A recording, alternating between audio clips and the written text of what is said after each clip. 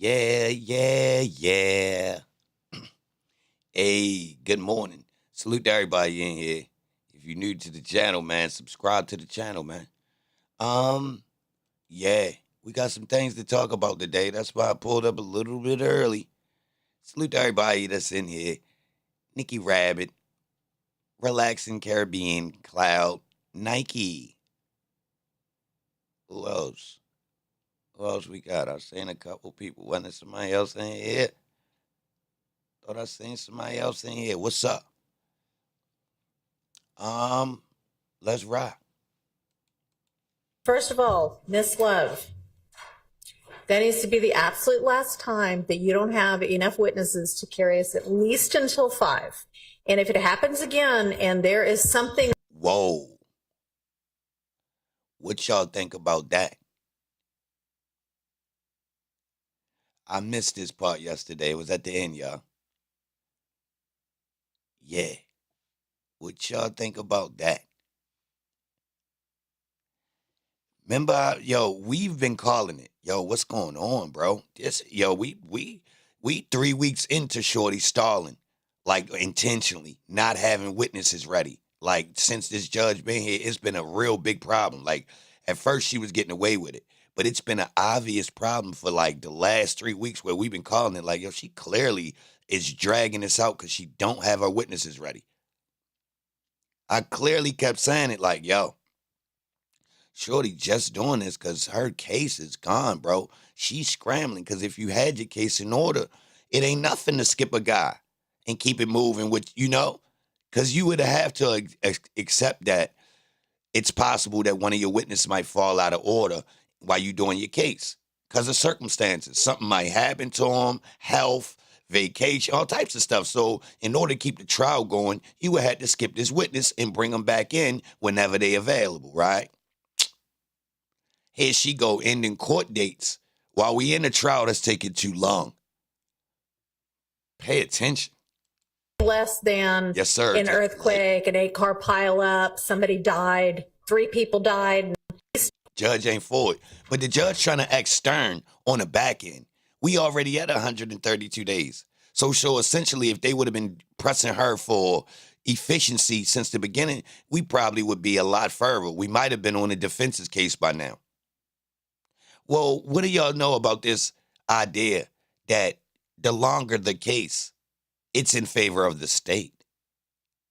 Now, I heard somebody say it both ways. I was watching a TV show. They said on the longer it take, it's in the state favor. In the chat, somebody said the longer it take, it's in the defense favor. Which one true? Tap the like button. Salute to all y'all. I appreciate you being here. I'm early, so we grinding. Yeah.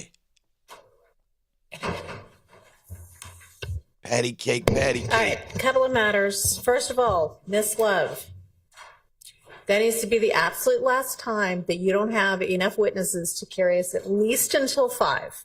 And if it happens again and there is something less than an earthquake, an 8-car pile up, somebody died, 3 people died, and so none of the witnesses were available, yes, I may just say you can't have that witness because at this point in this incredibly long trial, to have to end at 4:25 is not a good use of anybody's time. Do you understand? I do.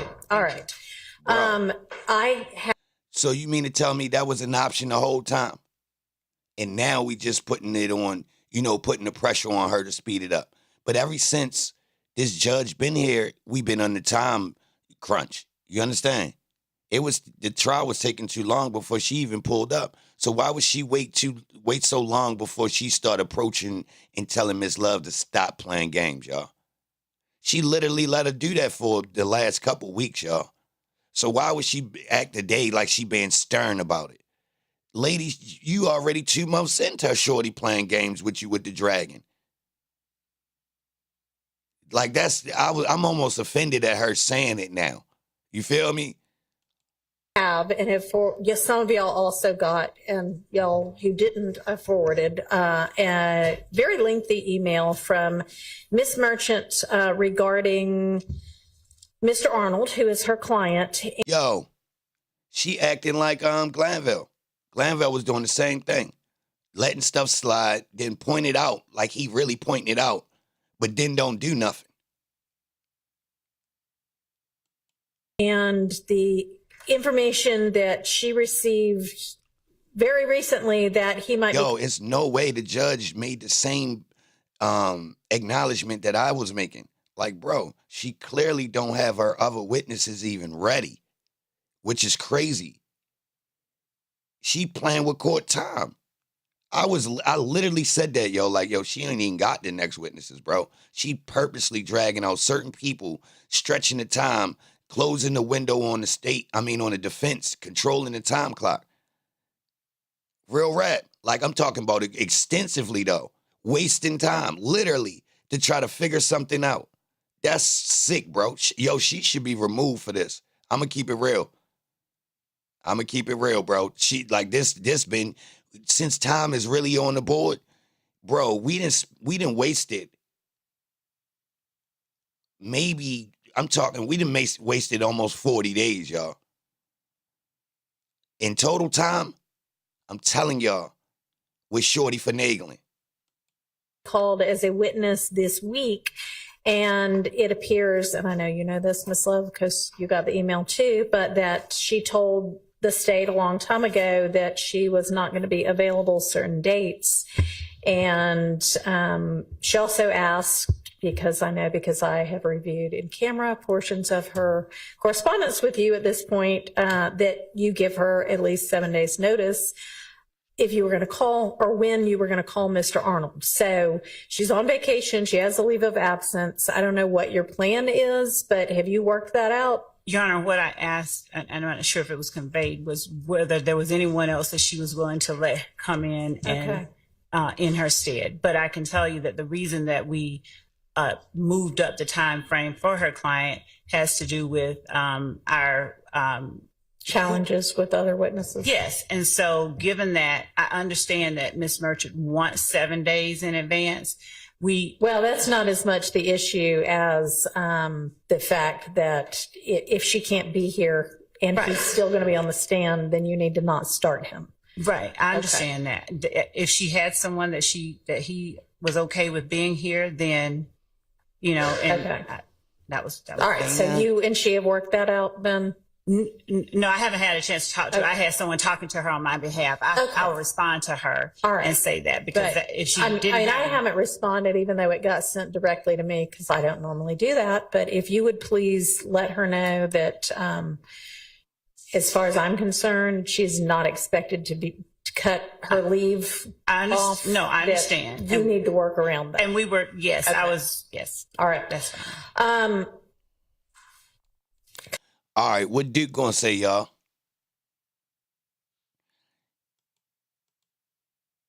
What Duke gonna come and say? Tap the like button, y'all. Appreciate y'all being here. We early. Straight up. I'm grinding out. I got some stuff too. Hold up. Man, y'all think it's a game.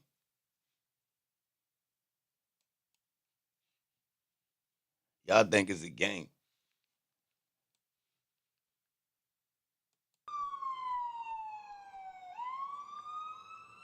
Atlanta 911 emergency operator 44. Send the police to make them drive.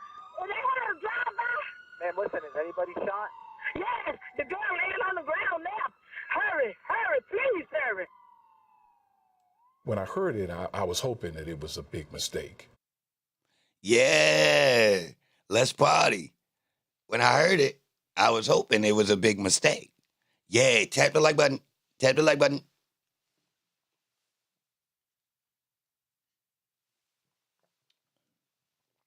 Yeah.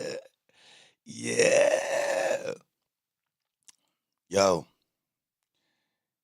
Yeah. Yeah, my buddy.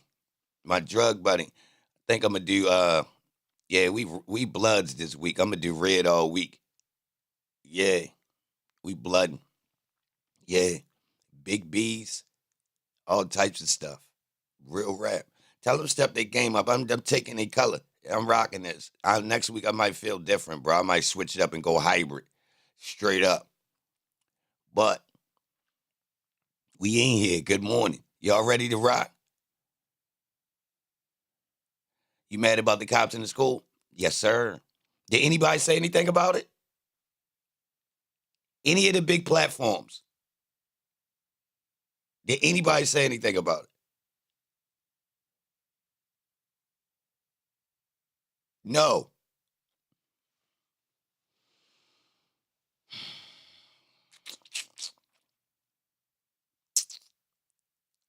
Salute, Benicia. Nobody. All right. I hope that's not him. For Fulton County District Attorney Paul Howard, the case hit close to home. Oh, yeah? It did? Hold up, y'all. Y'all ready to rock? Are you ready for some football? Oh, geek. Hold up, y'all. Yeah, we early. It's going to be a little bit different. New trouble tonight for a former NBA player and Georgia Tech star accused of murdering a mother. Only Channel 2 Action News was there for his emergency court hearing. Would you like to say anything about that? New at 11. New trouble tonight for a former NBA player and Georgia. That's Brian Still. Brian Still represented the op. Wow, I forgot about that. Brian Still represented the basketball player that ticked. Hold on. Tech star accused of murdering a mother. Only Channel 2 Action News was there for his emergency court hearing. Would you like to say anything about that? New at 11, the threat he's accused of making against a local district attorney. He did what? Good evening. He was out on bail and he threatened the district attorney and smoked the chick? Golly. And he got a bail? Ooh. Ooh. Good evening, everyone. I'm Jovita Moore. I'm Justin Farmer, and tonight, Javaris Crittenden is under strict curfew. Only Channel 2 Action News was there. There go Brian. Crittenden appeared in a Fulton County courtroom today. He is accused of threatening the DeKalb County District Attorney here just months after police arrested him for murdering a local mother. Channel 2's Ryan Young has been following developments in this case and is live with details of this alleged threat. Brian been getting super money, Channel bro. 2's Ryan Young has been following the... I don't even really like Brian Still, y'all. I'm going to keep it 55th. Like, I like him because he's saving a guy, you feel me? But technically, yeah, me and him beefing now, bro. Yeah. My bad, y'all. But to be honest, bro, yo, a thief. Yeah, salute to everybody in here. Good morning. I appreciate you being here. Tap the like button. Help me run it up real quick. We early, so it's special that you do it. But seriously, I figured that I'd pull up a little bit early because there was a lot of some information in the courtroom yesterday. Then I went on this wild-ass search looking into this, and I just felt like, you know,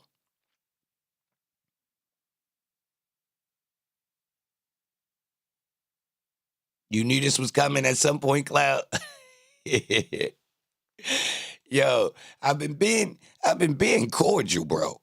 I've been being cordial, bro. Developments in this case and is live with details of this alleged threat.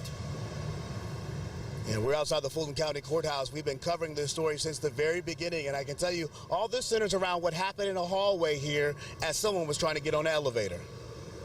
Huh? Javaris Crittenden intimidated, followed, and harassed members of the district attorney's office staff. What? Former NBA player and Georgia Tech star Javaris Crittenden is facing a murder charge for the 2011 murder of Julian Jones. On September 19th, Javaris' cousin was denied a reduced bond, which, according to family members, made the former star athlete upset as he left court.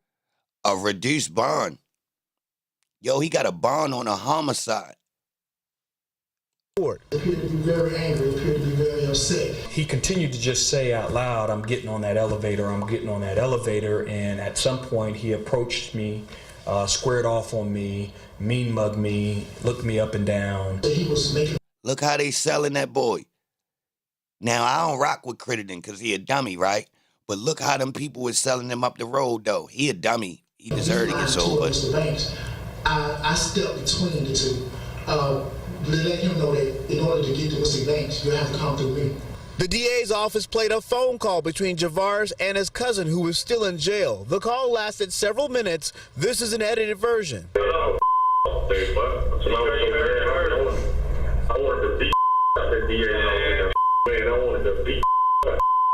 For followed us to the elevators, and then he squared off on, the prosecutor that's prosecuting. Hey, yo, how many people was in this case that you physically seen in this case that we are on right now? That's weird, right? It's Gabe Banks, Brian Steele, Crittenden is even involved. Wow. And this trial was all the way in when? 2013 or 14? Wow. For murder. And these boys been getting camera acts. They used to it, huh? Gee whiz. So, my 10 years of experience as a prosecutor, I've just never ever seen. Yo, did Tick testify in this case? Uh-oh. The defendant take that line of approach toward a prosecutor. I mean, he seemed aggressive to me, and I thought it was going to be a fight. Is there anything you'd like to say on the way out of court? Not at all. Were you upset about the fact they tried to charge you with that? I mean, obviously you're upset about what's going on. Would you like to say anything about that? Not at all. Are you looking forward to your day? Now, the judge did make some changes to his bond. We were told he now has a 7 to 7 curfew. Yo, he smoked something, and he got a bond. He also has to wear an ankle monitor, and he can't be within 100 feet of this building unless he has court. We'll continue to follow the story. Reporting live outside the Fulton County Courthouse, Ryan Young, Channel 2 Action News, Night Beat. New trouble tonight for a Oh, I ain't done. I ain't done, son. I ain't done, son. Hold up, y'all. We ain't done. Nah. Nah, bring them hands. Bring them hands. Yeah. What's this? Atlanta now on emergency operator 44. Send the police to make them drive. If they had a drive-by. Ma'am, listen, is anybody shot? Yes, the girl laying on the ground now. Hurry, please hurry. When I heard it, I was hoping that it was a big mistake. I hope that's not him. For Fulton County District Attorney Paul Howard, the case hit close to home. There's Trenton, a 3-on-1 break, trying to go up top. That's how you give it to the big guy. Jeffery Crittenden was the point guard who in high school dished the ball to Howard's nephew, future NBA star Dwight Howard. Howard spinning right to the goal. As the two led Southwest Atlanta Christian Academy to a state championship in 2004. There's the steal by Crittenden. Crittenden with the dunk. Jeffery Crittenden was the player who starred for a year at Georgia Tech before his boyhood dream became reality. Despite his early promise, Crittenden made headlines during his brief NBA career for the most part by being the other guy in the infamous December 2009 gun in the locker room showdown with his then Washington Wizards teammate Gilbert Arenas. But in August 2011, Crittenden became the central figure in a criminal case that... Yo, see Brian, little dumbass? Yo, look at Brian. That don't even look like yo. Look at Joe. Looking like a cop. Look at Brian, y'all. Looking like a cop. Look at Brian, bro. Cookie chip salute. Brian ain't right. Look at him, y'all. And this dude was on Tick Heels. How Brian representing him? This dude literally told on Tick. They told, somehow they told on each other. He told that Tick robbed him. Tick ain't get charged for it, I don't think, which is crazy. What y'all think about this wild situation? Tap the like button. I appreciate y'all being here. Good morning. Yeah, we grinding. It's different. Yeah, hold on. We ain't even get 50 likes. Come on, help me get to 50 at least. I'm early. Y'all, do y'all see Brian? One's in the chat if you see Brian little ass right there, man. Come on, man. You act like you seen him like this before? I don't know this guy. You must have known him for a minute. You must have known him for a minute. But yo, just to let y'all know, Brian still has represented multiple people on both sides, all sides. Yes. All over. I'm talking about all over. Yeah, it don't matter who it is. Yeah, we talking about all the way back to Kente and them brothers. Early 2000s. Yeah, homes all over the place. Yo, it's hard to find cases without him.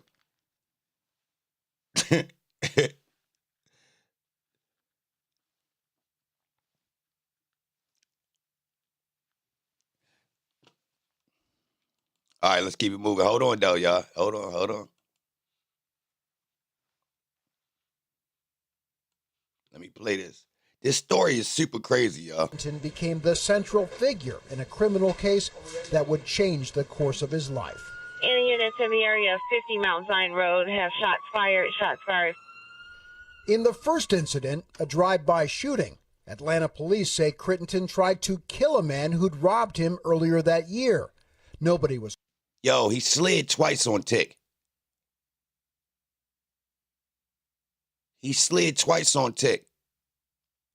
But listen, y'all, this proves that he a fake gang. Listen, in the court case right here, listen, I got an argument for YSL. Y'all think I don't? In this court case, the DAs from Atlanta said that the Mansfield Crips that he was a part of, that's from the West Coast, only want to beef with Atlanta gangs because Atlanta gangs are wannabes. Game over.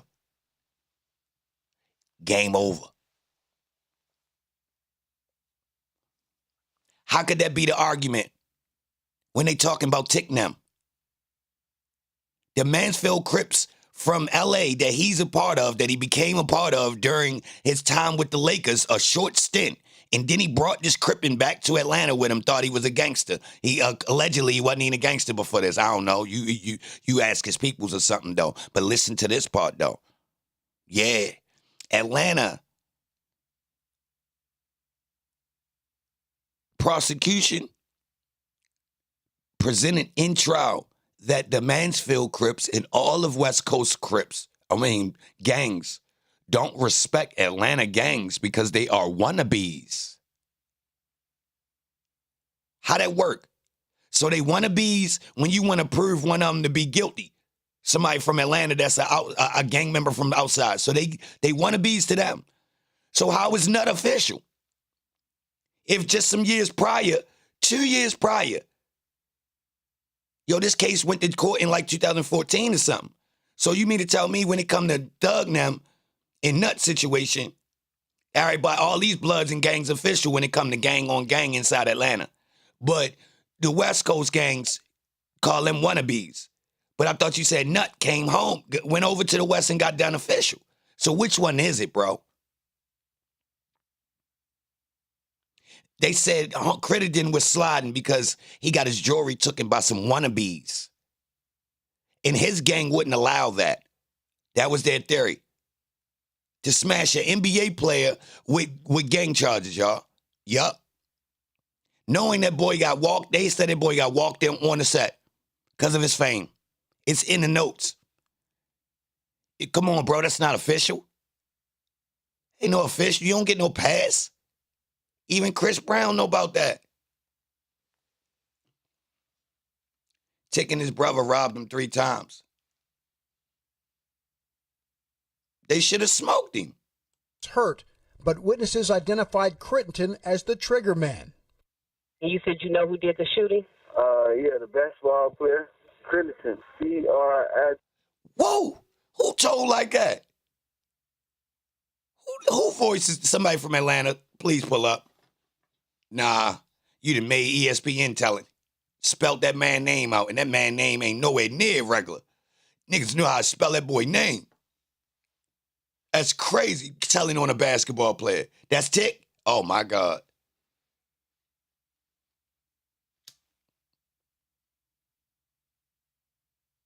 Boy made ESPN telling. Just to let y'all know, this ESPN right here, y'all. Yes, it is. Yes, it is. Yeah, we early. We beat the alarm clock. He denied it in court. Nikki, you can't find that clip.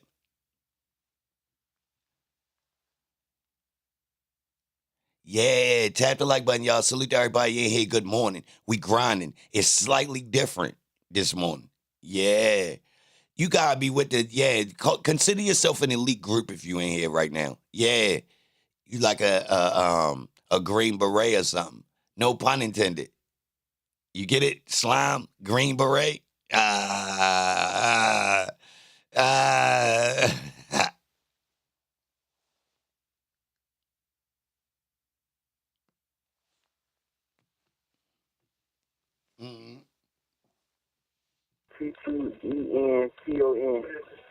Just 5 days later, a second shooting that left 22-year-old Julian Jones, a mother of 4, dead. Police say once again Crittenton shot and missed his actual target, a man who'd robbed him, killing Jones in. Imagine being an NBA player and wearing that dumbass polo shirt.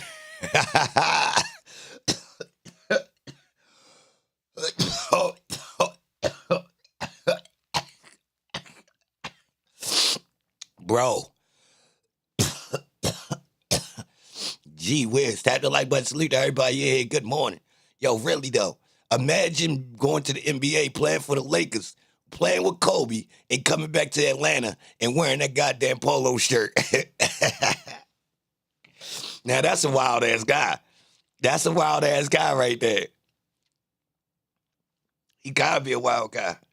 There's no way around it. That's some of the wildest. You don't do that. You don't, even the polo people would say, yo, you in the NBA, you don't wear polo. Instead, an you gotta get purple label or something. Bystander. Now you sit here as a district attorney, and you're prosecuting this young man for murder, and you reflect back on the promising future he once had. So you prosecuting your nephew's teammate for murder. Okay. And you on ESPN talking about it. Where y'all in the church? They in the church? Yo, tap the like button, bro. Bro. They in a church?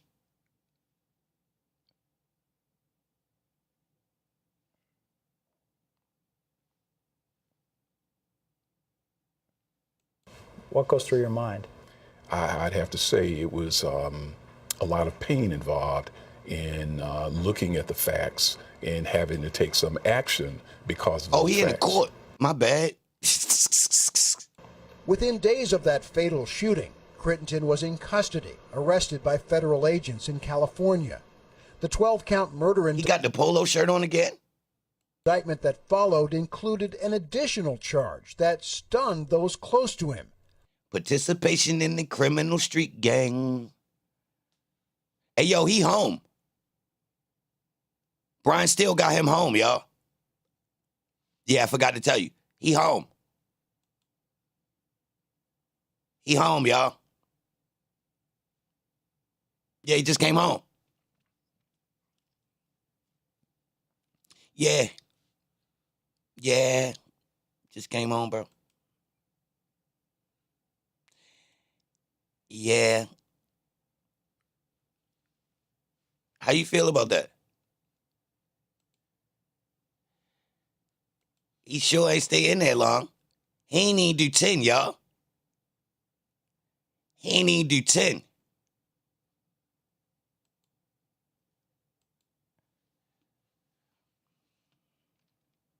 Participation in a criminal street gang. Shortly after being drafted by the Lakers in 2007, prosecutors say, Crittenton. A gang homie.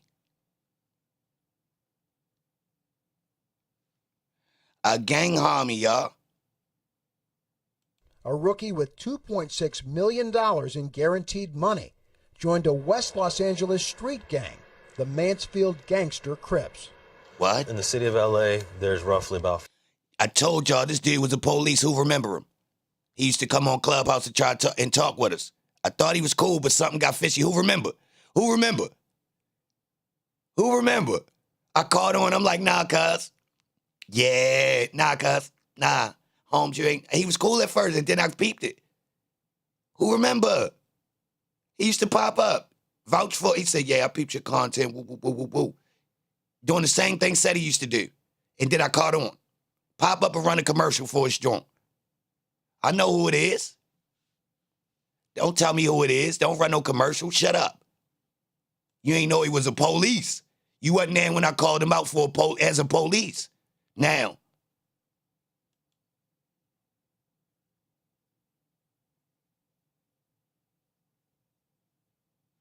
If you know him, you a cop. Straight like that. You talking like you know him. He was coming, y'all wasn't defending me when these people was coming around me. Y'all ain't defend me when I was saying, yo, who is these people? Why they all popping up all of a sudden? He work over there at Doggy Diamond's podcast. on the West Coast. Remember, he said he got hired by them, but then he quit. But he helped them set it up, all type. And I'm like, oh, bro, all y'all running together. Man, y'all ain't paying attention, man. Y'all lame. Y'all don't get nobody that's authentic, no credit. These boys police, federal agents. Y'all ain't even right. Y'all ain't right for not calling it out. Frank, you a clown. Straight like that. Everybody that's cool with people like this that ain't peep that these boys was police, how it take me like a couple months to figure out these boys was police. Y'all boys been watching these people for years. Y'all stupid. 400 street Dumbass. gangs. Alex Alonso has been studying LA street gangs for 20 years and has testified as a gang expert at more than never talked with this 300 dude. trials. If I knew about this. I'd have never talked with Holmes. But how I figure out Holmes wasn't right on my own, though? Who was in the room? Y'all don't remember? What made me find out Holmes wasn't right? Remember he used to be in the room, and then one day I just said, nah, Holmes ain't right. What'd he do? Who remember? He was cool. I'm talking about he was cool. He ain't do nothing to me. I seen a couple of his videos. He seemed like he be relaxed. I ain't seen nothing that triggered me. So I gave him the pass. With him, I ain't looking for nobody to be a clown or a police until they show me they a police. Real rap. And I had to tell him. He was popping up trying to control the narrative about something I was talking about. So he came in throwing in his 2 cents like, yeah, I'm close to it. So I give people they credit when they be putting work in. You feel me? I give them their credit. But on the same token, dudes who've been being journalists for years, hold on, bro. What made you even want to document stuff? Like, I'm from the era of, we really ain't for them cameras, cuz. What you doing? Real rap. Like, this is a known thing in certain areas, bro. Yo, what you doing with that camera? That's how, cameras, somebody holding the camera at you, it really feels like the police before 2000. Like, if you go to next house and point a camera in somebody's face, go to when niggas getting chirps and point a camera in somebody's face.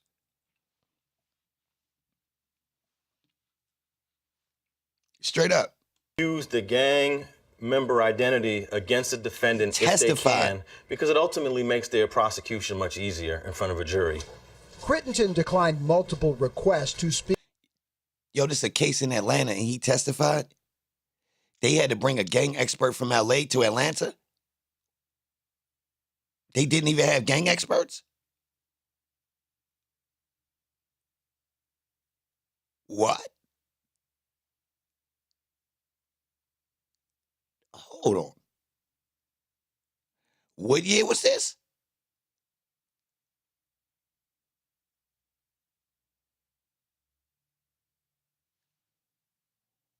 Speak with Outside the Lines about his case. But we asked Alonso to consider the evidence prosecutors will use to paint Crittenton as a gang member at his upcoming trial. They asked a YouTuber for information. So a YouTuber is a gang expert in 2014 in this trial, y'all. Imagine that. We watched the YouTube trial and Trap Lil Ross pull up. Or whack.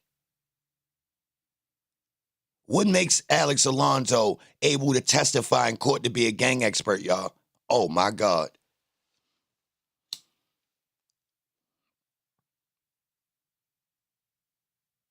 Yo, what makes him, how did he get that clarification? The classification, I mean. Real rap. Yo, that's a YouTuber. So you mean to tell me from doing documentaries, he got that credential? He considered to be an expert in the trial. Man, that's a goddamn mistrial. I'll get that overturned. That boy ain't no damn expert. Trial, like the testimony of two confidential informants, both from rival gangs to the Mansfield Gangster Crips. They say Crittenton is an admitted Mansfield Gangster Crip, and that during his rookie NBA season, he was walked into the gang due to his celebrity status. That's not official. Walked in. That's not official. You should want to take this licking just so you can let dudes know that, nah, I don't want no special treatment. Subject 2 stated he is a Rolling 60s associate. On 6/29/2012, at approximately 1100 hours, I conducted a consensual encounter on Subject 2.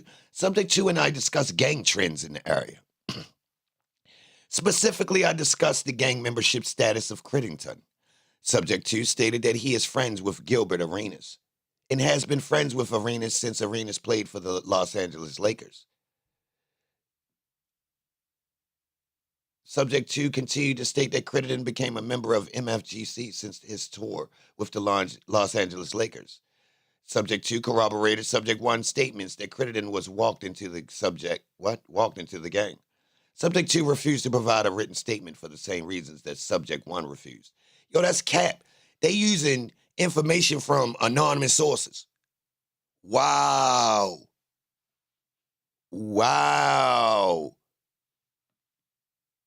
And they corroborating each other's stories, though. Is that even legal? Subject 1 stated that he is a known and admitted 8-tray gangster crip. I responded to his address for an unrelated radio call. Upon completion of that call, I discussed gang trends in the area. What? This is crazy. What? What would the Mansfields get out of having somebody like Javaris Crittington as a member of their gang? Well, you know, the Mansfields are known to be a flamboyant, flashy, kind of like a money-earning type of gang. So it kind of makes sense. Camera. Yo, what? Tap the like button. Salute to everybody in here. I appreciate you being here. Straight up. That someone in the NBA who is signed a lucrative contract would gravitate towards this kind of gang, or the gang would gravitate towards a guy like Javaris. Then there's Crittington's connection to these two men, Javier Romero Angulo and Asfa Abibi, members, according to police, of the Mansfield Gangster Crips. Boys don't LA sound police say in May 2010, Angulo and Abibi attempted to shoot a rival gang member, missed, and instead killed his pregnant wife. What? So his homeboys missed the op too and hit a girl? Man, you can't tap the like button, man. Golly. All the way across the country. What? These boys can't shoot. But he got a finger roll.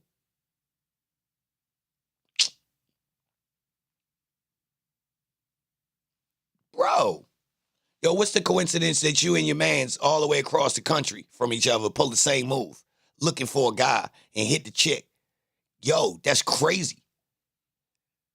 Seriously. Jana Collins. Hey, yo, if he was looking for a chick because of a robbery and he was in a gang, how he out on the streets, y'all? You only do 10 for that?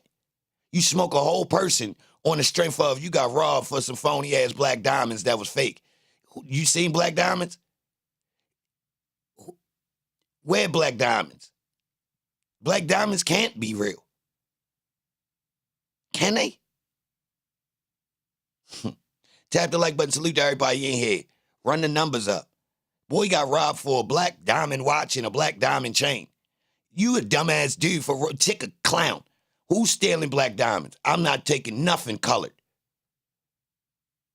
Want that? Trash. It's trash.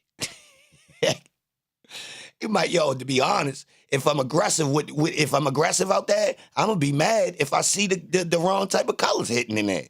Yo, what is this? This flim flam shit on your wrist, boy. Got me running down on you. I thought that was real, boy. Yeah, you might get hit, bro. Seriously, bro. If I go through all of this struggle and I get up on you and I see that thing hitting wrong, what is that? Bro, let me go to the shop and took it there and I get let down. And he go all the way through the process of testing it and all that and say, nah, it's fake. Bro, you better not be nowhere near. Yo, I better not see your ass in this city. Seriously, bro. For real, bro. I better not be able to find you again, bro. I'm gonna be super pissed about this. I'm talking about wherever I catch you later on. Yo, hey, yo. Hey, yo, come here real quick. Remember that night we was at Onyx? Come here. Nah, come here real quick. Just 3 days after that Los Angeles murder, according to court documents, Crittenton purchased a one-way ticket for one of the suspects to fly from L.A. to Atlanta. And later, according to an inmate deposit report... All right, they say they robbed him 3 times, taking his brother, allegedly. Now, he a gangster. He must ain't report all the times. I don't know. You ain't making it to the third one. First one, I might chalk it. I was slipping. I done came up. I ain't even supposed to be available. First off, if you got a bag like that, you're not supposed to be available for scrubs. I don't care where you got the bag. You can't put yourself in situations where scrubs can get to you. You just, I mean, it's too easy to move where scrubs can't do nothing. Yeah, you supposed to be in spots that's upper echelon where you technically don't got the most money. Yeah, he was partying in the wrong spots trying to use his leverage over the ratchets. Yeah, yo was a basketball player coming in connection with the ratchets. Boys, you lost out your mind? Nah, you got shot. You got to be in places that's got a little bit of character to it, so you ain't a lick. You feel me? You got to know how to move. Your entourage got to be a certain caliber. Either they look like security or they look like goons. Which one? Or both? Or the law? You understand? It's the only way you keeping guys up off your ass, man. Straight like that. Y'all look like them. Whether y'all look like the goddamn law, you feel me? Y'all look like the goons of the goons. You feel me? Like, that'll keep guys up off you. They look worse than us. They look like they about to take somebody off. You feel me? He running around available for Tick. Nah, Tick wouldn't even press that line on us. Tick wouldn't even try that. Report from the Los Angeles County Sheriff's Department. After the suspected gang members were both arrested and charged with murder, Crittenton made several deposits into their jail accounts so they could purchase personal items while incarcerated. And then there's the issue of Crittenton's tattoos. Bro. These are Javaris Crittenton's tattoos. What do you see here? Well, that's the sign for Crip. Why would he do this? This cop activity. I would never tell no news crew about none of these tattoos. I don't care if I know.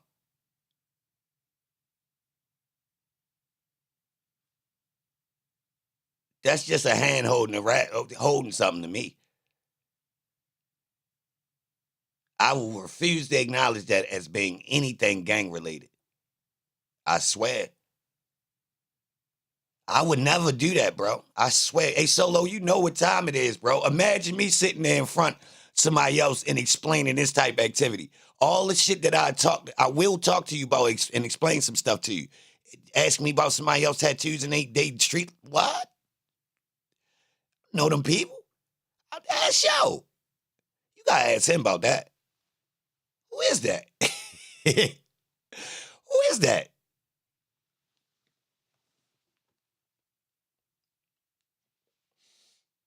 I'm never going on camera and saying no NBA dude is no official gang member.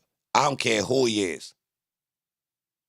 First off, if you from outside, you not really going to go on no camera and hard stamp a famous person being officially in the no joint. You might say it to your peoples if you know something that, the peoples don't know. Like, nah, bro, he official. He come from over such and such. On camera? What? You crazy? For what?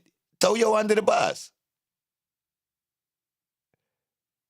Wouldn't do that. Why, bro? That could jeopardize that man's job or something. You understand? That man's career, and I don't know him personally to be putting, you feel me? Like, just because I know something from outside don't mean, I need to be presenting that like I'm an expert. Nah.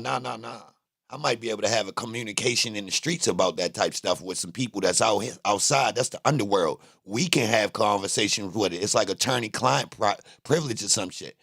Once you step outside the streets, it's like talking to your mother about these details. What we doing? Like, she asked you, is your man's a Crip? What? I seen the tattoo on his chest. Look, man, I don't know what that is. What? Look, That's how, you feel me? This conversation ain't for us to be having. I don't know what you do.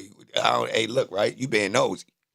You gonna have to ask him, huh? Prosecution's gonna blow this up, and they're gonna have it on the projector so that all Ask 12 him to see what jurors he can say, see Ma. this image, and they're gonna constantly talk about how it means Crip, how it's gang-related. I'd never and said once that. they put this image in the minds of the jurors, it's gonna be pretty powerful for the prosecution. Look.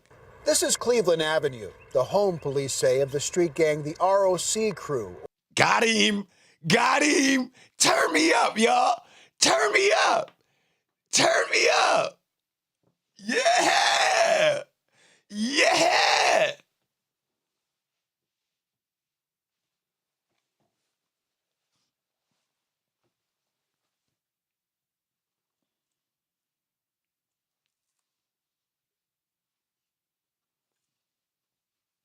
Yeah, my man, John Barr.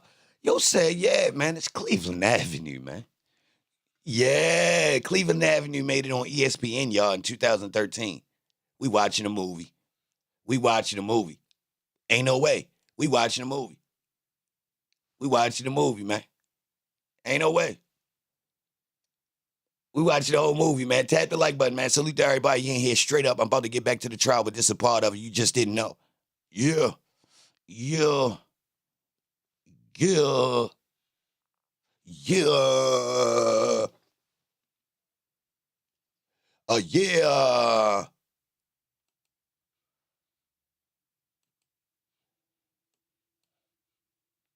Or raised. Put this image in the minds of the jurors, it's gonna be pretty powerful for the prosecution. This is Cleveland Avenue, the home, police say, of the street gang, the ROC crew, or Raised on Cleveland. Yeah. In April 2011, police say 2 members of that gang robbed Crittenden here in this parking lot, Right. stealing his jewelry and cash. Right. The ROC crew is a blood set and a natural rival to the Mansfield gangster. Cap. A natural rival. What? So they've been selling this idea of gang to Atlanta all this time, y'all, and they used the NBA star to promote it. That boy was a whole fake Crip from over the West Coast, came over, and ain't not now one Mansfield Crip over there where he at. That boy cripping by himself. Cripping by himself.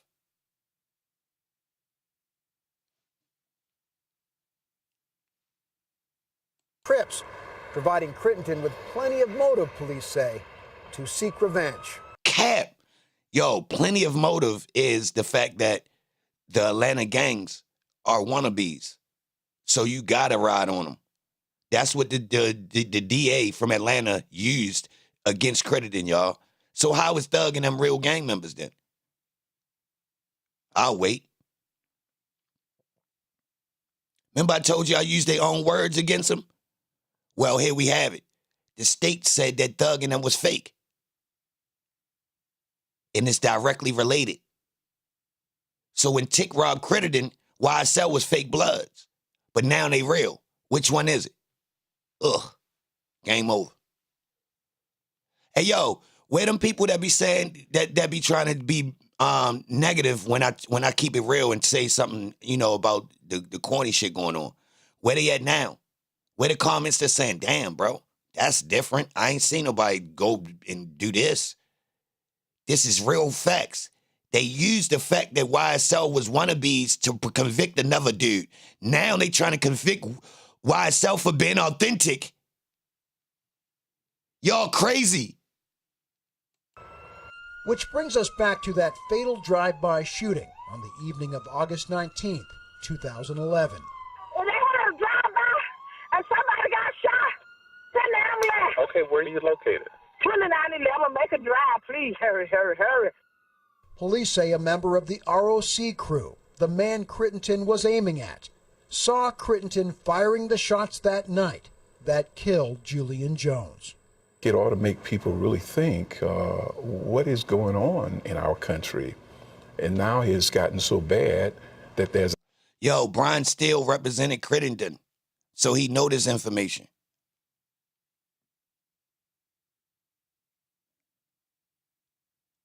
Bro, Brian Steele represented Crittenden, so we know this information. Cookie chip salute. Cookie chip. Cookie chip.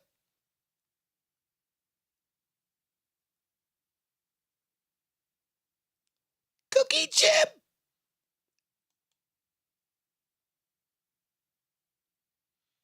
Tap the like button. I appreciate you being here. No. The state strategically didn't present this part. Hey, yo, did they this not an overact? Him robbing Crittenden is an overact in this RICO? It's not. It's from 2011. It's not in the RICO. So the state didn't bring it up, so more than likely still won't defend it because they not being blamed for it. But they purposely left it out. So could we call it Brady? You're not bringing in previous evidence that YSL and these Bloods of Atlanta was considered to be wannabes from the West Coast gang, which means they're not national, which means they're not in furtherance. It's fake. False flagging. Yo, didn't Tick say they was false flagging? Didn't Tick say they was false flagging?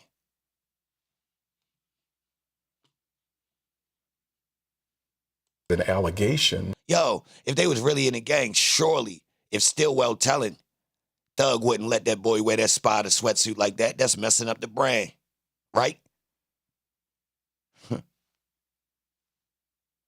He wouldn't be laughing and joking with a guy that hold told. Not a new towel. That boy got an old towel. Yeah. Not next towel, old towel. Yeah. That an NBA player is a Nextel is crazy. Nextel, and that's crazy. Involved with the same kind of activity.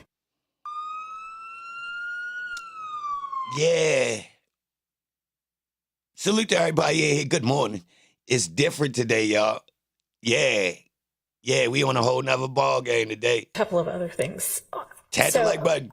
I haven't been able to review in full the briefs that Ms. Abbasi and the state provided on the overt acts, but with regard to one of them, and I don't even know if you have either because she, I think, sent it this morning, but there was indication in her letter brief that the issue at the jail may have been a self-defense issue. And so I would like to... What issue at the jail they talking about, y'all? Tap the like button. I appreciate y'all being here. If you're not a member, I just pinned the link in the chat. Become a member. It's 99 cents. You sent the email? Salute to the people that sent me some emails. I got all of them.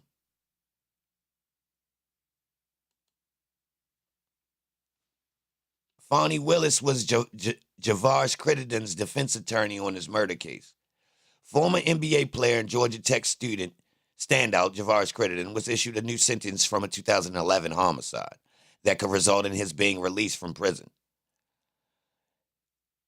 Brian Steele confirmed the news that Crittenden was resentenced Thursday. Crittenden, now 35, had originally been sentenced in 2015 to 23 years in prison after he pleaded guilty to manslaughter. Wow. A senior district attorney at the Fulton County District Attorney's Office consented to the new sentence in the case, which stipulates for Crittenden's immediate release. The Fulton County District Attorney's Office said District Attorney Fannie Willis was unaware of the sentence modification hearing until a reporter called the office to inquire about it. The District Attorney's Office said Willis briefly served as a defense attorney for Crittenden, creating a legal conflict in the matter. Wow.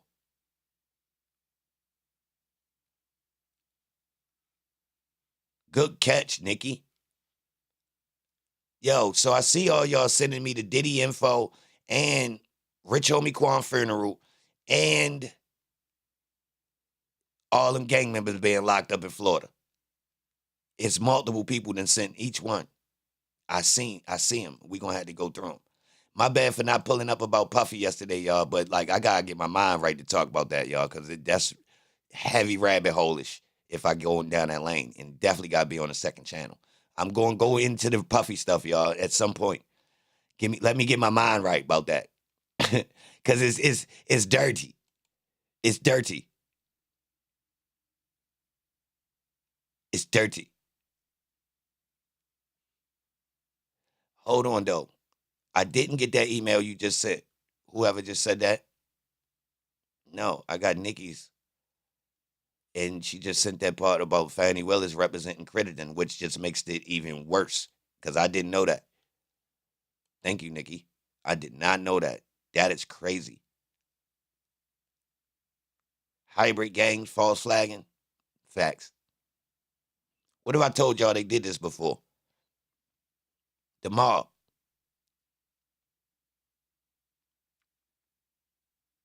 Yo, most of the mafia dudes was in agents. That wasn't authentic, y'all.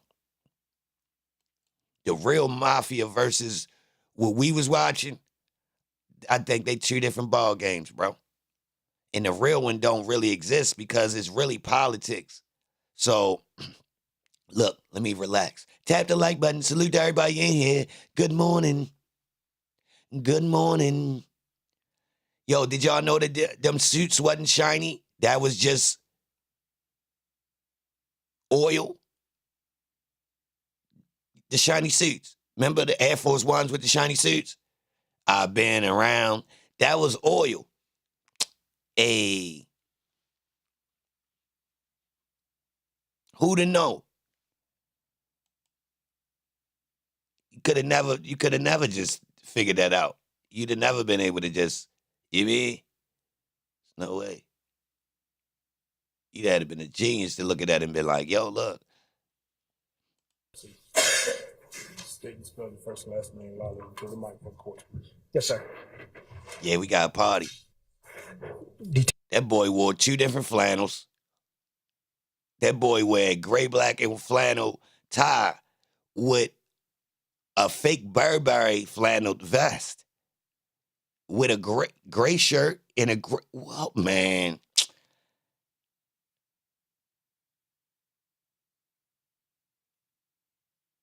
Detective J. Thorpe Jr., Thorpe.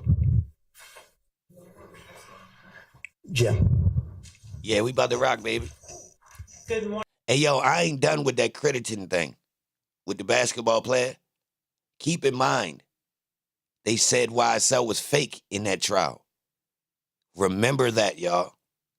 Yes, they said the whole reason Holmes slid is because Atlanta gangs are fake. Yo, how can that be your case in 2000 and whenever they went to trial? And Holmes is home right now. Smoked the whole chick in a gang beef, and he back home in 9 years. That's crazy. Good morning, Detective Thorpe. Good morning, ma'am. How are you? Fine. Good.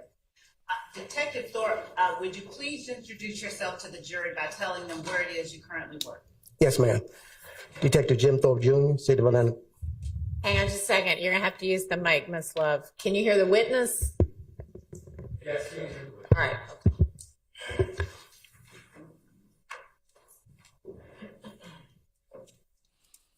All right, hold up. Who remember the important parts about Holmes that we learned yesterday that we didn't know? They just popped in my head. Well, the military joint and the Chicago just popped back in my head. And anytime information like that pop up just from looking at your face, that's bad. I ain't gonna lie. Like, if the red flags pop up when I see your face, yeah, that's pretty bad. I ain't gonna lie. Like, as soon as I see your face, I think of the red flags. Yeah, I ain't gonna lie. You could say I'm like a bull then. You could say I'm like a bull then, bro. If I see you and see the red flags, man, I ain't gonna lie, bro.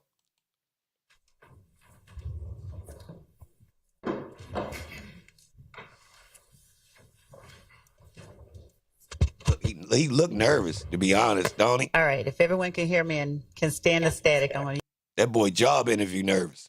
use this one. Thank you. Would you go ahead? I apologize. Tell the jury where it is that you currently work. Yes, ma'am. I currently work City of Atlanta Police Department Homicide Unit. Oh, you still How long there? have you worked at the City of Atlanta Police Department? In the Can we get him fired? I work with the city of Atlanta now for 30 years and 9 months. I think we can get him fired. Seriously. I think we got enough evidence to get Holmes up out of there, bruh. With the internet. Seriously. I think, if these content creators make a fuss about Holmes and light this internet up, bro, I ain't even gonna lie.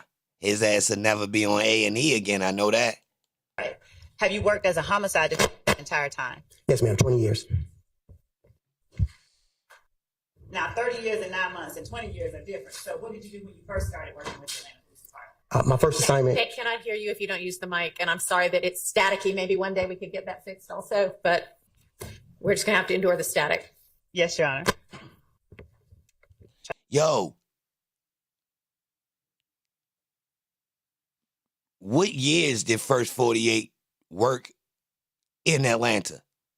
Like the recording dates. Seriously, bro. Because I got an argument, bro. If you work in homicide investigations, when was you shooting TV? Now, when y'all known a homicide detective to be skilled enough to be an actor and he splits both these careers? You know an actor to solve some homicides? Yeah, an actor that can solve homicides. So how the hell can somebody that solve homicides turn into an actor?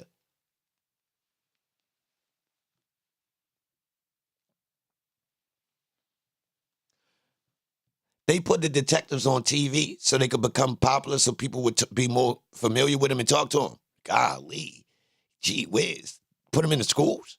Gee whiz. Put them in the barbershops? Gee whiz.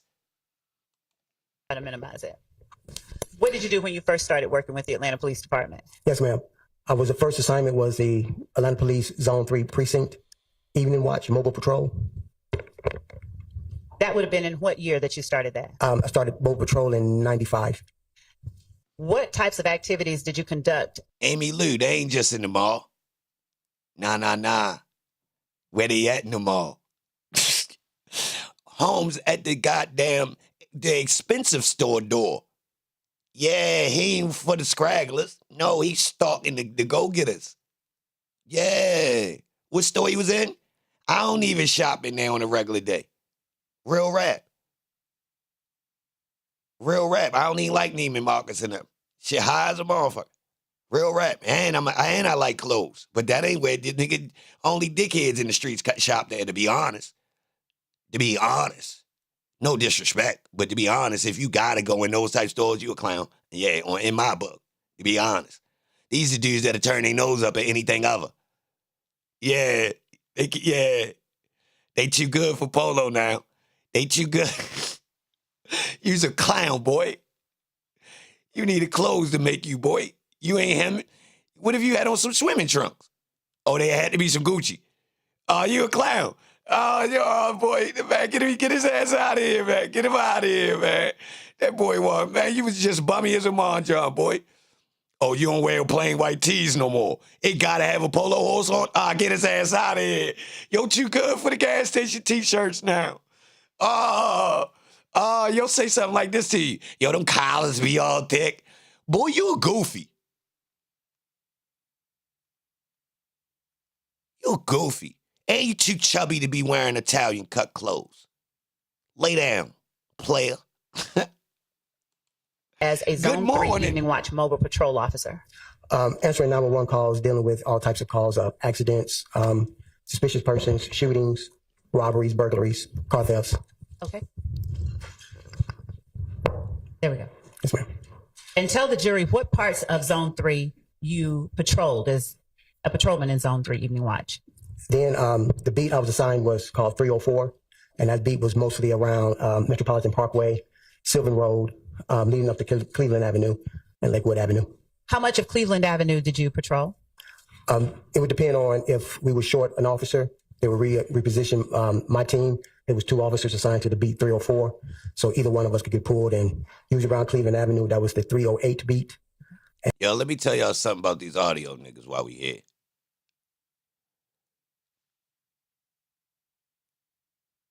I've been trying to figure out what the fuck they up to.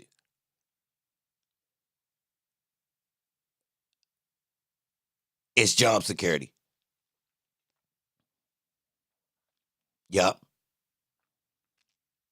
Job security. Now they actually dumb.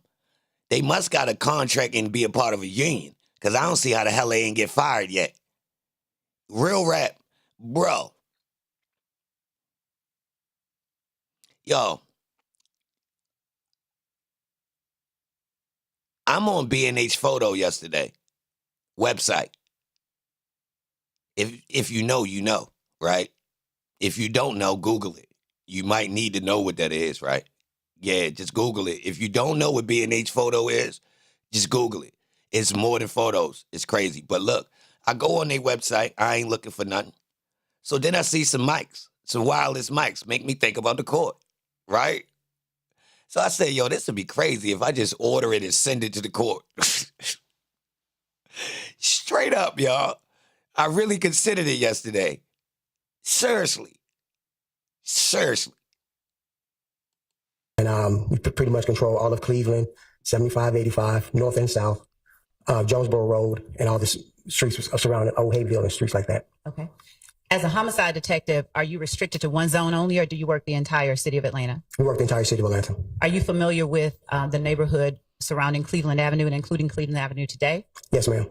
Can you tell the jury whether it's different, the same, or in some ways both to 95 as between today and then? Sustained. All right. How do you describe the neighborhood of Cleveland Avenue back in 1995? How would you describe it in terms of the community? Community, like a better terminology, wasn't aggressive. Wasn't aggressive. Wow. What that mean? 95.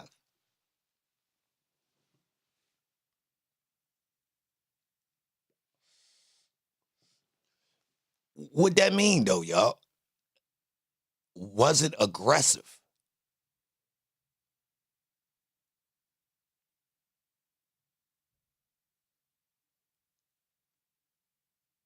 You need context on that.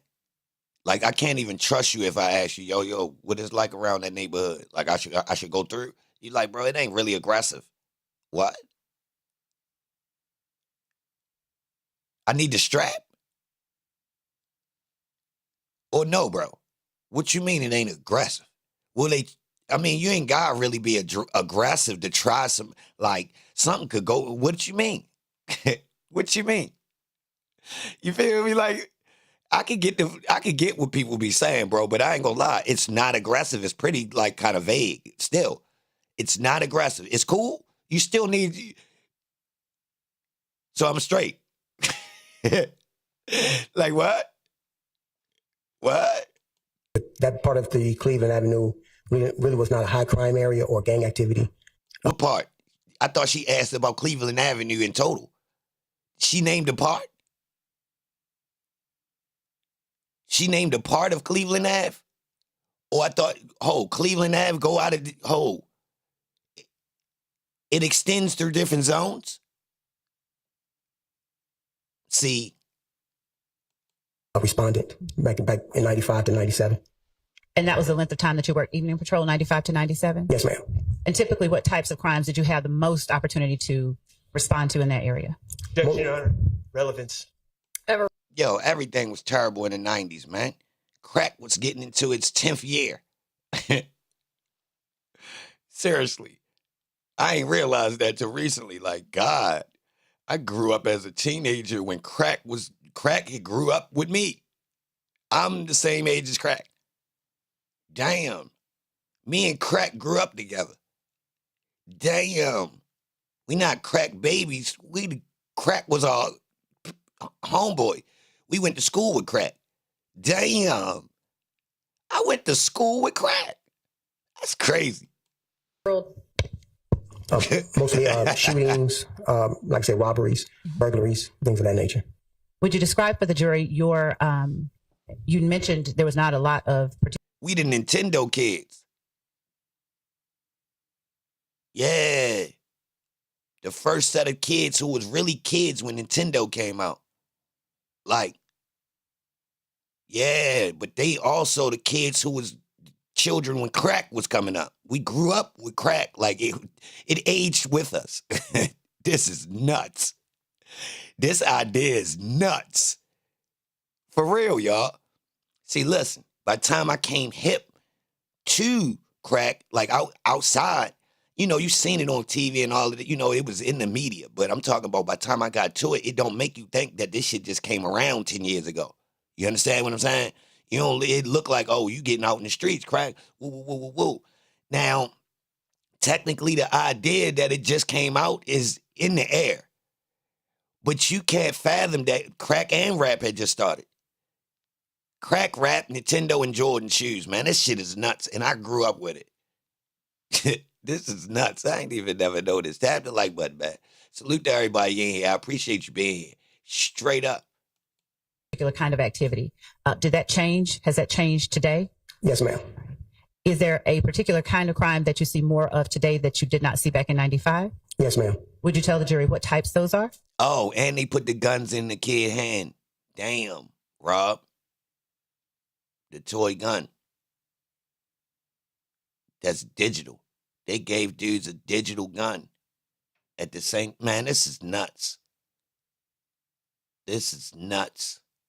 Let alone the effects that the video game got on you. Oh, yeah. We talking about Twilight Zone. Oh, yeah. What? Man. Mostly gang activity shootings, related shootings. Now, after you left, even... Yo, the amount of hours and effort put into playing Nintendo games that you can't even beat. Imagine if your ass was reading books. And I really might have been reading a book if they ain't give me that damn video game system. I'm going to keep it real. Real rap, because TV was trash. I'm going to keep it real, bro. I wasn't really into watching a whole bunch of movies and all that either. Damn sure ain't going to be watching no, you feel me? So like, I ain't going to lie, guys put mega hours up on the board on these game systems, bro. Imagine if you was really locking into something that could turn into a career, though. Real rap. Now, it seemed to be they only want us to spend this much time in sports. That's the only other place they want us to dedicate this much goddamn time. Real rap, bro. Other than that, you mean? Music done turned into one more recently, but I remember when even you thought you was going to be a musician or something, people was trashing that idea. Like, that shit didn't come, you know, people didn't believe in you becoming an artist until, like, after Soulja Boy. Real rap. Like, parents or, like, regular family members and shit. Like, that's the newer age of people that believe, yeah, my kid could turn into a star. But for that, yo, that niggas, like, you had to be in a mix of a family, a group of people that was connected to music for that to be an option as a career. Other than that, your family was like, boy, your ass better get a job. Straight up. Watch Patrol of Zone 3. What station did you take up at APD? Yes, ma'am. I was transferred to the Red Dog unit, evening watch and day watch. How long did you work the Red Dog unit? About 3 to 4 years. Now, after the Red Dog unit, what was your assignment? I was promoted from the Red Dog unit to... Nah, Soulja Boy just represented the actual new digital era. The fact that he did it himself and it was barely nothing kind of presented. He ain't the first, though. Nah, you got a whole lot of them come out of Atlanta before him. He just marked the young, you feel me? The YouTube, the new age. When it come to him, it turned into a different ball game because it actually people start realizing, okay, it's some other shit going on. The youth, the internet, quick microwave music. He represented that. It didn't need to hardly have any substance. It wasn't about that. It was more fun. You feel me? Like, technically, they put a whole bunch. Lil Jon is that too, to be honest. Be honest. Detective, and my first assignment was the burglary unit. And what year was that? 2000. About 2000, yes, ma'am. Prior to joining the Atlanta Police Department, would you tell the jury what your education was? Yes, ma'am. Graduated high school on time, associate's degree, and at that time I went into the military, U.S. Army. How long did you serve in the Army? Roughly about 6 years. And what was your station? What was your job in the Army? Without getting into too much detail, just generally speaking. Soldier. Okay. Ho. Are you originally from Atlanta? Oh. No, ma'am. Yo, Did you to my military people in the chat, is that legit? Can you answer that like that? I've never heard nobody say that. I was a soldier in the Army. I've never heard nobody say no shit like that. Now, I don't ask niggas either, though.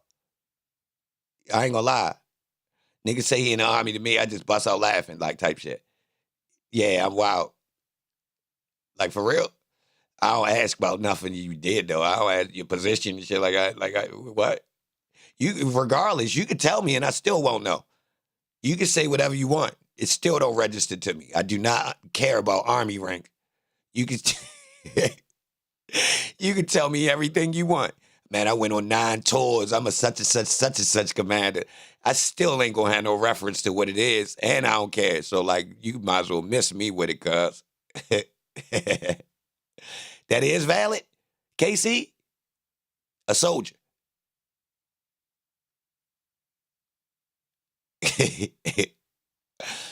That is valid. KC said, nah, you can say that. The only ones who answer like that are the heavy lifters.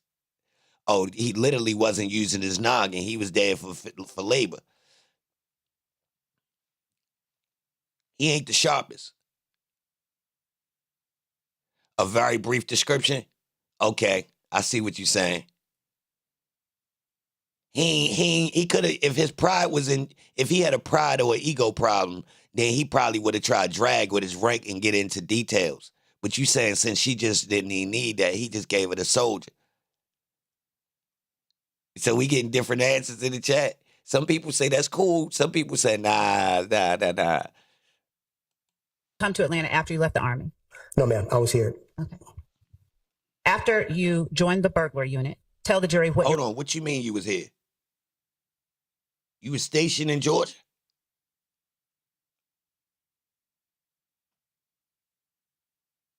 How you get to Georgia? The Army? That's kind of fishy right there, y'all. Did he come to Georgia first, or did the Army bring him to Georgia? That's fishy right there. Because listen, don't you get moved around in the Army? I know this Georgia is a big Army spot, right? But like, oh, they got to have mad bases in Georgia, huh? Well, nah, my people's been there a long-ass time. So, and they in the Army, so nah, they ain't got to go nowhere. Hey, ass been there my whole life. I just solved my own problem. I mean, I just answered my own question. You can stay there, huh? Responsibilities included? Investigating burglaries, whether it was commercial or residential burglaries. Was there a particular area of Atlanta you were responsible for? Yes, ma'am. My primary zone was Zone 1, and my secondary was Zone 3. What area of Zone 1 were you responsible for? I'm sorry about that static. That's fine. We believe if anyone's familiar with the Bluff area, Donnelly, Hollowell, Hollywood Road, everything over in that generally Perry Boulevard. Hold on, y'all. Hold on. Let me speak about this mic problem. Yo, y'all do know. All right, I'm not even gonna say it. To the people that don't know, I do audio, right? For a long time now. Right? I've never heard this problem they got going on right here. Never. I've never heard a mic do that. Yo. I've never heard a Mike do that.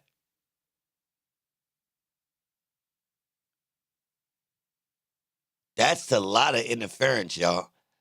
Now, it's because they over there messing with cables, but bro, you don't even hear that when you fiddling with cables. Like, yo, if your wires is doing that, I don't know what's going on. Something ain't right. I'ma just let you know. Bro. Yo, the connections don't even, that's a connection being fiddled with right there. That's like two pieces of metal, like disconnected and connecting, like somebody like twisting wires together. But the weird part about it is this type of equipment don't even be needing to use no connections that can do that. He should be running XLR or 1/4 inch. And that ain't going, neither one of them cables even do this. Real rap, bro. I'm confused right now.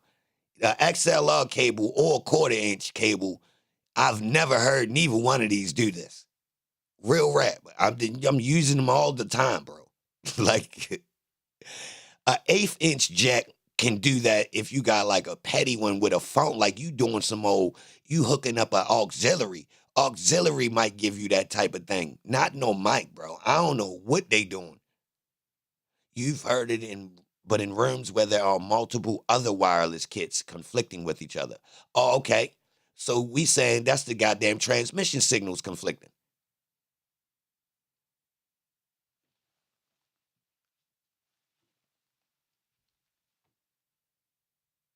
Multiple wireless mics.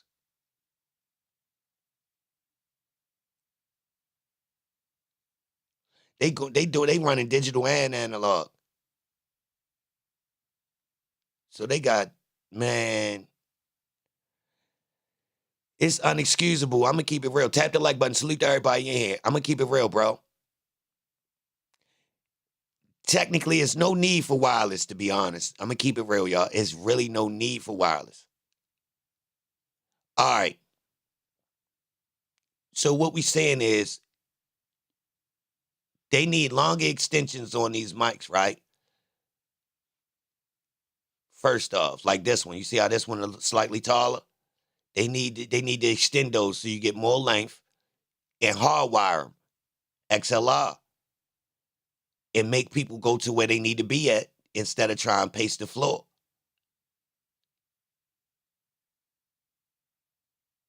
If you're going to do that, you could go to one wireless mic for the person that's talking and want to move.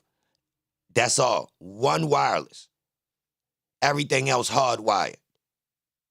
Straight like that. Cut all that extra. It's only one frequency flying in the air right now. Everything else wired. So we ain't even got no problem with that.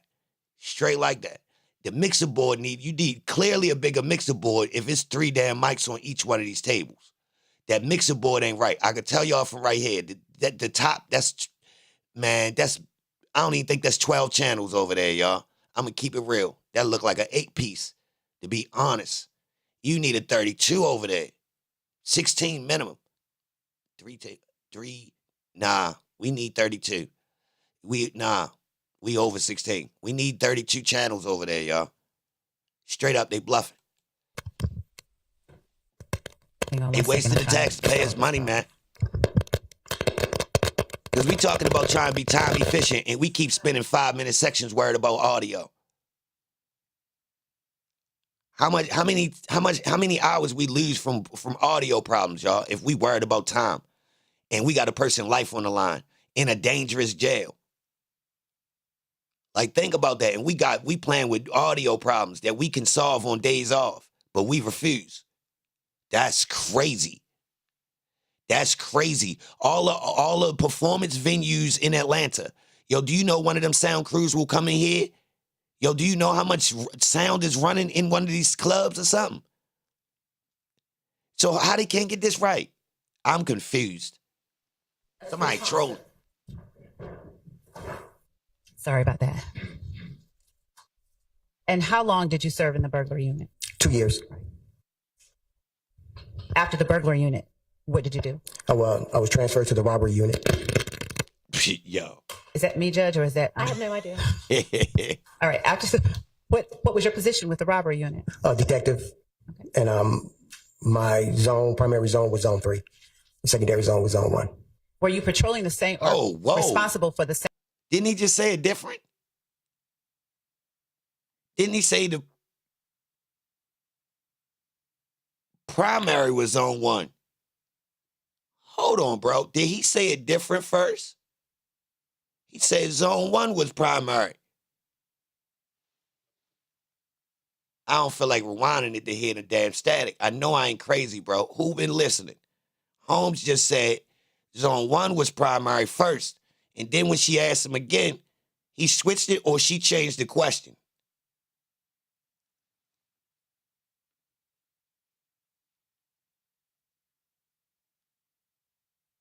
Real rap, bro. Who caught that? Oh, I'm tripping. That's why dudes was arguing yesterday about like, nah, bro. He said zone 1.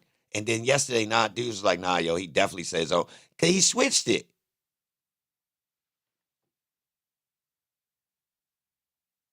She ain't changed her question. Man. Same area in the robbery unit as you had been when you were in a Zone 3 evening watch patrol officer? Yes, ma'am. So I had the whole entire zone. Okay. I mean, yes, the whole entire zone, A sector and B sector. Did you interact often with the residents of Zone 3?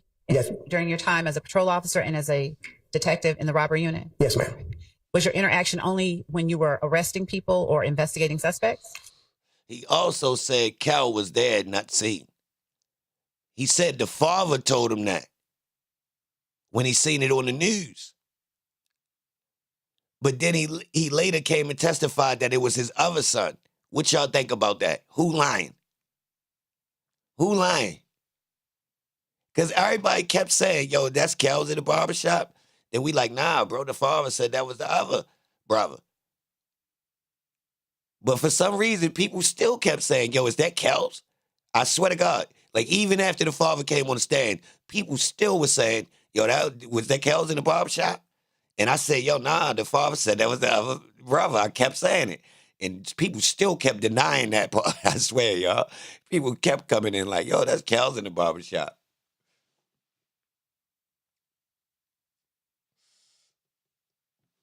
I swear. Because I kept having that re-ask. Yo, is that Cal's?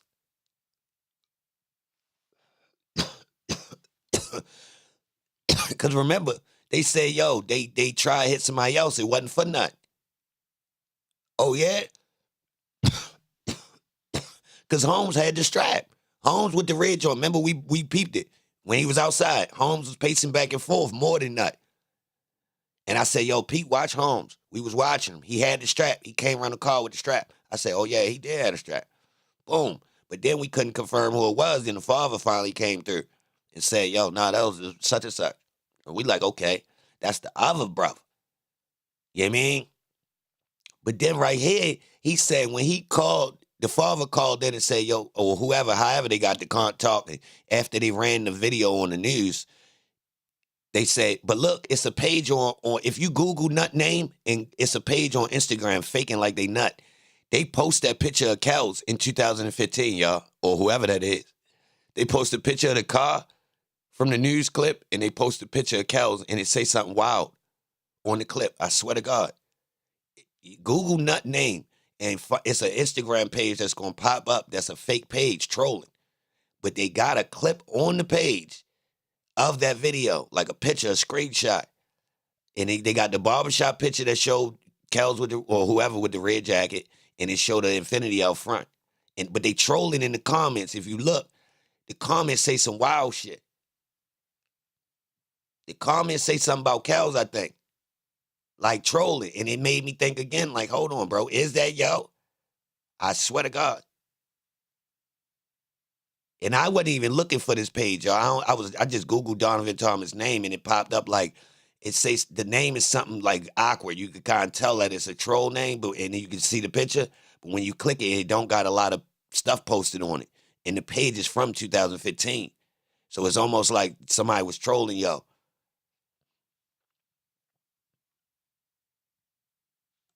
No, ma'am. What other types of interactions did you have? At that time, I was also working at part-time as an Atlanta Public School resource officer. And the school I was assigned was the Crawford Long Middle School, which is right off of Cleveland Avenue. Middle school, bro. A homicide detective in your kid's middle school, extracting information, giving your kid extra bologna sandwiches and school pizza so he'll give up the goods. Your son just happy-go-lucky. He letting him play in the gym all day just so he could give up some information. You like, damn, your son happy as hell going to middle school now. Yeah, hell yeah, he bought him some J's so he could give him some info. You like, damn, where you get down? He like, my teacher bought him. You like, what teacher? Thorpe. Who the hell is Thorpe? Nah, it's my teacher. Would you tell the jury what years those were that you worked as a Crawford Long Middle School resource officer? I would say it'd be from 2001 to 2012, 2013. That's crazy. Yo, what skill set do you have to be working in the school? Are you trained in any type of education? So you was there for criminal activity. What? What?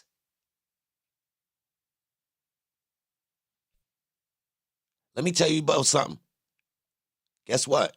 If you're in middle school, guess who the middle school is close to? The kids that just jumped off the porch. Yeah.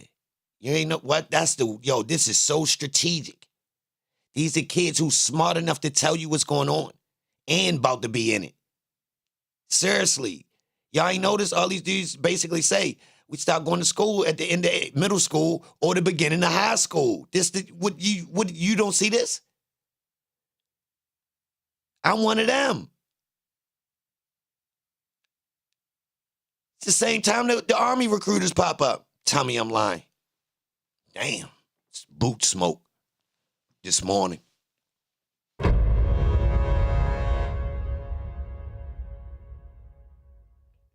It's 101.9 radio. Fuck is wrong with you? Sub up. Good morning. And what were your responsibilities as a resource officer with Crawford Long? Primarily maintaining the safety and security of the school, walking around, patrolling the grounds, make sure the teachers' cars or anyone visiting school wasn't cars and getting broken in, things of that nature. Did you have interaction with the students outside of investigating car break-ins and the like? Yes, ma'am. And would you describe for the jury what types of interactions that you'd have with the students at Crawford Long Middle School? Your Honor, as it pertains to particular people that are involved in this case, his knowledge of them and the... Yo, guess what else? Middle school, when you, multiple things happen in middle school. In certain religions, don't you become a man at that age? Or a woman, right? All right, never mind that. But look, listen to this part. Don't your brain start developing different ways at that age? You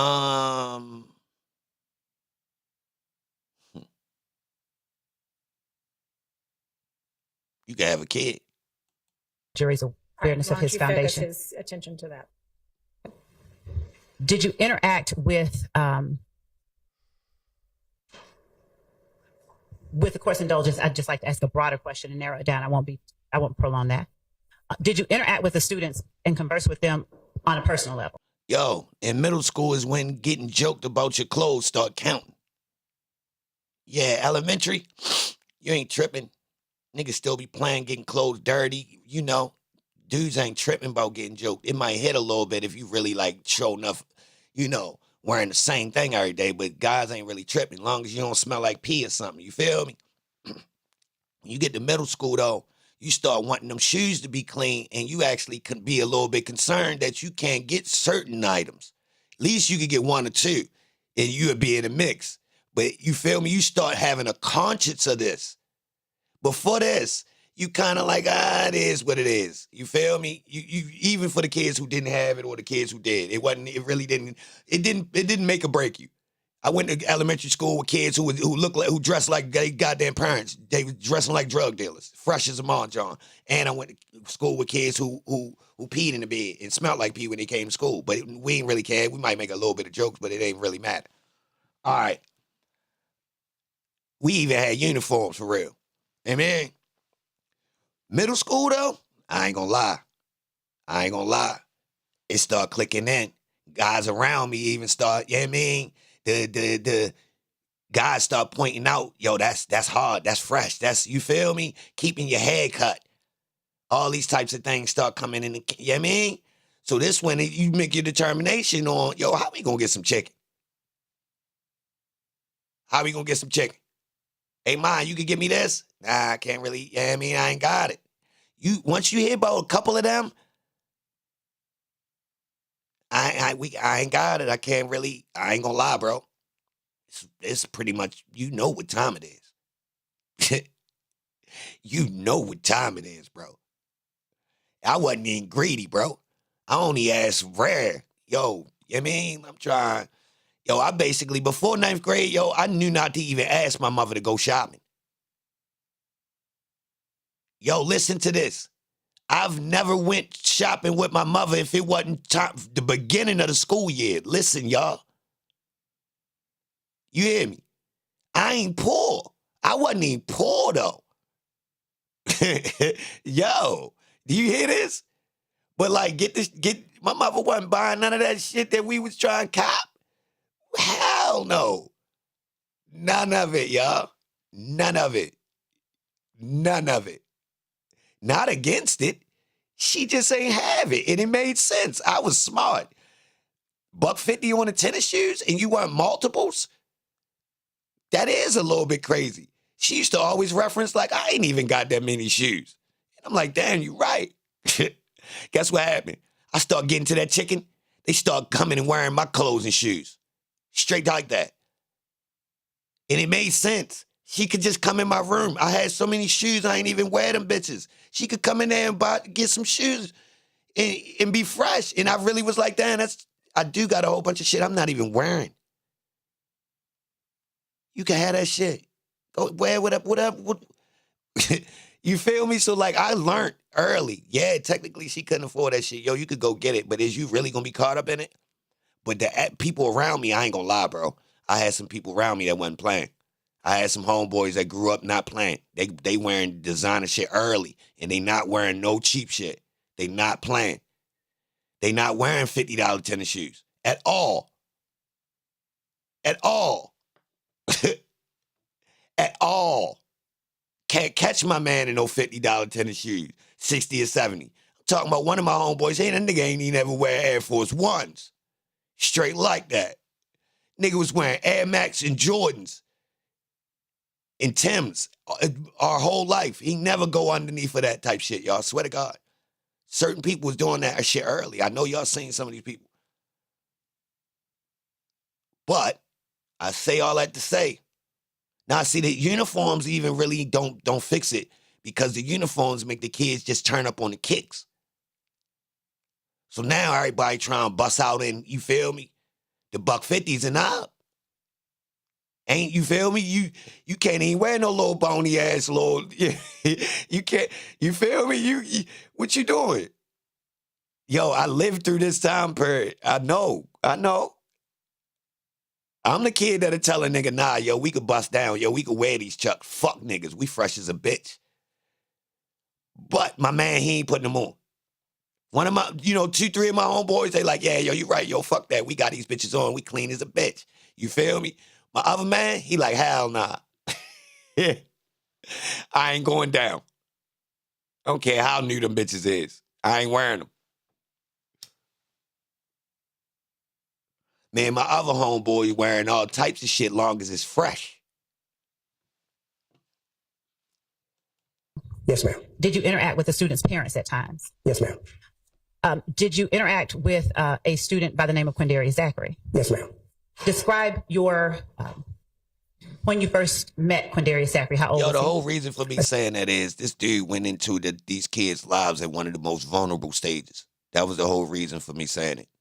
And we all experienced it. Guys, kids are trying to establish who they are at these ages. Real rap, bro. Real rap. So it's getting worse when we hear it again because this is too strategic. Like, yo, you got to be you have to be law enforcement to target this age bracket.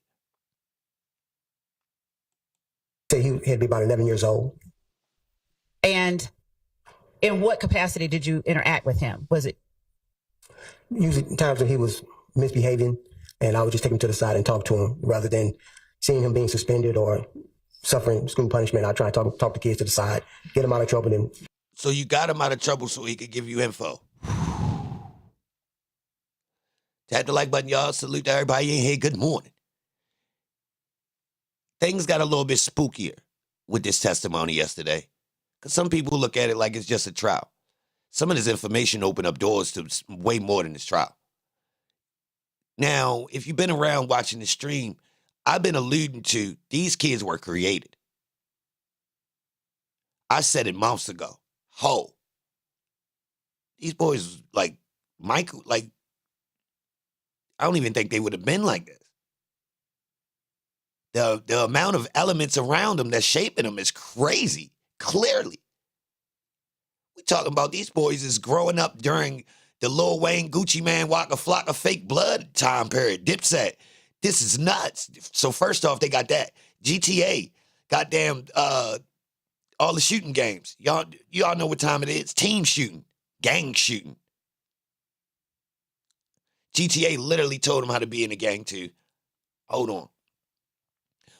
Social media.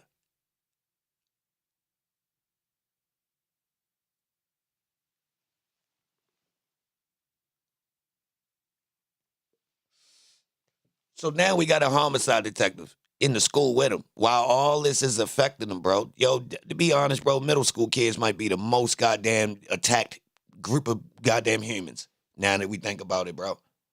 That bracket is goddamn getting assaulted out here, y'all. For real. Seriously. That's why they act like that. Yo, they some of the most rebellious. It's that time. It's because the world is on their ass. once again, put him back into the classroom. For real. What year was that you got to meet Quindarius Zachary? Can I recall right offhand? Probably around 2010, maybe. Did you establish any level of trust with the students? Would they come to you and talk with you about things that they were encountering? Yes, ma'am. As students? Yes, ma'am. And when you say you talked to them, did you talk with them only about scholastic things, or did you talk with them about things like getting involved with groups that they shouldn't get involved with? Yes, ma'am. All of the above. Okay. Yes, ma'am. Back then in 2010, did you... So you in the school doing information extraction and gang prevention? As a secret, though. Before, hold on, you said you was working there since 2001. Atlanta ain't had gangs until, got him. What was he doing before the gangs? Can't tell if it's a dream or if it's real life. Rewind the last days on a still night. He ain't played for a minute, but he's still nice. If the beat got 2 empty verses, then it get killed twice. Backpack rapper with the drugs in it. My man don't talk on his phone cause bugs in it. He told me do my thing, just put your blood in it. Thinking out the box, my nigga, but ain't no fugs in it. Champagne wishes drinking Hennessy. They claiming that they ball, but they fake injuries. Yo, them kids wasn't bad. They the children of, they the Molly babies. I mean, they the E-pill kids and the crack babies. No, they literally crack babies. They all born in 93. Yeah, they literally crack babies, y'all. Before crack got deemed to be really, like, terrible. Yeah. Yeah. Crack was a party drug for a couple years, y'all. They really crack babies.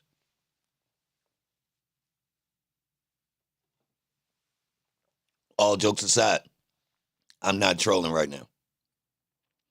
Yeah, backpack rapper with the drugs in it. Yo, that's a shot. Let me tell y'all why I said that. A street dude told me I was a backpack rapper. I don't rap though. He was giving me props. He was saying, yo, nah, yo, you nice, bro, for real. But like, you like a backpack rapper. If you rap, that's offensive, right? It is a compliment. The way he said it. He meant it as like a yeah. But that mean you not street.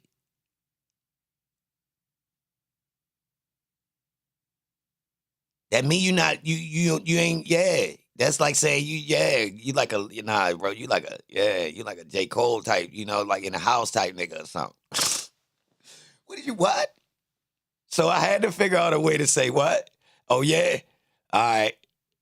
So I hit him with the backpack rapper with the drugs in it.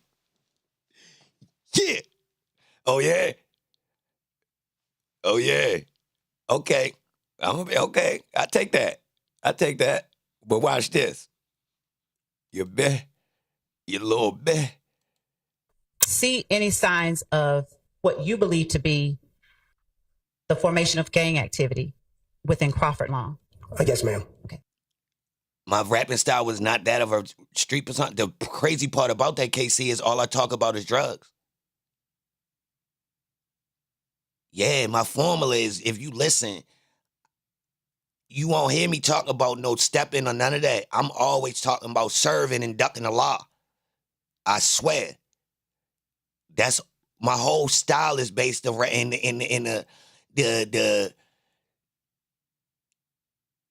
what come with it. I swear, like I'm talking about, bro, if you really listen to what I'm talking about, I'm always talking about drugs, serving, like literally. And I don't go crazy with like talking like I'm a kingpin. I talk like I'm literally currently active. like for real. Like, yeah. The come up stage. I'm still, yeah. So it was surprising for him to say that, which means basically my bars was going over your head. I get it. Because I do be going a little bit weird sometimes, where purposely, because everybody talk about drugs. So if you're going to talk about the streets, you might as well put a little bit of juice on it, right? So I just consider myself like a more sophisticated Jeezy. Yeah, I'm talking, it's the same shit all the time, back to back. You ain't gonna hear me talk about no bragging about no lump sums of bread. You gonna hear me talking about continuously trying to get to it. Like a constant, yeah. Now, what was it that you saw that led you to believe that? The kids was constantly discussing. Yeah, he tried to call me Wale. I ain't no damn Wale boy. Them boys, nah, they ain't, nah, bro. If anything, I'm more like a Pusha T. Like, you gonna have to put me in one of them brackets. Yeah, you kidding? Nah, we ain't doing that. We ain't doing that. Saha the Prince, you gotta give me something slick. Nah. It's a set of dudes out here that talk that shit, but they I mean, Don Tripp. Starlito, you gonna have to give me something else. Yeah, you gotta put me in a bracket with some other guys. Yeah. Conway and them. Yeah. The gang that was starting to sprout, they was calling themselves the Red Cartel. Wale nice. Bro, I'm from Baltimore, bro. I can't get no DC. Any plain Jane. Lee, I know niggas, Wale better than Pusha. Ah! Ah! Ah! Ah!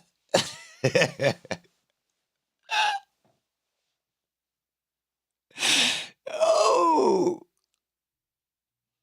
I can't do that with you, Lee. I'm going to give him his credit, but I'm gonna say this. Proximity made me not like Wale. Real rap. I give him his credit as a rapper, but I haven't listened to enough music to really assess him properly. I'm going to give him his credit. I'm a real rap. Real rap, bro. I ain't doing that with you, though. I ain't doing that Pusha thing with you. I will give you credit that I haven't listened to his whole shit, right? But, yeah, I know DC don't claim him. But before Wale came out, I knew some other dudes that was rapping in DC, so I kind of discredit Wale. I kind of rock with Fat Trell and these types of guys from DC. You feel me? Yeah. See, Fat Trell remind me of somebody I know from DC. I ain't met a guy like Wale from DC. Wale give off PG. Real rap. Matter of fact, I'm going to take it a step further. Wale give off Laurel. Now, if you know, this is even worse. He'd be pissed if he heard that. He'd be pissed. Yeah, Slutty Boys. Yeah. Like, even the Oi Boys. See, I've been around, bro. Yeah, I've been around. My guys was going up there. Yeah, they right up the, you feel me? Yeah. And I'm going to keep it real. Listen. Them boys had the Loud before the Loud was out. I'm going to keep it real. Yeah. Before it was really like popular, I'm going to have to say DC was on a little bit of Loud wave. And to be honest,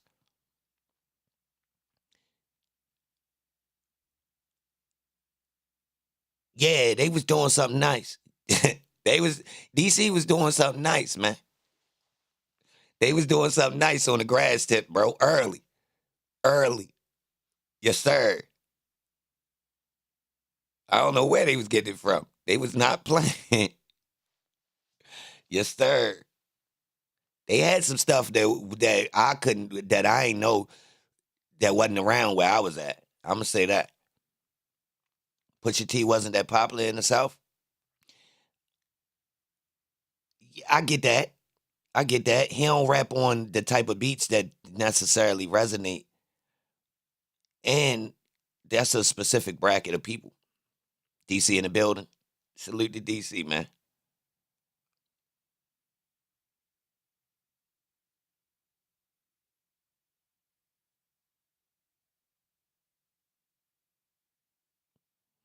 Yo, to be honest, I like Tabby Bonet more than Wale. I heard you. It looks like Mr. Short's also about to say now that's gangster. Overruled.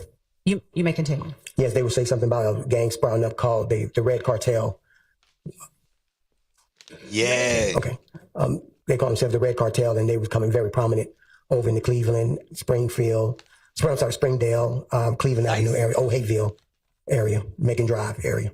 Apart from hearing the name Red Cartel, did you see any indicators or signs of the ways that people calling themselves Red Cartel identify themselves? They mostly wear the color red. Did you ever see them, without specifically showing any gang They signs, both did you ever suck. see them displaying What? signals that were... Nah, I liked what he was doing.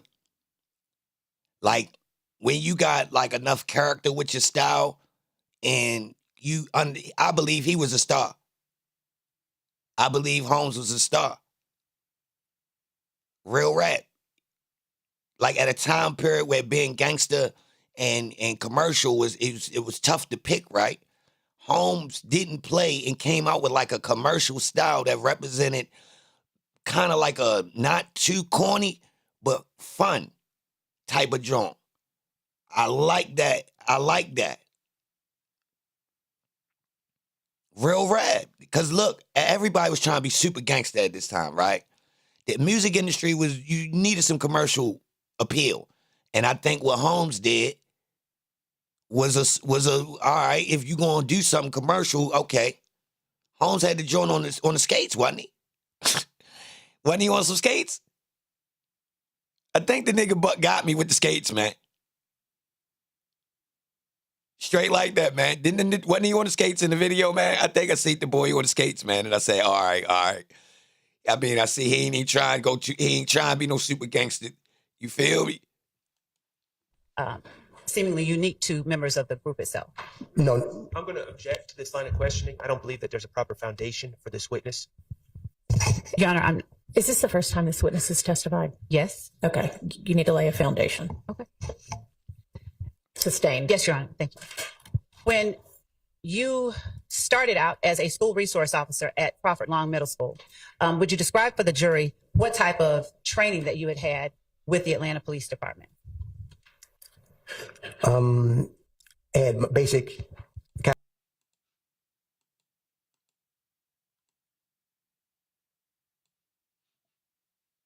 Avenue, the home, police say, of the street gang. What's a crip? The prosecution is going to blow this up, and they're going to have it on the projector so that all 12 jurors can see this image, and they're going to constantly talk about how it means crip, how it's gang-related. And once they put this image in the minds of the jurors, it's going to be pretty powerful for the prosecution. This is Cleveland Avenue, the home, police say, of the street gang, the ROC crew, or Raised on Cleveland. In April 2011, police say 2 members of that gang robbed Crittenden here in his parking lot, stealing his jewelry and cash. The ROC crew is a blood set and a natural rival to the Mansfield gangster Crips, providing Crittenden with plenty of motive, police say, to seek revenge. Which brings us back to that fatal drive-by shooting, the evening of August 19, 2011. When they want to drive by and somebody got shot, send the ambulance. Okay, where is it located? 2911, make a drive, please. Hurry, hurry, hurry. Yeah. Police say a member of the ROC crew, the man Crittenden was aiming at, saw Crittenden firing the shots that night that killed Julian Jones. ROC crew. Hurry, hurry, hurry. Police say a member of the ROC crew, the man. Please, hurry, hurry, hurry. Police say a member of the ROC crew, the man Crittenden was. Police say a member of the ROC crew, the man Crittenden was aiming at, saw Crittenden firing the shots that night that killed Julian Jones. It ought to make people really think, what is going on in our country? A member of the ROC crew. Good morning. Yes, sir. Good morning. Yo, salute to everybody in here. I appreciate you being here straight up. He just posted up. Yep. I'm just If you're still rocking with me, hit that like button, man. Piss these haters off. Yeah, man. Salute to everybody in here. Tap the like button. I appreciate you being here. Come on, it's time to get back to the courtroom. Let's see what they got going on, man. Let's see what they got going on, man. Yeah, Javar's Crittenden, man.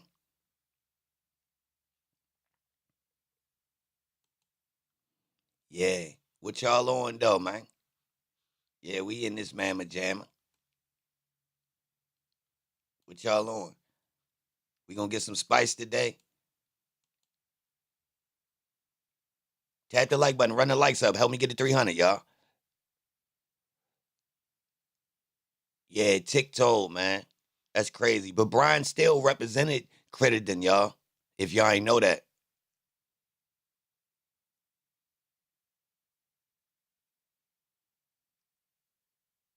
Let you get the beat for your son? Yo, I'm bluffing, bro. Send me an email. You gotta remind me. Send me an email that say that you want that beat.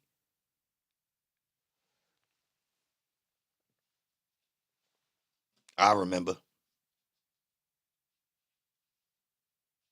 You moderate law and crime? For real? You look familiar. Come back. Run me a commercial over there. Tell them check me out. Yo, can you get me an interview with somebody? You connected? Academy training, along with interviews, interrogation training, also burglary and robbery. And later during that tenure, I was transferred to the homicide unit, which I received numerous homicide classes and training. What training or experience did you have that caused your name wild too? I like that. I can tell you connected. Your name says a lot. You to form or to believe that you recognized gang activity when you saw it at Crawford Long Middle School? Basically just growing up. I was prominent in Chicago. You're from Chicago? Yes, ma'am. All right. What part of Chicago? South Side. Now, what did you see growing up that caused you to believe that what you were looking at Crawford Long were signs of gang activity? It was the same standard. Kids would wear like red bandanas or clothing of red, some article on them with red. Usually with the red bandana, we call it flagging. It's time to bowl up. So people who you represented At that time, once I received. Yo, we gotta do a lawn care check, y'all. What y'all got in the lawn? I got a little bit of Yoshi Kush. Hold on, I'm tripping. I got gelato cake, black cherry gelato, and LA Kush cake. Yeah, that's the lawn care kits I'm working with right now. You feel me? That information, I notified the gang unit. Yes, sir. I'm going to object to relevance, lack of foundation, and this line of questioning. I don't believe it's going to lay a I foundation. had Cadillac Rainbow. A gelato 41. So that's why I'm Never saying gumbo. relevance as well. I don't know how I missed the gumbo. Thank you. You may continue. Please speak to the jury. Okay. Let me try.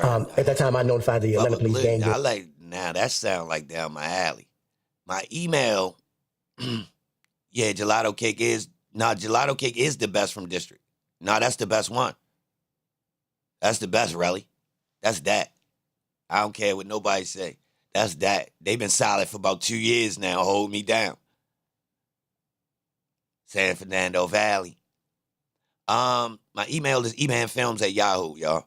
I got the trial pulled up in the back right now too. And they confirmed that that it was.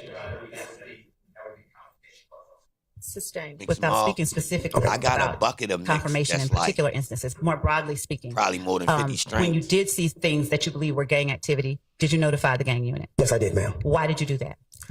Just to alert them and to get more information for myself. In talking with the kids at I like Gorilla Glue Gelato, GGG. Crawford Long Middle School, did they confide in you about their involvement in, for instance, groups like Red Cartel? I'm not asking what they said. Sustained. Okay. Facts. The same strain grown by each person gonna be different. I done smoked about 10 different runts, regular runts from different companies. All of them different. The surprising part is an outdoor version of runts hit like the real one. One of the closest ones that hit like the official original joint was an outdoor version, y'all. Real rap. Seriously. And I'm hip. I ain't gonna lie, I'm pretty hip on the runts. Like when they first popped up, the authentic real rap. So look, that was surprising. Real rap. It was the outdoor that hit, and it was like, yeah, like yo, this I can't tell the difference. I had both of them at the same time. Without speaking specifically about what they said, what types of things beyond what you've already testified about did you gather from the students that allowed you to help them navigate? Objection, hearsay. Sustained. Nah. How often did you talk with students' parents? Usually when they come to pick up the kids or student got in trouble. And when you saw things that concerned you that you alerted the gang unit about, did you ever talk to the students' parents about those same things? Overruled. You may tell the jury. The parents that were receptive of listening, there were some that wanted to hear, and there were some that didn't want to hear. Did you ever speak with groups of students, or was it just individual ones about? Yo, Thug taller than his basketball player.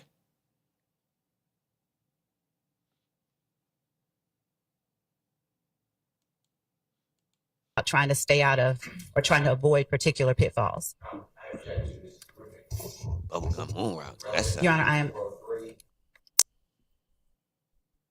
Overruled. You can continue. Yes, I would talk to them in a group or talk to them individually.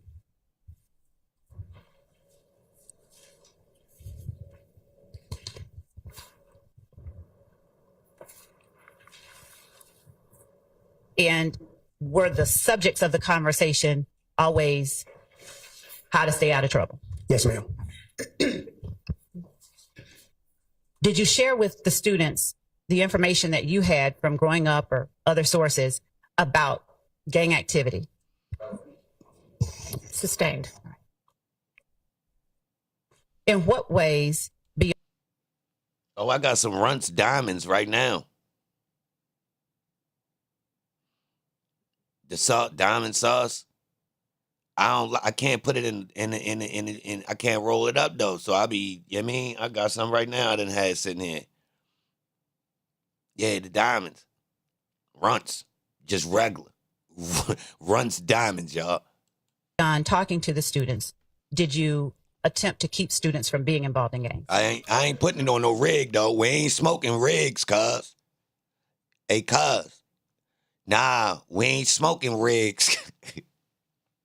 No rigs, cuz. That's a glass pipe, cuz. Put that down, cuz. Hey, cuz. Nah, hey, yo, what's that on your lips, cuz? What you holding? Hey, put that down, cuz.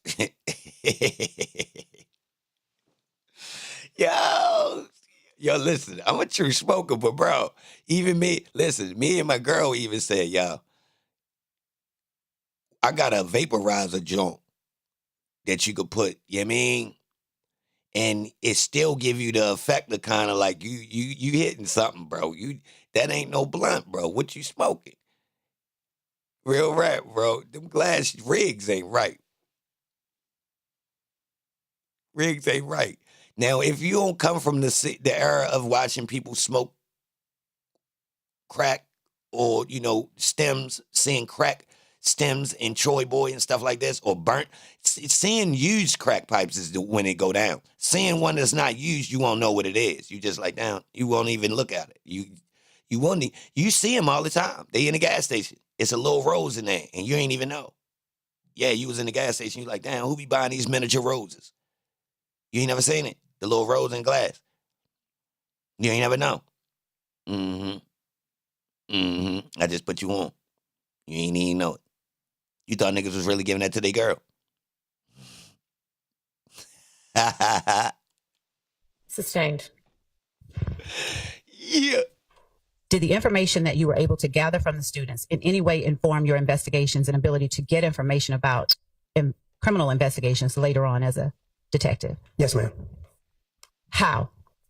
I developed. Nigga, I was in the streets. It was still crazy, tripping when I seen it. Appalled. I know. First, I heard somebody say, "Get me a rose."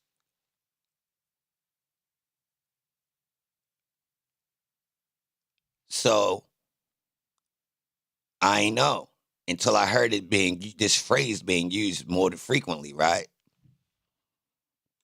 That's when I caught on. It's on.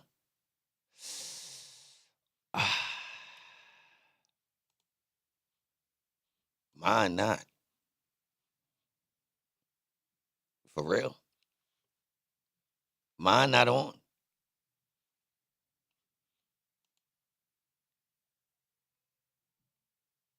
No. I do not see it live right now, y'all. That's crazy. Where you see it?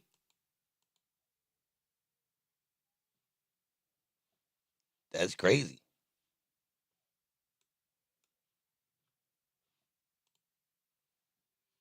To narrow Oh, its all right, here you list go. to only My the bad. necessary people, and something like, What, you a ahead chain of of me? custody that everybody Nigga was in the future. would be able to admit is going to be able to be established, has to be established instead of having it stipulated to. I mean, that's why, as I understand it from Miss Love, these people got put back on. And then similarly, something like whose apartment is this, which is, if it's going to be established, requiring 3 witnesses to come in and say it, because the defense won't stipulate to it, it's, at least Miss Love has said that's the reason all these people are now on the list. So I don't know if I can't find in my database, so I just want to know where they are, and then we can cross-reference it.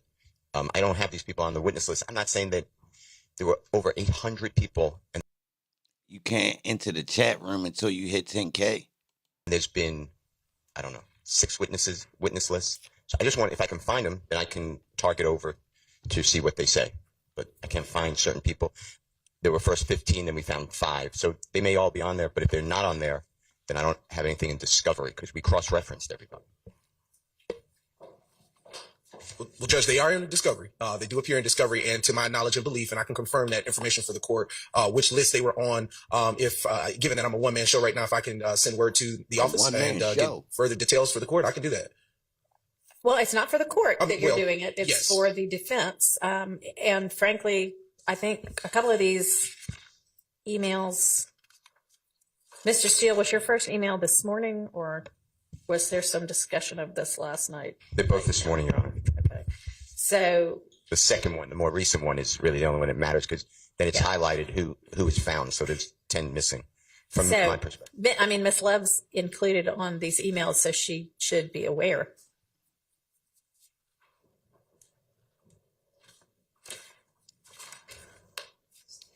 Is your first witness of the day on?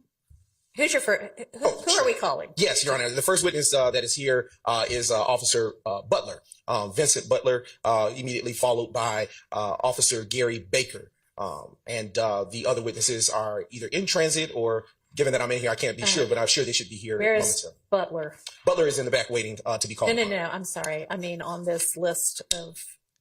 Okay. Yeah, what color is that? Yes. So is that generally the email that Ms. Love sent at 7:10 last night? Is that generally the order that y'all intend to call these people? Barring any exceptional circumstances, Your Honor, or the need to go in a different way. Okay. Yes. All right. So Butler and Baker are both acknowledged to be on a witness list. And then is that crime scene tech next? Yeah, no, Your Honor. There will be a witness between, I believe, two witnesses in between the crime scene tech. That would be Sanders Pitts, or Pitt, however it shows on your end. Pitt Sanders. There was a name change. Okay. And who after that? And just 1 second, Your Honor. I'm pulling that up for you.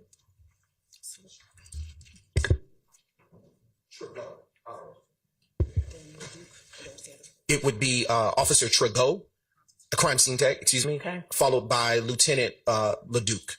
Okay. And all of those people, it's not disputed.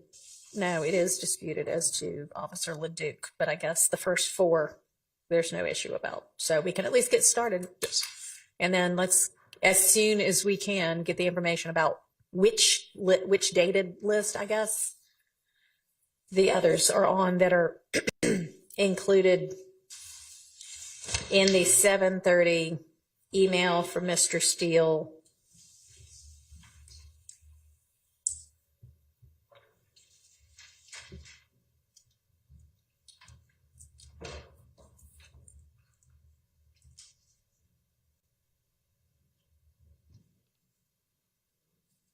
And if y'all could just point out which list it is that those people are on. Sure thing. But we can get started with the first who be posting four people screenshots at least. of paperwork? And as you say, one of them's already out there on deck? That is correct. Okay. And is the jury ready? That's insulting. All right. Is there anything else we need to deal with before we get the jury in? All right, let's get started. Yo, that's insulting.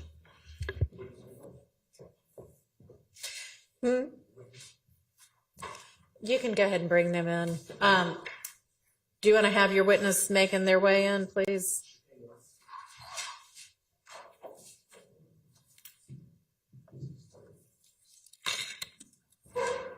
Man.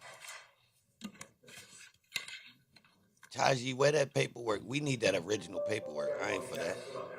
That's fine. They can just stand.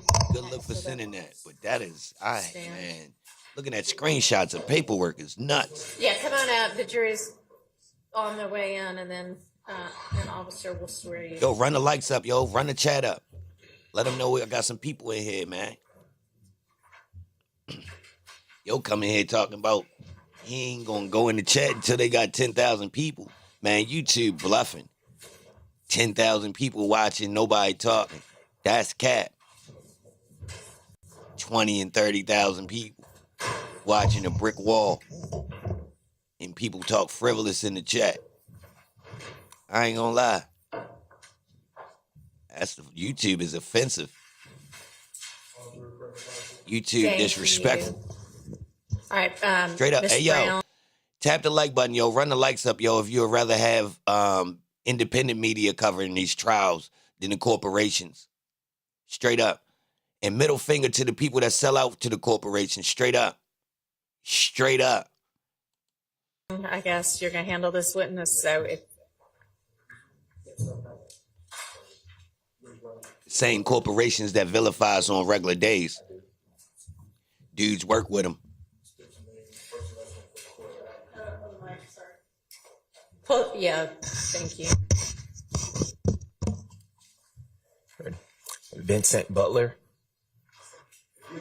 Lord, just a little bit so it's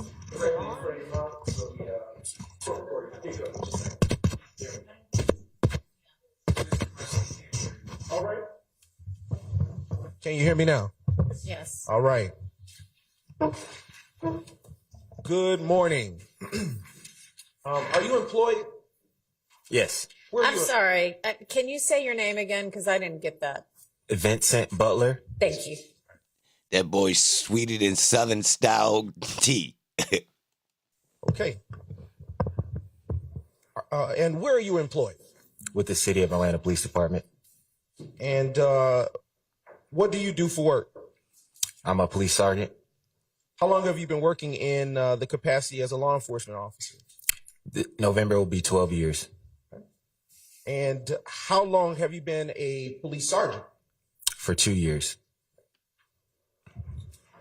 And what are your duties and responsibilities, Sergeant Butler, in that capacity as a sergeant? I'm assigned to the Strategic Response Unit, and we handle any mass gatherings in the city, which would include protests, as well as the academy site that we're having built. I don't trust him. And what was your role or rank prior to becoming a sergeant with the Atlanta Police Department? I was an officer.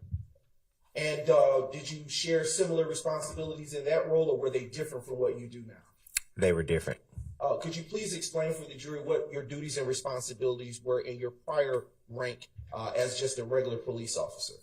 My duties were to That's yo sucking his mouth like that? Yeah. Respond to 911 calls in the downtown Zone 5 area. I know that boy ain't just suck his cheeks like that when I know what that was. He got Jolly Rancher in his mouth. My bad. Sour Patch Kid. Nah, that's Sour Patch Kids. Hell yeah. Yo got that. Hell yeah. The dollar box from Walmart. Sour Patch Kids. Hell yeah. He ate 6 of them at the same time. That's when you do that. Like, you can't refuse.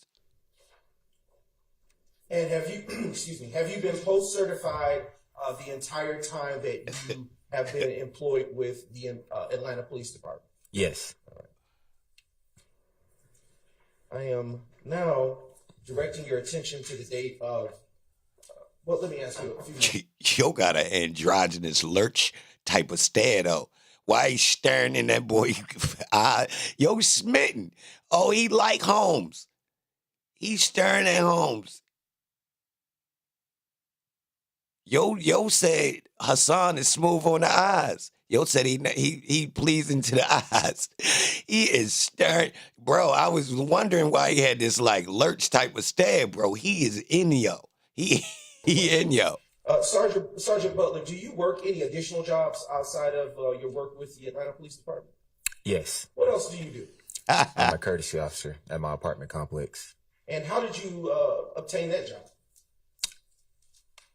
It was available through the apartment. They have certain apartment complexes across the city that offer that to Atlanta police officers. They on a date. And what is the name of the apartment complex where you serve as a courtesy officer?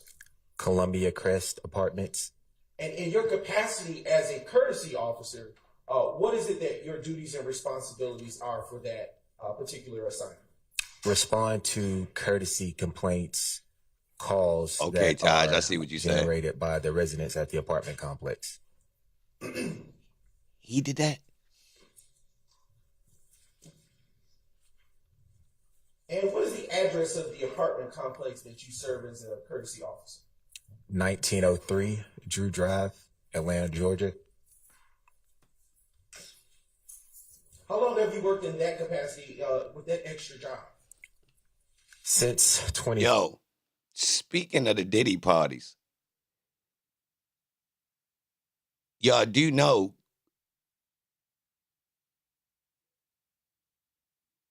Diddy told on Pee Wee Longway, man.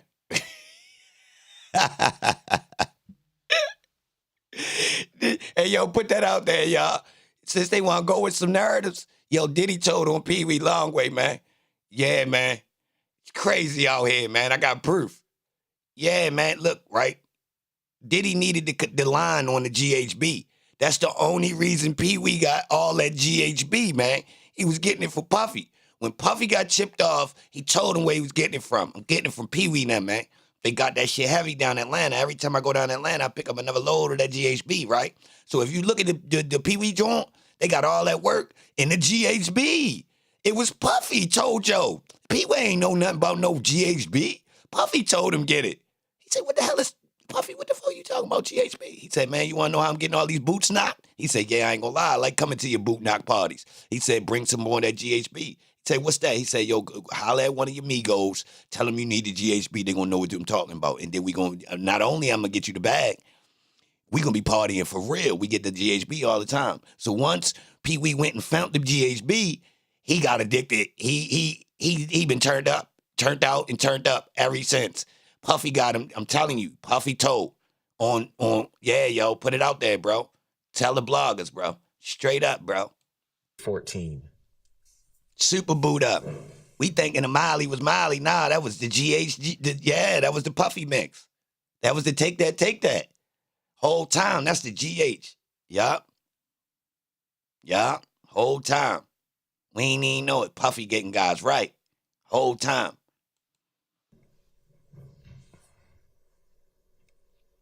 And that address that you provided, can you tell the ladies and gentlemen of the jury what county it is situated in? In Fulton County.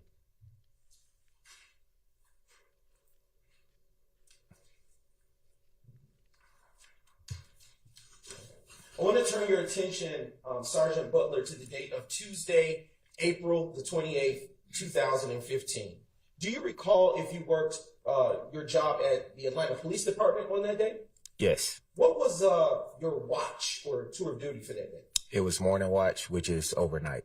Okay. What are the hours that typically accompany someone who, what hours does a person who is on morning watch work? Usually 10 at night to 6 in the morning or 11 at night to 7 in the morning. And were those the hours that were typical of someone on morning watch in, say, April 28th, 2015? Yes. Okay. Or do you recall around about what time you got off on that day of April 28th, 2015? It would have been around 6 a.m. in the morning.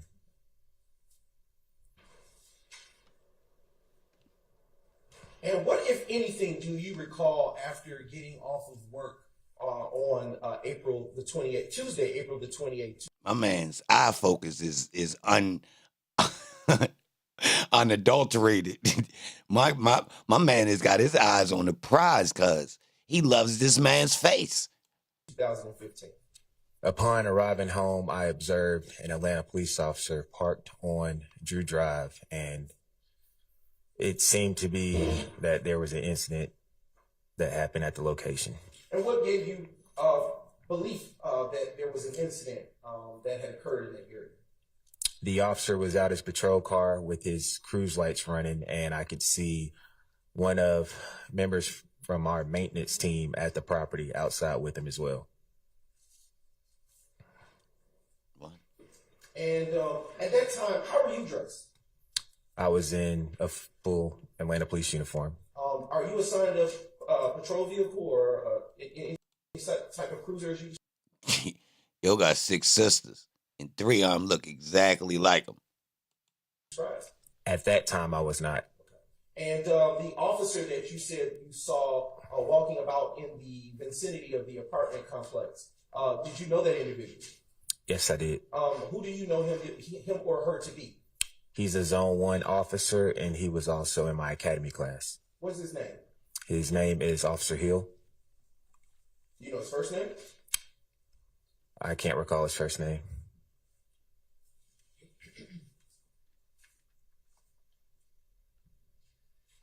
it fair to say that you've had enough contact to recognize him? Yes. And, no, okay. And is it also fair to say that he knows of you as well? Yes. And when you saw Officer Hill walking about the premises of the apartment complex where you serve as the courtesy officer, what, if anything, did you do? I asked him, you know, why was he at the location, and he gave me a rundown on the reason why. Whoa. And that boy just blew a kiss. I thought the channel changed or something. Thought somebody changed my internet over to the hub or something. I heard that. I'm like, whoa, cuz. God.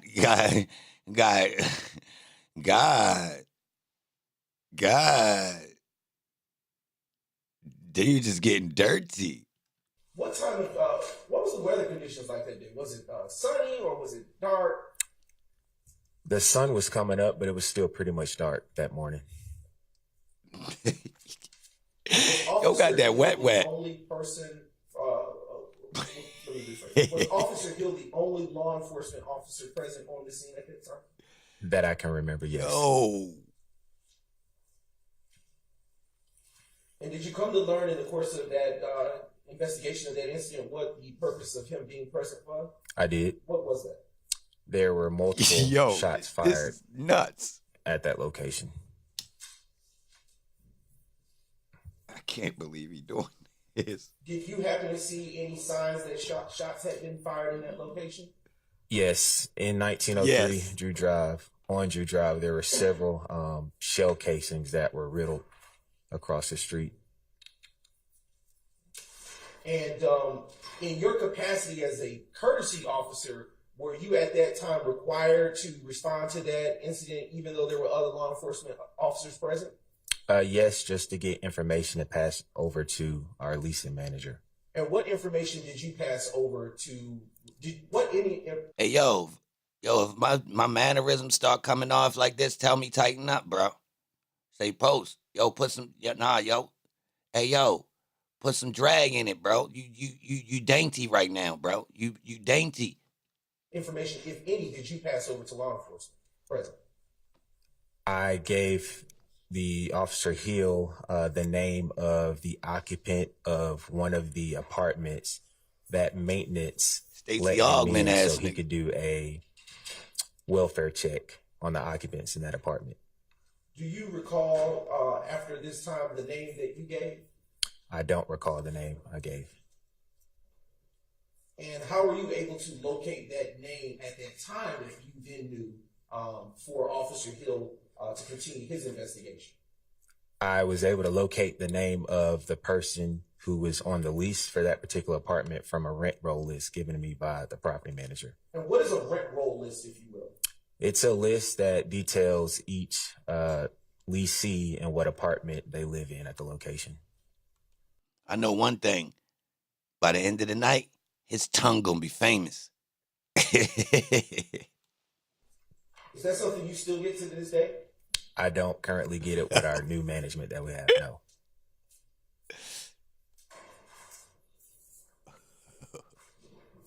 Why was it something that you had at that time? Because it was what management was handing me out periodically at that time. And after providing the information to Officer Hill from the rent roll sheet, was he at all able to make contact with the occupant or tenant of that particular apartment? I'm unsure. He was given the name and the apartment number, and he would have further searched and tried to make communication with that tenant. About how long was your involvement at this crime scene where you described law enforcement was already present? Very brief, I would say 5, maybe 10 minutes. During the time that you were there, did the tenant, during the duration of the time that you were there aiding in the investigation, did the tenant who occupied the apartment that was struck by the bullet defects, did she ever show up? No. Love sitting in the backseat of the car like she punished. Did, After you left the premises, did you have any further, did you attempt to contact the occupant of that particular unit? I did not. Whoa. Do you know? Yo, smacking his lips like he just put on the first layer of lipstick and he trying to get it spread. Yo, let me make sure, see if I spread enough mixed lipstick. Yo, don't. If management made any contact with the occupant of that unit after that? I know they made attempts, but I don't know if they made contact. Tell him stop.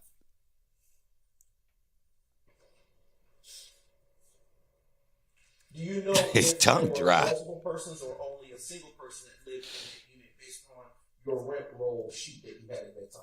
There was only one occupant on the lease. This is crazy. Get him some water. I would love to hear him drink. At that time, specifically being April 28, 2015, were you assigned a body-worn camera at that time? No, the department did not have body-worn cameras at that time. This boy drink his bottled water out of wine glass or something. Were you required in either your capacity as a courtesy officer with the Crestview apartment complex or as an Atlanta Police Department officer to do any further work in this particular matter? No.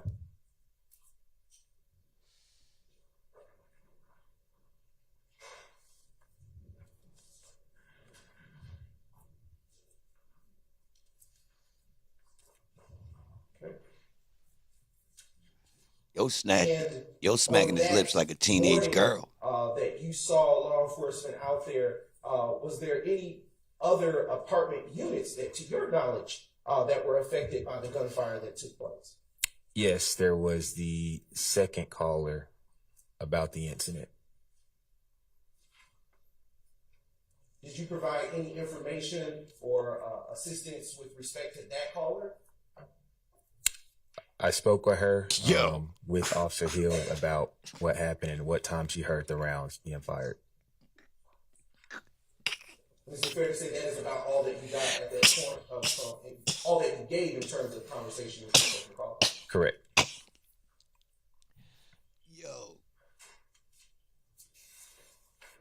Yo, why he ain't got the mic though?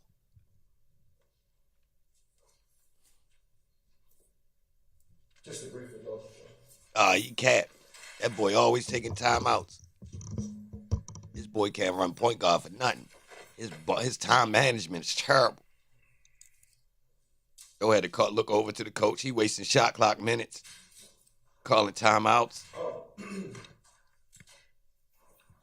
Earlier, you testified that you didn't recall the name of the tenant in that premises. Is that correct?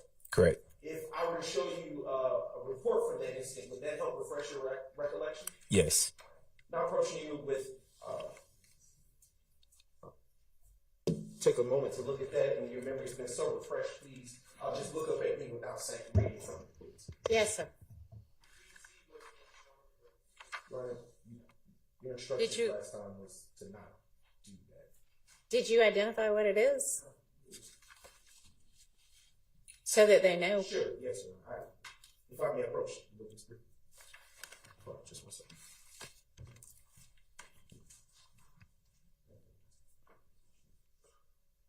They just didn't know what you were handing them.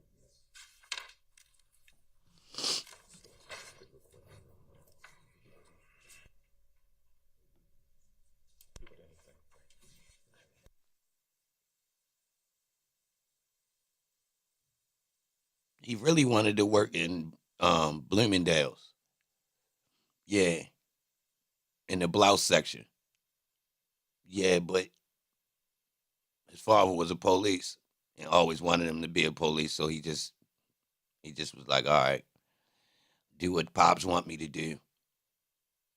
He still he going Bloomingdale's and go to the blouse section when he get off. Time to time. When your memory's going to refresh, you may look back up at it.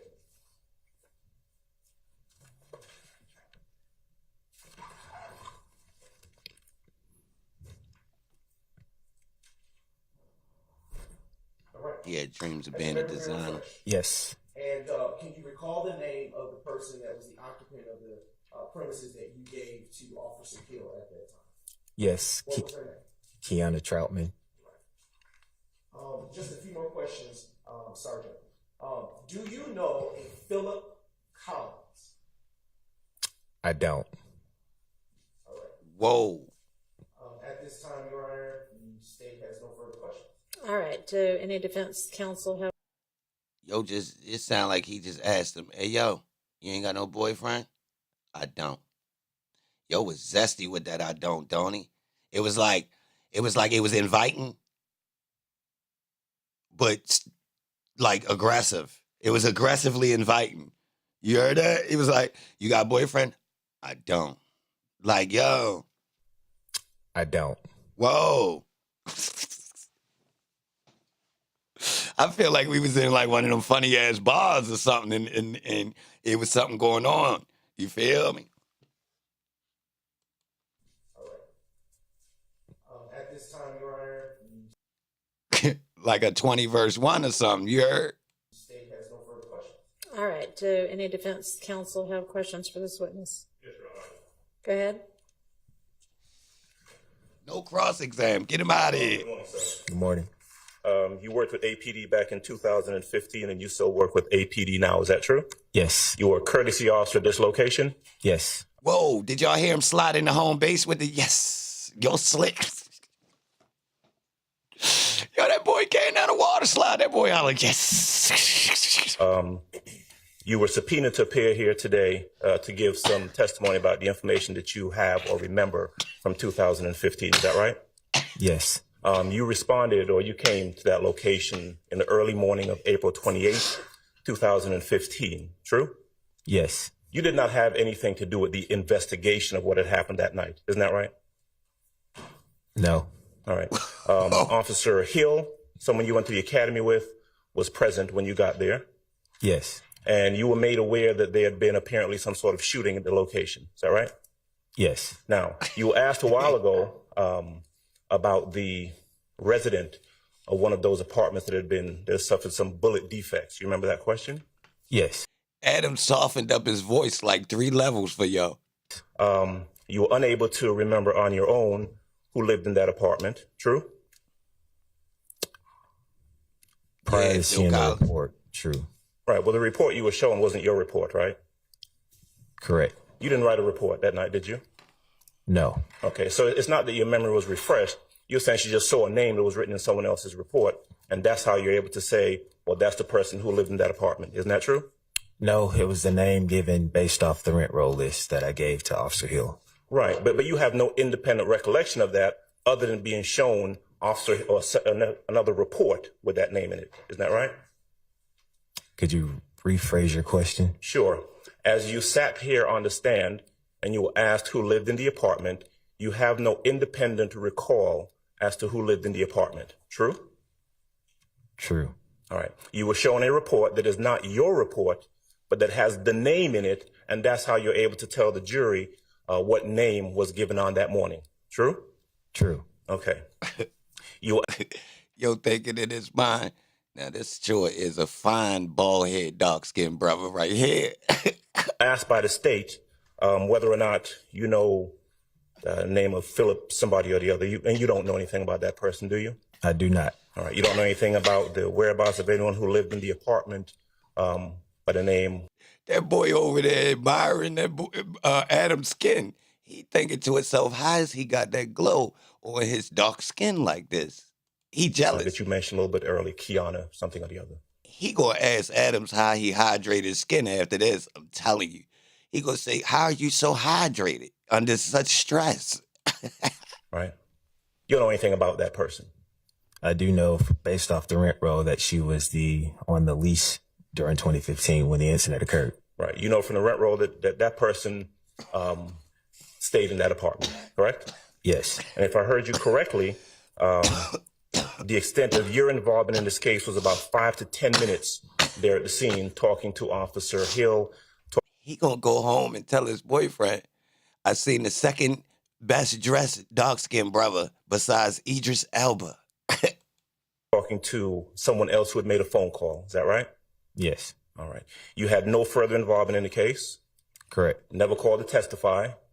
Correct. Never called to identify anyone? Correct. Just called in here this morning and shown that report from someone else. True? I saw the report yesterday, but yes. All right. Sergeant Butler, thank you. That's all I've got.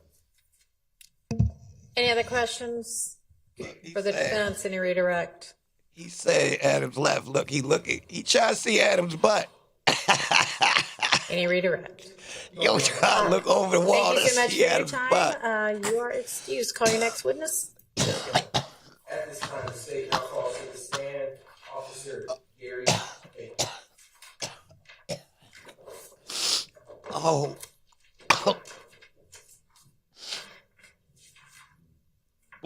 Boy stretched his neck.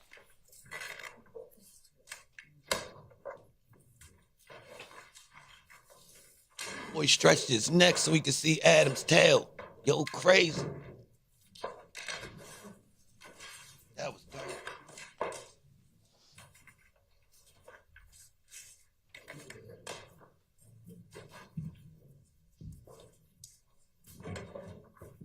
Do you swear or affirm that the testimony you're about to give today will be the truth, the whole truth, and nothing but the truth of God? Yes. Can you take a seat?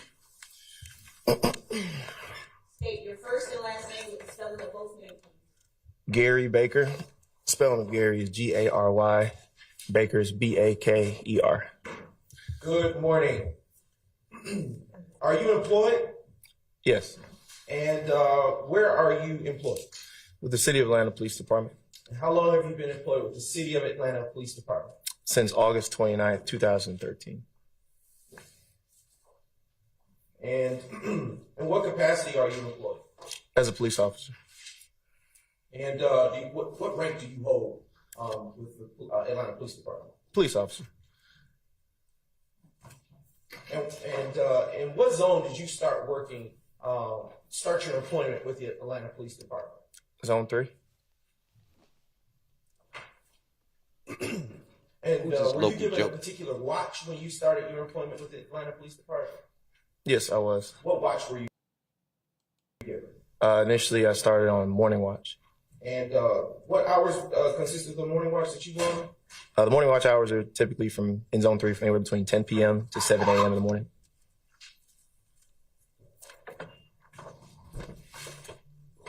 Were you assigned a particular beat when you started with the Atlanta Police Department?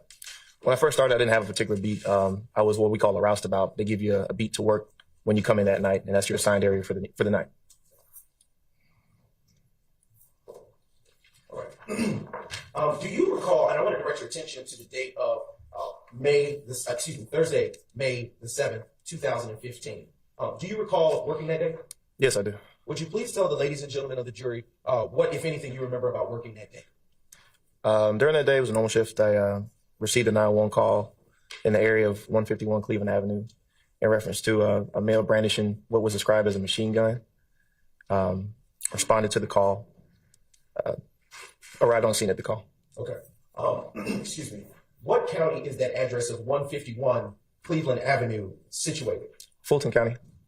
And do you know what is located at that address? A residence, a commercial building?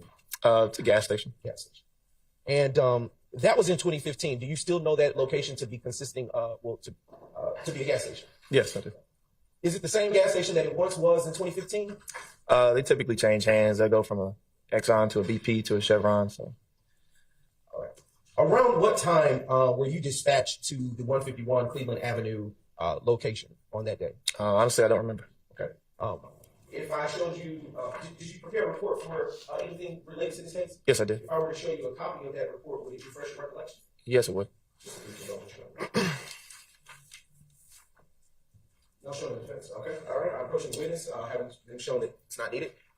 Take a moment to refresh your recollection of that. And once you've had an opportunity to do so, look back up at me and don't brief me.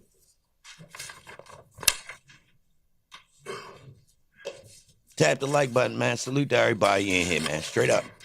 Tap the like button. I'm here. I'm in here. Good morning. Appreciate you being here. Has your memory been refreshed, Officer Baker? Yes. Okay. Around what time were you dispatched to that location of 151 Cleveland Avenue? Approximately 2 a.m. And what zone is Cleveland, the address that I just mentioned, situated? At that time, it was situated in Zone 3. Is it changed? No, still Zone 3. All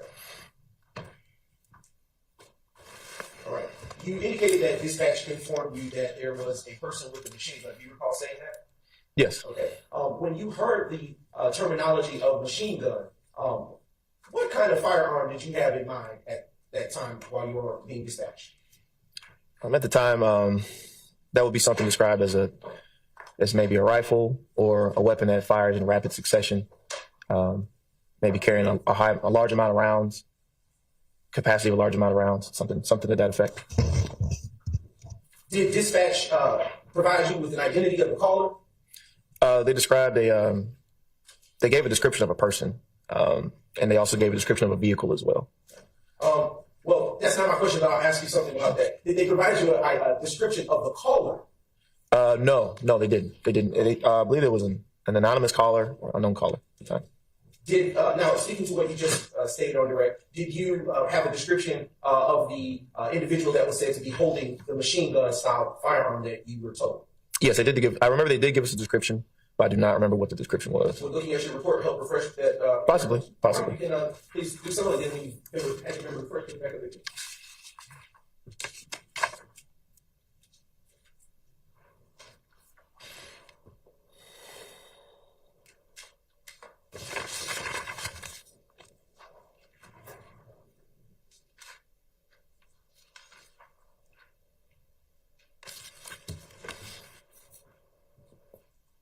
Okay, has your memory been refreshed? Yes. All right. What was the description that you were given?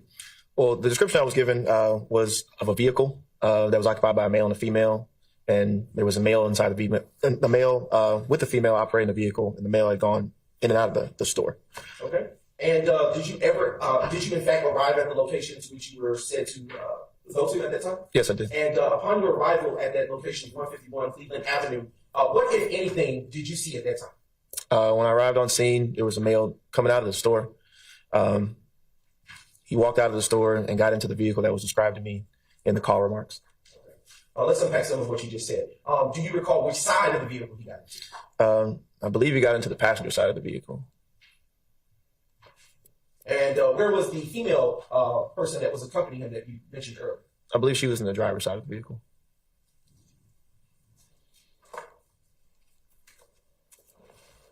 What description for the vehicle were you given? That was a black Chevrolet Impala, I believe.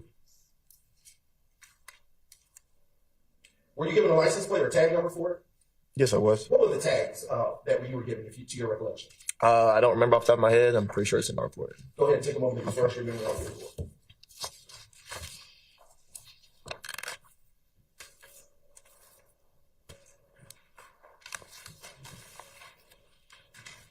Okay. Excuse me. What was the tag of the vehicle that you were given? The license plate was PXL8880. Sorry, could you say that phonetically because I couldn't hear? Paul X-Ray Lincoln 8880. Okay. Was it a Georgia tag? Yes, I believe so.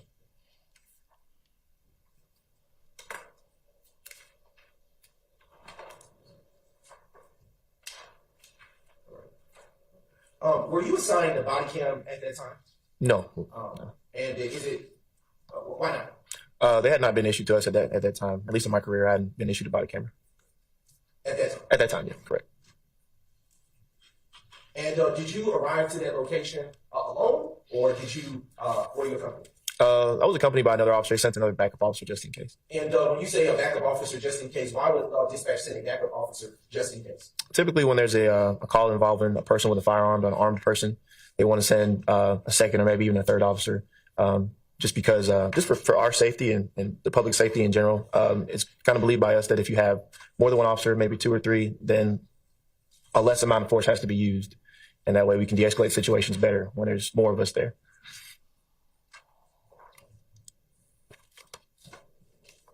All right. So when you arrived to that location, what, if anything, did you do? Did you have your lights on? Not that I recall. Did you have your siren activated? Not that I recall. Did you exit the vehicle? When I arrived on scene, I exited the vehicle. I saw the male that was described in the call remarks. saw the vehicle that was described in the car remarks, saw the male come out of the store, immediately walked to the vehicle. At that time, I approached the vehicle, asked the male if he could step out. He stepped out. I asked the male if he had a gun. He said no. At that point, I could look into the back seat of the car and saw a gun laying on the back seat of the car. From what I remember, I think the male immediately admitted that it was his gun. And at that point, we went ahead and detained him. And I believe the second officer there, I think he detained the female. And we just went from there. So I want to unpack a few things that you just said. Sure. All right. Earlier you said he initially said he didn't have it. Correct. But then what changed after you located that firearm? Once I located the firearm, once I saw it, he immediately admitted, oh, that's my gun. Was it in plain view, or was it something that you had to look a little more intently? It was in plain view. Is this the type of firearm that you saw, the firearm that you saw that day, is it the type of firearm that you can hold with one hand, or that you must use two hands in order to discharge the ammunition? In my belief, to use a weapon like that, you would need to use both hands. Is this a weapon that is a single firearm, or is it one that shoots its ammunition in rapid succession? Honestly, I don't know. With that weapon, I believe that weapon's able to be shot as quickly as you squeeze the trigger. Are rifles generally firearms that are that discharge ammunition in rapid succession? They can be.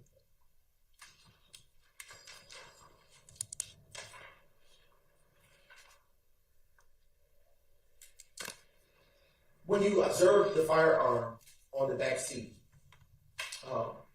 what caused you to seize it? It was described in the call remarks as that type of weapon. Typically when people call the police, they may not know exactly, they may not be gunsmiths necessarily or know exactly specifications of a gun, but they'll describe it as best they can. It's a weapon that someone would describe as a machine gun or something of that sort. Is it unlawful to have a firearm? No.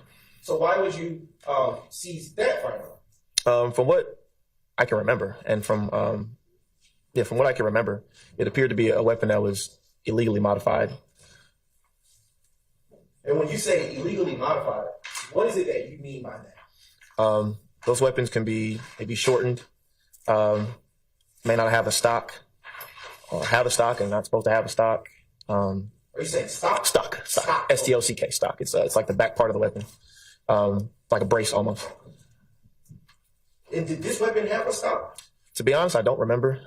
I do remember that we made the charge on the individual because the weapon appeared to be legally modified, and the warrant was signed by the judge, and the charge was made at that night. Sir. And when that weapon was seized, well, let me back up. You said that when you saw that firearm, that the persons within the vehicle were detained. Do you recall saying that? Yeah. Why did you detain him? He was the person described in the call remarks, so he was detained for our investigation, and he was also arrested because of weed possession of the vehicle as well. Okay. All right. When you detain someone, what does that look like in an ordinary stop for an officer? Most times they're placed in handcuffs. Try to make it clear that they're detained and they're aware that they're detained. They're not going to jail necessarily right now. They just can't leave. And in this instance, were the occupants of that vehicle detained by handcuffs or by some other means? From what I remember, I believe they were placed in handcuffs. Were they ordered out of the vehicle? I believe they were asked to step out of the vehicle and they complied and placed them in handcuffs for the detention. And about how long did that detention last? Honestly, I don't remember.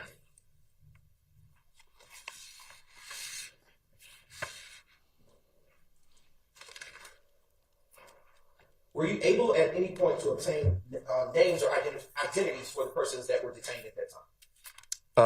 I'm sure we obtained the name of the detainee, the male detainee. And what name did you obtain? I believe it was Quindarius Zachary. And were you given a name for the female occupant of the vehicle? I don't remember. Don't recall. Would that be contained within your report? Possibly. Okay. Would you take a moment to refresh? Sure.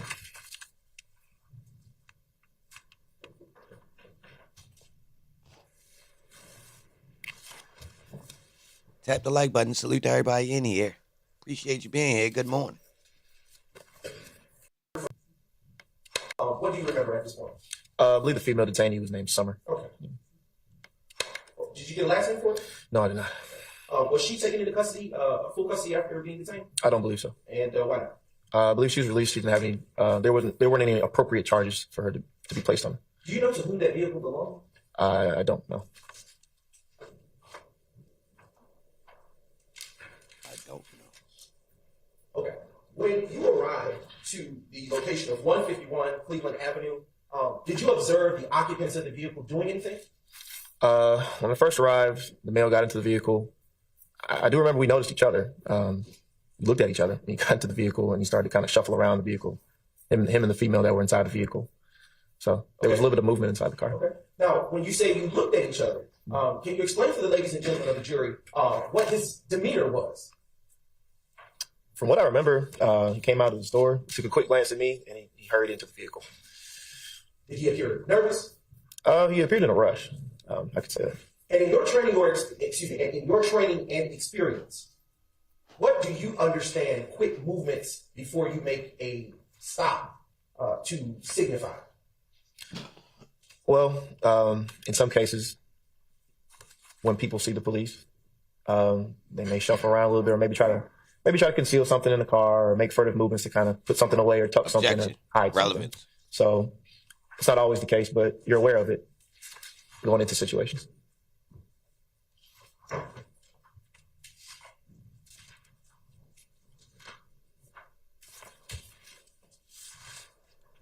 Were there any other people in the area while this investigation and detention was taking place? I don't remember. Did you get specifications for what the type of firearm it was, the brand or the make? I believe it was a Bushmaster Carbon 15 .223 caliber.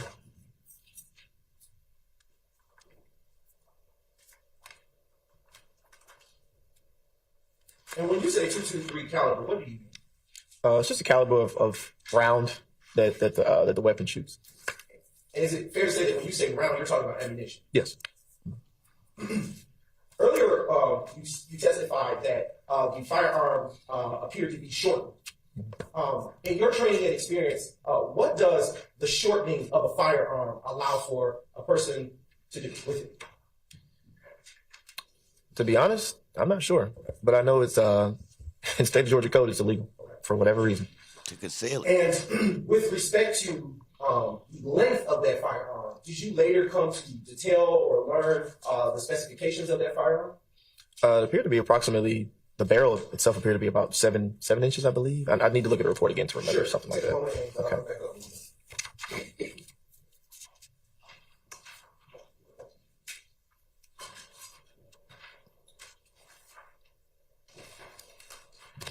As you remember, been refreshed? Yes. All right. What? You can answer the question. So the barrel length was approximately 7 inches, and the entire weapon was approximately 20 inches in length. Mother 3, salute. Was the Type something in the chat if you really in. Yes, it was. All right. Was there anything in the chamber? There was a round ready to fire in the chamber, yes. Was there any magazines or clips connected to it? Yeah, there was a double feed magazine attached to it. Are you familiar with the terminology banana clip? Yes. And when you hear that terminology, is that formal usage for a magazine or street language? It's just informal lingo. And if you were to hear the term banana clip, what would you understand that to be? I would understand it to be a longer magazine in the shape of a banana that is typically like attached to a weapon or a rifle, something like a rifle. Yeah. And were the magazines that were connected to this particular firearm in the form or shape of a banana, as you stated? From what I remember, I think so. And you stated that it was a double magazine. What do you mean by that? It's a double feed. It's just a type of magazine. So I think both the rounds kind of appear at the top of the magazine, kind of like this. Does that increase the capacity that can be fed into that magazine? No, only one round could go in at a time. I just believe it increases the capacity of the magazine so you can hold more rounds. Do you know about how many live rounds can be held in a magazine? No.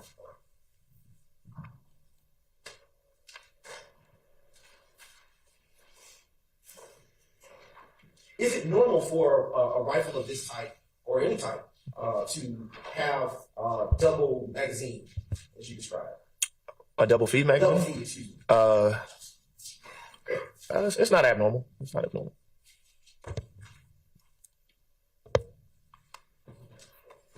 Earlier, you stated that the firearm was the assault-style rifle was found on the back seat. Was it on a particular side of the vehicle? I believe it was on the passenger side of the car. And is that the side that Mr. Quindary Zachary was located? From what I remember, yes.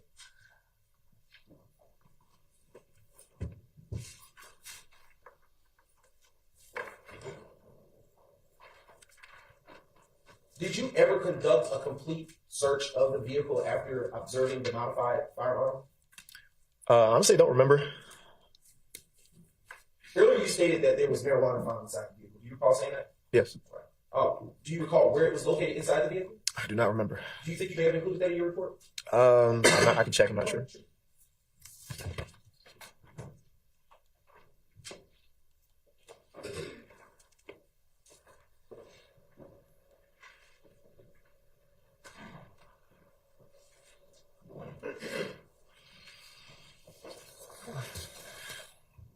Okay. Has your memory been refreshed? Yes. All right.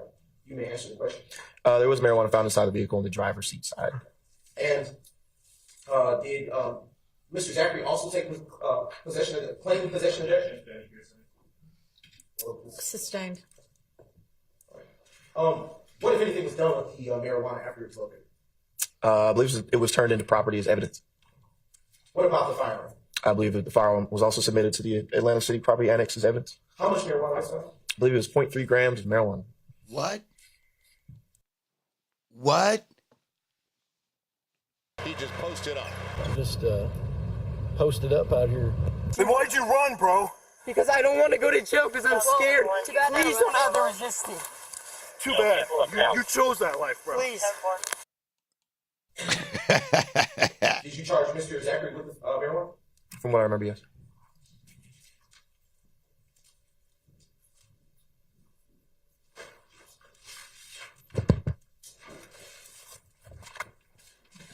Earlier you stated that you got the identity of the female passenger. Does the name Summer Good ring a bell for you? To be honest, not really, no.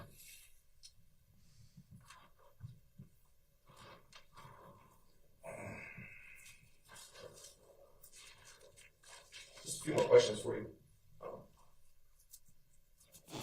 Were any photos taken of this particular crime scene? Not that I remember. And, was there any reason? Yo, you a clown if you get locked up with 0.3. First off, the rules is, if it's edible, that's gone, cuz. What drugs? Even if you gotta roll the window up and chew it in their face, what are we doing? Is he ready to bust the glass? See, listen, right? Guys be playing. We not bailing out about no little edibles. Nah, cuz, we not doing that. See, guys ain't really off that porch. Because I'm telling you, once you get hemmed up one time for something petty and it clicked to you, I could have got, what am I doing? Never again. No, that not like that. Nah, they gonna have to catch me with something that's so heavy it was nothing I could do with it. But if it's, man, I'm telling you, what are we doing? You can stomp that out and wipe with your feet on the concrete and it's gone.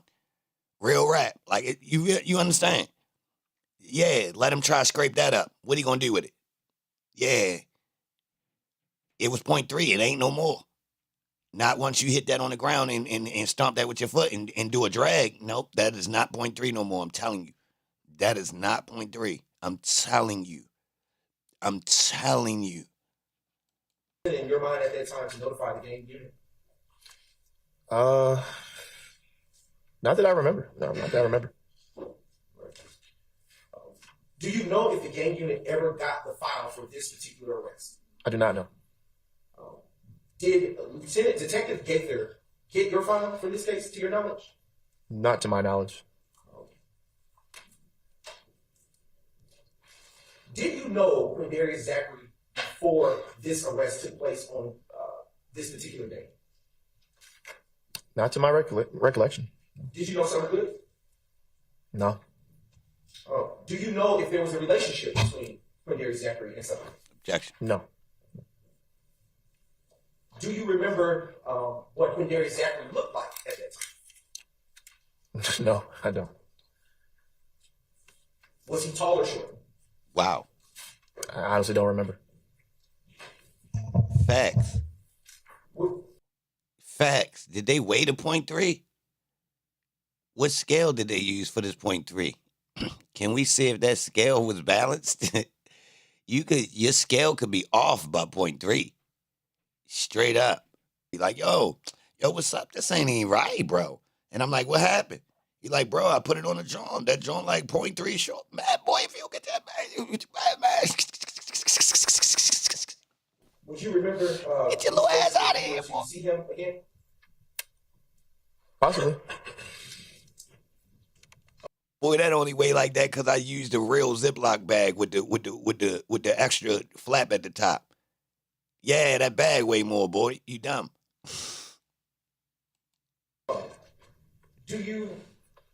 Would you recognize the firearm that was seized that evening if you were to see it again? Possibly, maybe. It was a long time ago.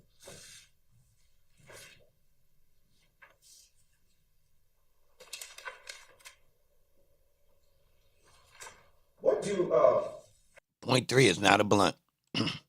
with respect to the incident number associated with this case? Do you know what that incident number is?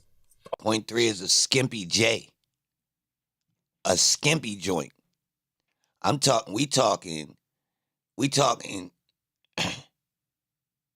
a third of a cigarette. Yeah. Without the butt.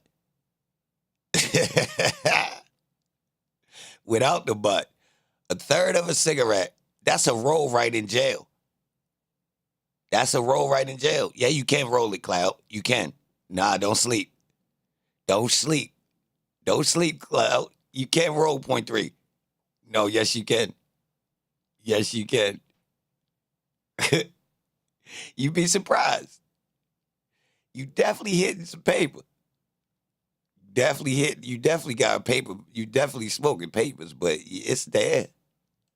Off the top of my head? Yes, Okay. You want me to read it off of the? After you refresh your recollection. Sure. Okay. I will say this: when you better not like that with no goddamn lighter. You better not like that. You better not. You better not like that J with no lighter. That thing gone. That thing gone. Okay, what is it? 151270278. Are you familiar with the Julian date? In terms of what exactly? Incident numbers. 127. Yeah, it's the middle number. How are the police incident numbers? Yo, imagine you like that and then try to blow the fire off of it. That thing gone, cuz. So the first two numbers are the year. The middle three numbers are the day of the year. And the last four numbers are the report or the incident number itself. And from that day. Sorry. Man, you need a little ass bowl for .3. My bad for stopping it again. You need a corn husker bowl for that .3. And you're gonna need to put some black and mild tobaccos in there with it so you can get a little bit of So you put about 0.2 of some tobaccos crumbs. Yeah. Yup. Get you the corn husker. Put the .3 in there. Put the tobaccos. You want to mix it and blend it. You want to make you a tobacco slash. Yeah, it's going to get. Okay, go ahead. The last four numbers are the incident number from that day, from that 24-hour period. So the last four pertain to the amount of calls that come in. Is that fair? Correct. Yeah.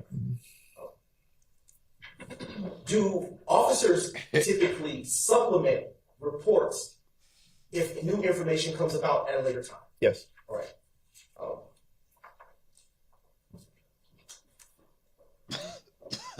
Just a brief note, sure. Are you aware if Detective Lakia Gaither did any additional supplements to your report for this incident? I would not have been made aware. Is it typical for the officer to be made aware that supplements have been made to a report they may have made for a separate incident? Not to my knowledge, no. And if there were a supplement made to a report by another officer, say you in this instance, would that supplement reflect the same incident number as the one that you received for the arrest that you made? There would be there might be Let me rephrase the question. Go ahead. If a supplement was made to a report by another officer to a report that you made, would that supplemental report contain the same Yo digits did not fix as the yours? question. Yes, it will. Okay. Would there be an extension of digits to that report to indicate it as a supplement? Typically, yes.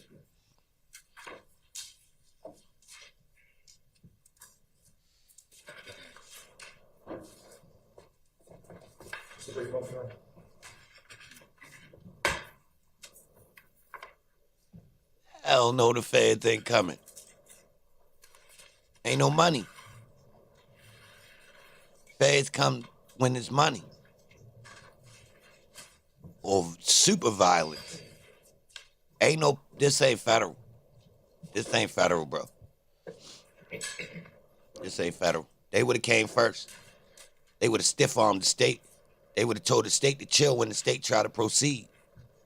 That's another angle, bro. I don't even think that they would have did it like this. Like, that's rare. They let the state play with somebody and then they swoop behind. Now going to Not tax evasion and stuff like that, I believe. But, like, a copy of state's they wouldn't have let the state play with it. Julian? Juliet. Now approaching the witness. Not approaching you with what has been identified as State's Exhibit 2000. Juliet. When you had a chance to look at that exhibit, Yo, and another thing that makes me believe the feds won't come, they combed all the way through it and picked what they wanted. So essentially the feds picked what they wanted off the top. Real rap. The feds already been all through this on all sides, y'all. Dudes already went to the feds.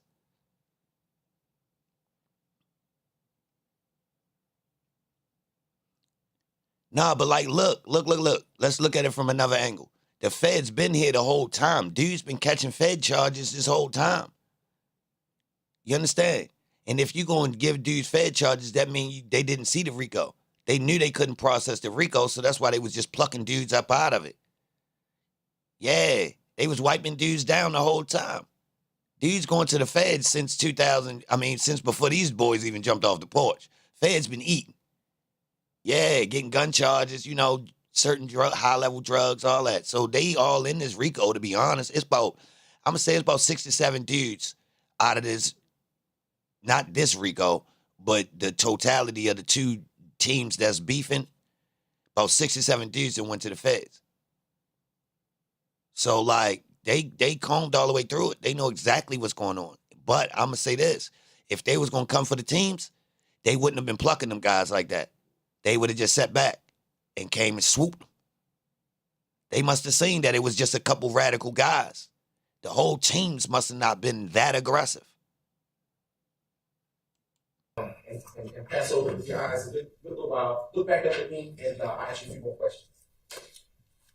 Could the feds pick them up for the specific guns at the house? I don't think the feds want to play with the guns at the house because of how many people was there. So you really ready to take this Fed case and blame it on the owner of the house when he probably can prove that he barely be at the house, and he probably can prove it.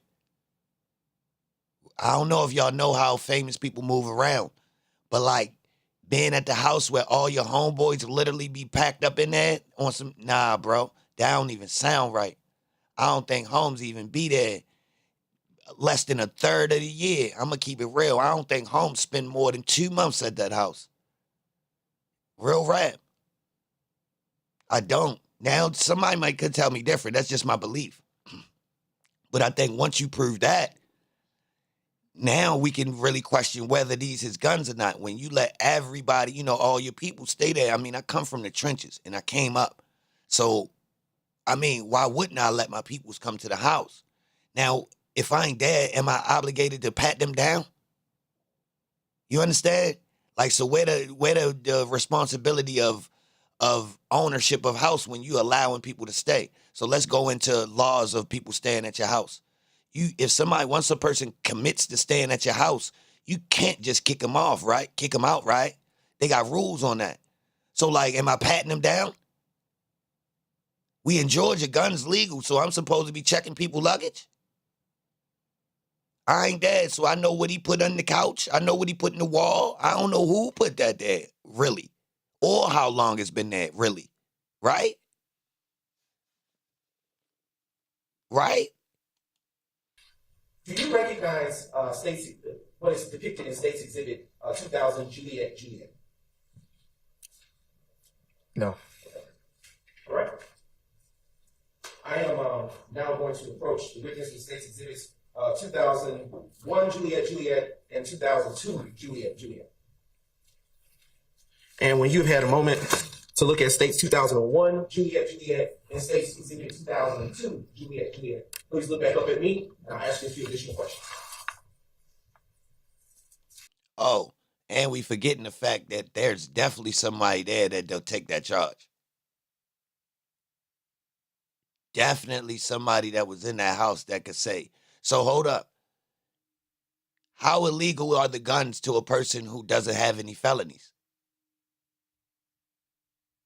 So everybody in the house had felonies? I know a couple of the items was even illegal, even if you don't have no felonies. But look, can't we wipe off the legal guns if somebody was in there with no felonies, right? Or they can't have them in a house with other felons.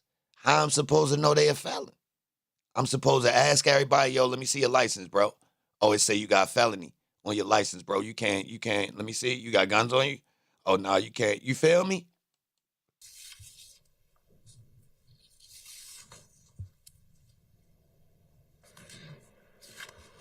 All right. Excuse me. In State's Exhibits 2001 and 2002, Juliet, do those look like the firearm that you recovered on the day that you arrested Mr. Quindary Zachary? Possibly. All right. And do those images reflect the specifications that you said that the firearm had at that time? Yes, I do. Okay. And at this time, does it appear that any changes have been made to those firearms from the time that you recovered it from the backseat of the vehicle that you approached on that day? No. Right. Your Honor, at this time, the state now moves to admit State's Exhibits 2001 and 2002 into evidence. 2001, 2002, Juliet into evidence at this time.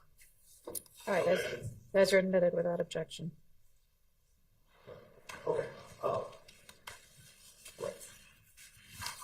Officer Baker, did that thereabout conclude your involvement in this particular case? Yes. All right. Sorry, at this time, State has no further questions. Please. All right, do any defense counsel have questions? All right. I love how they rolling through these witnesses. No pun intended.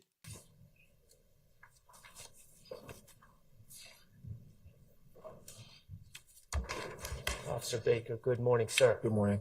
My name is Max Shard. I represent Shannon Stillwell, okay? All right. As I understand it, you approached a car and there were two occupants of that car. Yes. A woman who we know her name is Summer is in the driver's seat. And then Quindary Zachary eventually opened the passenger door and was in the passenger seat. Correct? Correct. Okay. You were called about a firearm, correct? Correct. You were looking for a firearm. Correct. Okay. You see a firearm in the back seat.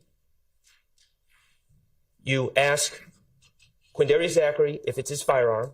Correct. He initially denies it. Correct. He lied. Correct. And eventually he says, that is my firearm. He claimed the firearm. Correct. Okay. I told y'all, most of the state's witnesses they got left are police, y'all. It's going to get dry. They don't have no case left. I told y'all, they had way more police than actual, lay witnesses that was going to... Well, first off, most of the witnesses have no connection to Thug. It's like 6 degrees of separation on almost every situation in the overt acts. Real rap. Almost all the overt acts are insinuating Thug told a group of other people to do something. Or they did it under the strength of the gang, which is totally false, bro, if you ask me. Quindary Zachary is not in this courtroom today, is he? Honestly, I don't remember, to be honest with you. Okay. This firearm was a Bushmaster carbon 15 .223 caliber firearm, correct? I believe so. If you need to, I believe so. I want a certain answer. So if you need to refresh your recollection by looking at your report, I'd ask you to do so. Yeah. Sure. No, it's the same as in the report. Yeah. So the reason I responded that way is just because it was so long ago. So and we didn't have body cameras. So I'm going off of pure memory from what I can Okay. Good. Assuming your report is correct. Correct. It would be a Bushmaster carbon 15 .223 caliber firearm. Correct. Okay. And the serial number of that firearm is D03525, correct? I do not know. It may be in the report. Can I check? Yes. Is that reflected in your report? I'm not sure if it's here. I don't have it up here. Wow. What's shot up to, y'all? You're pulling out serial numbers.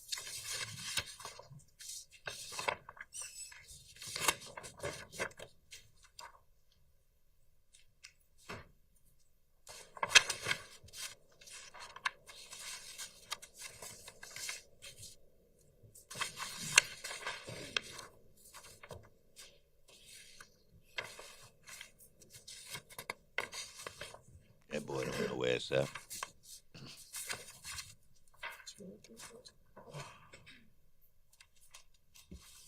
Shot, Ray, tell him.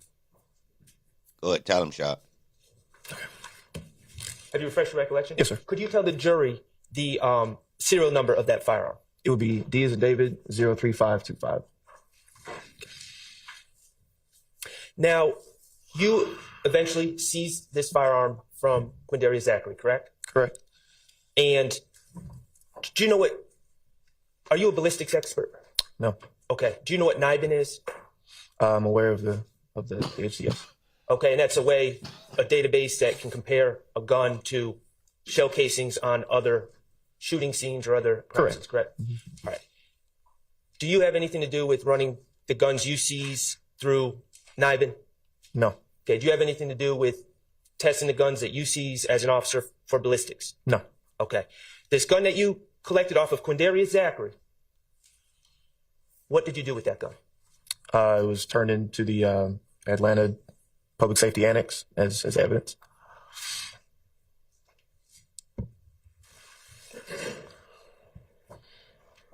And all of this happened on May 7th of 2015, correct? I believe so, yes. Okay. Thank you. I have nothing further. All right. Any other defense questions? On behalf of Mr. Williams, we have no questions. All right. You got nope. Okay. All right. Is there any redirect for this witness? Go ahead. You were asked a couple of questions on cross by Mr. Sharp. I just want to ask some follow-up about. You were asked if you were a ballistics expert. Do you remember that? Yes. Does not being a ballistics expert prevent you, or did it prevent you from being able to identify that firearm as an illegally modified assault rifle? No. Did you run any searches on that firearm using the serial number that you identified? I believe so. Okay.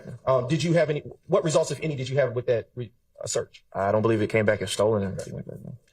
All right. I'm approaching you with what has been pre-marked as State's Exhibit 2003, Juliet. I want you to answer this discrete question. Do you recognize what this is without saying what it is? Yes. All right. What is this? This is a City of Atlanta Police Department arrest citation. And what investigator issued it? Who? Any response? Your Honor, I would say this is not hearsay, given the fact that it is part of the course of the investigation as it relates to law enforcement's overall duty. I don't want to say too much, obviously, Judge. Okay. Well, sustained, unless it's his report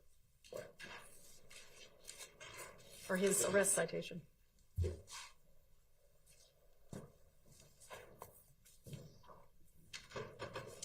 Yeah. I will ask a follow-up question. Does this particular exhibit bear your APD incident number for the arrest that you made? Your Honor, that's hearsay as well. That's not, Your Honor, that's not hearsay. That's a number. It's not a statement. Overruled. You may answer the question. Can I compare the number to the report number? Okay.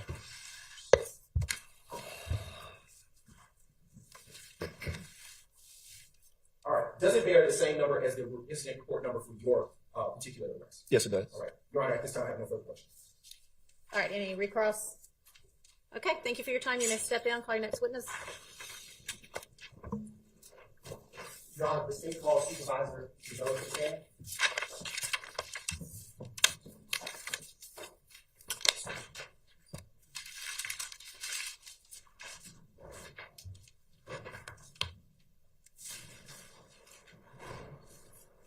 Remember, you're supposed to have them standing there waiting, ready to go. Really kind of serious about that. Yes, Your Honor. He was in the well right there. He's come out to the.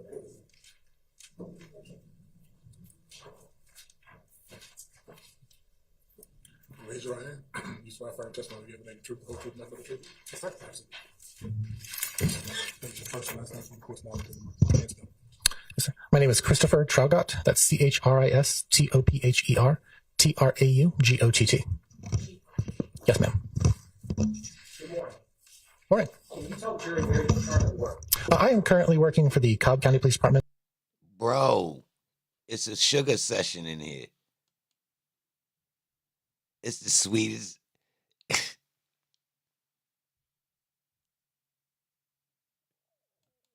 As a crime scene supervisor.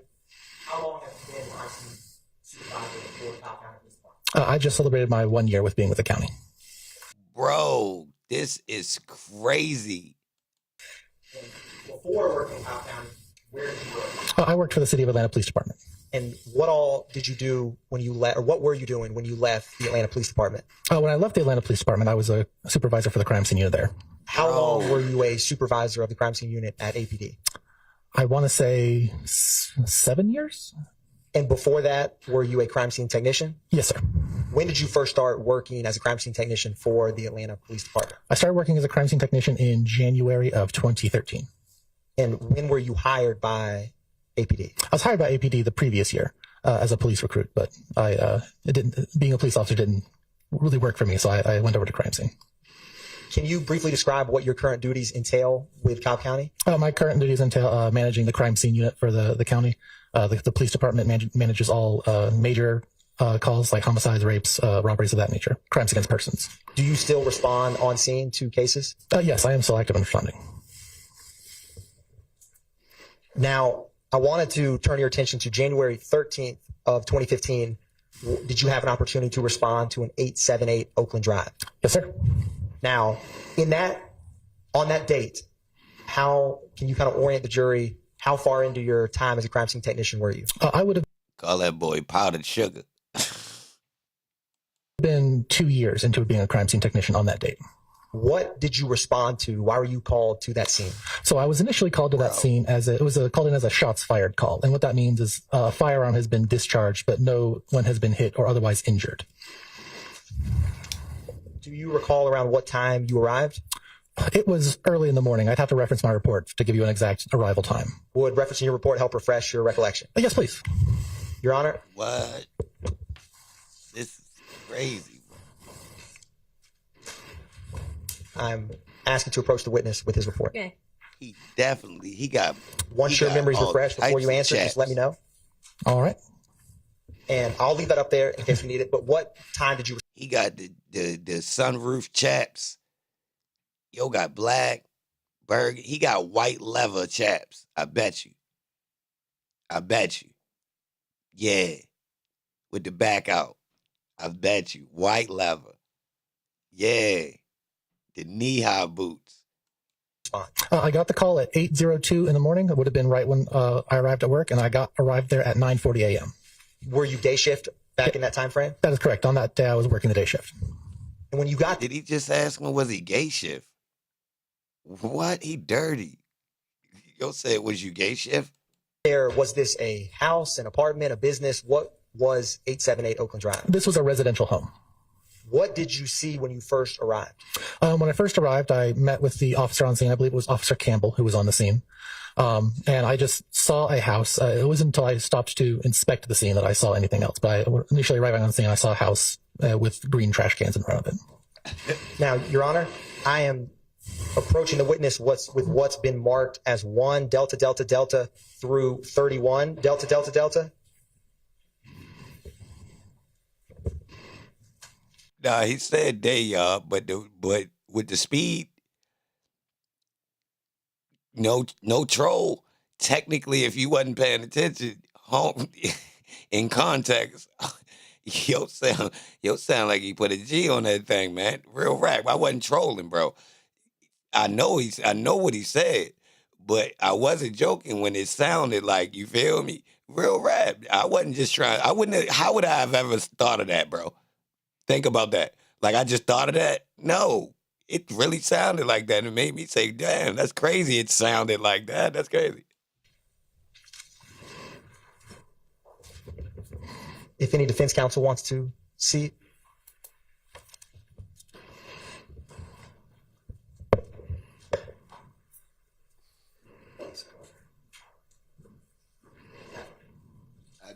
I didn't want to point it out, to be honest, but I mean, I couldn't just let that be there. It happened. He ain't offended. Cool with me. I know he's got some things in common.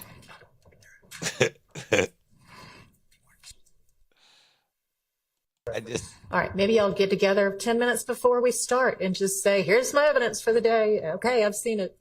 Yes, Your Honor. Thank you. They don't want to do that.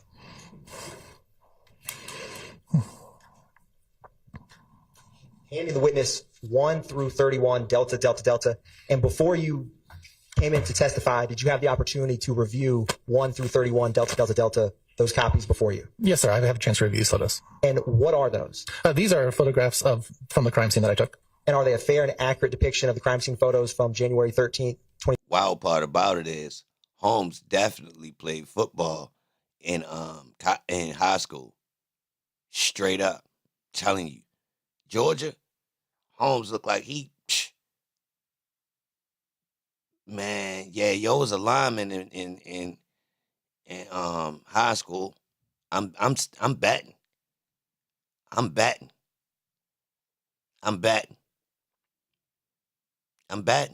Yo, you play football? 15? Yes, sir. Your Honor, at this time, the state moves to tender into evidence State's Exhibits 1 through 31, Delta, Delta, Delta. All right, admitted without objection. Thank you, Your Honor. Publishing State's Exhibit 1, Delta, Delta, Delta.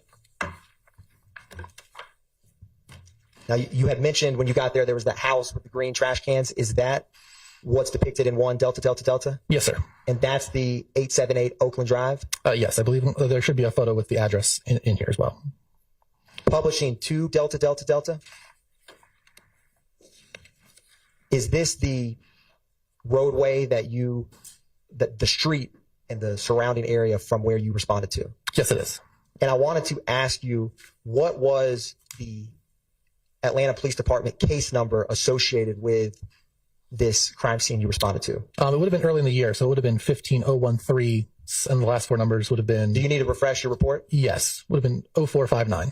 0459? Yes. So in total, can you say that one time? 150130459. Thank you. Publishing 3, Delta, Delta, Delta.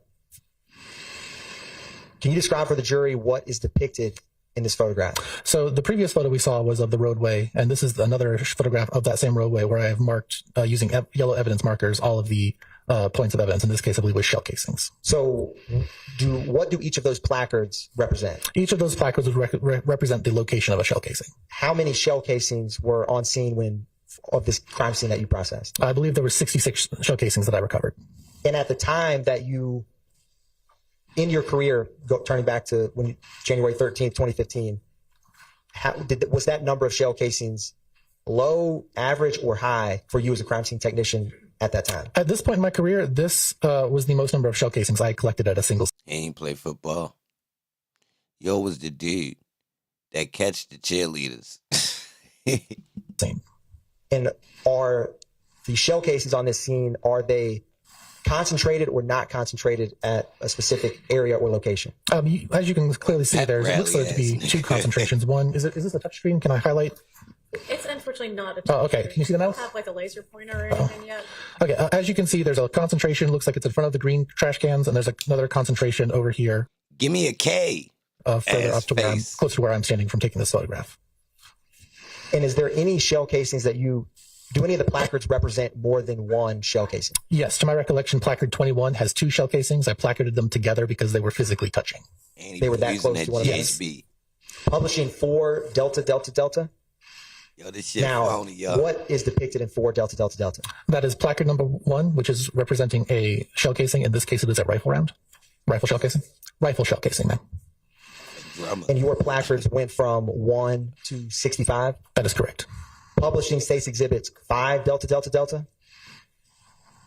Can you describe for the jury, one, what's depicted in 5 Delta Delta Delta?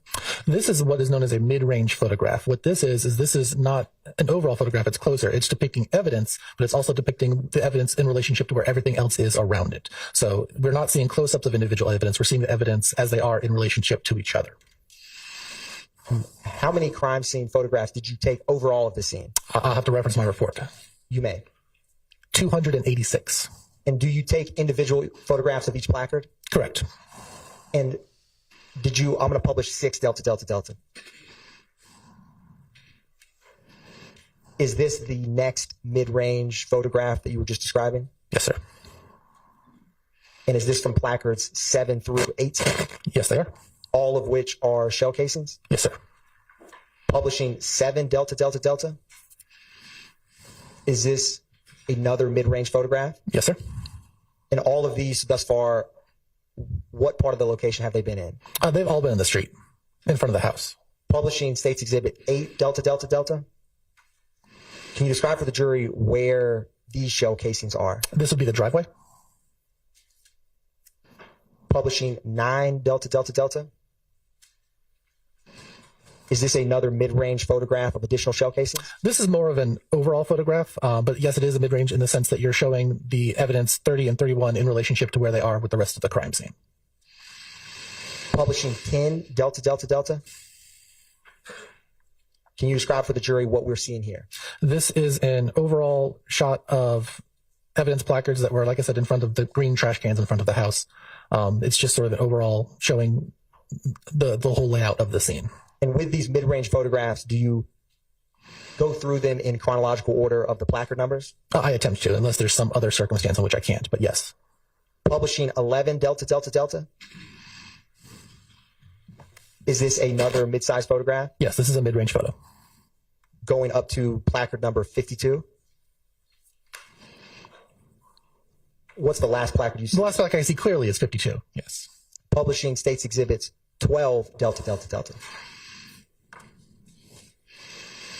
And this is what we call overlapping shots. The top of the last shot is in the bottom of this next shot, so we can overlap the various scenes, so there's no missing sections. So this will go up to 59 then. Publishing 13 Delta Delta Delta? Objection, Your Honor. Are we going to go over all of these photographs? I didn't believe so. Your Honor, there was initially 276 photographs. There's now 1 through 31 Delta Delta Delta. Can I overrule the objection? He's moving very quickly through it. Thank you, Your Honor. Now, did you see different type of shell casings on this scene? Yes, sir. And were, in general, or what type of shell casings were there, if you know? Predominantly, there were mostly rifle caliber shell casings. There were several handgun caliber shell casings as well, but the predominant were rifle caliber. I'm going to publish 14 Delta Delta Delta. And I want to also ask you, when you got to the scene, was anyone in that house? No, not to this. Like I said, this was a shots fired. This is a scene where firearms were discharged, but no one was hurt or injured. And I believe Officer Campbell and Sane told me no one was home at the time of the shooting or the firearm being discharged. Publishing 16 Delta Delta Delta? 15. Now, once you took photographs of the shell casings, what was the next part of the crime scene that you went through? Documenting damage to the residents and the property. In crime scene technician speak, what do you classify damage as? Defects from projectiles is how I would classify it. And did you see any defects in 878 Oakland Drive? Yes. Now, can you identify for the jury any defects you see in 15 Delta Delta Delta? Can I stand up? You may. You may. You know what? Here's a pointer. Thank you. Thank you, Your Honor. And y'all can move if you need to see. Yeah. So if you look right here, this is a defect in the house inside. This is also a defect in the house on the side. This is, I would have taken close-up shots of the defects, but this is sort of a mid-range overall shot of these defects.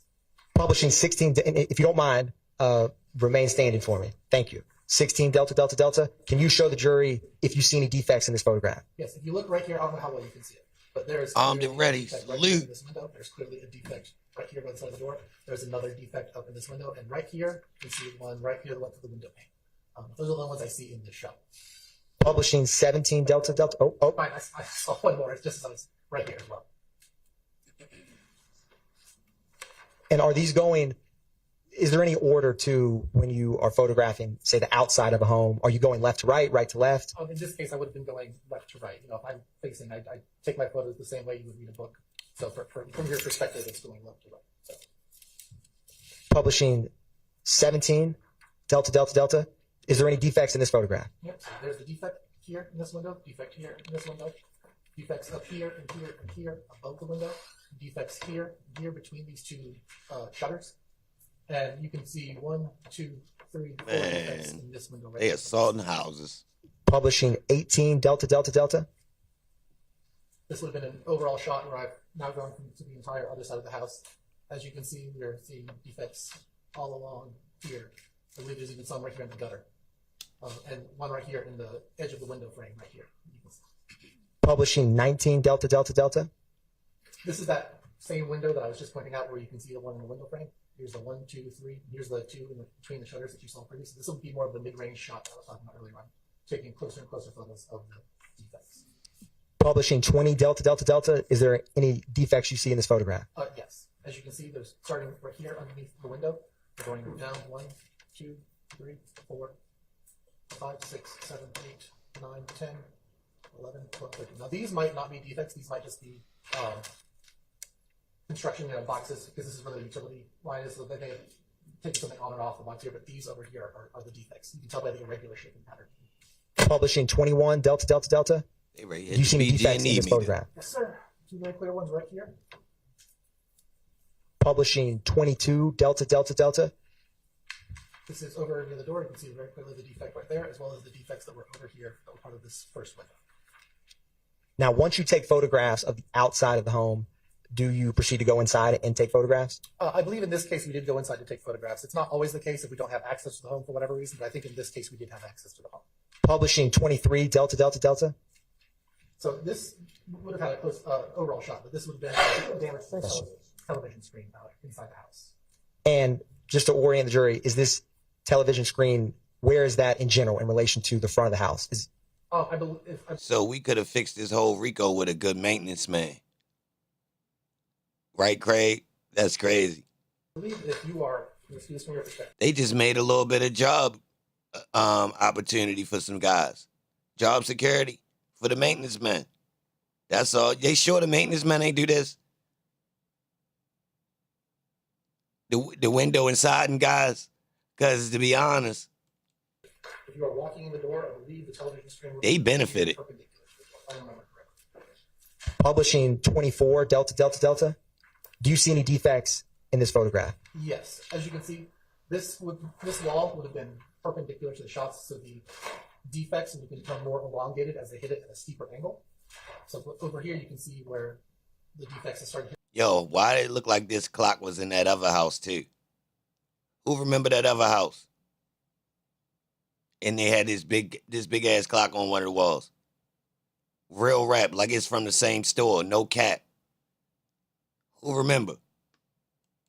The wall more straight on as a 90-degree angle. You can also see the damage to the clock face here where the defects, where rounds were hitting it. Publishing 25 Delta Delta Delta. This would have been where it went through That's crazy. This door frame right here and come out and left a large exit in this hole right here. Publishing 26 Delta Delta Delta. If you see any defects. This is that elongated round that I was telling you about.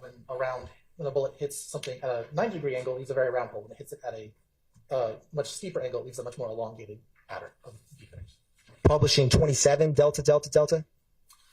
This would have been the window that is on the front of the house, and we are seeing it from the interior side. Publishing 28 Delta Delta Delta. Is there any defects that you see? Yes, sir. Right here in the fridge, we can see where the rounds have come through the wall, and they've hit the refrigerator right here and right here. Publishing 29 Delta Delta Delta. As you can see, the stove glass has been shattered, leaving all of the damage here. Sorry, leaving. Leaving all of this glass damage here. Publishing 30 Delta Delta Delta. These would have been more defects. 1, 2, 3, 4. Craig, And publishing salute. 31 Delta Delta Delta. This is just pieces of wall and other things that have been blown out after the bullets have been hit. So usually this is the debris that comes from around coming through an object and leaving holes. Now, after you, thank you. You may take a seat. Yeah, Your Honor.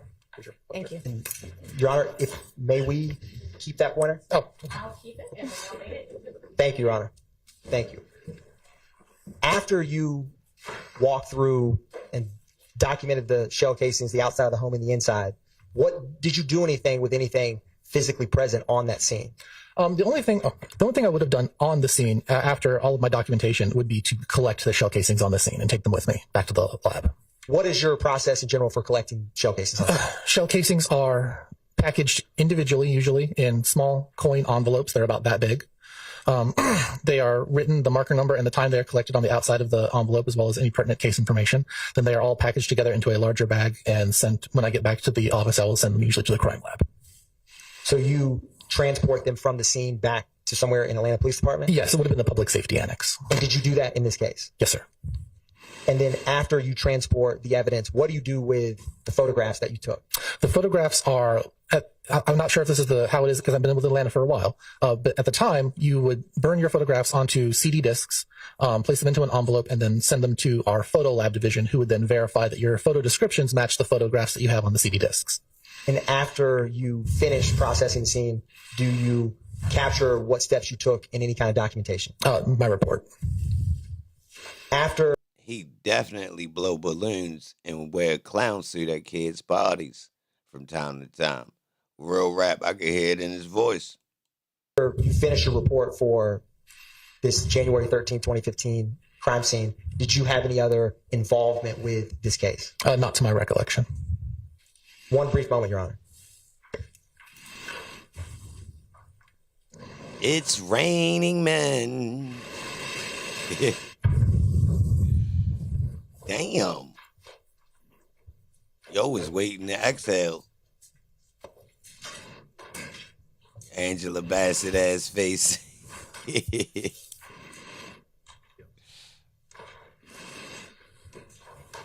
keep tasting himself. What?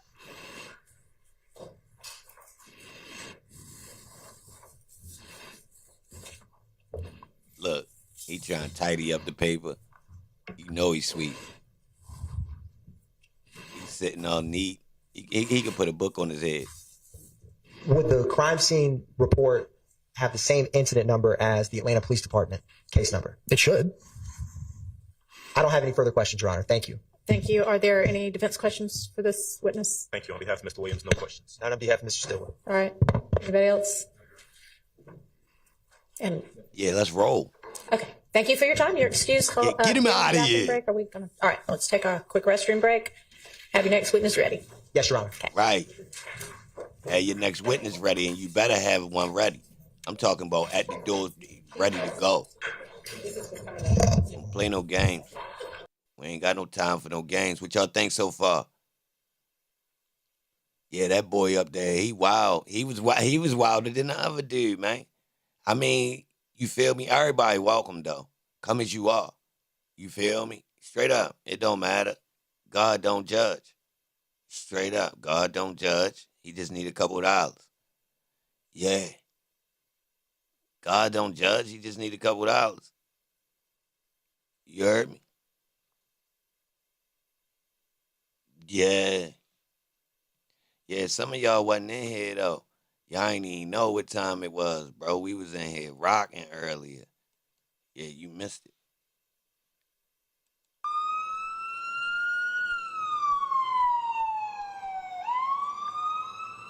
Atlanta now on emergency operator 44. Send the police to make them drive. Or they had them drive by. Man, listen, is anybody shot? Yes, the girl laying on the ground now. Hurry, hurry, please hurry. When I heard it, I was hoping that it was a big mistake. I hope that's not him. Cash. The ROC crew is a blood set. And of the jurors, it's going to be pretty powerful for the prosecution. This is Cleveland Avenue, the home, police say, of the street gang, the ROC crew, or Raised on Cleveland. Yeah. What's up? We in here. Tap the like button. Run me up. Run the chat up. Run the chat up. Turn me up. Yeah, we raised on Cleveland. He ain't played for a minute, but he's still nice. If the beat got 2 empty verses, then it get killed twice. Backpack rapper with the drugs in it. My man don't talk on his phone cause bugs in it. He told me do my thing, just put your blood in it. Thinking out the box, my nigga, but ain't no fugs in it. Yeah, raised on Cleveland, y'all. We made the news. ESPN, baby. In April 2011, police say 2 members of that gang robbed Crittenden here in this parking lot, stealing his jewelry and cash. The ROC crew is a blood set and a natural rival to the Mansfield gangster Crips, providing Crittenden with plenty of motive, police say, to seek revenge. Yo, who owned this barbershop?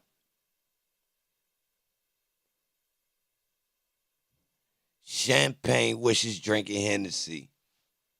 They claiming that they ball, but they fake injuries.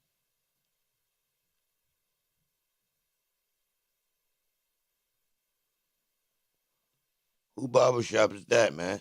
That's a hot spot, ain't it? Which brings us back to that fatal drive-by shooting on the evening of August 19th, 2011. Well, they had a drive-by and somebody got shot. Send the ambulance. Okay, where are you located? 2911, make a drive, please. Hurry, hurry, hurry. 2911, making drive. Please, hurry, hurry, hurry. Yeah. 2911, making drive. Please, hurry, hurry, hurry. 2911, making drive. Police say a member of the ROC crew, the man Crittenden was aiming at, saw Crittenden firing the shots that night that killed Julian Jones. Whoa, he saw. So Tick told. But the interesting thing about this case is Brian still represented Crittenden. Yeah. You ain't know? Yeah, Brian still represented Holmes. You ain't even know it. Look at you. You ain't even know it. Brian still represented Holmes. Where he at? Booyaka. Give me the, yeah.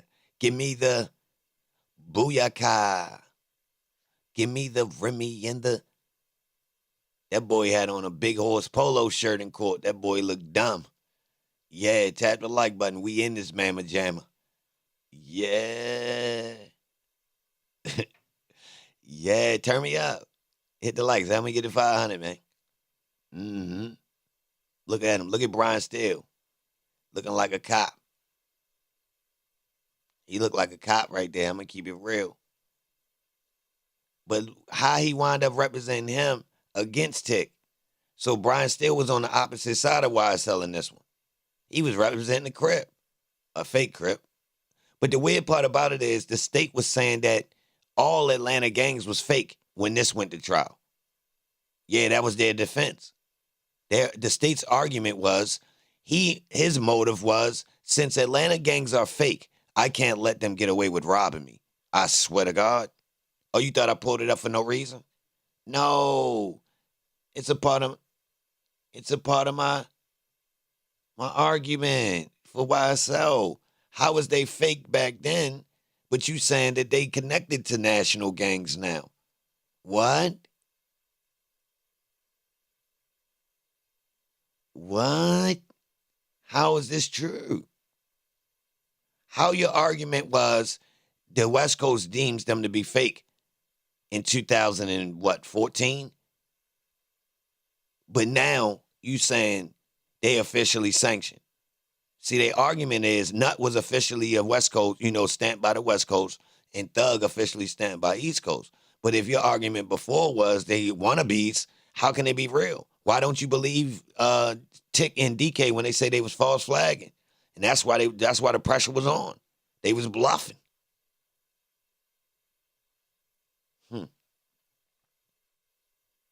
Pay attention, y'all. They capping. Yeah, he ain't get him off. Crittenden is home. So he got him 20, hold on. He got him 20 years, and he home in 10, 25. He got resentenced, and he home now. He just came home last year. Real rap. So this dude smoked the girl in a gang beef. They stamped him as being an official Crip. He was out on bail, mind you. Yes, sir. He was out walking around on bail for a couple years. Yes, sir. While he was going to court for it. So mind you that. Yes. Essentially, he more violent than Thug. That wasn't the first time he came around shooting. Somebody had already told on Holmes coming through shooting before. So he kept spinning. He literally was spinning on Tick them. So if they really violent, this dude, a Crip from the West Coast with no support over here. Ain't no Mansfield Crips in Georgia. How can you be a Mansfield Crip officially if you live in Georgia and you only played for the Lakers a couple months? Oh, because you flew one of them out. So this how they connected him to being an official gang member, allegedly. They lined his ass up too, y'all. But he still should be locked up for the body, though. You understand? They added the gang charge, but he a fake gang member. They juiced it. Straight up, fake gang member. They even acknowledged that he fake. They say he walked in because of his celebrity status.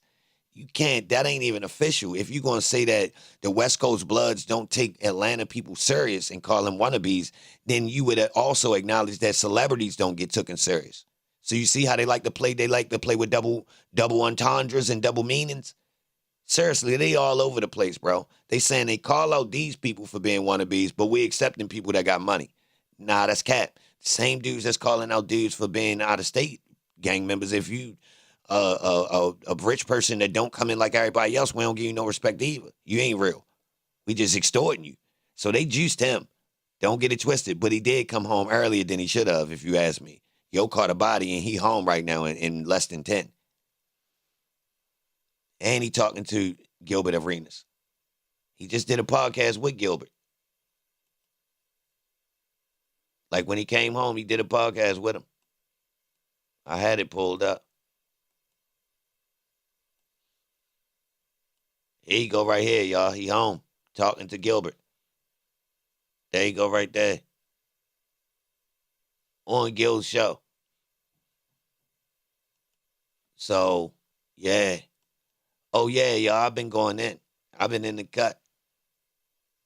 Tap the like button. Salute to everybody in here. I really appreciate y'all being here. Y'all the greatest. I promise. Y'all the greatest. He ain't getting clout for that, bro. He shouldn't be home if you ask me. He don't get no clout for that. Like, I don't think he even probably want to talk about that situation, to be honest.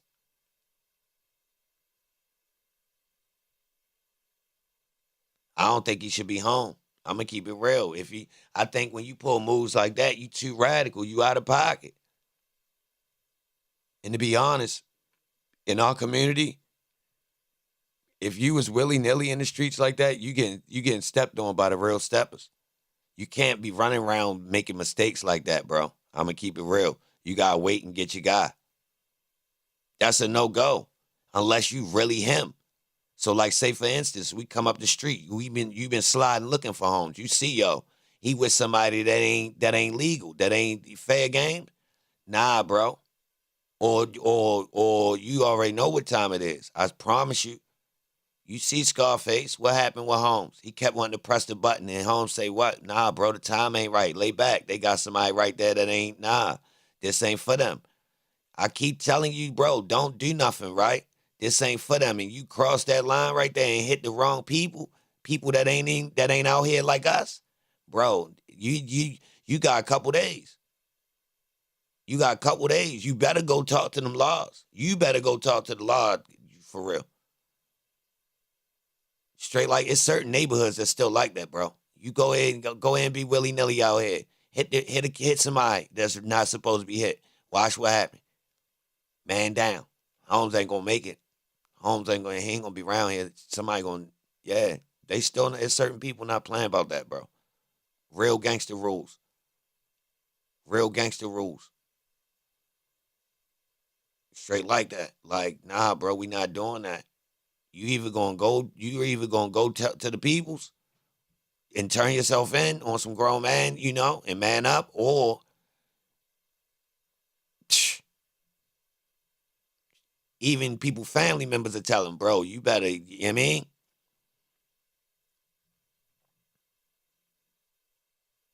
Now, people be getting away with it a little bit because of, certain areas don't got no nobody that's in a situation that could really, but certain areas, it's people waiting for this type. You feel me? That's a free one. That's a free one, bro. Real rap, just to let y'all know. On the dark side of the streets, let you cross that line right there. That's a free one for the guys. Yeah, ain't nobody gonna tell. Ain't nobody gonna tell, bro. I'm telling you. See, you're here with us again. Do we have news, developments? No, Judge, just for the record, no. They wanted yesterday to go ahead and meet with my client and the doctor. I went over there, they went over there, and they listened to what the doctor had to say. He has pneumonia, he won't be released maybe until the 19th. I spoke with him, the DA and the investigator left. I spoke with him. He takes 2 oxycontin, 10 milligrams each every 4 to 6 hours. Okay. And he has to take that. He's in a situation that he gets put under a stressful situation, he'll have a crash. It'll be a crisis situation and be back over there. I spoke to him and stayed in my place. He said he made a statement 10 years ago. He said, I don't remember what happened yesterday sometimes. So he's in a bad situation. They have... Yo gonna keep coming in here. All right, so look, yo putting the state in a box, y'all. Look. So Quindarius Zachary's illness is putting the state in a box in front of the camera. So they being forced to try to force this boy on the stand with this worse than half a head, y'all. In front of the whole nation, bro. This is pressure. You got a phony case and you ready to go and jeopardize somebody's life to try to patch it. You don't even got a case. You really need to do this. This is crazy right here, y'all. All right, so we ready to see Quindarius Zachary, lawyer, argue whether or not he should even be brought in as a witness due to his illness. This is crazy. No. They wanted yesterday to go ahead and meet with my client and the doctor. I went over there, they went over there, and they listened to what the doctor had to say. He has pneumonia, he won't be released maybe until the 19th. I spoke with him, the DA and the investigator left. I spoke with him. He takes 2 oxycontin, 10 milligrams each every 4 to 6 hours. Okay. And that's a problem. Holmes is on a prescription that make him take it so often. Can he testify without being on? You understand?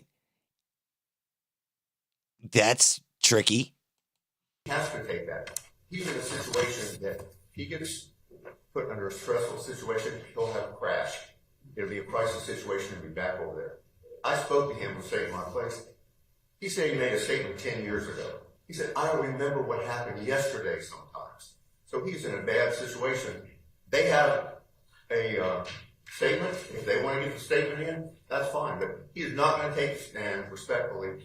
Well, he is if I tell him to. No. Whoa. What you think about that? Let me know in the comments. Shorty just stiff-armed him and used all rank that's possible. Let me know what you think about that in the comments. I understand that. I'm not saying that. What I'm saying is he's not going to take the stand and have a clear head. He has to take this medication. And the doctor even made a comment when I asked him, about his mental ability to understand what's going on if he's taking this medication. He said no, he would have problems. So I'm going to ask you allow me to prepare an order, allow him to go home. His grandmother died yesterday or the day before. He wants to go. Whoa. Gee whiz. It's getting sticky. We will give you, he can wear a GPS monitor. He is not going anywhere. Oh, why he locked up? Like, why? What you mean he'll wear a GPS monitor? Why? What do they have over these boys' heads, bro? Extremely sick. Ms. Love. Reasons that are apparent. We had someone there, and I was appreciative of Mr. Scheib going with us. But what the doctors said is that that medication would not affect his ability. Cap. Yo, let me know what y'all think in the comments. Will it affect them or not? Yes or no, y'all? I don't know. I don't know about this. I can't call it. If I had to bet, I'm going to say yes. To recall, to think clearly. And in fact, he could have been released as early as today. Yes, they said oxtails. And they said that they would keep him no later than the 19th. The touch of pneumonia is not what is keeping him. It is his reported pain level that he has given them that they are keeping him to monitor. So, oh, Miss Love, holla, he ain't sick. That boy faking like his back hurt. Yo, what y'all think about that? Let me know in the comments. Is he really sick or is he faking? They like, nah, sir, we tested you. You good. You don't need nothing. Nah, you actually good. Yeah, it ain't even kicking in right now. That probably was just a flare. He like, nah, my back. They like, oh, you got some pain. He like, yeah, it got my back hurt. So based on the information that we have, and Your Honor, is this something that the court wants filmed? What? Doesn't matter to me. It's too late. Go ahead. Okay. Based on the information that we have, I don't believe that a conversation regarding where he goes from the hospital beyond here is necessary, because once he is released, we would like him to be brought right here to put up his testimony before there is anything else that interferes with his appearance and compliance with the subpoena he's been served. All right. Just one more thing. I asked the district attorney yesterday, she gave me a copy of the material witness warrant. She said she would. And I will. We go ahead and allowed us to speak to the doctor with the DA. I asked her for that this morning. She doesn't have it. So I think I'm entitled to that because I think there's some problems with it. But the only way I could address it is through you, because she's not giving it to me. She said she would. And Your Honor, I don't mind providing a copy of that to Mr. Scheib. The issue, and that's a wholly separate issue from the matter of what's going on right now. And I believe that he is on Love back. Look, he is literally on her back. Part of what is happening is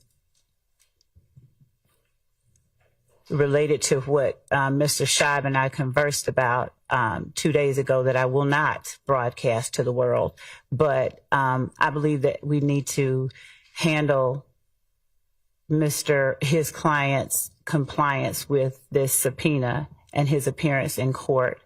And we'll give him whatever he needs. He hasn't told me what he believes is a problem with it. Well, I guess he hadn't seen it yet. Ms. Percival, we have a copy, don't we? We can give you a copy right now. Judge, what I'm asking is just release him, let him go back. I understand that's what you're asking, but I'm not going to do that. I already have given the okay that as long as, and it sounds like the doctors aren't saying that he's not able to testify. So they raid force homes. They raid force homes. And the doctors say he cool. Wow. If he's going to come from the hospital upon release to here to testify, that may be the best way to handle it, and then he'll be finished, and then he can. That's fine, just as long as the court understands if he's made to come here and put in a crisis situation, he could die.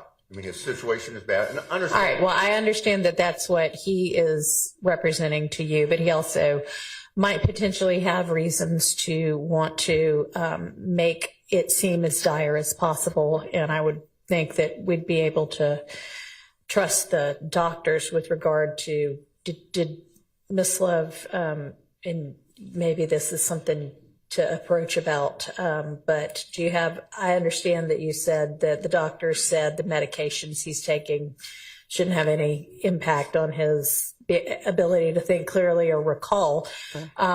Did y'all at all discuss anything about, is he in some kind of a condition where any amount of stress is gonna? Yo, what type of deal did he take, y'all? To be obligated to tell like this, bro. We don't know what Woody was obligated to tell about. Real rap. We never found out like what crime and what situation was he facing to put them under pressure like this. Real rap, bro. Seriously. Make him fall out and die. Well, yes. I'm asking Ms. Liv. Hang on just a second.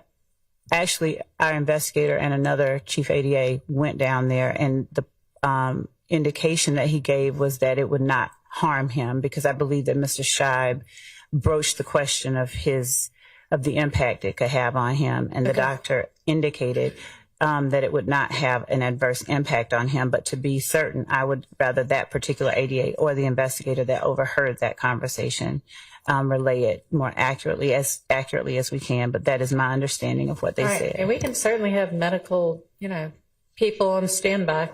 Okay. Well, I was there and listened to the doctor. That's wrong what she's saying. He said it would have an impact. He takes 2 OxyContin. He said it would have an impact on him.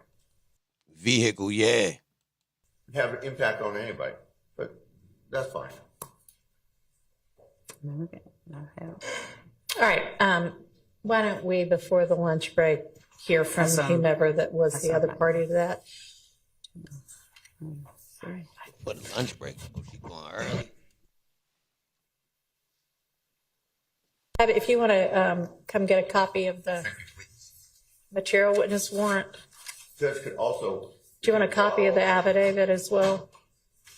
If he's brought over here, I can't stay at the hospital. I can't stay here 24/7. But if he's brought over here, will I be notified? I would certainly expect that you would be notified as soon as the state knows anything about it. Okay, so the state's going to notify me? Yeah, we would not. Yes, we would not have him. I'm not going to deal with him, Zachary, without Mr. Scheib. So yes, that's a yes, right? That is a yes. Okay. Thank you. All right, you're welcome. Okay, you have your next witness ready? Yes, sir. Anything else before we? Your Honor, could the Honorable Court also share with us, or Ms. Percifield, with the Court's consent, the material witness warrant and the affidavit in support thereof? I don't find any reason we should not be served with that. That's fine. Thank you, Your Honor. She'll email it to everybody. Beyond that, we ready for the jury? Yes. Okay. What'd you say? Yo, so keep in mind, that boy got to testify and remember stuff from 10 years ago. So it's going to be a whole bunch ADA before lunch? Yeah, just when we break for lunch, that'll be great. It's going to be some more shenanigans, y'all.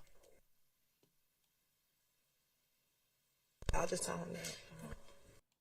LEDUC. And are you employed with the Atlanta Police Department? Ow, little bird face. Looking like Tweety Bird. Look, hell yeah, she got a Tweety Bird face. Ow, mad chin on it. No lip, mad chin. Got the Jay Leno going on, baby cakes. And how long have you been with the Atlanta Police Department? About 13 years. And what is your current rank? Lieutenant. What unit do you serve as lieutenant over? Open Records Unit. And how long have you been a lieutenant with the Open Records Unit? They say she got a strong chin. Since May, so a couple months, 4 months. Okay. If you can briefly tell the jury about your service with the Atlanta Police Department. Yes. When I came out of the academy, I was an officer and I worked in Zone 3, which is... Oh, she used the crystal meth. Shorty to smoke her lips away. Gee whiz. Southeast, a little bit of Southwest Atlanta. I was on the street for about 4 years. I then worked in the burglary unit. Whoa, she's something ain't right. In Zone 3 in the same area. After that, I made investigator, worked in Zone 3. If I would not, man, she can't look at me with those eyes. Those are not eyes for the hub. You can't be on the hub with those eyes. And then I moved to Special Victims Unit, worked there for about 1.5 years, made sergeant, worked in Zone 2, which is the Buckhead area. While I was a sergeant, I also went back to Special Victims Unit for about 2 years. And then I made lieutenant December 2022, worked in Zone 2 again. And then I just got moved to Open Records Unit in May of this year. Now, I want to focus your time as when you worked in the Zone 3 area. First, as a patrol officer. As a patrol officer, did some of your job duties include responding to 911 calls? Yes. She come from a special police program where they turn junkies to police, to cops. Shorty is from the first class of junkies to cops program. Traffic enforcement? Yes. Writing police reports? Yes. And doing directed patrols? Yes. Is there anything else that you did while you were a patrol officer within Zone 3? I also worked crime suppression unit as well, which is a proactive unit. And I know you spent some time in Zone 3. How long were you first a patrol officer in Zone 3? Until, technically, I made investigator 2017. So I was an officer up until 2017, but I worked the street until the end of 2015. And from 2015 to 2017, what did you do? Burglary and crime suppression unit. Her lips on the inside of her mouth. She smoked so much. When you were a patrol officer in Zone 3, what shift did you work? Evening watch. And what was the evening watch time frame? 2 to 10 or 3 to 11, so shift hours. And did you work that shift the entire time you were a patrol officer with Zone 3? Yes. As a patrol officer, did you have a specific beat that you worked? Initially, no, but I was assigned a beat probably about 1.5 years out in the zone. And that was 304's beat, which would be Zone 3 for the 3, and 4 is the beat area. And how long did you work that 304 beat? Probably about 2 years. I know if you can briefly describe for the jury, she a white crack baby. what areas encompassed in that 304 beat? Yes. So you're looking at the southeast side, old Turner Field area, which is now GSU Stadium, goes down to University Avenue. So that area, Summerhill area, Haygood, Hank Aaron area. You're on permission to approach? Yeah. And I've given to defense counsel a PowerPoint that includes the next upcoming exhibit, Your Honor. So I'm going to show you what's been marked as State's exhibit. Either her mother is her aunt, or she a crack baby, a white crack baby. 86 GG. Do you recognize State's exhibit 86 GG? Yes. And how do you recognize 86 GG? That was the main area of 304's beat. Okay. And is that a map containing that area of 304's beat? Yes. And does that fairly accurately depict 304 beat and possibly some other beats within Zone 3? Yes. You're right. This time, the state would like to admit State's exhibit 86 GG into evidence as a demonstrative. All right, that's fine. Permission to publish. Yeah. Thank you, Your Honor. Oh, they said she got a tight mouth. And Your man, we borrow that stick again. Oh, I ain't look at it that way. Oh. And permission for the That's different. Lieutenant Ledoux, retractable lips. Could, just indicate with the stick that area that you said was the 304 beat when you were working the zone back in 2014, 2015. Yes. So pretty much all encompassing up to the north side of Atlanta Avenue, down Hill Street, anything to the north side, east side of Hill Street would be Zone 6, and part of this area down here would be 305 speed. And I'm going to ask you about some other streets within the 304 beat. You talked about, I believe, did you say Haygood? Yes. Atlanta Avenue. So that would be A part of 304's beat? Yes. And Van Ira, that's also part of 304's beat? Yes. And then Farrington. Yo, don't mind me, y'all. I'm making fun out of these boring ass testimonies. Don't mind me, y'all. And we ain't gonna talk about Hilton pleather dress. Why she run that Now, back? as a patrol officer within 304, or even when you did investigations in 304, were you aware of any gang activity in the 304 beat? Yes. And how did you become aware of gang activity in the 304 beat? Just sharing throughout the department from our gangs investigators. If they ever came to roll calls, they would share information, but also just from interacting with citizens that lived in that area. Okay. And was there any particular gang that operated in that 304 beat? Yes, I recall ABG, Atlanta Blood Gang. Oh. Were there any others? In that area, specifically for 304, that's the only one that I recall occupying that space. Oh, yeah. And are you familiar with a location at 12 Atlanta Avenue? Yes. How are you familiar with that location? It's a convenience store. Right. And was there any known gang activity that would occur around that particular location? We would respond to criminal trespasses there. There would be a lot of people that would hang out around the store that would be affiliated with that gang. You said would be affiliated with that gang? Okay. And was that during the duration of your time in Zone 3?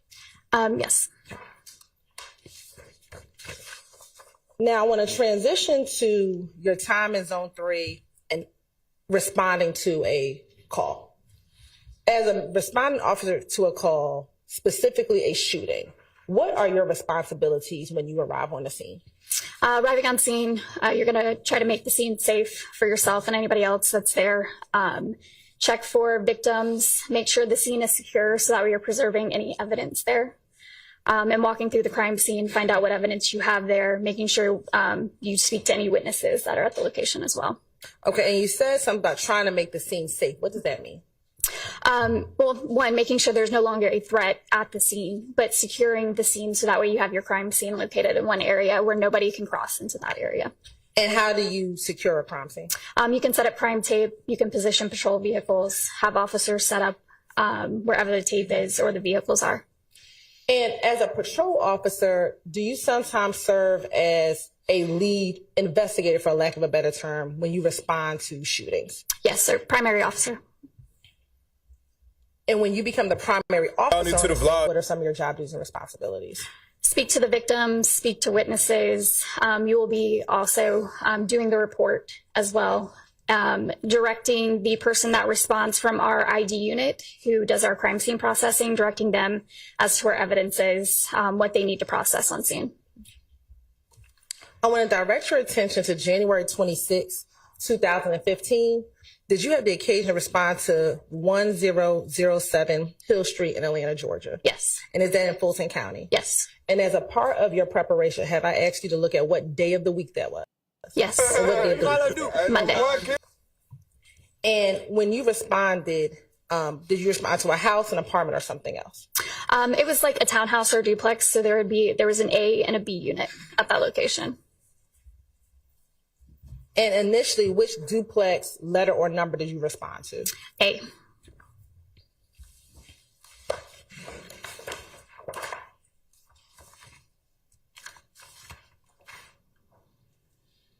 And let me ask, do you recall it being a letter or a number? I thought I recalled it being a letter. Would you have written where you responded to in a police report? Yes, I would have. Would looking at a copy of your police report help refresh your memory? Yeah, I would have.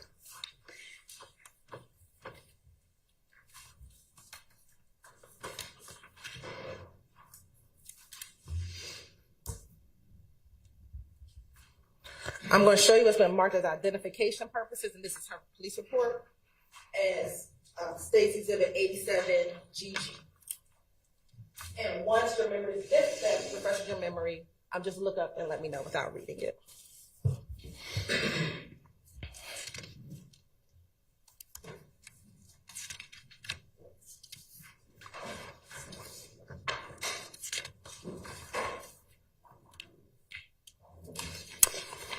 So I will say apartment 1 in the narrative, A, and the and the initial address at the top. Okay. But it was either apartment 1 or apartment A? Yes. All right. And again, would that have been a 304's beat? Yes. Why did you respond to that location? That was my beat. So I believe initially a supervisor was in the area and heard shots fired, and then we received multiple calls for shots fired as well as a person shot at the location. Okay. And do you recall about what time you responded to the location? I believe it was about 9:30 p.m.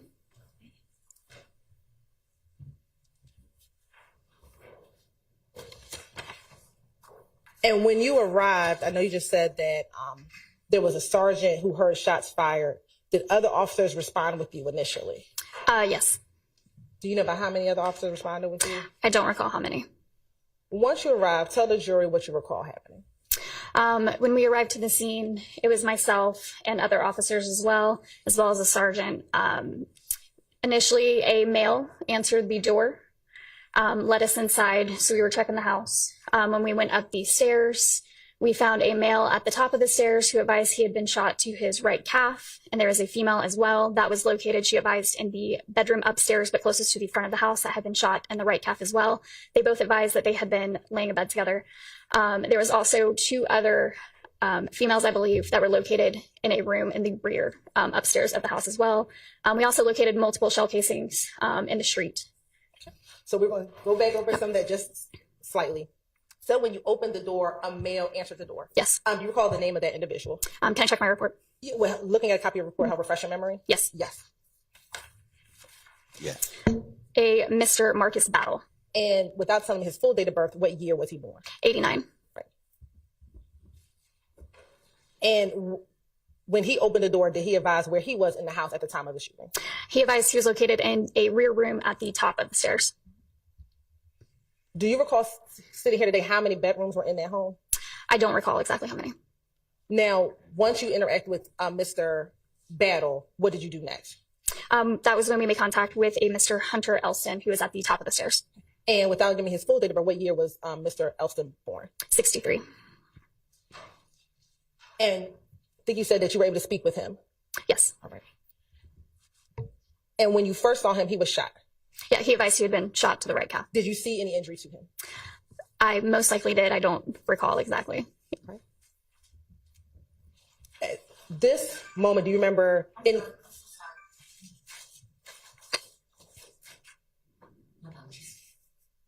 Turn it off now. Go ahead.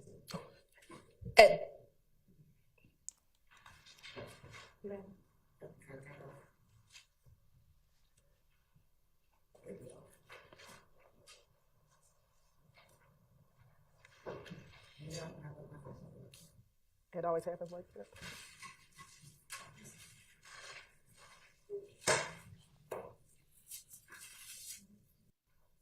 Listen, before we finish, what is the incident number for this incident? It is 150262672. And again, this was on January 26th? Yes. Of 2015? Yes. All right. Once, at this point, do you recall, and when I say at this point today, do you remember anything about his demeanor, Mr. Elston, when you went to that house? I don't recall. Now, once you spoke with Mr. Elston, what did you do next? At that point, I believe we made contact with the female who advised that she had a gunshot wound to her right calf, and that was Miss Frida Reed. And what was her date of birth? 1965. And where was Miss Reed when you first made contact with her? I don't recall exactly where she was when I first made contact with her. Was she in the bedroom? I don't recall. Do you recall putting a report where you first interacted with her? Not specifically, it says where I first interacted with her, but they both advised that they had been lying in bed in the front bedroom upstairs. Now, you also said that you saw 2 other females in the home. Yes. What was their name and then year of birth? Raven Davis, 1991, and Liberty Bennett, 2013. So Liberty would have been about 2 years old? About 2 years old, yeah. Now, once you spoke with Mr. Elston and did you speak with Raven? I don't recall speaking to her specifically.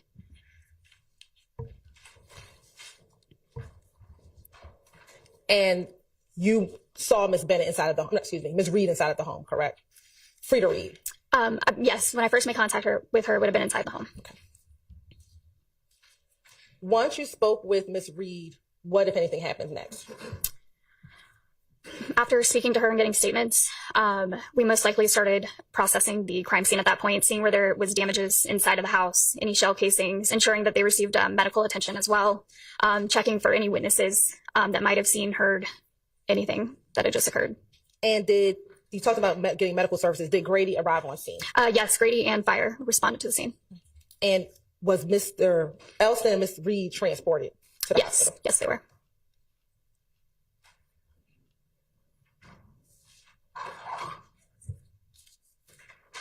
Now, you also said that you were able to speak with witnesses on the scene. Yes. How many witnesses did you speak with? I spoke with a female who lived across the street from the location. And what time did you arrive? About 9:30. Okay. And do you recall in minutes approximately how long after you may have arrived on scene did you interact with this witness who lived across the street? I don't recall the exact amount of time it would have taken to actually interact with her, but after speaking with the victims, going through crime scene and actually speaking to her, it could have been about 25 minutes. Let me ask, would a CAD report contain any information regarding any witnesses that you may have spoken to on the scene? Possibly. Will looking at a copy of the CAD report from this incident maybe help you refresh your memory as to timing of when you may have spoken to her? You have permission to approach? Yeah.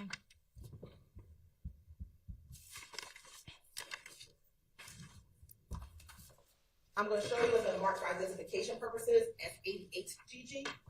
Just take a look at that CAD report. It helps refresh your memory as to any information with that witness in there to help ascertain what time you may have spoken to her.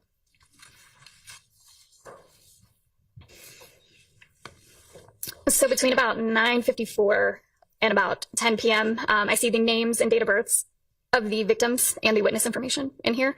So that could have been possibly when we were checking their information on the computer in the patrol vehicle at that time. So that would have put a time frame in about speaking to her, getting her information, sitting down in the car would have been about 20 to 30 minutes. And you arrived at about 9:30. Right. Would you have gotten her information to run before or after you spoke to her? Most likely talking to her, I would have gotten her name, date of birth, asked if she had identification. And then after speaking to her, I typically would have went back to my vehicle and ran her information on that computer. And approximately what time did you run her information? From this CAD report, with all their info in like this, it looks like about 10 p.m. And in speaking with this witness, was she able to provide you any information about that night? Objection, Your Honor. Calls for hearsay. You're right. Yes. Takes responsibility of present sense impression, given that she spoke with her within 20 minutes or so of the police arriving on the scene. That's not how I understood the testimony, and I don't believe the foundation has been laid. Why don't you see if you can lay a foundation for that? Okay. So, did you, based on your report, speak with this witness? Based on my report, yes. Okay.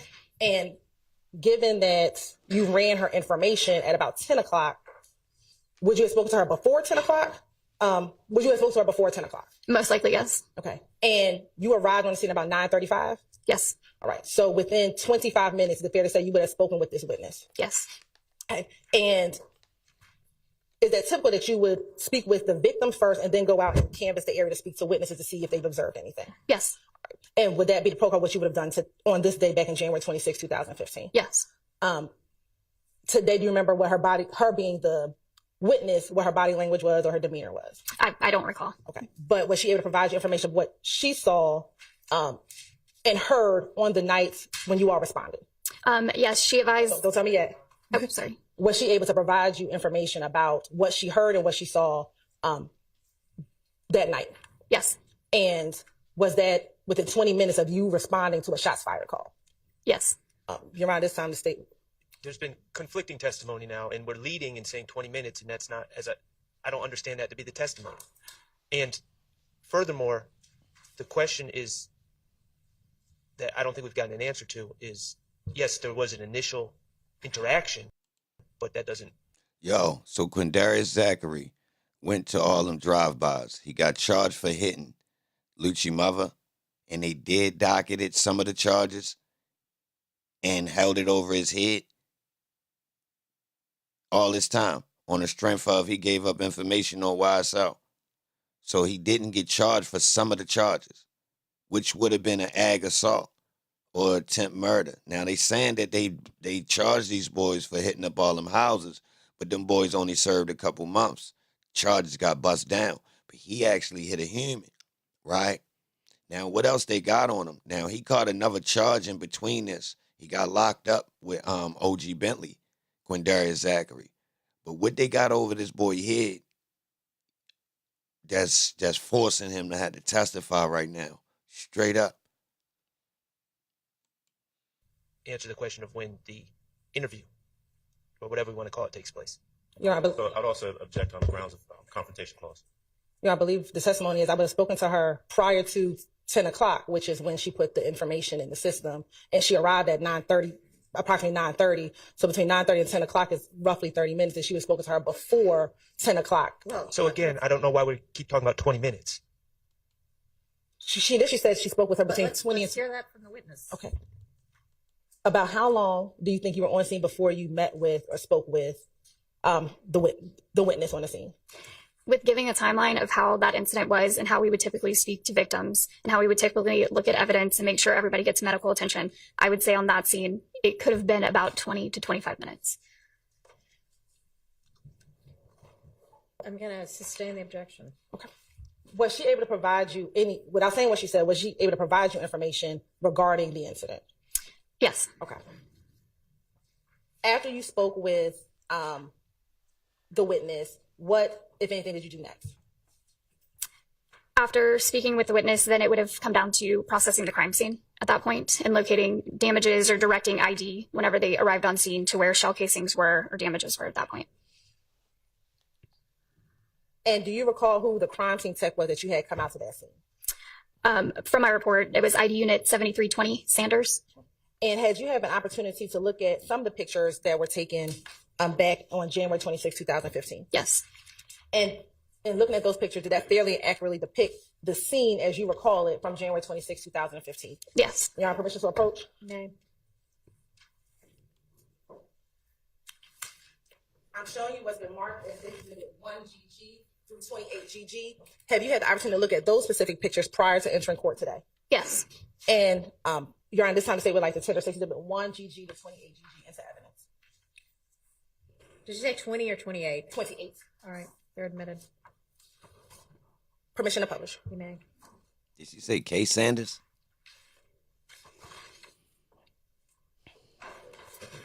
Looking at State's Exhibit 1GG, what are we looking at State's Exhibit 1GG? The incident location, the residence that it occurred at. And do you recall if it was the left or the right home? Looking at the picture, left side. Okay. And going to 2GG? Now, you said to the left, is that the one where it appears that the door is open beyond the burglar door, the other door is open? Yes. Okay. And looking to the other door, which is closed, do you see anything that you would determine as defects on the door that's to the right?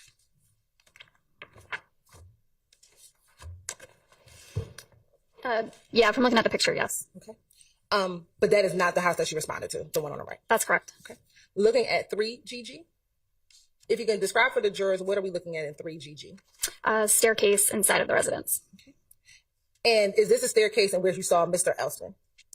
Yes, I believe so. Okay. Looking at 4GG, what is depicted in 4GG? Defects on the wall and the staircase. And when you say defects, what do you mean? From being struck by bullets. Looking at 5GG, is that just a close-up of those same defects? I believe so. All right. 6GG, are these additional defects found within the home? Yes. All right. And 7GG, are these additional defects found inside of the home? Yes. And will all these be consistent with defects that come from gunfire? Yes. All right. Looking at 8GG, is that just a close-up of what we just looked at? Yes. All right. 9GG? And in 9GG, is that also a defect at the top portion of that picture? Yes. And I don't think you can see it here, so if you can stand up and just indicate with the pointer where that defect is on that picture. Right there. All right. You may have to stand, so looking at 10GG, If you can identify for the jury the defect that is right here as well. All right. 11 GG. Is that just the floor inside of the home? Yes. All right. 12 GG. What is depicted inside 12 GG? I recall that being the front bedroom upstairs. And looking at 12 GG, do you see the window in 12 GG? Yes. Do you see any distortion of the blinds looking at 12 GG? Yes. Okay, if you can just point that out for the jury. Here and up here. All right. Looking at 13 GG. Within 13 GG, do you see any defects in the wall near that window that you just identified? Yes. If you can just point to the jury, and if we can zoom in where those defects are. Scroll down. So we're looking right here and over here. Okay. And you said over. Hold on. Possibly some up here. I can do this. I got it. All right. Is this one? Oh, sorry. Tell me where to point. Yes, that appears to be one up there. Okay. Any others? Yeah, and possibly over there to your right side. Here? Yes. Okay. We can go to the next. That 15 GG or 14 GG. Do we see any defects here? Yes. And where is it? Ceiling above the fan. Is that right here? Yes. All right. Now 15 GG. Do we see any additional defects? Yes, I think that's just a close up of the one we previously used. All right. 16 GG. Now what's being depicted in 16 GG? Where one of the victims was lying in bed. And 17 GG? Is that a close up of that same area? Yes. Are you able to tell the jury what this reddish brown stain could be inside of this picture? Yes, possibly blood. All right. Looking at 18 GG. Any defects within 18 GG? Yes. Where would that defect be? To the right of the picture frames, bottom, above that, top right, above the picture frames in the middle, and then possibly some to your right above this mirror. All right. Looking at 19 GG. Is that just a close up of the one we just identified? Yes, close up. 20 GG. Are those just close up of the other ones we just identified? Yes. 21 GG. I know one thing. You got a whole bunch of black women on your jury, and you shooting up living rooms. They ain't jacking you. Yeah, they thinking to themselves, what if I was in there? So I will say, you definitely don't want to be doing this if you outside in the streets. Is that just, do we see any defects within 21 GG? Possibly right there, but that looks like some kind of close up. Okay. Not 100%. All right. 22 GG. What are we looking at 22 GG? Bathroom. And in 23 GG? Do we see any defects within 23 GG? Yes, above the clock. Right here? Yo. Next, 24 GG. That's a close up? Close up, yes. Right. 25. Do we see any defects? Yes, in the mirror. Is that right here? Yes. And then 26 GG. Close up. Close up. 27 GG. Would those be considered defects as well? Yes. And 28 GG. Same? Yes. 29. And I believe that's it. Thank you. And will all those defects be consistent with defects that come from gunfire? Yes.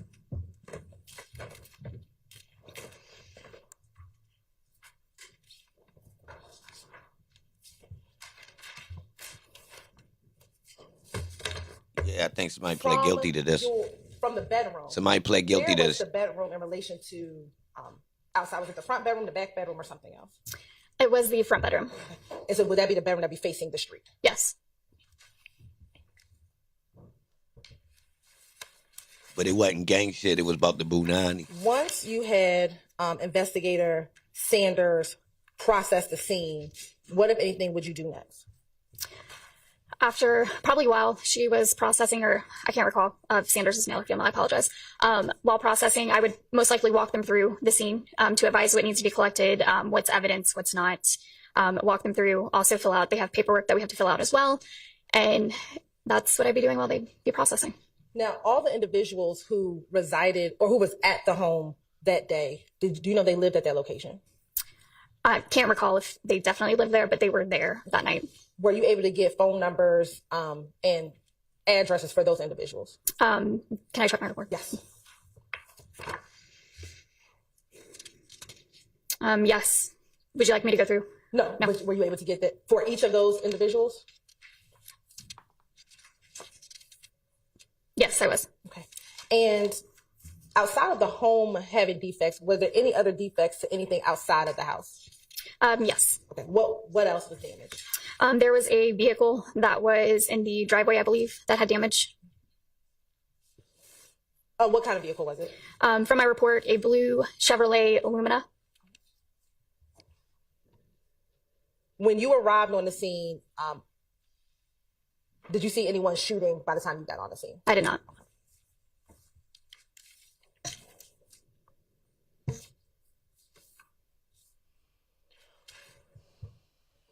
Do you know how soon after you arrived to a scene that the incident number would be generated? It would already be generated upon us getting the call. On that evening, do you know if you responded to any other scenes that, well, your responding officer said you would have? Do you recall responding to an incident 150260124 at all that evening? The location?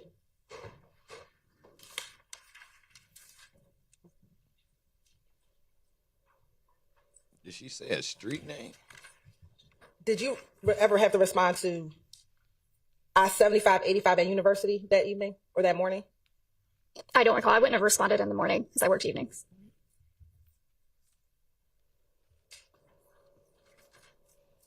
Did you ever have to, if you can recall, respond to Stanhope Drive on January 26, 2015? I don't recall.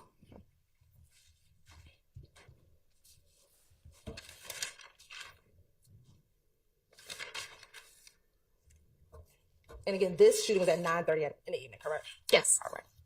Course indulgence for one moment. She done.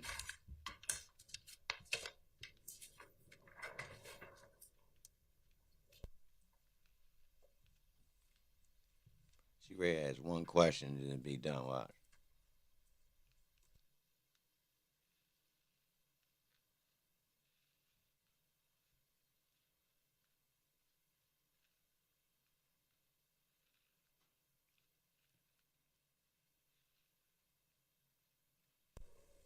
Your report number was 150262672. Yes. Is that fair?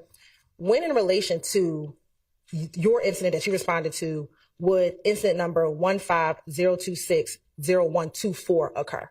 That would have been earlier in the day. Earlier in the day? Yes. When in relation to your incident, would 150262801 occur? That would have been after. After. All right. Thank you. No further questions.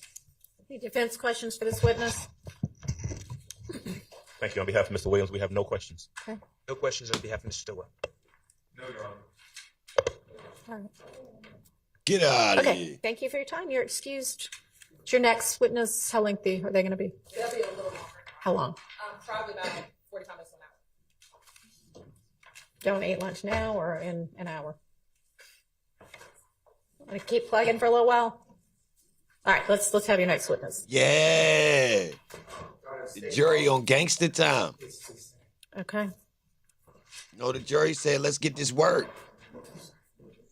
Who is this? Ow. Yes.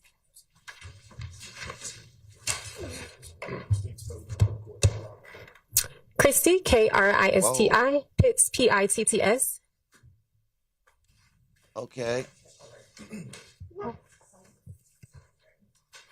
Easy on the eyes.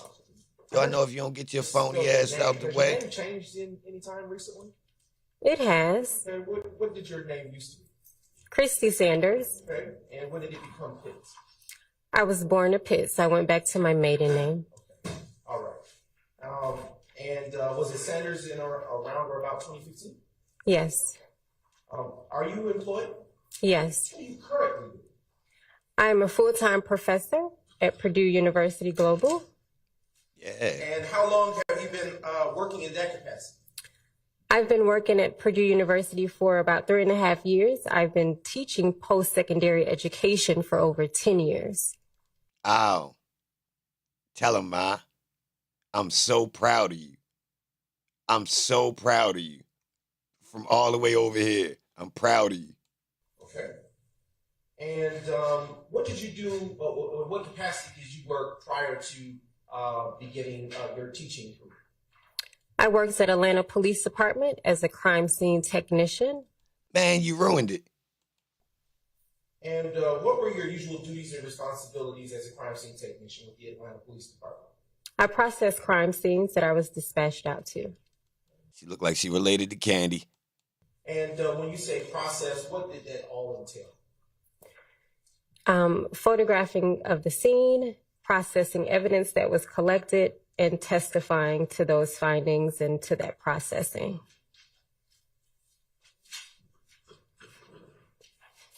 And how long were you employed with the Atlanta Police Department?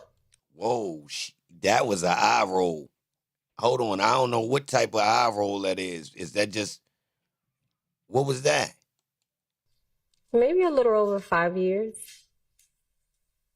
Were you ever a sworn law enforcement officer with post certification? Whoa, what kind? Hold on, bro. What's going on here, bro? She know I'm watching. She just licked her lips for me. Yes.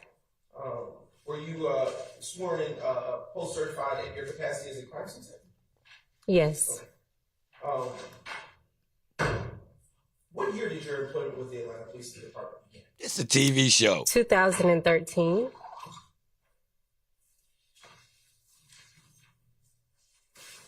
All right, I want to turn your attention to... Now they bringing on smitten college professors like we on the Cosby Show or something, man. This crazy, man. January 26, 2015. Do you recall working on Monday, January 26, 2015, Dr. Pitts? Yes. Can you tell the ladies and gentlemen of the jury what you remember about working on that day? I remember being dispatched out to a number of crime scenes that day. Do you recall one of those crime scenes being 1007 Hill Street, Southeast Atlanta, Georgia? Yes. Okay. And in what county is that location situated? If I recall, it's in Fulton County. And can you tell the ladies and gentlemen of the jury what is located at that address? Is it a house, a business? Or? She don't like him because he's not attracted to women. I would actually have to take a look at my report, if possible. Now approaching the witness with what has been pre-marked, Your Honor, as State's Exhibit 90GG, and it has already been previously served to discovery. All right.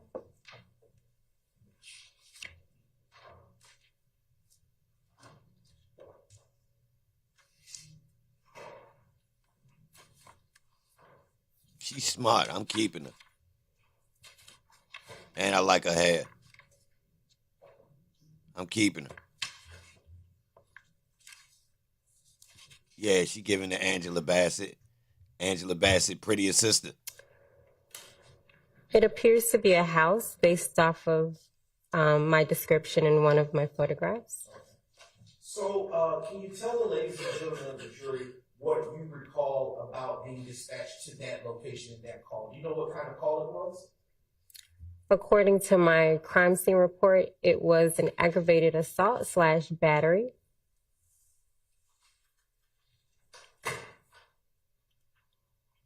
And what, if anything, did you observe when you arrived to that location?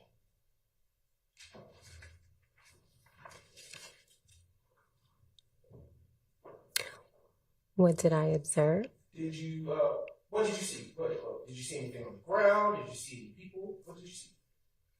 I would probably have to look at photographs to be able to determine that.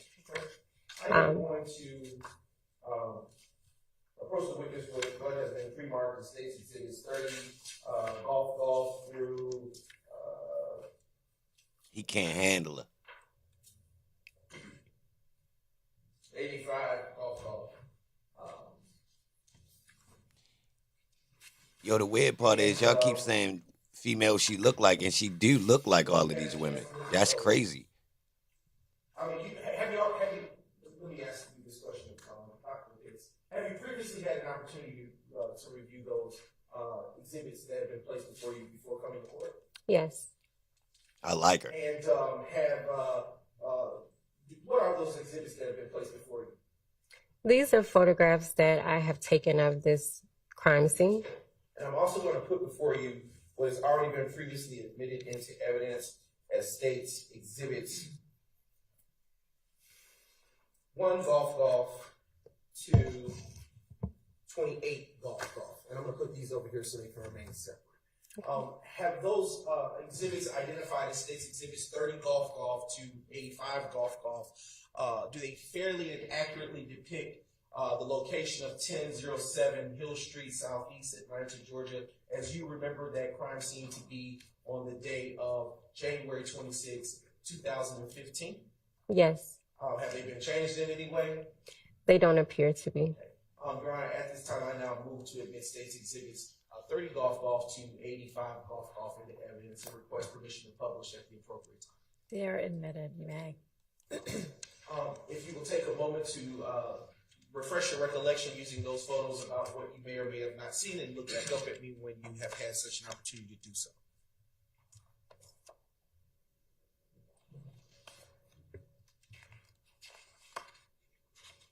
The witnesses don't make sense because Love is pivoting between different overt acts back and forth. That's why it's not in linear fashion format no more. She's so thrown off she couldn't just adjust. So she keep having to adjust. You understand what I'm saying? So she jumping overt acts. She didn't stay focused on Donovan Thomas. And if you ask me, she let Thorpe go with less questions than she wanted to really ask about Thorpe. Hence, she waited to bring Thorpe all the way now.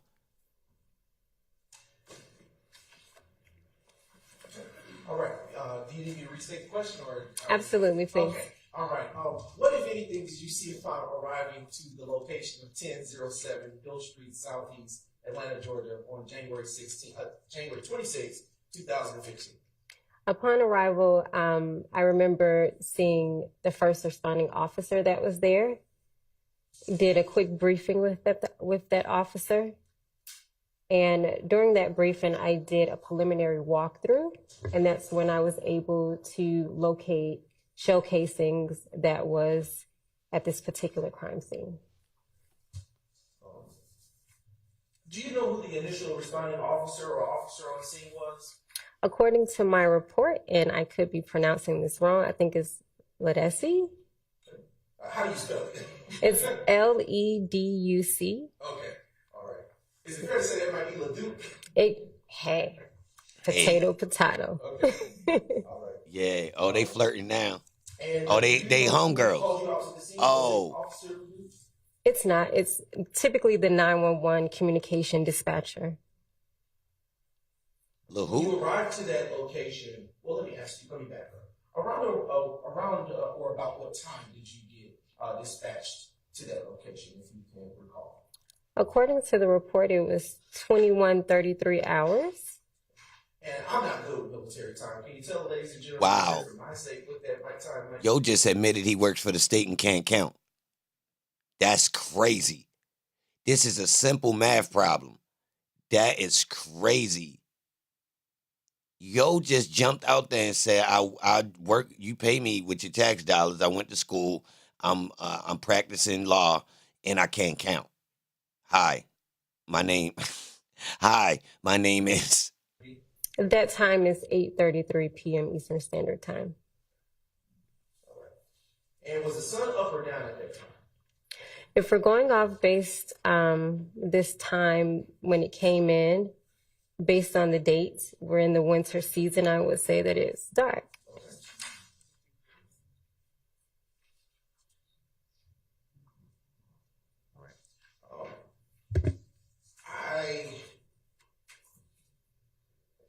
I'm not good with math, but how would you, if you said 21:30? Maybe at 9 p.m. Okay, I just want to make sure I know. All right. So. Yo, that has to be embarrassing. Love is laughing. I don't think this is funny. Yo, if you try and be precise with law, bro, I really don't think that time should be ever a problem for you. I'm just saying, bro, like, I really don't, bro. Because, like, at best, you could remember the times in your head. If it's only 12 slots, it's only 12 slots. So you could easily just remember all the Army times to know exactly which one is which. And you feel me? So like him doing this is nuts. So, how do you determine where to start when processing your crimes? It's based off of training. You want to. Nah, Grace, I'm familiar with that tactic. He doing it wrong. Nah, I'm familiar with the tactic. Nah, see, in that situation, you don't make yourself look dumb. You say, could you tell the normal time that it would read if we was reading the clock, or for the jury? You don't got, in order to get her to explain it, you do not have to play dumb. I'm gonna keep it real. That's like he really making himself look dumb though, the way he's saying it. Approach a crime scene in the most systematic manner possible. So before you even approach a crime scene, you should have a plan of action. And that's typically how I approach all of my crime scenes. I conduct a quick, brief walkthrough with that first responding officer or either the lead investigator that's there. Speak with them as we're walking through. I'm observing the scene. They're letting me know what they've already witnessed or uncovered. And then while I'm doing that, I'm thinking simultaneously how am I going to go ahead and process this crime scene. Yeah, she hot to trot. I don't think Holmes is dumb. I'm going to give him his credit. I think Holmes is unsure of himself. He got confidence problem. Fidgety. He ain't ready to rock and roll. He can't, you feel me? Don't put him on the lead guitar. Give his ass, give him the shaker or something. In the course of processing the crime scene, is this particular crime scene that you responded to given a case number at any point? Yes, it is. What is that case number associated with this crime scene? The incident number for this one is 150-262-672. All right. In the course of processing this crime scene that you responded to, did you stated earlier that you saw shell casings on the ground. Is that fair to say? Yes. And in seeing shell casings, did you collect those shell casings? Yes. Do you recall how many shell casings you collected on that day? According to my crime scene report, it was 66 pieces of evidence. And did you collect any live projectiles? Or live rounds, rather?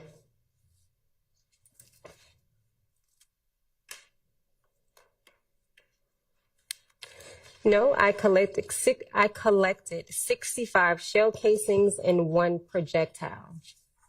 And when you say a projectile, what do you mean by that, Dr. Pitts? So a projectile is a piece that comes off of a shell casing or a live round that has been fired. So it can be a piece of metal that's off of that. And prior to collecting the said evidence that you obtained on that evening, can you tell the ladies and gentlemen of the jury what, if anything, you do before removing it from the premises? You want to photograph the crime scene in its totality. And then from there, you must photograph each individual piece of evidence. So in this instance, I collected 65 shell casings. I took 65 individual photographs of those shell casings, and overall, a mid-range. What college she work at? I needed to go to school anyway. And a close-up of each and every piece of evidence. And after you take those photographs, well, let me ask you a different question.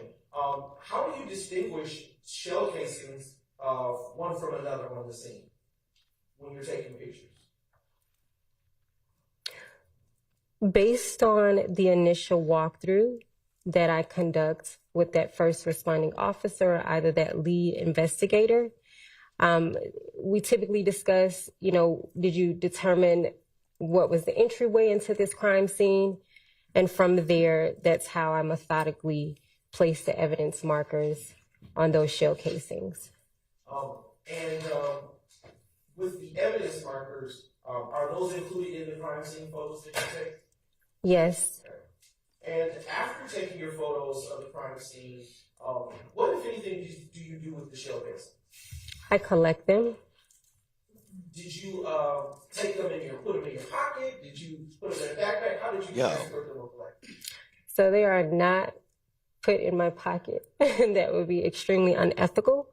Oh, she kind of smitten. I can't tell. They are individually collected and placed into a small manila envelope, meaning a little bullet bag, and they are numbered based off of the evidence markers. They are given their approximate time based on when I collect each and every piece of evidence. On that evidence bag or that bullet bag, I also clearly specify where in the crime scene they were collected at. And do you also, on that evidence bag, include the case number associated with the crime scene? Yes. I should say incident.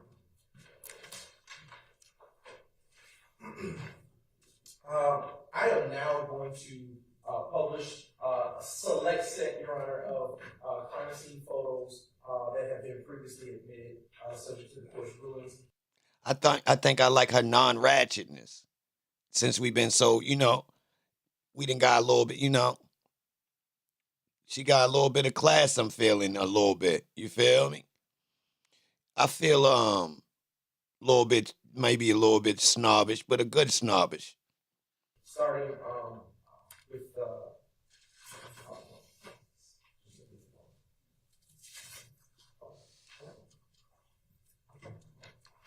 right. You can utilize the screen in front of you to track with the presentation of evidence. Excuse me. Now showing you what has been previously admitted in State's Exhibit 30 golf. Dr. Pitts, are those little yellow things on the ground the placards that you were describing earlier? Yes. And would those little placards that are on this photo be next to the shell casings that you saw outside of the residence? Yes. And are those the same shell casings that you described as collecting from the crime scene and putting into small bullet bags or small bullet bags? Yes. Now transitioning to the next State's Exhibit, which is State's Exhibit 31, golf. Is this a different angle of additional shell casings that you took photos of on that strange street? It appears to be from a different angle of those same shell casings. Transitioning now to State's Exhibit. But who walked in between the car and the trash can, though? Shell casings, as you remember. Yes. And that moisture on the street, was that there prior to your arrival, or do you remember that to be something that came as a result of the gun shots that rang out at the crime scene, if you recall? That was there prior to my arrival. Okay. Now showing you what has been previously admitted as State's Exhibit, the next State's Exhibit, which is 33 golf, is what?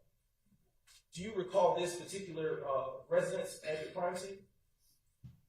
Yes. And what do you know this residence to be? A house. Okay. Is that where the incident is that the residence that is listed in? Is that the residence that is listed in your crime scene record? With the address? Yes. Now turning to the next State's Exhibit. This exhibit here showing evidence marker 1, which is State's Exhibit 34 golf. Is this next to one of the shell casings that you collected? Yes. And is that one such shell casing that you also included in your report? Yes. Okay. Turning to the next State's Exhibit, which is State's Exhibit 35 golf. Is this another such shell casing that you recovered? Yes. All right. Next exhibit. What about this exhibit, 36 golf? This is another shell casing. 30. Turning to the next exhibit with evidence marker 4. Is this another shell casing that you recovered? Yes. And do you recall or have any independent recollection of the caliber of the shell casings by any chance that you recovered that day?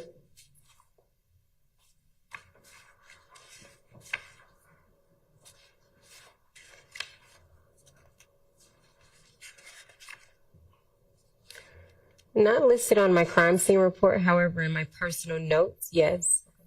Would that help refresh your recollection? My personal notes, yes. I can. Yes. Oh, well, they're not with you? They are they're in the courtroom. Full time. Yes. I'll transition to the next state's exhibit. She got her notes? Wow. And state's exhibit 38, golf. Did you collect this showcasing? Yes. Next exhibit.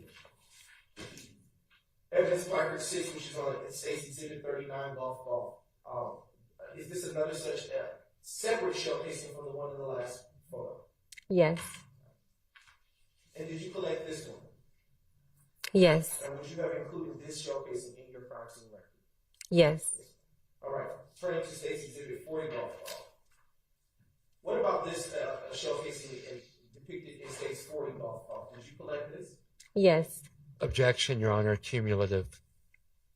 These are separate photos, Judge. They're not the same. Overruled. All right. You can answer the question. Yes. All right. You may turn to the next state's exhibit, please. State's exhibit 41, golf. As to evidence marker 8, is this another showcasing that you recovered on that evening? Yes. State's exhibit 42, golf. Let me ask you this. I don't know if you were in here when Mr. Atkins was handling one of the other crime scene techs, and we had sort of a overview. Is there any way you could do it that way and just ask a broader question? Yes, I'll do just Thank you. first ask. Turning to, if I may, orient myself.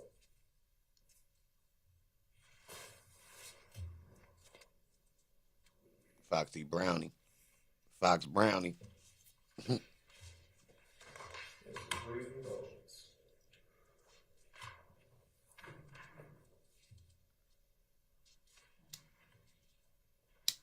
want to turn your attention to state's exhibit 30, golf.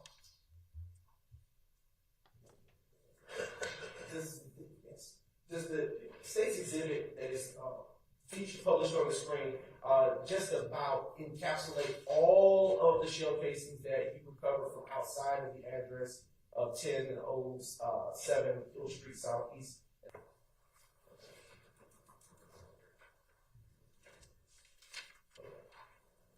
I want to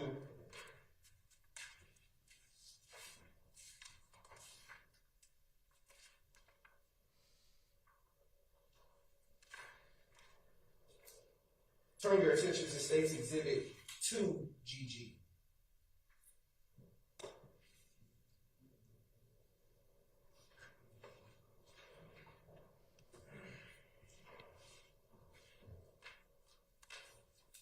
Jury definitely confused. Jury definitely confused, y'all. The address that you listed on your report is 1007, correct? Hill Street? 1007 Hill Street, Southeast, yes. Is this picture depict the correct address of the home to which you responded on January 26, 2015? Yes. All right.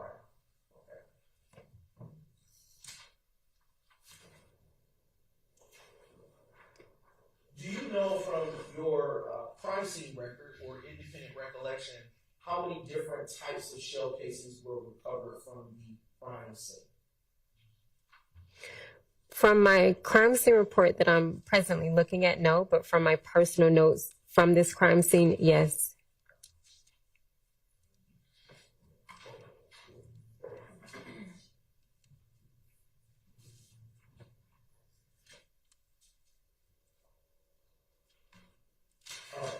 I want to turn your attention to the state's exhibit that has been identified as State's Exhibit 90 Golf.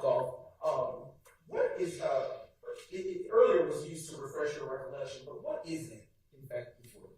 This is a crime scene record or a crime scene report. And why are such documents, or how do you know what it is? I was trained on this. This is how I document each and every crime scene that I'm dispatched out to and each and every crime scene that I process. And is that particular crime scene record one that was drafted by yourself? Yes. Okay. And is that crime scene record made at or near the time that you have performed, would have performed your duties as a crime scene technician? Give or take maybe a day or two. And would the evidence that was depicted in the photos that were published a few moments ago be included in that document? Yes. And would you also include any other such things that you would actions you would have taken that evening or thereabouts for reference purposes in the same document? Yes. Your Honor, at this time, is that document in the same or substantially same condition as it was when we last had the opportunity to review it?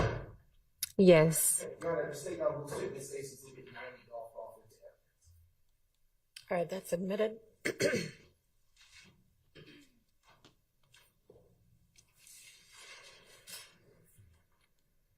Yo, we ready to order this for Hilton. It's Fendi times Skims. Do you remember, sleeveless. or are you able to say now how many types of shell cases Skims. from state's exhibits from the location of 1007 Blue Street Southeast? If I was given the opportunity to review the notes that I've brought with me today, yes.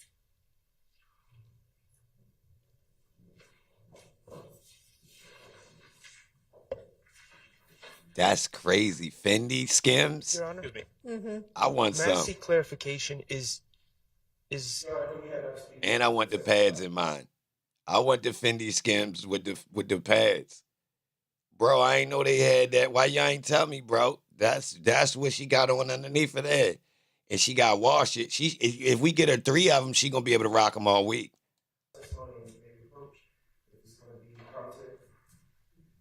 I don't know. I can't tell what you're saying.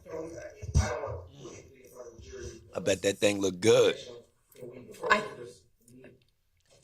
I'm wondering the notes.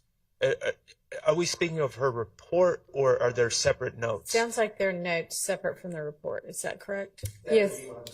Yes, ma'am. Could the defense be provided a copy of those notes? Do y'all have the notes? I brought. They are with the witness. We have to take a moment to. They're independent, but we can't get those. Well, we don't have them. We'd like to see them, please. Okay, I don't. Have y'all seen them before? Nobody's seen them before. They've been with the witness. So, is the question just going to be to refresh her recollection? It really would be.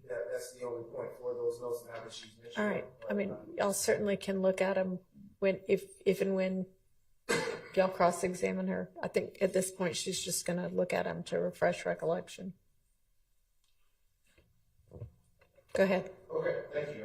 I want to transition to. So is she not going to look at them and refresh her recollection? Currently in, are they in the No, they're here in my briefcase.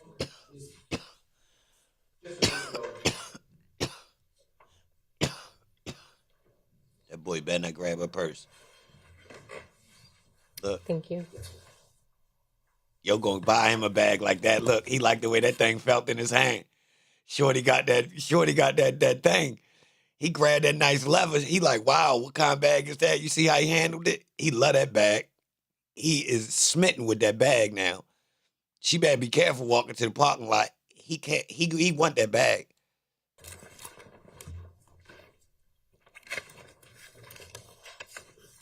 He like, damn, why ain't get me one like that?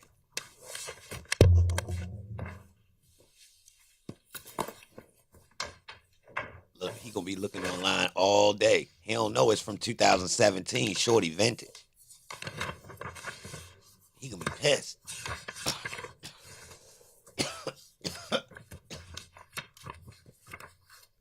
He gonna get home tonight. His husband gonna be asking him, "What you down there looking on that computer at?" He like, "I'm trying to find this bag." What bag?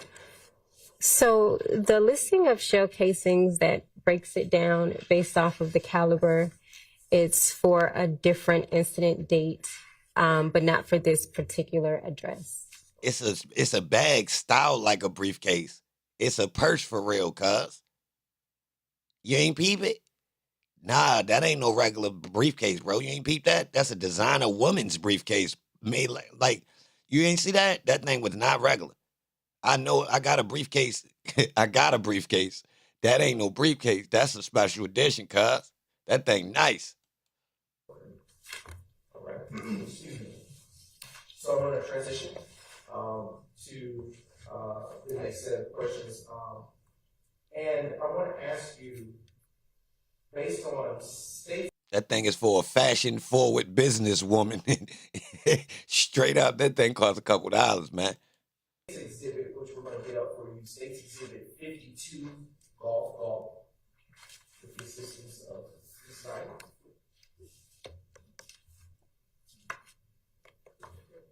It should be coming up for you. I'm explaining to you. He ain't never touched no leather so soft. My leather's so soft.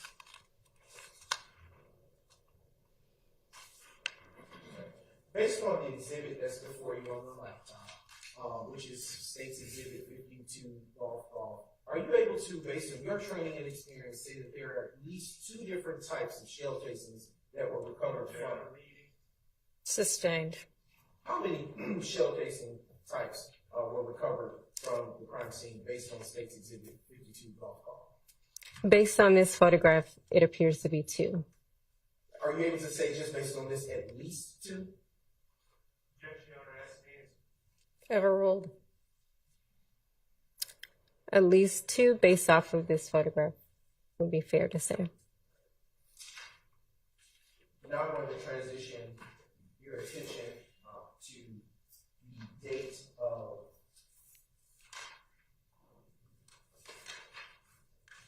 January the 28th, 2015, which would have been a Wednesday. Do you recall working on that day, Dr. Pitts? January the 28th, 2015, yes. What do you recall What do you recall about working on that? I would need to either look at my notes or my crime scene report. I am now going to approach the witness, which has already been pre-marked as State's Exhibit 123, Charlie. And I have now handed the witness that exhibit. And after we've had a chance to review it, please look up at me and we'll continue asking questions.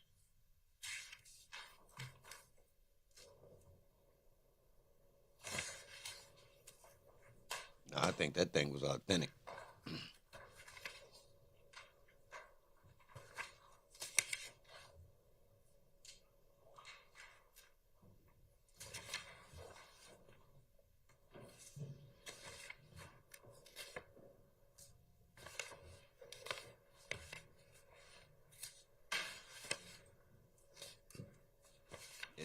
Knockoff purse like that, that big ass bag.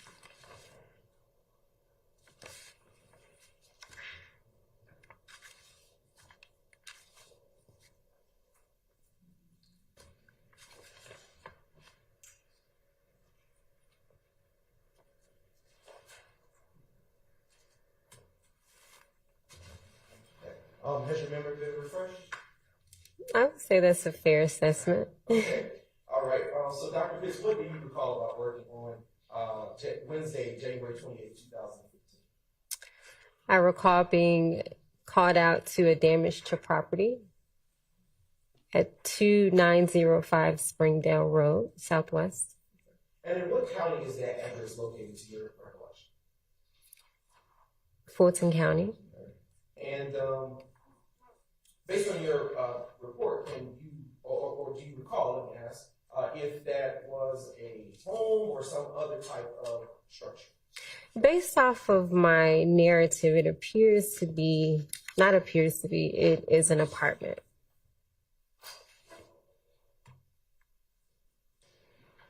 And did you, in fact, actually go out to that location? Yes. Okay. And what, if anything, did you observe upon arrival? I would have to see the photographs. I am now approaching you with what has been pre-marked as states exhibits 1 Charlie to 122 Charlie, and they have also been shared in the discovery process already, Your Honor. And I want to ask you preliminarily, Dr. Hicks, have you had an opportunity to view states exhibits 1 Charlie, and through 122 Charlie prior to coming to court today? Yes. And do you recognize those exhibits? Yes. And how do you know what those are? These are my photographs. Okay. And do those exhibits that are in front of you now, that have been previously identified, fairly and accurately depict the area that you responded to on January 28, 2015? Yes. And Your Honor, at this time, the state found rules to admit said identified exhibits into evidence and published with your permission. Yeah, I'm sorry. I'm asking clarification. Is the state referring to 1CC or 1CCC? Triple C, right? Triple C. I think he said it one time as just a double C, but it's triple C. Any objection? Those are admitted without, or is there objection?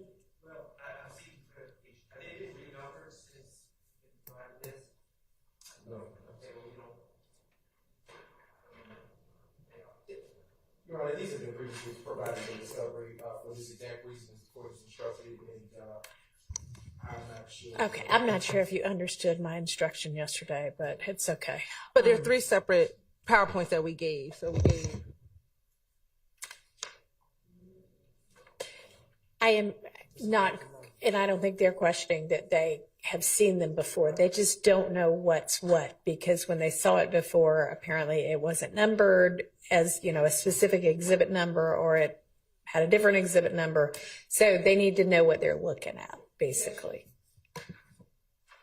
Your Honor, so what they have is what's being published. So we consolidated everything that's been admitted has been turned over. They should have, but what they have in this PowerPoint are the ones we're going to admit, which is a smaller number than what the full amount of pictures are. So we're only publishing. Okay, so have they been renumbered? Yes. Is the question. Yes. Okay, which makes it difficult for them to know what to look at, because They have not. 15 CCC might be something different now. They haven't. He just said 1 to 24. The exhibit number, Your Honor, is 1, but the actual way in which they are presented for the publication. Okay, so that's why they're asking for either some clarification. But if y'all follow my instruction from earlier today and just get together in the morning before we start and look at everything, then we shouldn't have this problem tomorrow. Yeah, I think we didn't know that we were going to get I'm not blaming anybody. It just, You're right. If we can clarify this, I think that we just give them a chance to look at them for a second. They can take the full stack. What they have is only what's being published, so that's what. Right, but the numbers are not the same. They are. That full stack Show number me the we number got. 20 CC. No, listen to what I'm Can I see those? Sure. It's this the whole thing. So we gotta pull out which ones.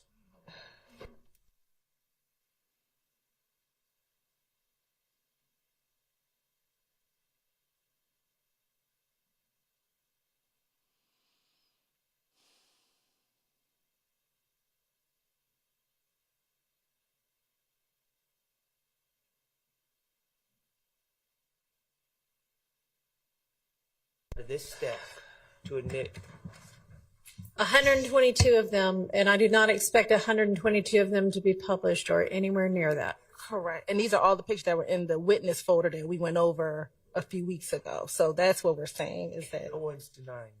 So They're just trying to figure out what's what. All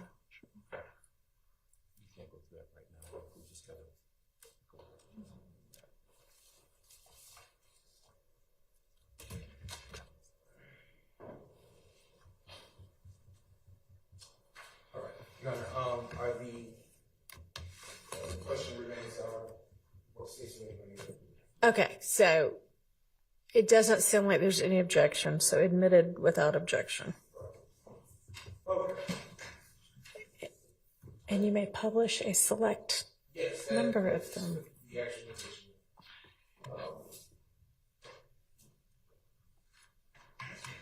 Okay.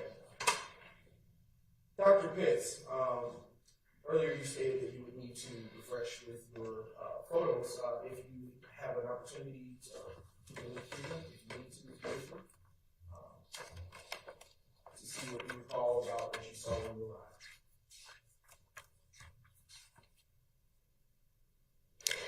As I previously stated, based off of my crime scene report, I was dispatched out to a damaged property. Looking through these photographs, I have seen these briefly before. It does appear to be shell casings that were documented or photographed at this scene, as well as a vehicle, apartments, outside and inside, as well as defects inside of some of the apartment units.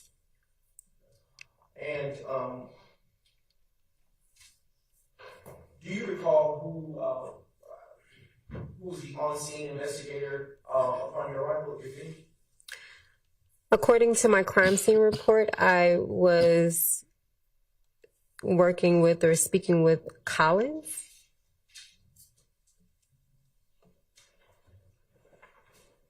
And what was the actual address of the location to which you were dispatched? 2905 Springdale Road, Southwest. And in what county is that address to? Fulton County. And do you remember whether it was daytime or nighttime when you responded to that crime scene? Based off of the time that the call was received and the time that the call was answered, it was the early morning of January 28th, 2015. Do you have a round or about the time that you may have went? So this call was received at 1:01 a.m. It appears that I responded at 2:07 a.m. Did you collect any evidence from this crime scene after you arrived? Based off of my crime scene report, I collected 22 pieces of evidence. 17 shell casings and 5 projectiles were collected from this crime scene. And do you recall, based on your report, or do you recall off your independent recollection, which caliber they may have been? Let me see if this was.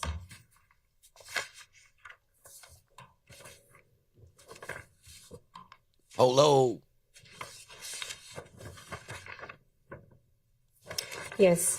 Based off of my notes, I collected a 9mm Luger. That was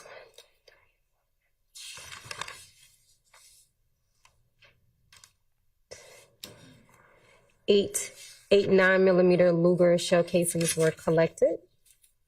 I also collected 40 Smith & Wesson RP, and it appears to be 7 of those shell casings that were collected. I also collected a PMC 9mm Luger. True. It appears to be 1 of those were collected. No, I stand corrected, sorry. 5 of those.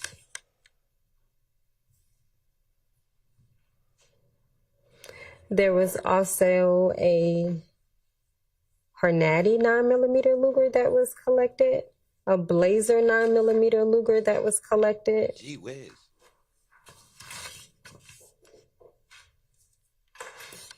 And those were all as it relates to the shell casings. The rest were projectile pieces. Right. And is there a case number associated with this particular call that you went out to, or an incident number associated with it that you responded to at the 2905 Springdale Road, Southwest Atlanta? Yes. What is that case?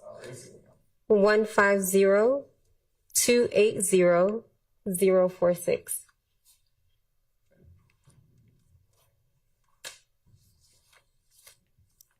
And after you collected that evidence, did you handle that evidence in the same manner as you did in the prior AP case or incident number? Prior to collecting any pieces of evidence, including these shell casings and projectiles, photographs are taken of the entire scene, and then individually of each and every shell casing before any collection is done.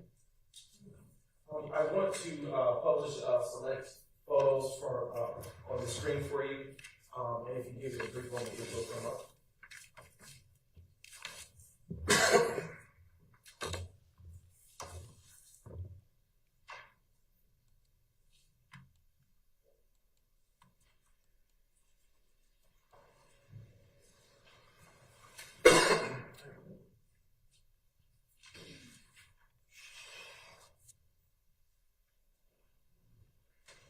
And it is now showing, the screen is now showing States Exhibit 1, Triple C. Utilizing States 1, Triple C, can you tell the ladies and gentlemen of the jury what we are looking at here?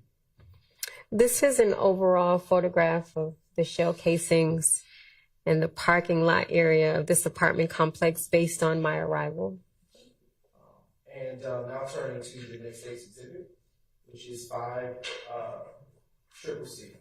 Is this another evidence? Thank you. Another evidence placard associated with one of the shell casings that you collected?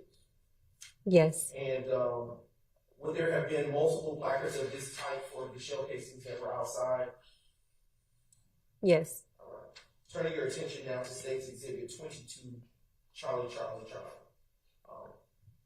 Dr. Pitts, why would you have taken a photograph of this vehicle? If I'm not mistaken, based on what I briefly recall, this car may have had some damage. Anytime a vehicle has been damaged or a part of a crime scene, you are to photograph the vehicle, all sides, all 4 sides. And that's what this photograph is showing, the backside of this vehicle. Turning your attention to States Exhibit 24, Charlie. Is this another angle of that view of that same vehicle? This appears to be the passenger side of that vehicle. And do you see from this view any defects to this vehicle? On this side of the vehicle? Not based on this photograph, no. Next States Exhibit, which is States Exhibit 25, Charlie. What about this exhibit? It appears to be some type of defect on the driver's side, but I would have to have that photograph zoomed in for an exact. Utilizing the zoom feature, are you now able to see any such defects to this vehicle on this States Exhibit? Yes. And where do you see that defect? On the driver side back window. All right. Now turning your attention to States Exhibit 29, Charlie. And do you see any defects in this photo here? No. We are now publishing for your viewing States Exhibit 30, Charlie. Dr. Pitts, why would you have taken a picture of the front entrance of this apartment? Anytime you're photographing a crime scene, you're supposed to tell a story. And this is another photograph of me showing or telling a story through photography.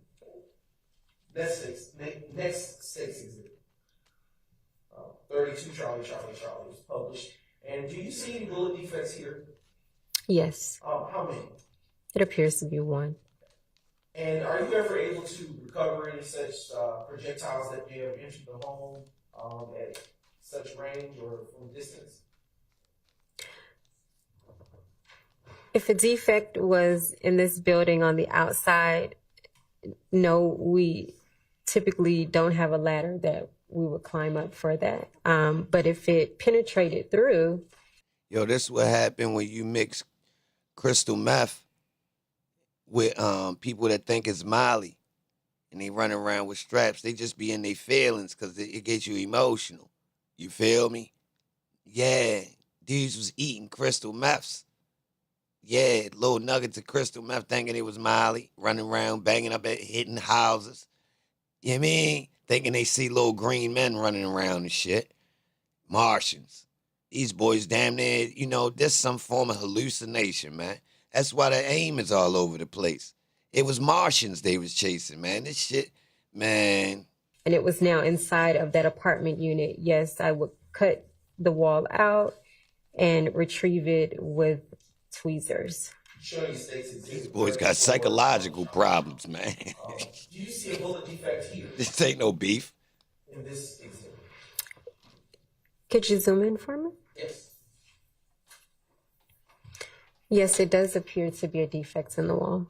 These boys need extensive drug rehab. Showing you States Exhibit 36, Charlie. And I'm going to zoom in. Look at Do this. you see Where was they aiming at? Man. From the last exhibit, a bullet defect. Yes. Turning to the next States Exhibit. They was wasting ammunition. And being published now in States Exhibit 39, Charlie. They was wasting ammunition. From the first unit that you took pictures at, featured in this particular States Exhibit. Yes. And was this unit impacted by the gunfire that led to defects that may be there present? Yes. Showing you now States Exhibit 40, Charlie. Okay. Featured in this photo, do you see any such defects as you were talking about on this unit? Are we able to zoom in some? Yes. It does appear to be a defect on the outside. All right. Turning your attention to States Exhibit 42, Charlie.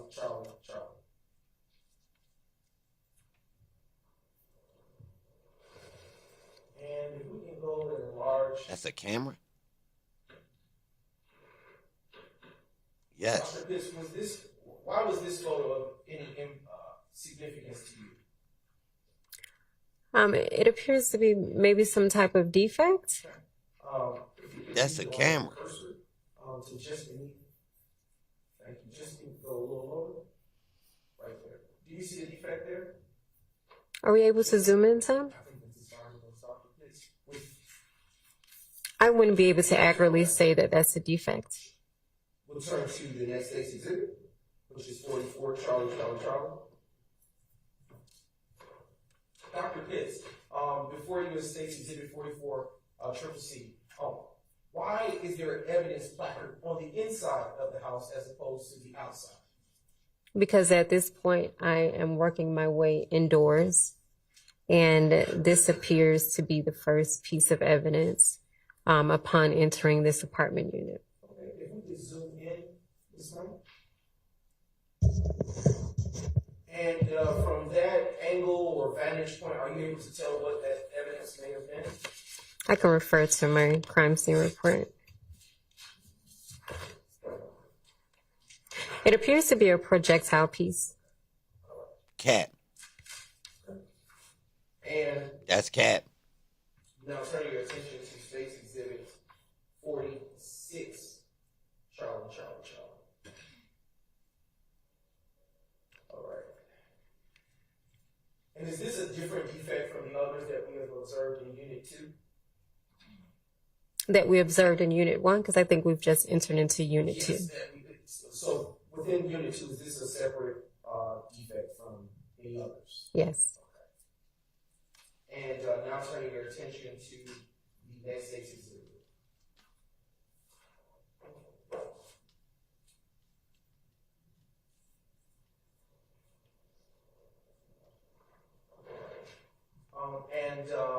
Utilizing States Exhibit, this appears to be 48, Charlie. Do you see any defects in this particular photo? I don't know, but whoever sleep on this couch, they a bum. They using the wildest shoestring for a belt. Whoever sleep on this couch, they a bum. Yes. Okay, and Is that also another such defect inside of Unit 2, Apartment 2? Yes, it appears to be. Turning your attention to next state's exhibit. We're just about done.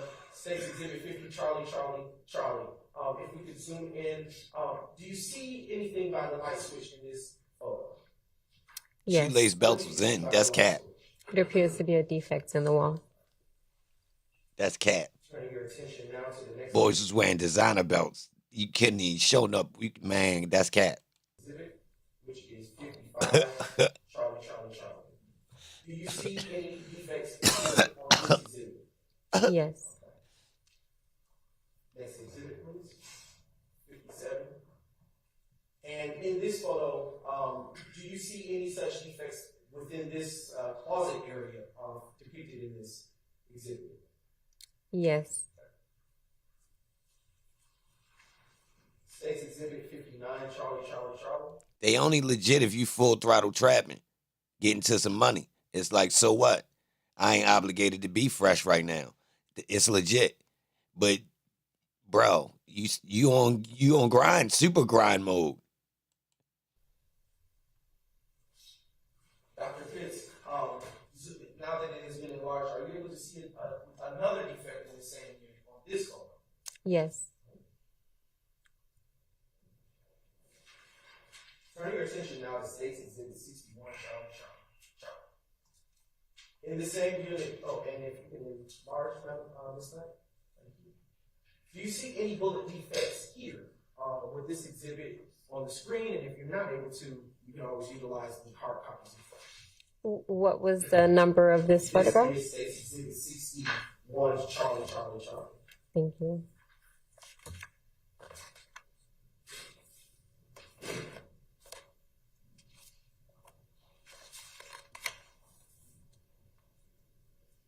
That didn't help either. It appears to be. Okay. All right. And now I'll direct your attention to the next setting photo. This set 63, Charlie. And utilizing this photo, do you see another bullet defect here in this apartment unit? Yes. And I'll ask that to see it, unfortunately. Turning your attention to State's Exhibit 66, Charlie. Okay. Is this a separate unit from the prior two that you have taken pictures in? Yes. Okay. And do you see any bullet defects on this photo pertaining to Unit 3? Yes. Turning your attention to 67, Charlie.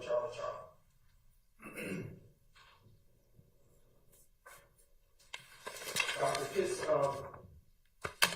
do you see any bullet defects in this photograph? And if yes.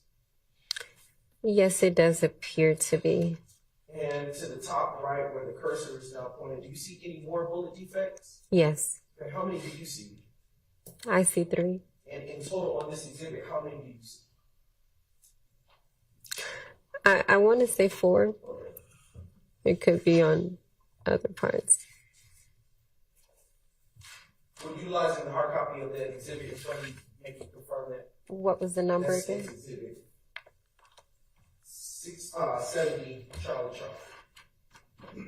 Excuse me, my office, that was 67, Charlie. 67. Yes.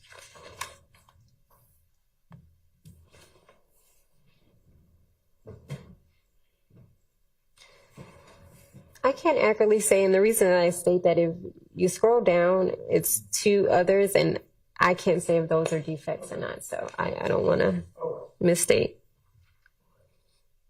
I want to turn your attention to State's Exhibit 70, Charlie.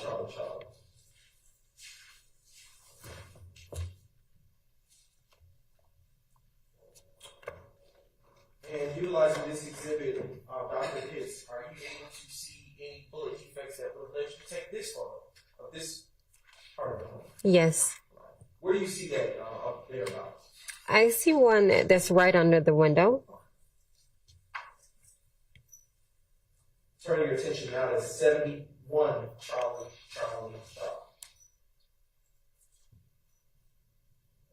All right. From what view of this unit are we looking at the door in State's Charlie 71 Charlie, Charlie, Charlie. It appears to be that I'm now inside of the unit and the front entry door is closed. Okay, and if we could zoom in. Technology's a motherfucker. I'm in the future. My apologies for hard drives filled on computers. Unintelligent shooters miss shots under pressure like they negligent hoopers got a reference to Buddhists. A little bit on the door. Do you see the bullet defect that you took a notice of outside of the door when you took this photo? Yes. Turn your attention to 73 Triple C. Dr. Pitts, are there any good bullet defects in this photo which would have led you to take it? Yes, it appears to be one. If you put the cursor, do you see where the cursor is? Yes. Does that appear to be a bullet defect to you? Yes. Publishing States Exhibit 75, Charlie, Charlie, Charlie. And in this photograph, where does it appear that you are now when you took it? Maybe in another room of this apartment unit. Does that look like a bed to the left of the photograph? I can't accurately state that if that's a bed. Ms. Knight, if you can zoom in on the wall. Is that okay? Utilizing this photo where the cursor is, if you can't see it through this photo, you can always refer to the hard copy in front of you. But do you see what appears to be a bullet defect? Yes.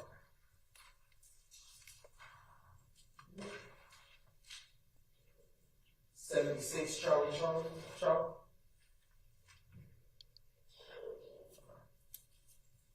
And if we, as far as you can, there we go. Do you see any bullet defects in this photo that you took further in the room? Yes. And how many do you see with your eye? I see 3. Okay. Now, publishing State 77, Triple C. And are you still in the same room that you were in when you took the first couple of photos?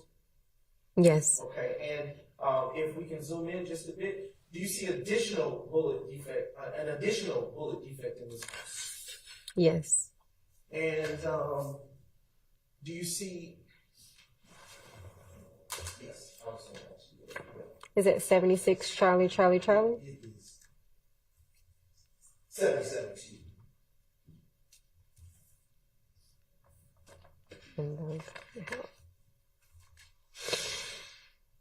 It appears to be 3. Okay. Now publishing 79, Charlie, Charlie, Charlie. And do you see any bullet defects in this portion of the photograph that you took for this case? Yes. How many do you see? 2. Now publishing States Exhibit 81, Charlie, Charlie, Charlie. And Dr. Pitts, do you see a bullet defect there? Terribly cumulative. Yes. And is that window in the same room that you were in with the last photo that you took? To your recollection? It appears to be, yes. All right, publishing 82, Charlie, Charlie, Charlie. Yeah, we put the mattress on the crate. Dr. Pitts, why would an evidence placard now be in this portion of the house of Unit 3?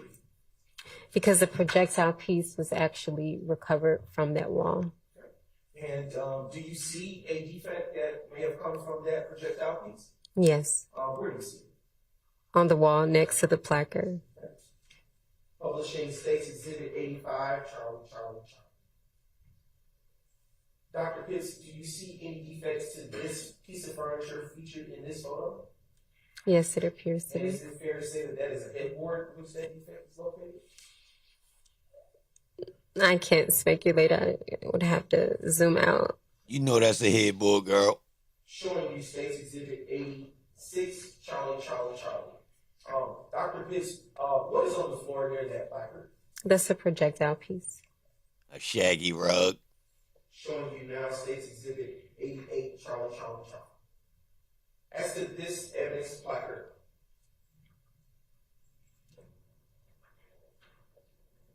we're going to forego that. We're going to go to the next exhibit. 90, Charlie, Charlie, Charlie. Dr. Pitts, in the corner of this photograph, is there yet another bullet defect to your ability to see? Yes. That was a stripper tote in that closet. And now publishing 92, triple C. In the same room, do you see another bullet defect separate from the others that you identified? Yes. Wow.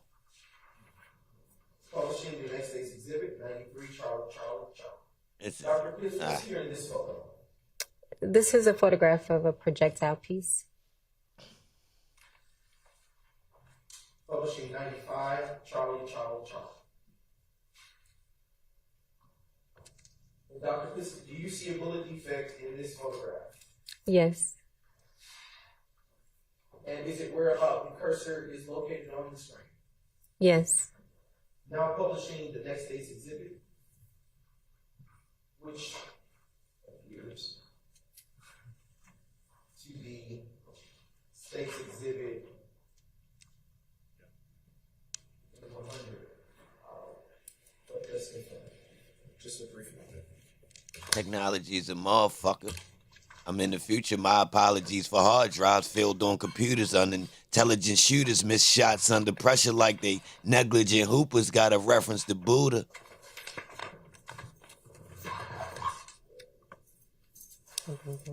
Okay, it's 98. Yes. Yes, State's Exhibit 98, Charlie, which is on the screen. Is it 99 CCC? No, it's 98 on the screen. Charlie. Okay. And Dr. Pitts, why did you put it in this plaque right here on the floor, right in this photograph? This is a photograph of a projectile piece. Okay. And utilizing the cursor, Ms. Knight, can you hover over what that object appears to be? Do you see a projectile where the cursor is located? Yes, it appears to be. Now publishing the next State's Exhibit 101, Charlie. Excuse me. Dr. Pitts, what led you to take a photo here of this part of the room? Do you see any defects? Are we able to zoom in some? Yes. Maybe to the corner going up? Is that the closest we can get? And what was the number of that? That is State's Exhibit 101, Charlie. And if not, I can put the next exhibit up.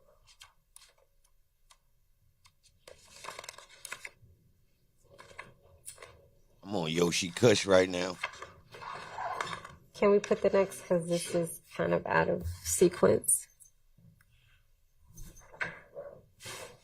Thank you. Actually, we're going to transition to State's Exhibit 106, Charlie. And you can still refer to that.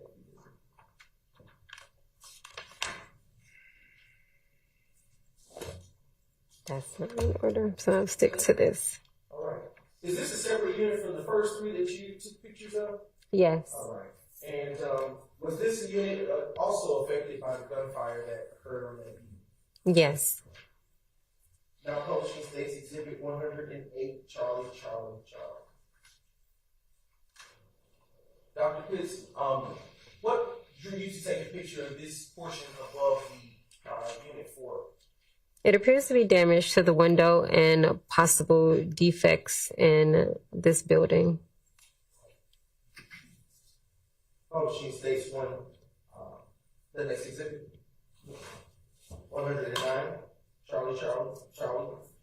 And zooming further in, do you see any other additional defects here in this exhibit that you didn't see in the last? Yes, it appears to be a defect to the right side of the window on the brick. Publishing States 110, Charlie. Yeah, they wasn't trying to hit Is there nobody. damage or defects to this window in this photograph? The lower part, yes. Ain't gonna hit nobody. Come on down. Ain't gonna hit nobody. All right. Zooming in. Yep. Dr. Pitts, do you see any defects in this photograph? Yes. And how many do you see with your eye? It appears to be 5. Or 6 if we're looking at the top right corner of the page or the photograph. Cursor is located. Correct. And now publishing State's Exhibit 115, Charlie. Does this appear to you to be the interior angle of the exterior damage to the window that you were describing earlier? Yes.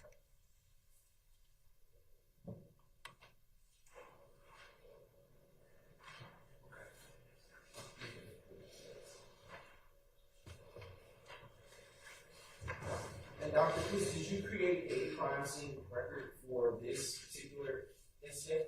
Yes. And do you recognize the crime scene record in this case, identified as State's Exhibit 123, Charlie? Yes. And how do you recognize it? Is the crime scene report that I generated. Okay. And does that crime scene report fairly and accurately, does that crime scene report or record, is it in the same or substantially same condition as it was when you offered it? It appears to be, but I'm sure it's not the exact original. And at this time, Your Honor, the state now moves to State's Exhibit 123, Charlie. All right, it's submitted.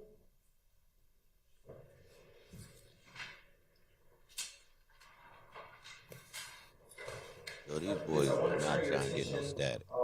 To the final case number here, do you recall working on Tuesday, April 28th, 2015? Yes. And do you recall being called out to the location of 2517 Donald Lee Hollowell Parkway? Yes. And what county, to your knowledge, is that location situated? It's on the other end of Hollowell, Fulton. Okay.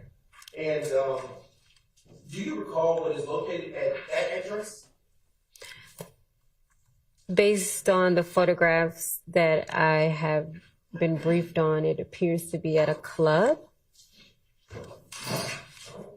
I am now approaching you with what has been previously labeled as State's Exhibits 2, Juliet through State's Exhibit 91, Juliet. If defense would like to take a peek, you may. Otherwise, I'll approach. Starting to serve.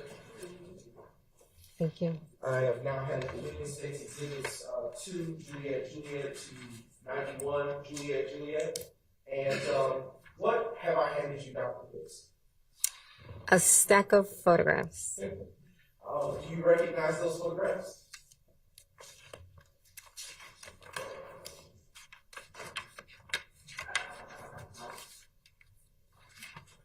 I should say, have you had an opportunity prior to coming to court today to review those? Yes. All right. And do those photographs that you have in front of you that have been previously identified fairly and accurately depict the area of 2517 Donald Lee Hollowell Parkway, Northwest Atlanta, Georgia, as it was on the day that you responded to that crime scene location on April 28, 2015? Yes. All right. Your Honor, at this time, the state now moves to admit State's Exhibit 1. Now moves to admit State's Exhibits 2, Juliet to 91, Juliet. Those are admitted. 92, Juliet, excuse me. 92 through 92? Yes. All right. 2 through 92. They're admitted. Okay.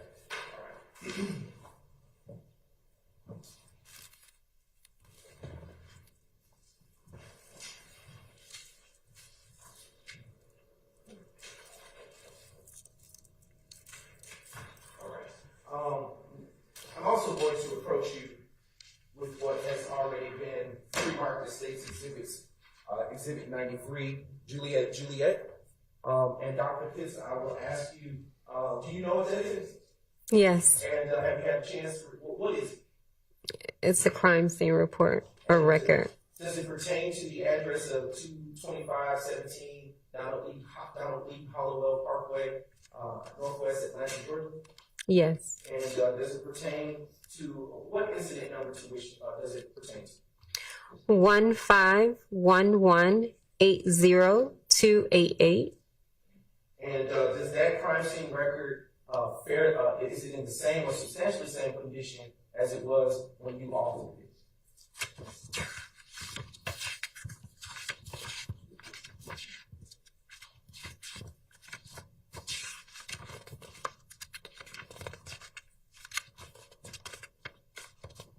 Yes. Your Honor, I now move to Ms. Case Exhibit 93, Juliet, Ms. Evans. Admitted. What was the basis for the call that you were dispatched to at that location on April 28, 2018? I was dispatched out to a damage to private property.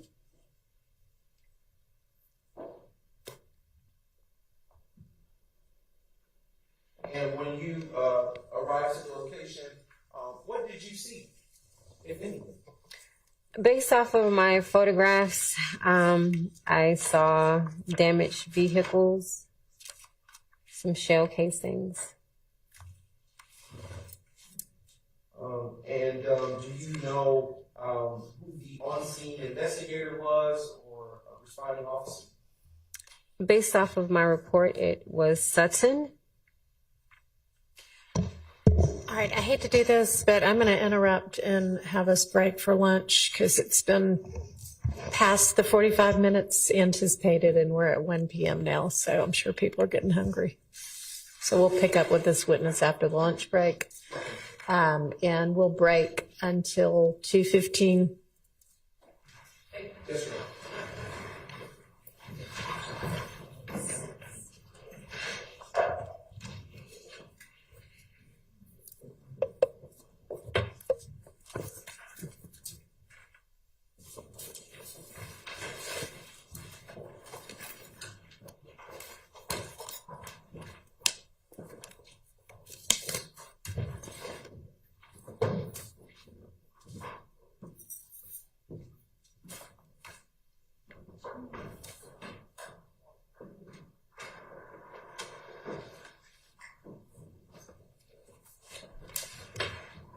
All right, thank you. We'll see you back at 2:15.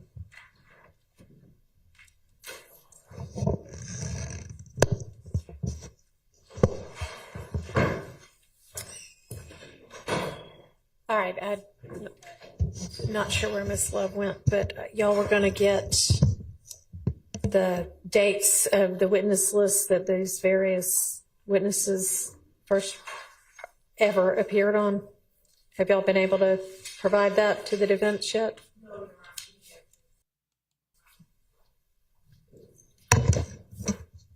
I'll look as we're sitting here before I leave for lunch. Okay, so I don't think you were in here yet, but somebody should have already been doing that. And in fact, y'all called a witness that we hadn't yet covered because you gave me one order that you were calling the witnesses in and then called them in a different order. Not that anybody from the defense objected, but there's Miss Love. Miss Love, the defense still needs the information on which witness list these recently re-added witnesses were on. Okay, I had earlier this morning, I had our paralegal looking at our first list that we sent out. So I'll go and get that information from her. I mean, doesn't your paralegal email you? Yeah. When they've got the information you need, do you have to? Yes, and actually she did tell me. No, I was just going to step out and talk to her, but she already told me. The judge know exactly when Miss Love is lying because the judge used to have Miss Love's job. So it's not no question of the judge know the proper procedure. She held that job. That, for instance, Kornbacher. Yeah, well, he found Kornbacher, but anybody else? Yes, there was another one. The weirdest part about it is she actually held that job when some of these people that's on trial right now's family members have been sentenced. So she sentenced some of these people family. She ain't unfamiliar with these names, y'all. Just to let y'all know. Yeah.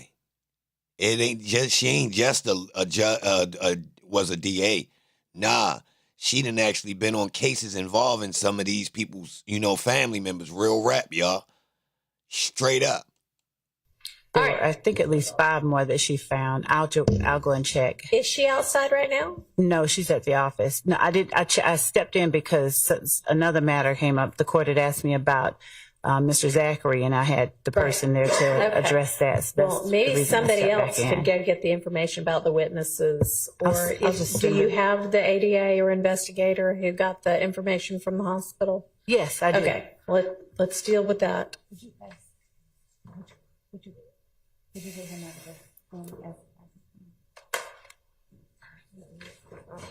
She worked under Paul Howard, y'all. So when Paul Howard was in Fanny position, she was in Love spot or Hilton spot. You understand what I'm saying? This judge was at this table when Paul Howard was at the top and Fanny position. You get it? Now, of course, that seat changes, but at one point, she was right there. And on some cases that was prominent. You understand? The weird part about it is Steele was playing on both sides too. Steele was in the same paperwork. Like when you go back all the way back to goddamn any crime. I'm just, if you were the person who... Steele is involved on a whole bunch of cases basically involving anybody that's got a couple dollars and did some high-level crime, y'all. All the way back to who knows when. But I keep saying his name. Was present for the doctor's conversation yesterday. I am wondering if the doctor said anything about whether stress would adversely impact Mr. Zachary to the extent that the doctor had concerns about, a rapidly deteriorating medical condition. Okay. Was it discussed? It was discussed. It was even as far as discussed about his the medication that he was on. Mr. Shad actually specifically asked if medication would affect his mental state of mind and his ability to understand. The doctor said no. Okay. There's no evidence of that. There's no evidence of that based on medication he was on. Okay. Okay. And nothing about he or she had no concerns about stress being able to. No. Okay. All right. Thank you. Appreciate your time. All right, Ms. Lev, during this lunch break, please get that information to the defense. If you want to just email it to everybody. Yes, Your Honor. Okay. I'm going to pull up the email. I think I saw it. Great. So I'll if you have pull it that right up. now, that's even better. Okay.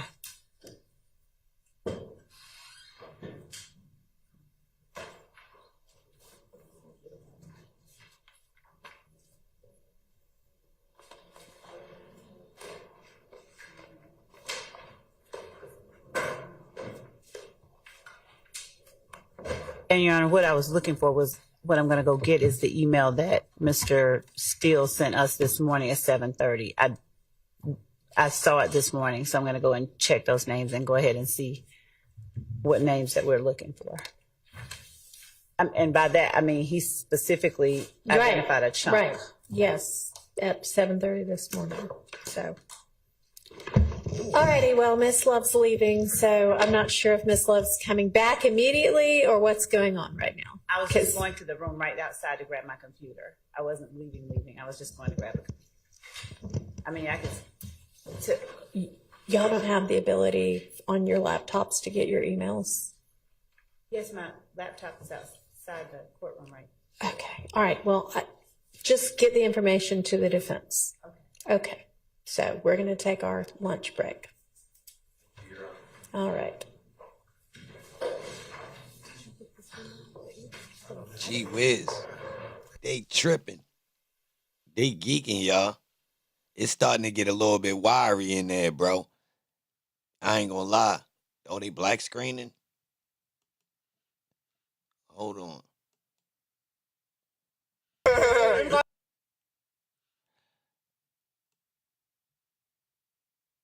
Let's go to the green store. Green stove. Let's go to the green store. Fucking up. Green store. This is supposed to be dark green. They trying to be a light green. Yeah, we going to the green store. Salute to everybody in here. Tap the like button. Where the hell you gonna go, Andre? Yeah, I'm with my man Miko. Alright. Yeah. Yeah, we at the infamous green store. You heard me? You heard me? You heard me? Oh yeah, we see all the holes in there. Like these Yo, if you from Atlanta, this the right green store? Or I'm wrong? This the right green store right here? This the right one? One's in the chat if this the right one, y'all. Or I own.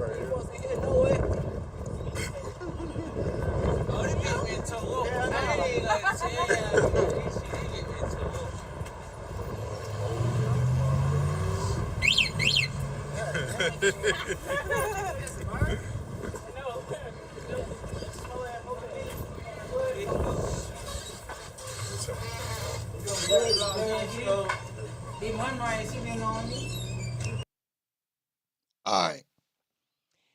How these people allowed to come in and get money out the community if the community is thriving? I mean, not thriving with opportunity. Shouldn't this be somebody else's store? Like, I'm assuming they must don't live around here. And then I got another thing. How they allowed to even run these type of stores if they don't clean the store?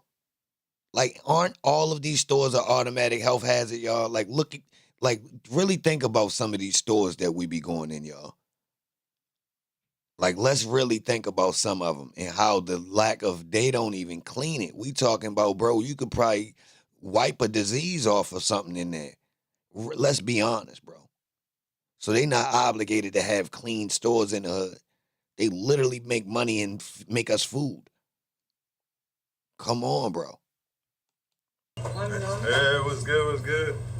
Y'all here. Hola, ¿cómo está, mi amor? Yeah, okay.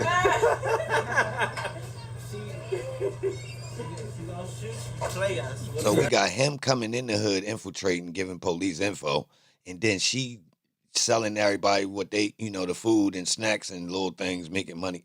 Like, yo, this crazy. Tú tienes un... Sí.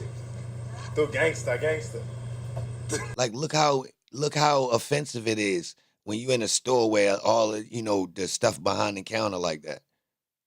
Only stuff that's on the outside is the cheap stuff, the throwaway stuff. Anything important behind the wall, you can't even see it. Like, think about that. Yo, she gangsta with it out here. Hold on, we gonna show the store real quick. Damn, y'all literally got all the snacks in here, bro. What does he mean? That is not all the snacks. Why you ain't check them release dates? I bet them release dates ain't right. Why ain't check the release dates on that? Oh, we making food in this spot? Oh my God. Can we get the health spot around here? Woody got enough money to buy this green store. Somebody tell Woody to go buy the green store, y'all. First, we gonna get it shut down for health hazard reasons. Then Woody could buy it. Come on, bro. At least, bro. Come on, bro. Yeah. If you knew better, you would do better, man.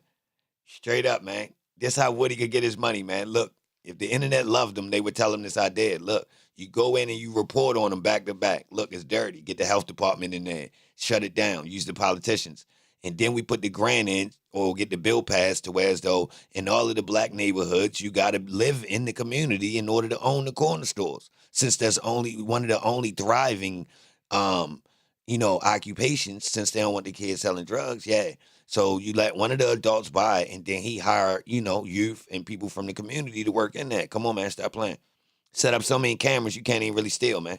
Yeah, you're going to look terrible. Yeah. We're going to do you from around the way, bro. What you doing stealing from us, bro? Come on, man. Look, man. Make sure there's nothing expired in here. You know what I mean?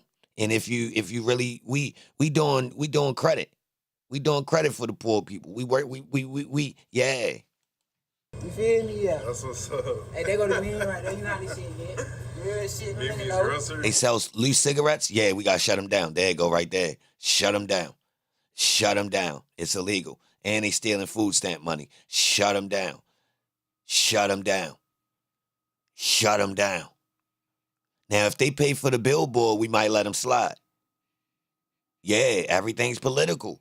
So if we go holler at the corner store people and we tell them, look, bro, we right, tell them come holler at you about that, yeah. And they say, look, bro, we gonna donate to your campaign. Like we ain't got, all right, say less then. So I ain't gonna lie, yo, guys, hey, it could go either way. How y'all want to do it, y'all? Which way? How we rocking? Don't shut down the Lucy spot. That's our bread. So now mama in the corner house could turn it to the Lucy spot. Yeah, you don't need no store for no Lucy's. What you doing, Polo? Man, you don't know nothing about this, boy. That's supposed to be an apartment in the apartments. Got the store jumping with the Lucy's. That's somebody else's bread, boy. They short stopping. You can't have packs of cigarettes licensed and be selling Lucy's. You taking money. What? Polo must be young. Yo don't know. That's our money. Yo don't know. You don't know, bro. That's our money. That's our money. Number one hood store. I swear to God. Ain't no other hood store topping this store on everything. That's cool. That's cool though. That's dope. Hey, are you Puerto Rican or Dominican? Dominican? I got. Oh yeah, Dominican. Can a nigga from Atlanta go to Dominican and shut up a store? I'll wait. Who get it now? He just posted up. I'm just posted up out here. I'm so fresh like this detergent. If you're not fresh, you so through with that.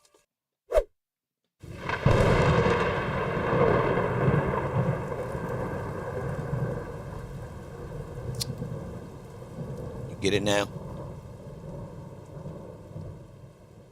Ain't nothing personal, it's business. You get it?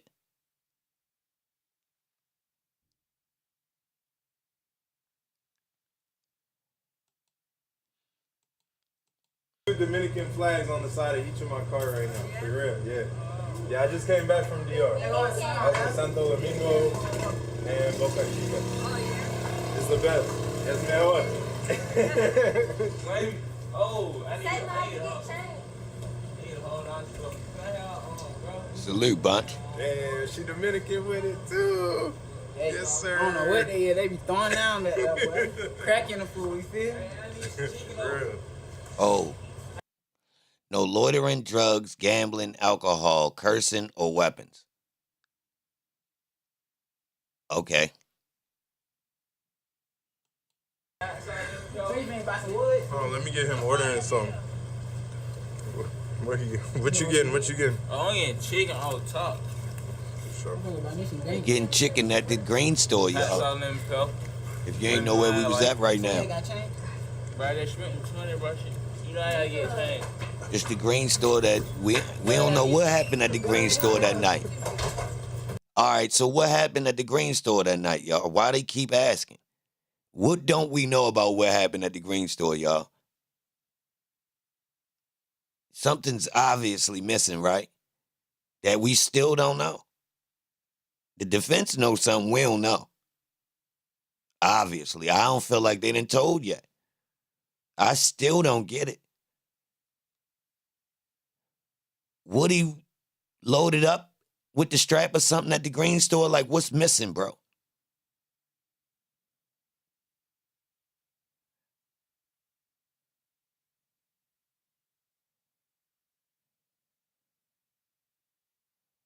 Did I see any cameras? Hell yeah, they got cameras. They got a sign that say camera.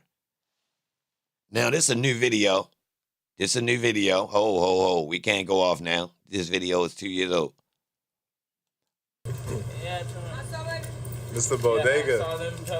What y'all know about that word bodega? That's dope. That's New York shit, though. Hey, what's up, Will? Hey, man, I can get on special, dog. That's funny too.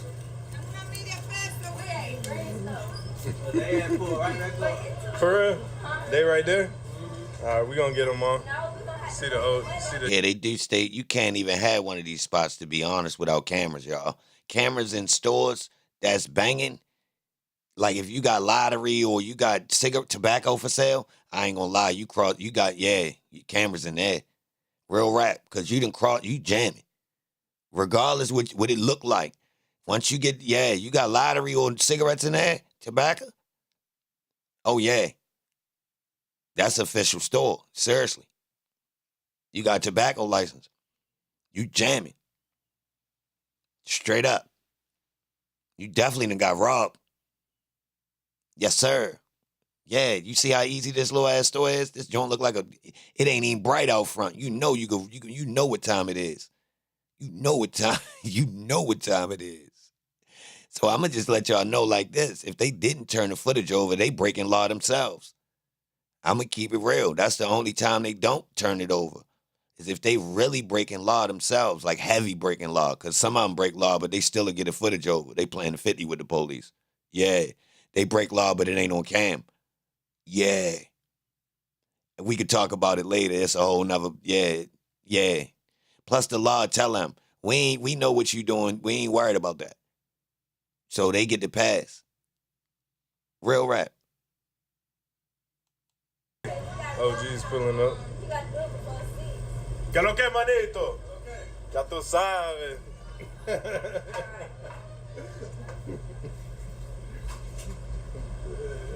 That's funny. Yeah, I see a camera. Well, you know, I just came back from their country.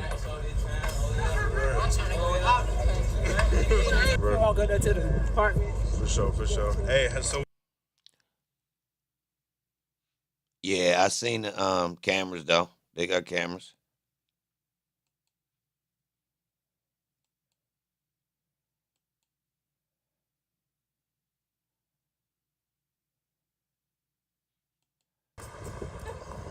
Let's see. Oh yeah, we see all the holes in there. Like these type of holes right here.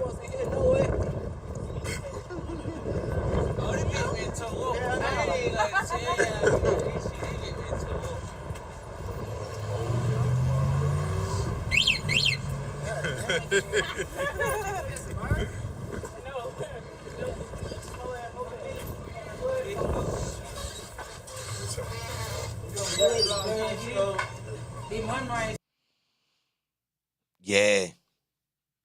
That's the green store, y'all. Nah, we ain't playing that. But, hold up. Let's check out my man. Hold up. Let me holler at my man.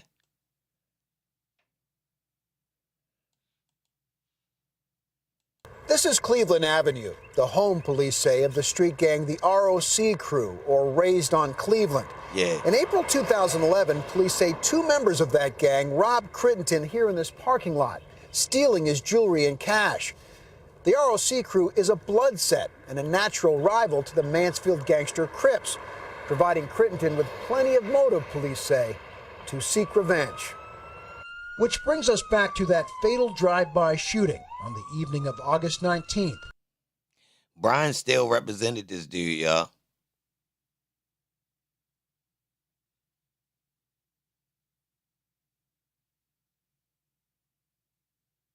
Look at Brian.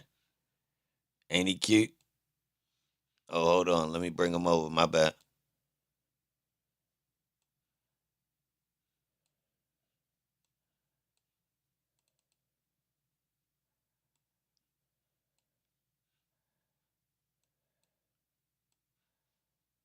There you go. Yeah, y'all. So Brian still represented this dude, this basketball player, when technically Tick was the person that this basketball player was was beefing with. Now they alleging that Boo had something to do with it. What did they say Boo had to do with it, y'all?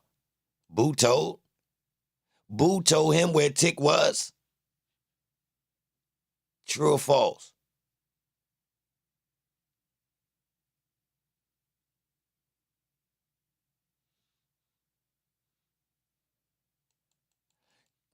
That's crazy. I need to go back into this paperwork now, to this case, because I went over it before. I probably got it, but it's more that of course that I don't have, because I didn't know some things about Holmes. But look, this the weird thing. All right, during this case, I keep saying it, but I want everybody to know, so it might be some new people in here. During this case, the state's argument was he was a Mansfield gangster crip or some whatever, right? So the reason, his motive for coming to bang back at Tick was because Atlanta gangs are all wannabes according to West Coast gangs. So since he was in a West Coast gang, even though he's from Atlanta, when he played for the Lakers for a short amount of time, he became an official Crip according to Georgia State, Fulton County prosecutors, right? But look, they said his motive was Atlanta gangs being fake gang members. So if they took his jewelry, he had to show them he was official.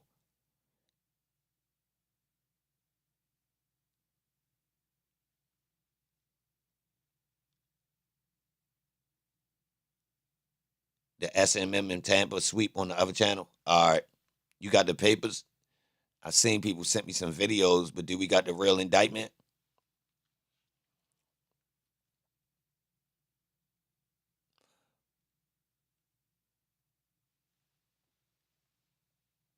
Salute to everybody in here. Tap the like button too. So I thought that was interesting, y'all. Keep that in mind. They said that that LA gangs, this not that long ago though. This trial from like 2014. Think about it. If Atlanta felt like they felt like all the Atlanta gangs was wannabes, how could, in what, 9 years, 10 years, now all of a sudden they official? You understand what I'm saying?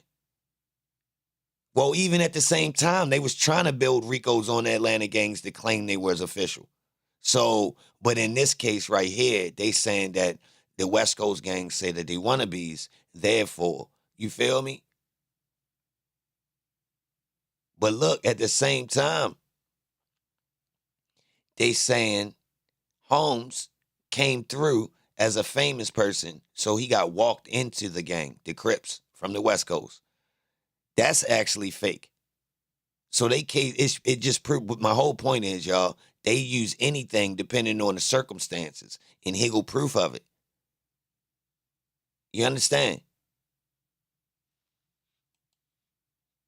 This is actually proof.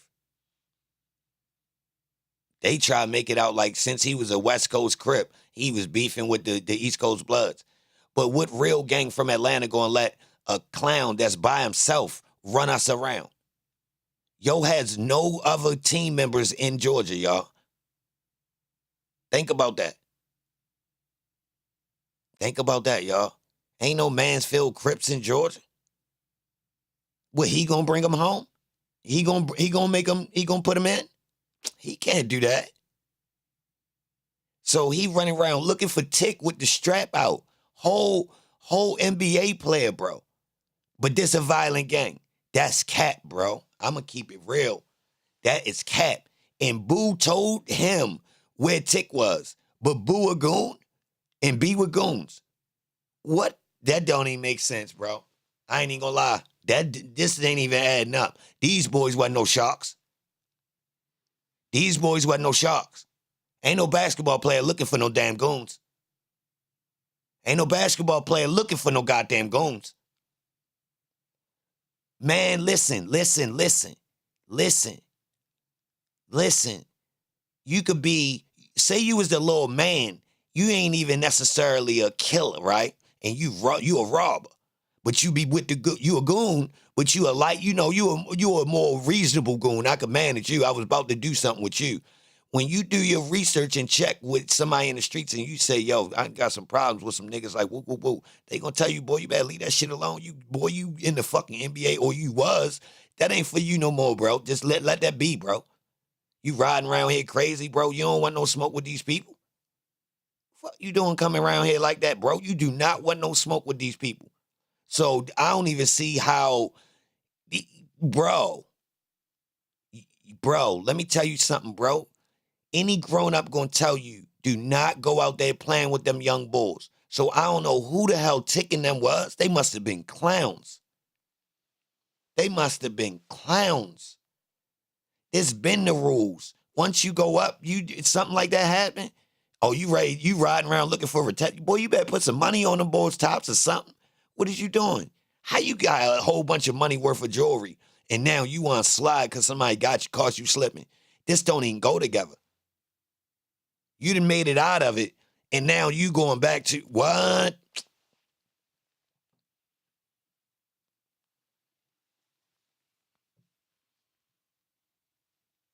Bro, them boys must not been tough at all. I'm telling you. I'm telling you, bro. Something, ain't no goddamn basketball player spinning no goddamn block looking for none of these young niggas that's walking around with no guns. This shit is unheard of. Seriously, this is unheard of. That's a free one. You coming around here looking for me with a strap. Talking, what? That's a free kill. You done told other witnesses, you done already shot, I could have laid him down. Chick could have laid this nigga down, y'all, legally. Y'all do know that, right? This boy literally hunting him down, and Tick wasn't charged with the robbery. So technically, you ain't allowed to take justice in your own hands. Now, if you actually defended yourself in the process of the robbery, that's self-defense. Going and hunting somebody down that committed a crime, that's illegal. So once you spin and put it out there in the air that you looking for somebody like that with the strap out, and it's been reported, this a legal kill. We can smoke, yo. He did what? Came around here looking for what? What kind of car was it? What you say he did? Yeah, he had a strap sitting on his lap. What?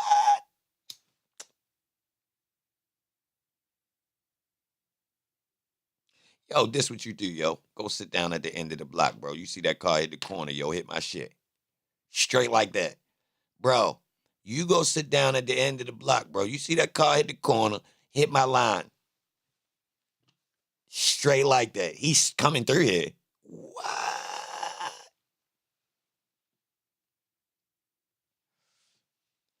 What? It's crazy. So remember that, y'all. How tough was YSL?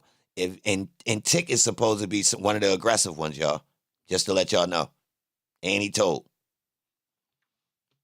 And he told. And he told.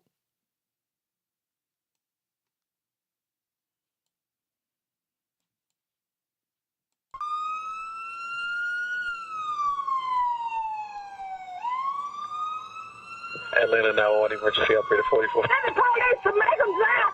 Or they had them drive by. Man, listen, is anybody shot? Yes, the girl laying on the ground now. Hurry, please hurry. When I heard it, I was hoping that it was a big mistake. I hope that's not him. For Fulton County District Attorney Paul Howard, the case hit close to home. For his boyhood dream became reality. Despite his early promise, Crittenton made headlines during his brief NBA career for the most part by being the other guy in the infamous December 2009 gun-in-the-locker-room showdown with his then Washington Wizards teammate Gilbert Arenas. But in August 2011, Crittenton became the central figure in a criminal case that would change the course of his life. Any units in the area of 50 Mount Zion Road have shots fired. In the first incident, a drive-by shooting, Atlanta police say Crittenton tried to kill a man who'd robbed him earlier that year. Nobody was hurt, but witnesses identified Crittenton as the trigger man. You said you know who did the shooting? Yeah, the basketball player. Know who did the shooting? Yeah, the basketball player. Crittenton, C-R-I-T-T. Yeah, the basketball player. Crittenton, yeah, the basketball player. Crittenton, C-R-I-T-T. Yeah, the basketball player. Crittenton, C-R-I-T-T. Yo, is that Tick? That ain't Tick on his phone call.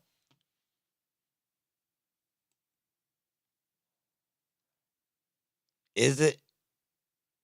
Is it? You said you know who did the shooting? Yeah, the basketball player, Crittenden, Crittenton. Just 5 days later, a second shooting. With somebody in the background, too, though.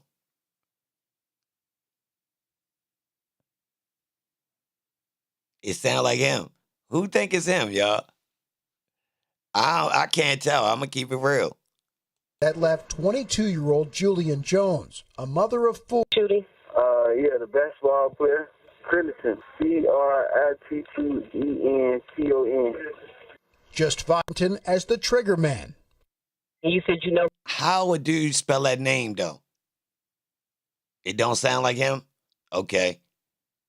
Cookie Chip said no. Yo, but how he spell that name, though? That's some real telling right there. Yo spelled out that name. Who did the shooting? Yeah, the basketball player, Crittenden, Crittenton. Just 5 days later, a second shooting that left 22-year-old Julian Jones, a mother of 4, dead. Police say once again Crittenden shot and missed his actual target, a man who'd robbed him, killing Jones instead, an innocent bystander. Now you sit here as a district attorney, and you're prosecuting this young man for murder, and you reflect back on the promising future he once had. What goes through your mind? I'd have to say it was a lot of pain involved in looking at the facts and having to take some action because of those facts. Within days of that fatal shooting, Crittenden was in custody, arrested by federal agents in California. The 12-count murder indictment that followed included an additional charge that stunned those close to him: participation in a criminal street gang. Shortly after being drafted by the Lakers in 2007, prosecutors say, Crittenden, a rookie with $2.6 million in guaranteed money, joined a West Los Angeles street gang, the Mansfield Gangster Crips.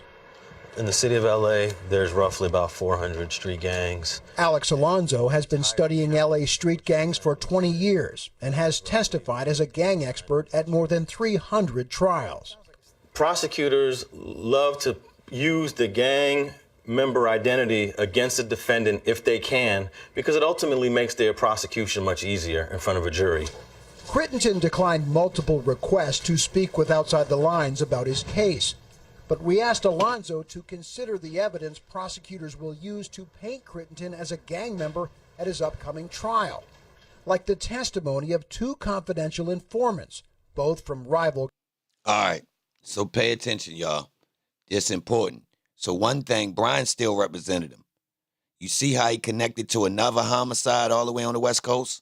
So technically you got a RICO across state lines, a federal RICO. All right. In furtherance, you see what they tried to do. They connected him to the gang in the West Coast, but then some of the dudes over there in the West Coast that he connected to literally got a body over there. Then he spent money on them. You see him? They put the RICO together but didn't charge him. Hold up, though. Holmes is out of jail. Right now, Brian Steele got his sentence reduced. Or he went and got a re-sentence or something like that. So Holmes out of jail right now. What y'all think about that? And he was out on bail while he was going to trial for it for like 2-3 years. But yet, Young Thug is more violent and still locked up. Real rap, y'all. He ain't even do a whole 10, I don't think. 10 is light for that. You hit an innocent person while you was spinning around mad about some jewelry. Literally. Your motive is corny. I'm smashing you as a judge. I'm smashing you. I'm smashing you as a judge with these charges right here. This motive ain't like you was playing fair and square with some guys. This about a robbery, bro. I'm going to keep it real. Like, you threw your life away after you hit, nah, bro, I'm smashing that ass. You are out of the pocket. Real rap, you out of pocket, cuz. I ain't letting you slide with this body, bro. I don't care what your jacket look like, none of that. Nah, cuz. You 25 men. You feel me? Nah, you ready to hold this one. You running around reckless about some phony-ass black diamonds. Nah, you ready to remember this? Real rap, if I was the judge, you ain't getting no 10. Nah, we not doing that. We not doing that. Yeah, first off, you had a phony-ass contract. You shouldn't even have went and bought that jewelry. You got gagged by the jeweler. The jewelry ain't even worth nothing. So now look what you done did. Your dumbass made a dumbass decision with your bread. You from the ghetto. You come back round wearing it. You get robbed for it. Like you've been warned that it'll happen. Ain't like this a secret. You literally been warned in movies, rap videos, the news. You flashing jewelry around poor people, first off. Second of all, what you got some big, bulky, fake, chunky, dumb shit. Yo, they said black diamonds, bro. Now, who know? All right, somebody teach me about black diamonds. I think anything colored is fake, especially black. That ain't no damn diamond. That's my opinion, though. I could be wrong. I really don't be buying diamonds. You heard? But if I see some black diamonds, I'm going to tell my man, nah, chill that shit. That's fake. That's fake. I don't know what to call it, but that ain't, nah, bro, what are you doing? That ain't what, nah, we'd be better off hitting you know what I mean, getting a wedding ring up off of one of these, you know what I mean? Off somebody, a big one. You feel me? That all them phony ass little pieces of, what is that, glass? 3 times. All right. If somebody plotting on you that hard, you got to put something. You got to put the money on them. Seriously, spending yourself is preposterous. If you've been out from outside, this how you can tell he green. You're not supposed to do this if you got a couple dollars, bro. You done jumped over that. For real. I don't know if y'all know about this. This is something you don't do, like, unless you ass out, like you ain't got nothing to lose now. You got stuff to lose, cuz. You try and go chase down some little petty ass dude because your feelings hurt, they caught you lacking. You need to tighten up. You shouldn't even be available for locals. For real, bro. Once you come up, bro, locals ain't even supposed to be able to track you like that. If somebody catch you slipping, it's supposed to be a sophisticated team. They did their homework. Not no locals. Not no regular guys. You understand? Real rap. The way you move supposed to go with the jewelry. Seriously. I'm telling you, I know guys. Guys is way heavy duty, way more than what he had on. I'm talking about really guys walking around with, yeah. You ain't gonna just get no option to just be catching them slipping like that. 3 times back to back? Hell no. What? And if you do, man. Gangs to the Mansfield Gangster Crips. They say Crittenden is an admitted Mansfield Gangster Crip, and that during his rookie NBA season, he was walked into the gang due to his celebrity. His cousin set him up. Nikki, you can't say that.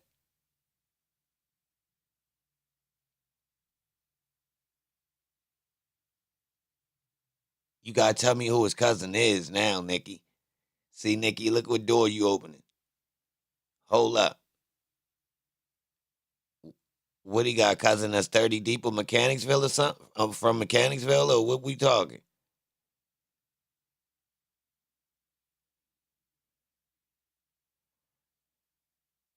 All right, if you got a couple dollars and dudes think you don't deserve it, they'll backdoor you.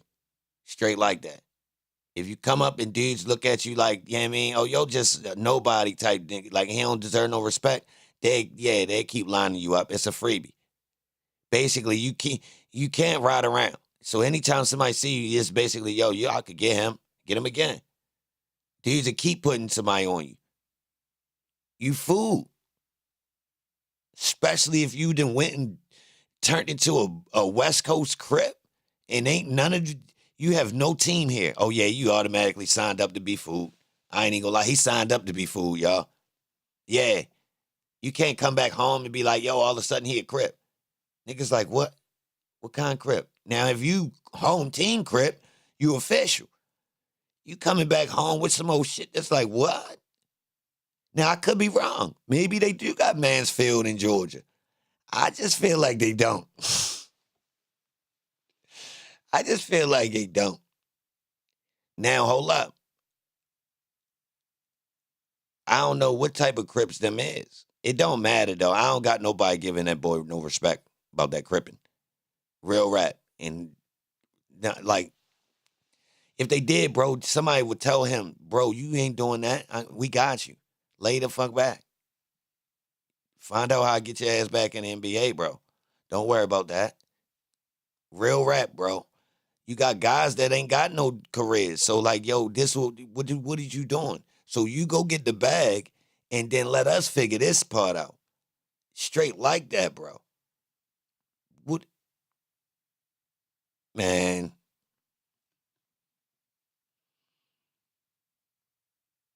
When he got gang behind him, he don't got gang behind him. He got brought in and they left him stranded, or else they'd have made sure when he went back home, he was kosher. But Joe must have left the wrong message to his people over on the West Coast. He must have told them he was kosher back home. And he probably was until he came back looking like a easy lick. And you bringing some old weird, somebody say, yo, you a Crip? What? I don't care about that. You feel me? Holmes a clown. Yo used to hoop. We was outside thugging. Yo was at Georgia Tech. You feel me? Yo was hooping with, yo was in the locker room with Dwight Howard. Niggas ain't taking yo serious. You understand what I'm saying? Yo was in the locker room with Dwight Howard, man. We ain't taking yo serious. Anytime he come around here with something, man, we having that. Yo. Straight like that, bro. Come on, bro. You asking for trouble, bro. Carmelo don't even swing through Baltimore after he got past a certain level. And he with a team of sharks. But essentially, as he moved away, he's smart enough to know better, bro. Now, I hate to compare them to, but I mean, this is at the early stages.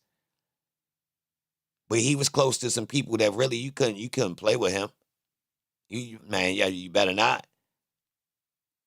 I wouldn't doubt if it's some stories. Somebody tried to play with yo and got stepped on. Real rap. I ain't never concerned. It used to be a little bit of room. I ain't get into it though. But people not playing like you ain't like a NBA player having to step on somebody. Like where his at home homeboys at?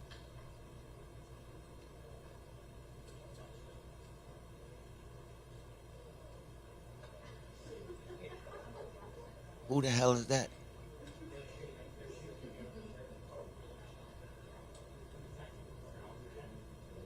They got mad air blowing in the background, don't they?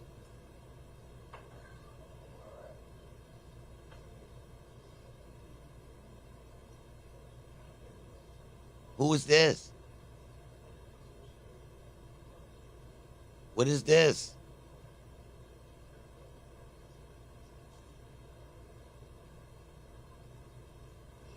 Yo, why they holler? Mello ran Baltimore. Nah. No. He come from an area where he knew the right people. Put it like that. You feel me? It wasn't that type of party at all. He was a hooper. And they make sure you ain't gotta be involved. But at the same token, you couldn't play with yo. I don't know. I don't think that's what you wanted to do. If you ask me, you feel me? Like it's certain. Like he from one of them areas where it's like, nah, you can't play with yo. It's gonna be something about that. He has nice hands. Nah, you can't. I mean, the nigga. Hold up. The nigga 6'7". I ain't even gonna lie, you can't be that goddamn long and not be able to really throw your hand. I mean, his reach is crazy, bro. So, fighting? What? It's a big-ass kid. Nah, the NBA wasn't lying when they said he was around some street dudes and they was watching. The dude he was around, went to the feds. He put it like this, if y'all want to see what was going on with him, it's a DVD called Stop Snitching. If you Google it, it'll come up. He on there. The dudes he around Almost all them people went to the feds and stuff. You understand? Real rap. One of them is like, yeah.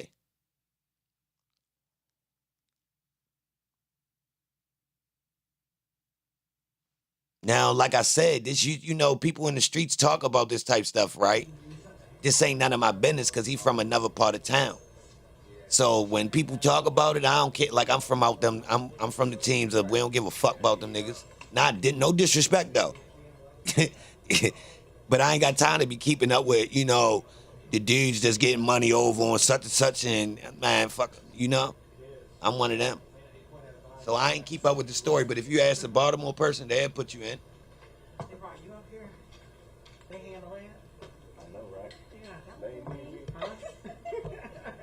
think you two got it. Right.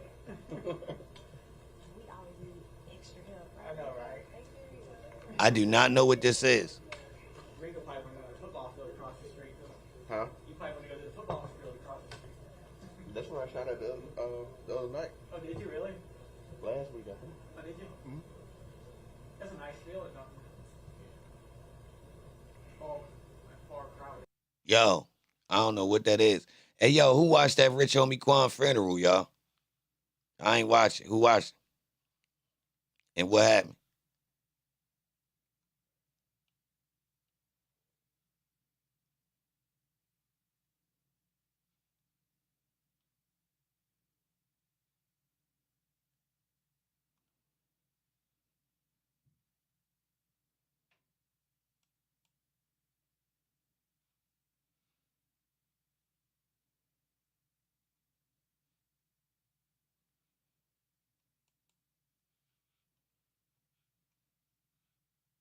Yo, these people over here watching in silence. They over there talking about OnlyFans in the chat. We ain't doing that. There's not gonna be no crowds in the buckets and that old type shit. Don't be no gatekeepers. Oh, yeah. Who knows what I got up here? Like that's when the fake love come now. Yeah. Now watch how his screens go up, and that's what I be saying. Show that same love and support when we here. You know? Yeah, what happened at his funeral, y'all?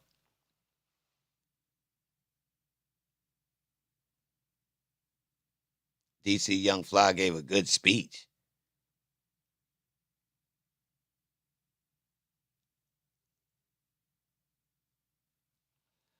Oh, man, I don't think I should give my opinion.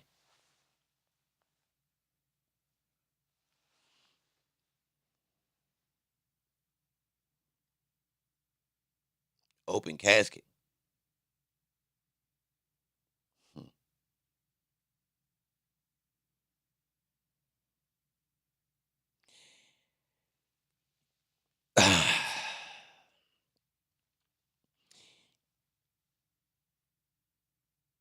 That's fake love, though, right? These same people was on championing him just now. Yo, he was just in my stream.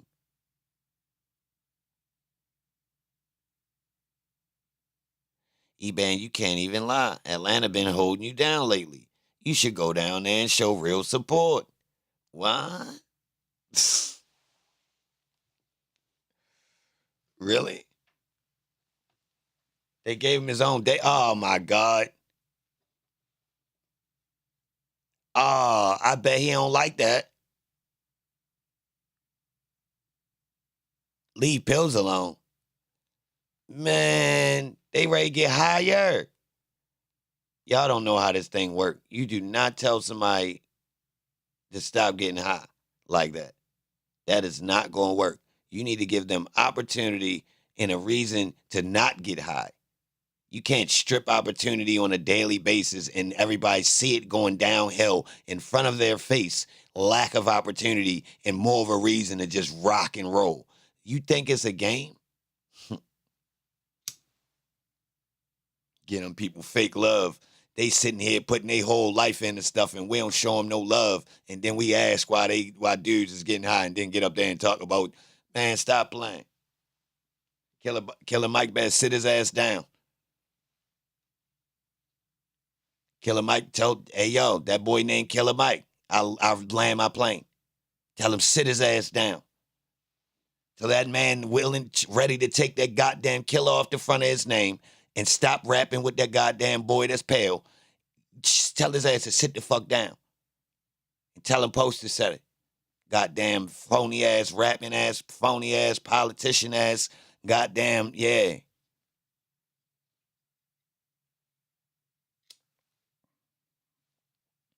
Friends gave the speech about coming together. Nah, that's cap 2, Invisible. Don't wait till now. That's bullshit.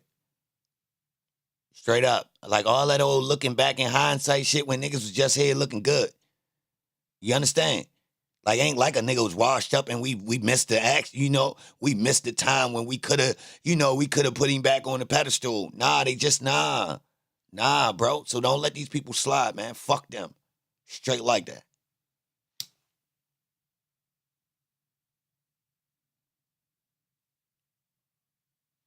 Tell him I said it too.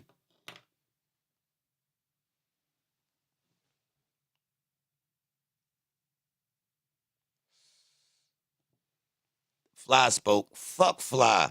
What, man? Bitch, we had to sue you. If we ain't had to go to court, we wouldn't even be here. That boy wouldn't have had no goddamn pill habit right now. If that boy wouldn't have had to go to court and fuck his career up. Man, Fly wouldn't have been able to make it home in that motherfucker if I was Rich Homie Quan homeboy. Fly ass wouldn't even been able to make it home, y'all. Straight up, bro. That boy, it would have been hard for that boy to get home. It'd have been hard, bro. Oh my God. Bro. I'd have been offended at Yo showing up. He got up there and talked. Bro, if Rich on, man, I'd have been locked the fuck up. I swear to God, y'all might think I'm lying. That's why I don't even need to be involved with this type of shenanigans, bro. Nah, bro. You forfeited the right to say you give a fuck about a nigga. You took me to court about some bread? You bitch. About some bread, bro. Contractual. About you not playing fair. Man.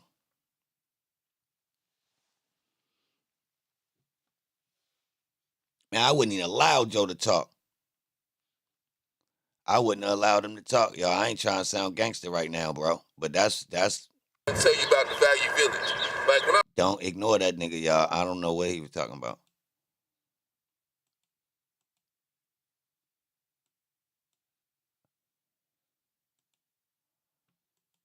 Report with several of the kids.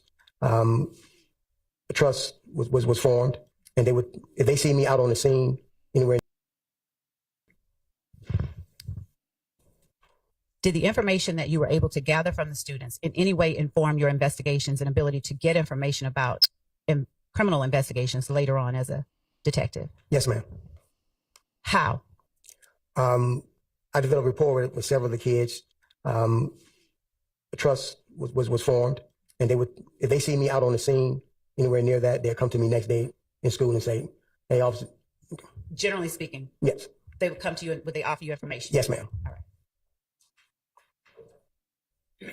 Other than Quindarius Zachary, were you familiar with any other persons that, through your investigation in this case, that you came in contact with? Yes, ma'am. Who were you familiar with during your time as a school resource officer? Yes, sir. I'm going to object under 404A. What's your response?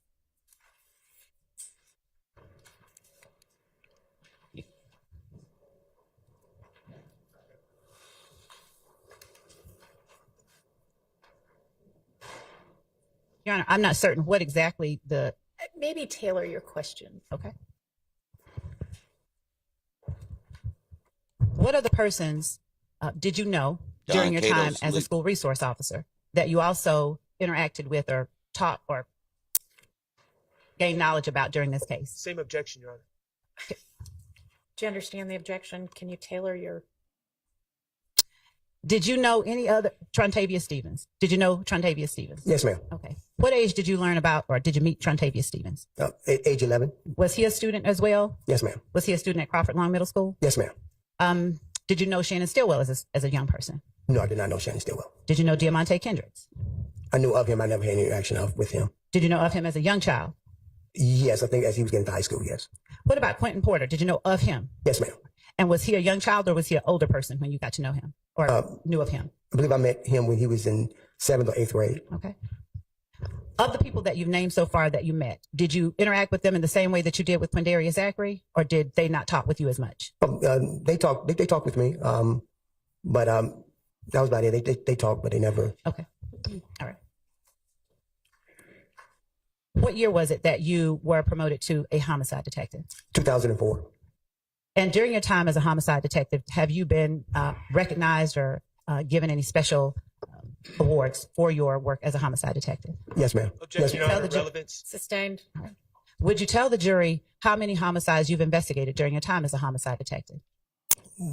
Close to over, maybe as lead and assistant, probably close to 300, maybe more than that.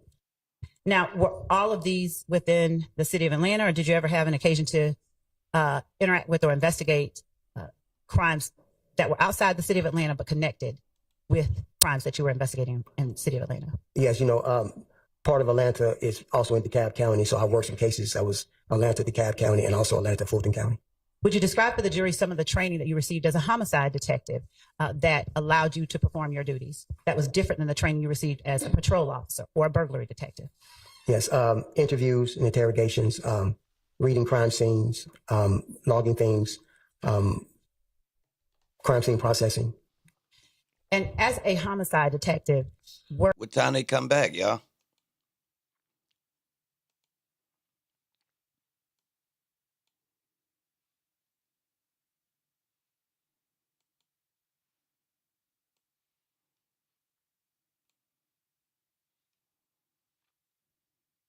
$2:15. Okay. Salute to everybody in here, man. Appreciate you being here. You involved in investigations that related to purported gang activity. So repeat that again, ma'am. As a homicide detective, did your investigations ever involve gang activity? The homicide investigations? Yes, ma'am. Now, did you share information with other law enforcement officers as it related to gang-related homicides? Yes, ma'am. And how, if ever you were trained to recognize gang activity while you were performing your investigations, what kind of training have you received?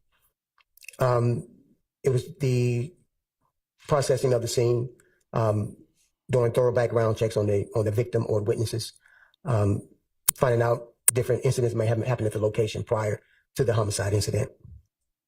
Did your rapport with community members aid you in furthering your investigations as it related to potential gang homicides? Objection, Wet. Leading. Sustained. What about your interactions with the community, if anything, helped you learn more when you were investigating gang-related homicides? Yes, I would go talk to people that lived in the area of the incident. And at that time, I take them to the side and have a low-key conversation with them, and they'll advise me of, well, this is what they've been hearing, or this is what they know. Did you always identify the people who gave you information as witnesses, or were there times when people gave you information and didn't want to be identified? Correct. There's several times people want to give information, but didn't want to get involved any further than that. And did you respect their wishes not to be involved, or did you list them and sort of out them as having given you information? No, I respect their wishes. Okay. Would you tell the jury, as a homicide detective, how it is that you come to be assigned to any particular homicide? But we have an Atlanta Police homicide unit. It's called a unit rotation. So it doesn't matter if you work one of the other shifts, day watch, which is 7 a.m. to 5 p.m., or evening watch, which is 2 to 12 midnight. It's kind of like a pitcher rotation in baseball. If you catch a case today, you're not due to catch a case until you come back up. So say there's 30 detectives. If you're number one, you go down to number 30. Number two becomes number one. Number three comes number two, and it goes like that. So it doesn't matter if you're off or it's past your shift time. If the call comes up, you have to come in and respond to it. And during the time that you're not up, is that the time that you're able to investigate whatever homicides that you do catch on your rotation? Yes, ma'am. All right. When you arrive on a scene of a homicide, are there any particular steps that you take to jumpstart your investigation? Upon arriving, I try and brief with the first responding officers and first responding detective on the scene, see what information he or she has gathered prior to my arrival. Is it your practice? Has it been your practice to attempt to identify witnesses on scene if there are any? Yes, ma'am. Is it your practice to identify or attempt to identify surveillance footage if there is any? Yes, ma'am. How do you go about determining whether or not there's surveillance footage at a particular location? We walk around and you try and see if there's cameras fixated on the structures, or you go inside and see if there's door ring cameras on some of the residents, or you go inside the business and see if they have a camera that may be facing out their front windows. As the lead detective, do you delegate responsibilities in the investigation of the homicides that you're responsible for, or do you handle every aspect of that investigation? We delegate. What types of activities do you delegate to other persons? Depending on how many homicide detectives on the scene, I have them do what is called a neighborhood canvas. They automatically go around, start knocking and talking to people, and also looking for surveillance cameras, things of that nature. And do you work with the VIC unit to determine whether or not there are? Do you ever work with the VIC unit? Yes. And how long have you worked with the VIC unit? Since their first inception and coming into work with the APD, we usually call down and ask them, do they have any VIC cameras in the immediate area? And they're able to tell us they have cameras at this location, either facing north, east, south, or west. At that time, we give them the time frame of the incident, and they're able to go back and take a look and see exactly if they have any footage of anything that may be relevant to our homicide investigation. Has the number of VIC cameras remained constant over the time that you've worked as a homicide detective? No, ma'am. Would you explain how they've not remained constant?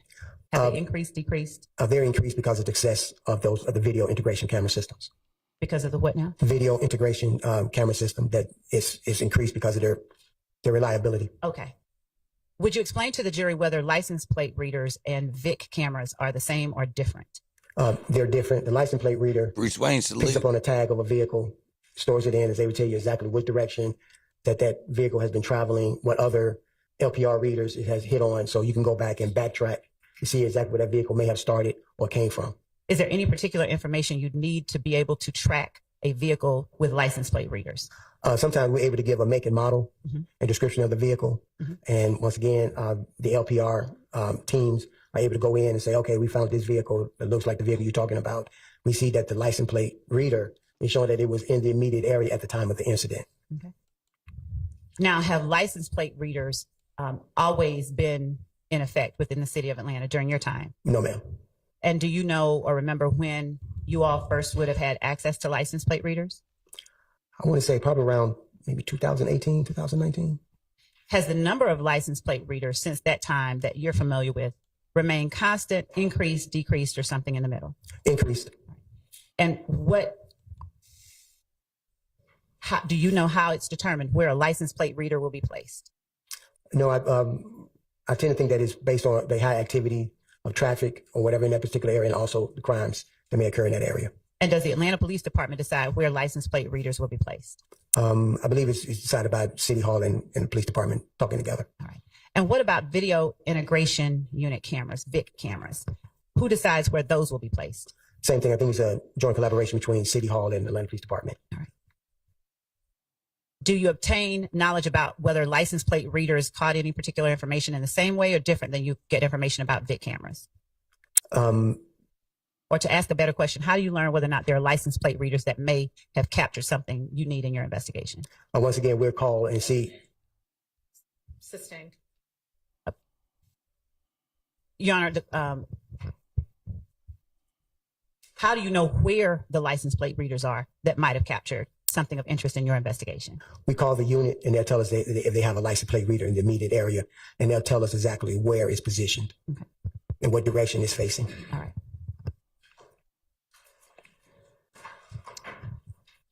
Would you describe for the jury where the Summer Hill community is located? It's located off of Robert David Abernathy and McDaniel Glen area. Okay. Down where the old Fulton County Turner Field used to be. Okay. How much time have you spent working in that area?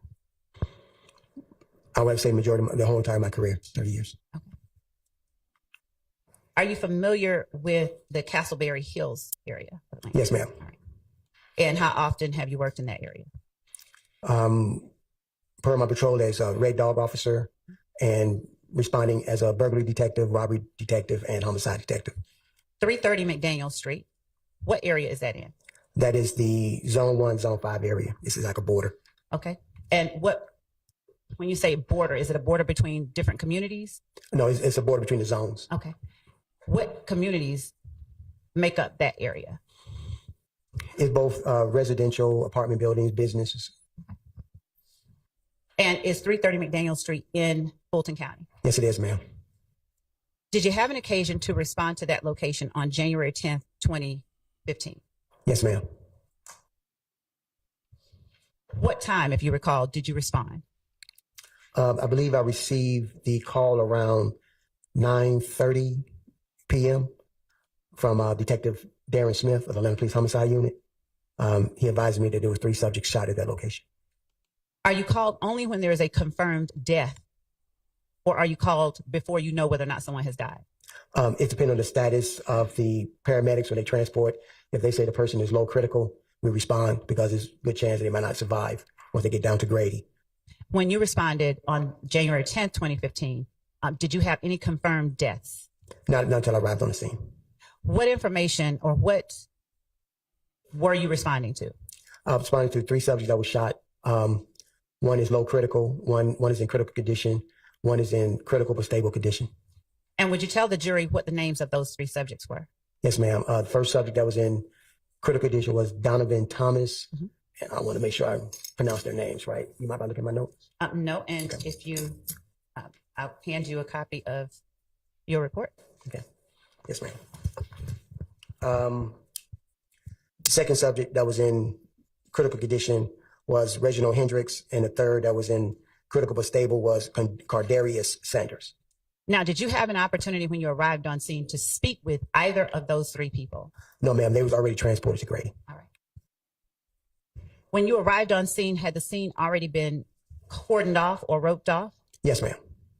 And when you arrived on scene, was there any other homicide detective already there assisting or directing? Yes, ma'am. Detective Smith was on scene. Now, was Detective Smith up in the rotation or was no, it yours? No, ma'am. So when a detective is not up in rotation, how is it that one homicide detective would be working a scene before you, if it's your homicide? Yes, ma'am. That depending on how many detectives are working that day. Mm-hmm. There's a lead detective that will go out to the scene, gather information, start processing, and they'll notify the next up homicide detective that there's a call and there's 3 subjects. Like on this day, 3 subjects that were shot. Okay. How familiar with you were with the area of 330 McDaniel Street before you got that call on January 10th, 2015? Very familiar. Had you ever interacted with persons in that area on a casual basis as opposed to during an investigation? Yes, ma'am, during an investigation. And when you say during an investigation, is it only during investigations that you interacted with persons in that area? Yes, ma'am. Just about. Yes, ma'am. Were there or was there an apartment complex in that area? Yes, ma'am. Do you remember the name of the apartment complex? No, not off the top of my head, no. Okay.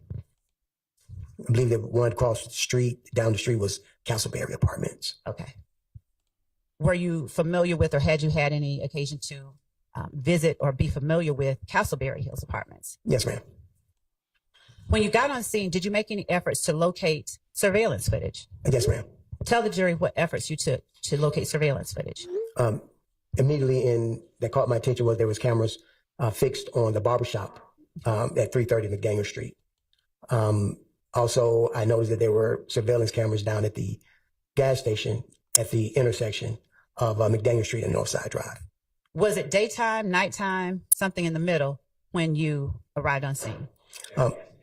I did not ask that question. We know, we know the time. So let me ask a better question. Was there daylight, moonlight? Was there natural light for you to see on scene when you arrived there? No, the street was lit up with city lights. Okay. And how were you able to see the cameras that you were able to identify? They were just fixed on the building, so you can look up and see the cameras. At the time that you saw them, did you know whether or not they were working? No, I did not.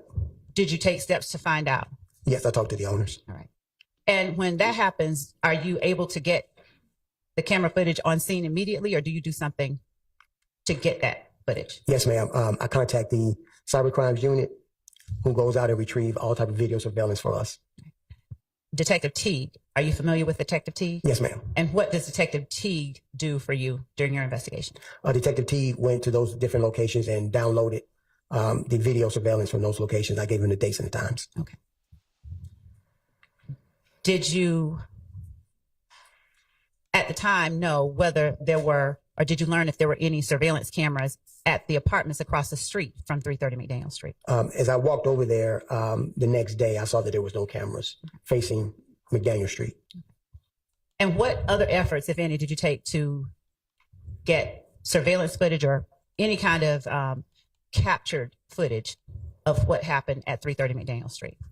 It was just those two locations that had cameras. Okay. When you said that you went to the Texaco, where were you focusing? Where was it that you understood the shooting to have occurred? The shooting happened right in front of the barbershop. The vehicle was traveling down McDaniel Street to Northside Drive and made a right onto Northside Drive. And that would place it right in the path of the Texaco cameras. How did you learn what the vehicle did without saying anything that anyone specific told you? How did you learn? People that was on the scene. Okay. And at the time, on scene, the night of January 10, 2015, did you get any specific details about the make and model of the car? Any definitive details? No, ma'am, except that it was probably a silver or a light gray colored vehicle. Okay. When the Atlanta Police Department investigates a homicide, do they have ways of soliciting information from the public that might assist in the investigation? Yes, we have what is called the Crime Stoppers hotline. Information given that leads to a portion of the investigation or successful arrest of the investigation. There's a $2,000 reward for any information given. And where do you display that? Do you put it on TV? Do you put it in newspapers or something else? It's displayed on TV, and also we post flyers around the neighborhood. Did you do this with the McDaniel Street murder that you investigated? Yes, ma'am. What was it that you put on TV? Basically, there was a subject that came inside with an assault rifle. When I identified who that person was, because they were not on scene when I got there. Now, when you say a subject that came inside with an assault rifle, inside where? The barbershop, I'm sorry, the barbershop. And why did you put that particular footage on? Because I want to see what this person was a person of interest that may be related to the shooting itself, that he may have been one of the shooters. Did you later learn whether that person had any relationship to either of the victims? Yes. And what did you learn that person's relationship was to either of the victims? I learned through the parent that was their son and the brother of the decedent. Okay.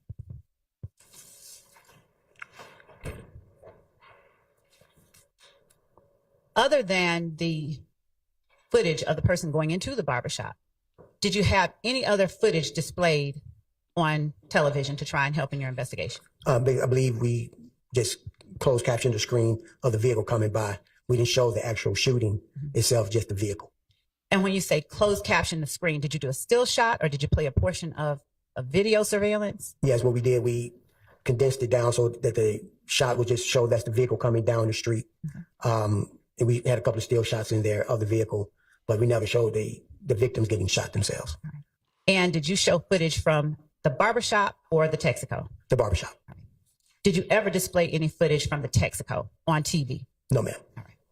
How do you decide which footage you're going to put out there and which footage you're going to hold back? Based on the relevance, because the Texaco did not show the actual shooting itself. The barbershop did. Okay.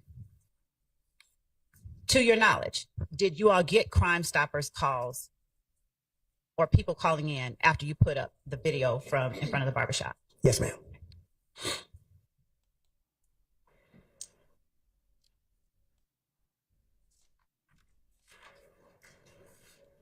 When you arrived on scene, were there people who were willing to talk with you and have their names listed as witnesses? There were people willing to talk, but they didn't want to list their names. And how did they make that known to you? Simply by giving me the information. And I said, you want to come down and talk to me? And they're like, no, that's all. As far as I'm getting involved, this is who was involved. Are you able to force people to get involved more when you're conducting crime scene investigations? No, ma'am. Are you not able to take people down to the police station if they tell you that they have some information? We can ask for their consent. If they say no, and we forced him down. That's called kidnapping. Okay. All right. Did you have any persons that you were able to talk to, but you were able to also list out their names? Yes, ma'am. Do you remember who those people were? One person in particular was a person by the name of Spencer Wright. Now, let me ask you this. Was at the time you went to 330 McDaniel Street on January 10th, 2015, did you see a Spencer Wright on scene? No, ma'am. Did you talk with a Spencer Wright on scene? No, ma'am. How long after January 10th, 2015, did you talk with Spencer Wright? Without saying anything Spencer Wright said? Probably around the month of October 2015, maybe. And was there anyone with you when you learned of Spencer Wright? Yes. Who? Detective Gaither of the Gangs Unit. When you first began your investigation into Donovan Thomas Jr.'s murder, was it a joint investigation with the gang unit, or did you do something to have them become involved? It was a joint investigation. They were providing me with information and intel stemming from their investigations on gang-related activities. And what they deemed may be relevant for my investigation, they passed it on to me. Did you delegate any duties to members of the gang unit to aid you in your investigation? Some just... Or better yet, did they offer up assistance? Yes, ma'am. Okay. Who within the gang unit offered up assistance in your investigation into the Donovan Thomas murder? Detective Gaither and Detective Dennis. Did you gain information that allowed you to interview people in relation to the homicide without saying any information that you gained? Just yes or no. Did you get information? Yes, ma'am. And did you conduct interviews? Yes, ma'am. All right. Now, to locate each of those names on the night of the homicide, forward them did over to Mr. Steele. Okay, but the court will afford me a second to do that. I'm gonna do it. And was there something else we were supposed to argue with? You sure? Okay, I think that Mr. Atkins. I'm listening. Oh, okay. I just had some random set of keys up here that are not mine that appeared over the lunch break. Mr. Atkins, I think, forwarded the exhibits that he'll use with Miss Latner's later today. And I didn't know, I don't believe that I can't speak for anyone. So I just wanted to make the court aware if there's any objection, we're prepared to argue it, but we did forward over. I don't think that there is. There shouldn't be. It's a CAD report and a 911 call. Good afternoon. My understanding is that there's going to be a Maynard in April 2019 CAD report. No issues with that. There's going to be a Holloman CAD report. No issues with that. There's a 911 call that's already been litigated, and there's a Chandler Durham 911 call that I need to look through. Is Miss Latner's the next witness? I mean, we're on this witness still anyway. She's not. Okay, She's not. You think you'll have time to do that? Okay, all right. And I don't think that was the. I would ask that the court inquire if there are any more objections about the ones that he sent over, because I think that was the extent of it, but he just wanted me to make sure that I addressed it with the court. Right. My issue is I want to go to that Chandler Durham. Yes, That's fine. We'll give you a chance to do that before.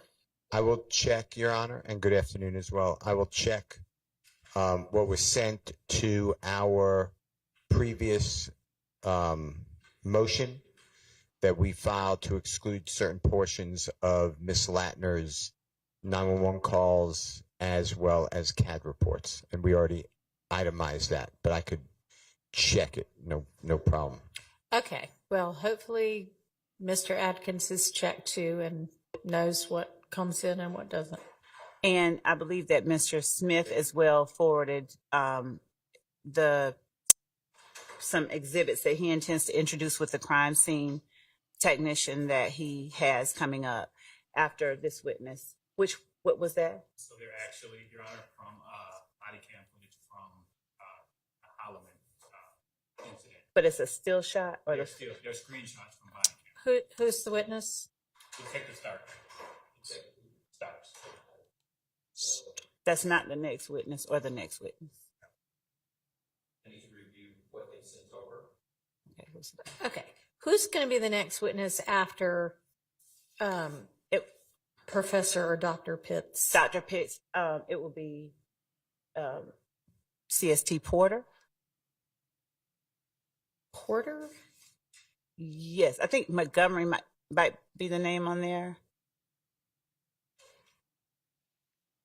Okay. I mean, I don't see that name on here, but there it is, Montgomery. Okay.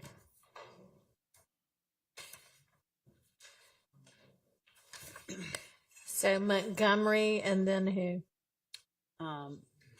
We have Miss Latner's coming. We have Miss Smith coming, and we have. So is Miss Latner's going to be right after Montgomery? No. In fact, it's going to be. I guess what I'm asking is, could you give me in order, kind of who you expect for the afternoon? Dr. Pitts, crime scene tech, Montgomery Porter, Miss Smith, Officer Collins, Miss Latner's, okay, and Starks if we reach Starks. All right, great. All right, and whatever evidence is going to come in through those witnesses has been shared. Is that accurate? Whatever evidence. Say that for me one more time. Whatever evidence is going to be introduced through these witnesses has been shared. Yes. Okay, and as far as we know, the only thing that somebody still needs to look at is that listen to is that 911 call. That's correct. Okay. And I'm going to review I understand that there were some stills that were apparently sent over. I need to look at that, apparently from a body cam. That's the first I've heard of that, so I need to look at that, Judge. Okay, and the stills would be with what witness? Starks. Starks. The okay. last one. All right. Okay, so we've got 3 witnesses plus the one on the stand to get through before them, so y'all should have some time to do that. I'll review them, If there's Judge. any issue with it, just let me know. I'll bring it to the court's attention. Thank you. All right, anything else before we get the witness back and the jury in? No, I'm just sending over the. Great. All right.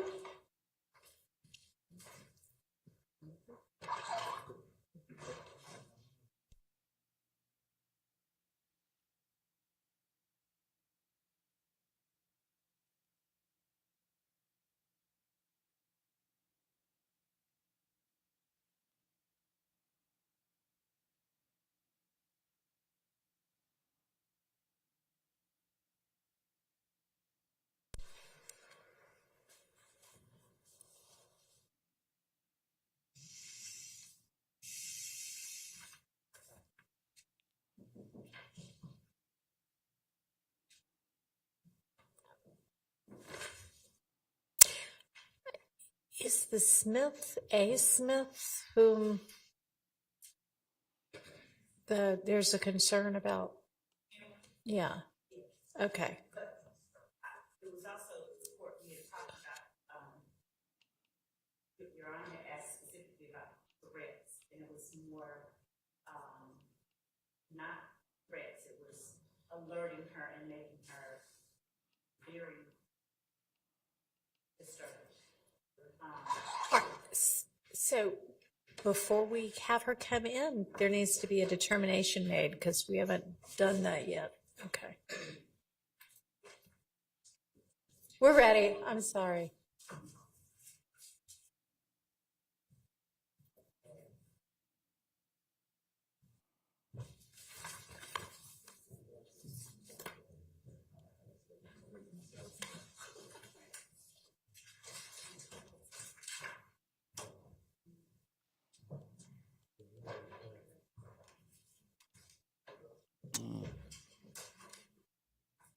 That's my girl, y'all. It's all about her. This whole thing all about her, man.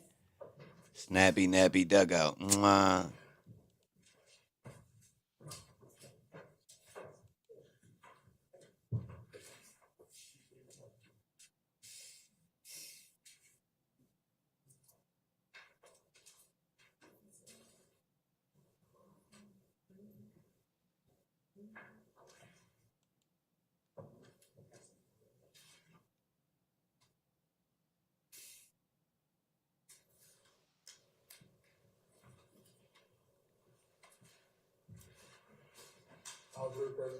Thank you. Go ahead, Mr. Brown.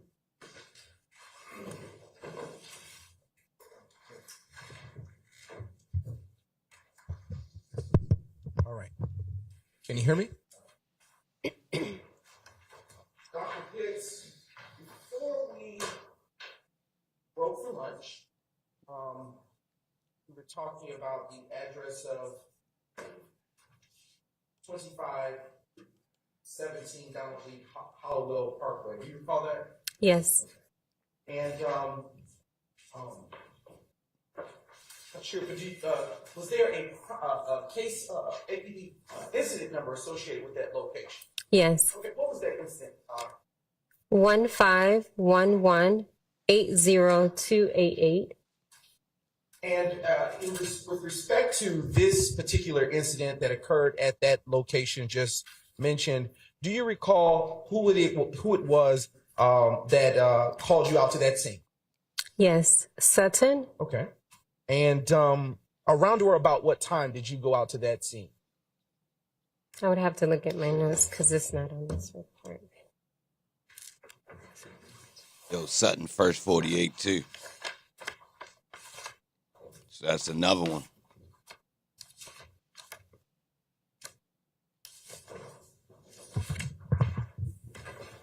Thank you. Yes. Thank you. The call came through at 2:30 a.m. I responded at 3:04 a.m.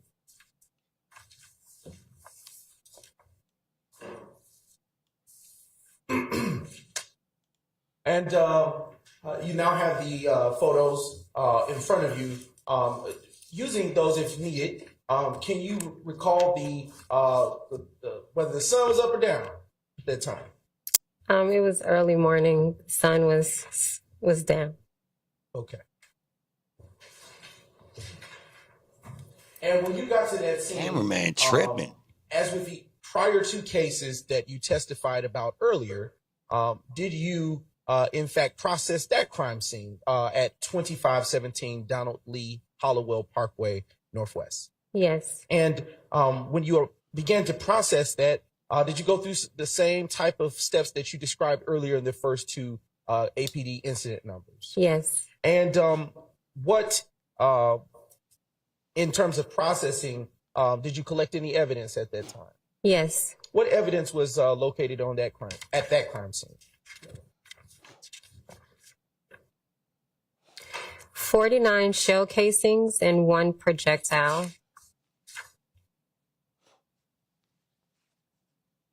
Was recovered as evidence from that crime scene. And did you turn that evidence in as you did with the prior shell casings and the other two APD incident numbers? Yes.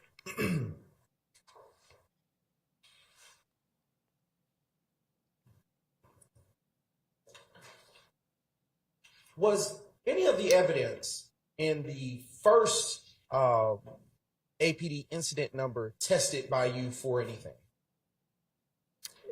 We're going all the way back to the very first incident.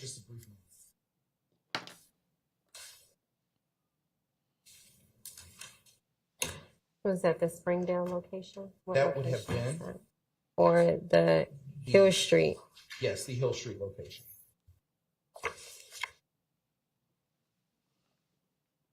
No, I turned it over to the APD crime lab for further review for ballistics. Did you do any testing in the second APD incident case number that you responded in process? No, I submitted it to the crime lab for ballistics. And as to the third case number, which we were talking about before we circled back, this case specifically pertaining to 2517 Donald Lee Hollowell Parkway Northwest, did you perform any testing on that evidence that you collected at the scene? No, I turned this over to the APD property unit.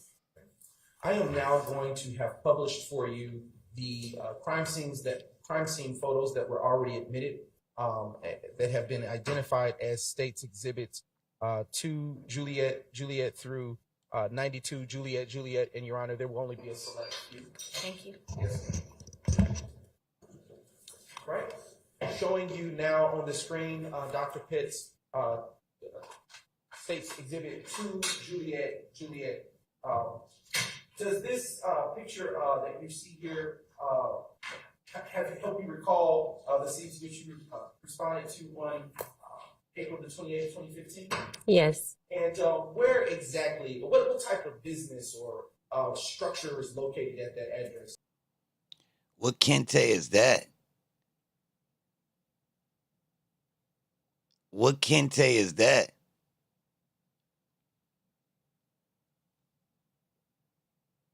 Nah, what Kente is that? Who spelled that like that? That's crazy. Wow. Wow. This is Club Crucial. Who Pancho?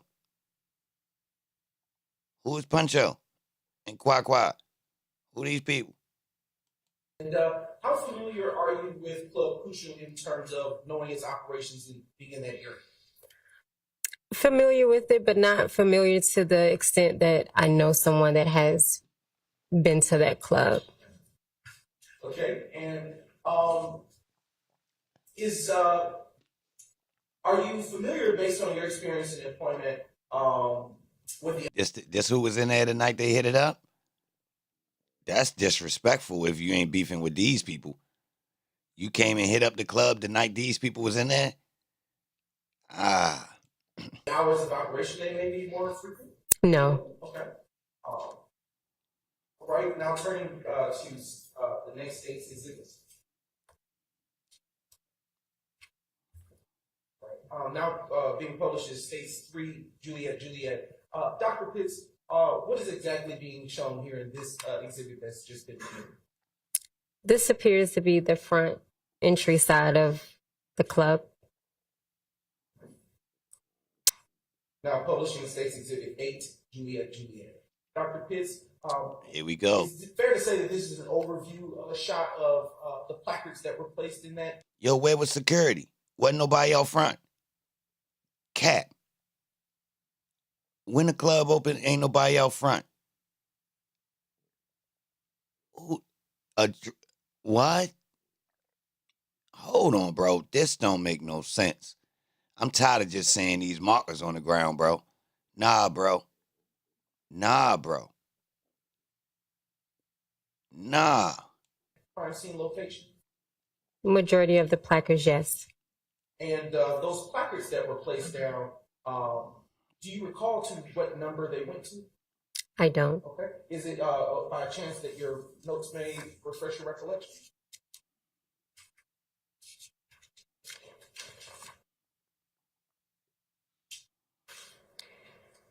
It could have went up to 50, being that I had 49 shell casings that were recovered and 1 projectile piece that was recovered.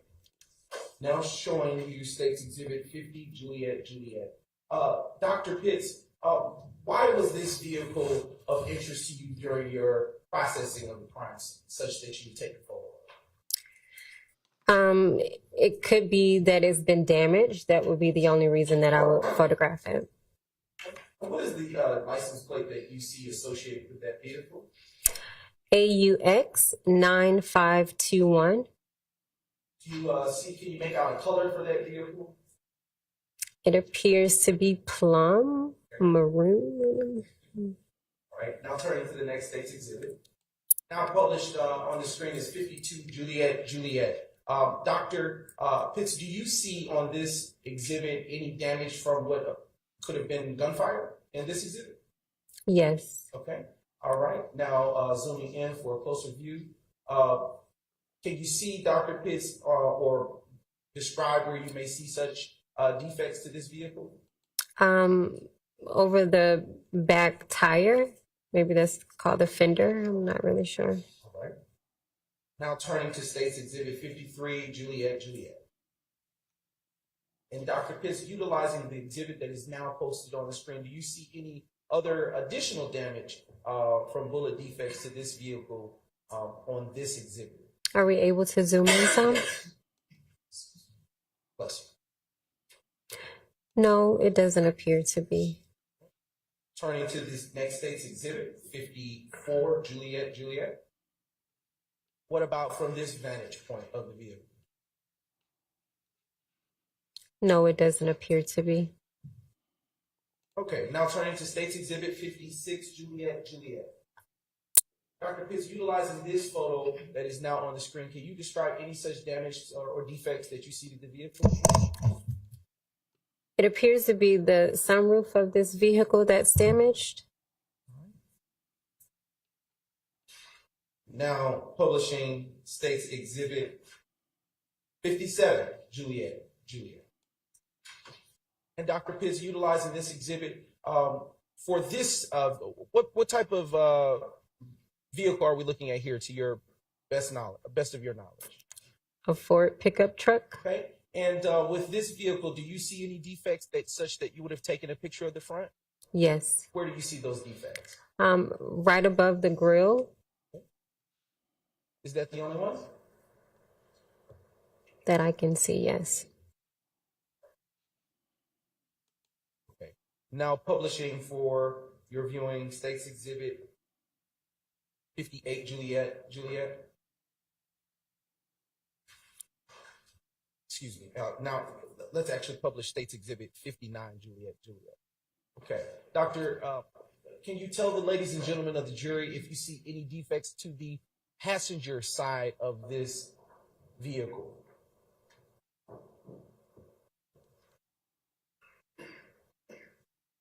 It doesn't appear to be. Okay. Where the cursor is located, can you see any such type of damage or defect? Yes. Okay.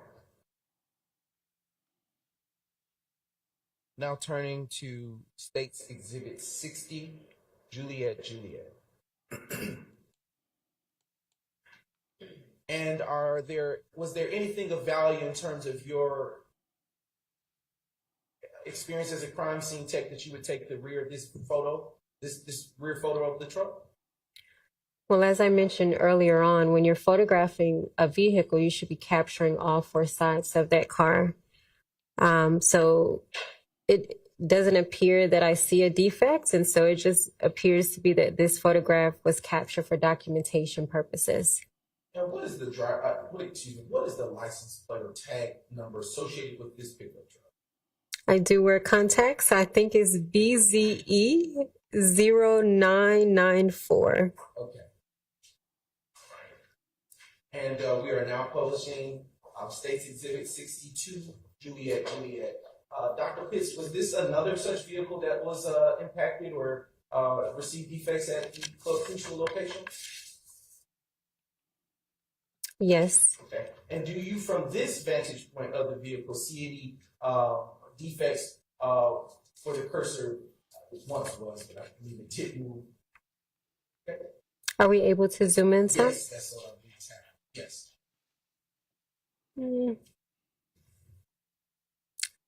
I can't accurately say if that's a defect or not. If you, using the hard copy of the exhibit that has been entered, can What you was the tell number that again? exhibit now is 62 Juliet?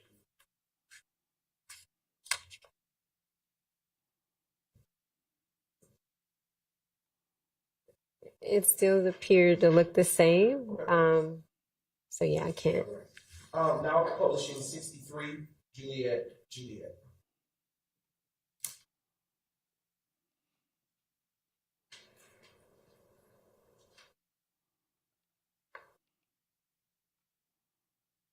Just a moment.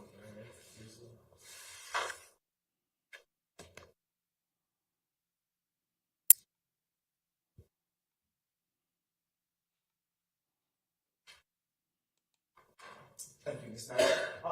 Dr. Pitts, before we ask any questions about the exhibit that is published at this point, can you tell the ladies and gentlemen of the jury what vehicle you know this to be, if at all? What type of vehicle, I should say? Based on the emblem, it looks like a Ford or BMW. And with respect to this vantage point of that BMW that you described, is there a defect to you or to your ability to see from utilizing this picture? Any defect? No. Where the cursor is, can you describe whether you believe that to be to the right of the cursor, that is? Can you describe if you know that to be a defect? What was the This number? is State's Exhibit 63, Juliet.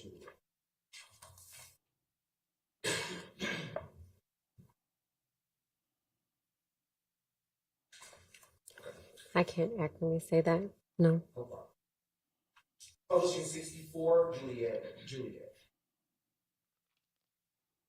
And Dr. Pitts, with this passenger side view of the BMW, are you able to distinguish if you see any defects to this portion of the car?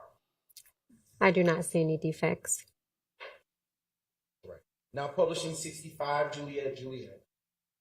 Dr. Pitts, do you see anything of this pertinent on this picture that would have looked like defects to you? Yes. Okay. Where on this photograph do you see defects? It appears to be a defect at the top of the trunk, and then on the bottom lower area of the fender, the back fender. And what is the tag number that is associated, if you could make it out, associated with this vehicle? I think that's PYI4970. Right. Now publishing the next State's Exhibit, which is State's Exhibit 68, Juliet. What type of vehicle, based on this photo, can you tell, make this out to be? This is a Volvo. And is there a tag number that you can see associated with this vehicle? Yes. What is that tag number, Dr. Pitts? Can we zoom in just so I can get the first? The first letter appears to be maybe PTG7271. What state is that tag associated with? Georgia. And do you see any defects to this vehicle here on this view? No. Now publishing State's Exhibit 70, Juliet. What about here, Dr. Pitts? Do you see any defects that drew your attention when you processed this processing this vehicle on it? No. What about in State's Exhibit 71, Juliet, which is getting ready to be published now, which shows the passenger side? Do you see any such defects that drew your attention? Can we zoom in a little more?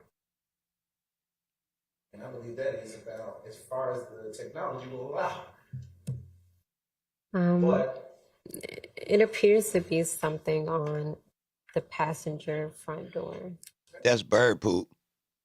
And if we could put the cursor on the passenger front door, is that what you're saying to be that something? Is it above or beneath the cursor? The cursor disappeared. It's above. Okay. And is that what you believe to be a defect to this vehicle?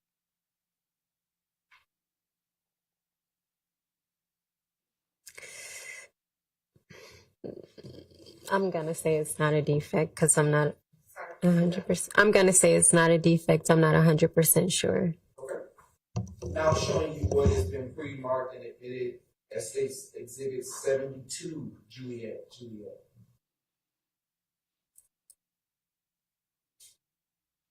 Okay. Utilizing this exhibit, Doctor, is there anything that you see in terms of defects to the front of this vehicle? Bro, what dude's walking around the car? Right. It's Now cumulative. publishing State's Exhibit 73, Juliet. Dr. Pitts, are you able to say that, do you see anything that may appear or resemble to be a defect on this portion of the car? Yes. And is that what you would believe to be a defect? Yes. Now publishing State's Exhibit 74, Juliet.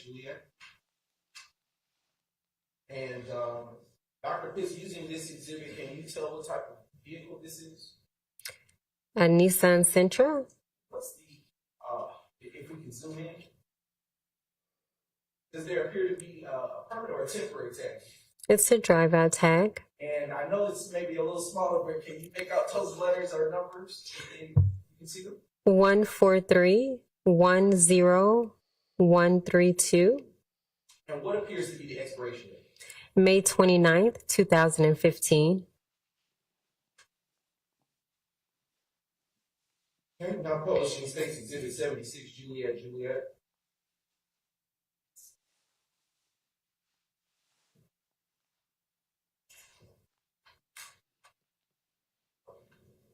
And Dr. Pitts, what are we looking at here in State 76? Juliet. The driver's side of this vehicle with defects. How many windows do you see to have defects or damage? 3. Yo, these boys is property damage champions. Okay. Now, These boys just damaging property. showing you State's Exhibit 77, Juliet. What about on this side of the vehicle? Can you see any such defects on this side? Can you zoom in, Dr. Pitts? It appears to on the back passenger side door. And do you see anything on the front passenger side door in terms of damage? The window. Okay. Is there anything on the ground near the vehicle on this side? We would have to, can we zoom in some? It appears to be shattered glass that I can see. Now turning your attention to the next State's Exhibit, which is State's Exhibit 78, Juliet. Dr. Pitts, do you see any such damage to the front of the vehicle? No. Next State's Exhibit, please.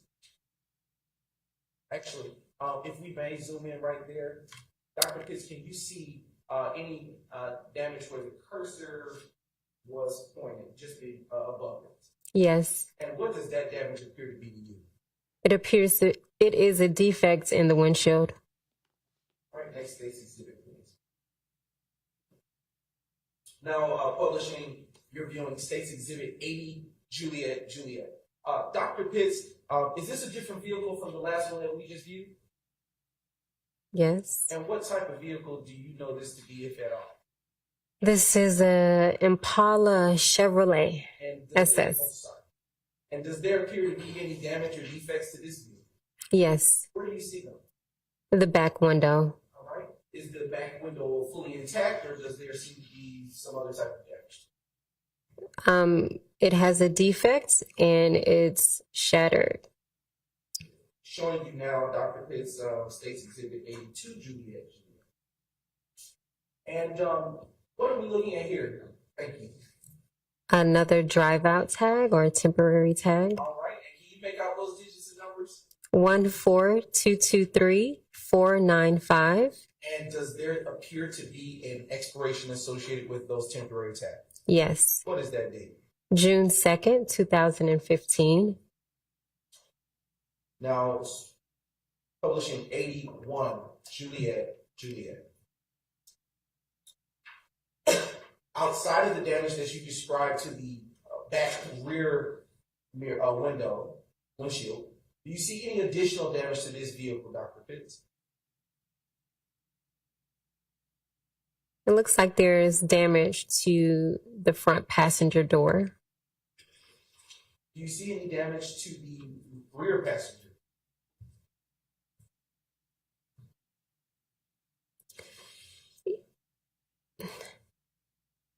It looks like it could be a scrape or a dent, but I would maybe need to zoom in some. What was the number again? Yes, that is State's Exhibit for you. 81, Juliet. Thank you.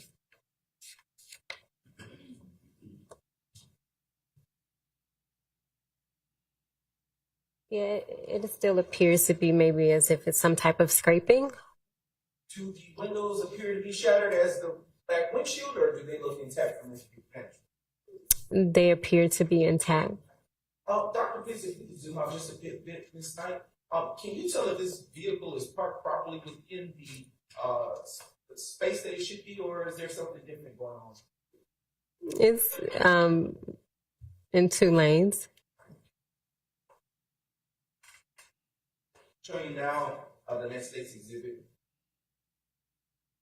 83, Juliet. And if we could just zoom in partially. Dr. Pitts, do you see any damage to this portion of the vehicle, the driver's side?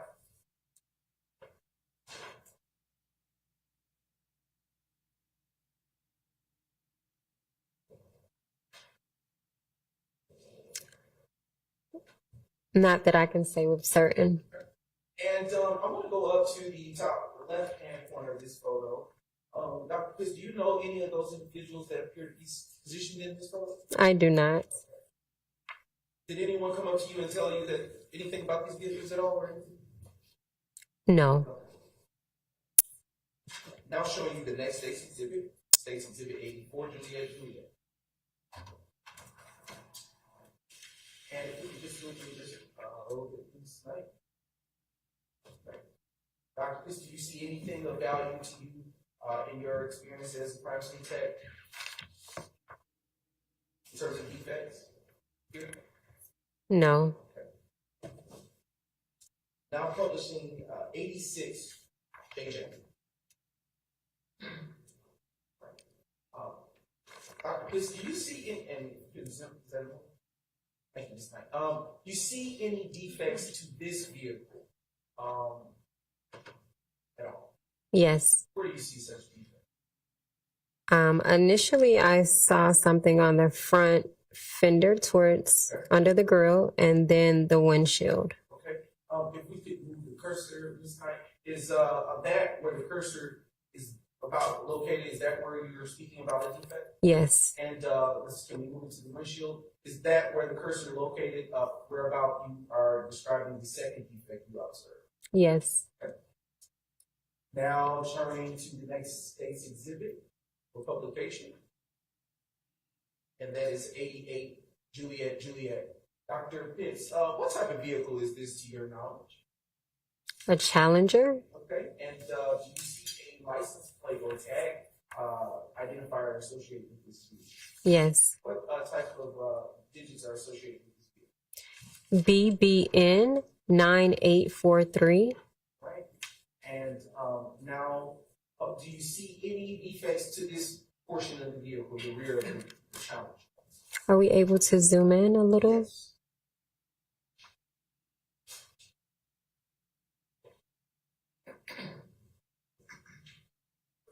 No. Okay. Now publishing next State's Exhibit, and that is State's 90 Juliet.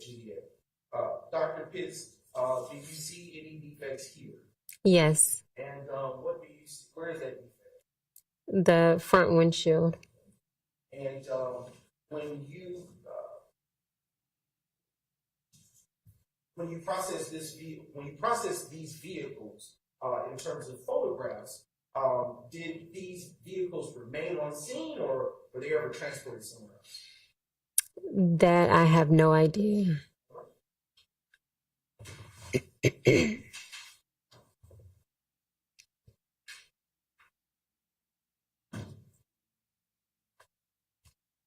And Dr. Pitts,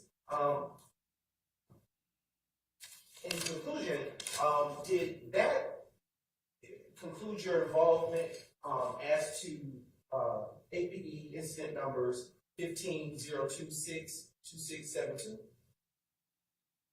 For the first case that you dealt with? 2672 is the last four? Let me restate that. As to all that you testified today, did that conclude your involvement with the first case that you testified about regarding APD case number 15026 2672? Yes. Okay.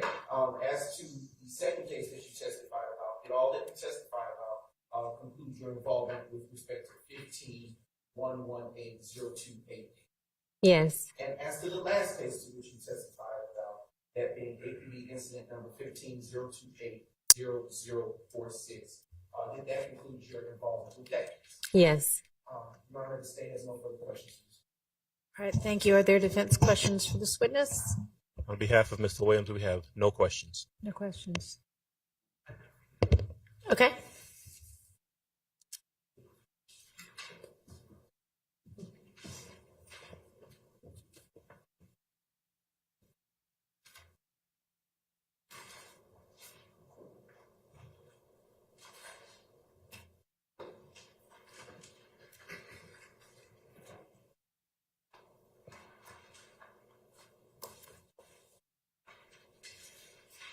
Good afternoon, Dr. Pitts. Hello, how are you? I'm fine. How are you? I'm good. My name is Max Shard. I represent Shannon Stillwell. I just want to ask you a couple questions about your work on January 26th at 1007 Hill Street. Okay? Okay. All right. And if you need to refer to your reports, just let me know, and then that's fine. But we just need to, for the record, just make it clear that you're referring to your report, okay? Okay. All right, thank you. As I understand, you were the crime scene technician on that scene, correct? Yes. Okay, and were you the only crime scene technician on that scene? Yes. All right. And I understand your testimony is that you took a large amount of photographs and also collected shell casings. Yes. Okay. Now, when you're at a crime scene working as a crime scene tech, do you dictate your actions or do you follow the responding officer? How does that work? It's based off of my discretion. The first responding officer really just briefs me during that initial walkthrough of what they've uncovered, but no, they do not tell me or lead me on how to process a crime scene. Okay. And these shell casings, I believe your testimony is you've collected 65 documented and collected 65 shell casings from that scene. Is that correct? Yes, based on my notes, yes. Okay. And I'm not asking for an exact measurement, but with your fingers, I guess, could you show the jury how large these shell casings are? Are we able to pull up a photo so I can make sure that I'm referencing the correct shell casing? I believe it's the batch labeled GG. Is it starting with 1 GG? Okay. I know that there's some photos in there of different shell casings.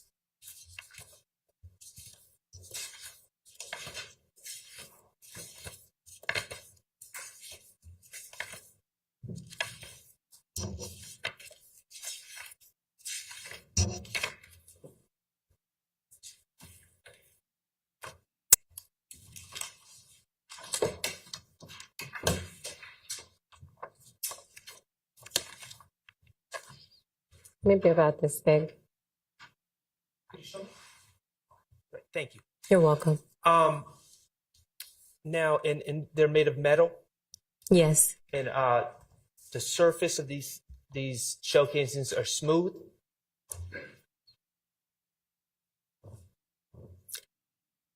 Yes, I guess.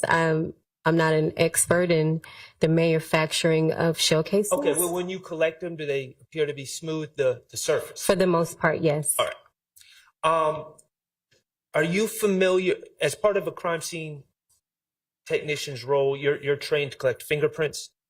We are trained to process for fingerprints. Okay, and thank you for that correction. When you say, you corrected me, I said collect, you said process. Could you explain what you mean by process? So when you're processing a surface for fingerprints, there may not be a fingerprint that's even there to collect. And so in terms of saying collect, therefore there's something that you've brought to the surface and you're adding lifting tape, and then you are physically collecting that print off of that particular surface, and you can actually take it with you and turn it over. Is there another process of processing? Is there another way to process for fingerprints that involves the use of super glue causing prints to rise? So that is called cyanoacrylate, and yes. And that process, cyanoacrylate? Correct. Okay. The process using cyanoacrylate, that can be used on shell casings, correct? Yes. Okay. The 65 shell casings in this case, were they ever processed for fingerprints using cyanoacrylate?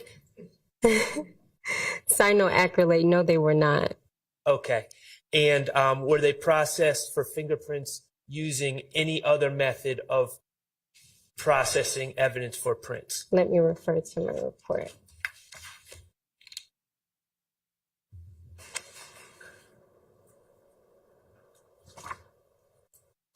According to my report, no, I turned them over to the APD crime lab for ballistics testing. Okay, thank you. You're welcome. Any other defense counsel with questions for this witness? All right, any redirect? All right, thank you so much for your time. You're excused. Call your next witness.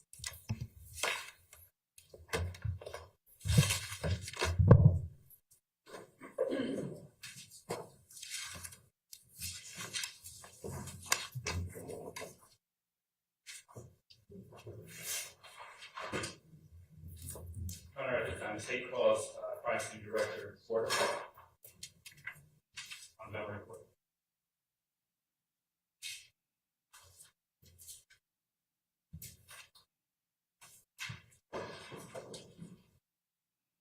I'm just wondering why that person's not walking in the door right now. Y'all, the other person's been out, and there's no harm in them passing by each other.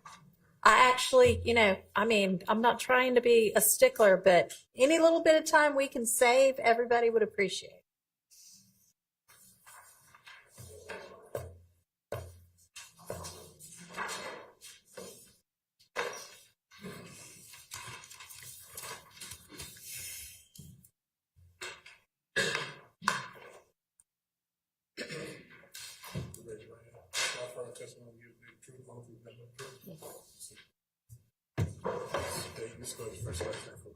Okay. LaShantis Porter, LaShanTise,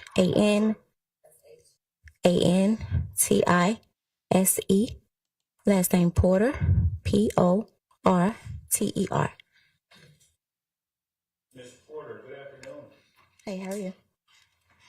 Ms. Porter, did you change your name? Did your name change? Yes. And what did you go by formerly? Hill. Where do you currently work, Ms. Porter? Atlanta Police Crime Scene Unit. And how long have you worked for APD? For 19 years. Can you tell the jury what your current role is? I am a crime scene director for the Atlanta Police Department. And what are some of your responsibilities in that role? I ensure that the crime scene technicians are doing their jobs properly, processing evidence properly, collecting evidence properly. I also manage our customer service section where they do background checks.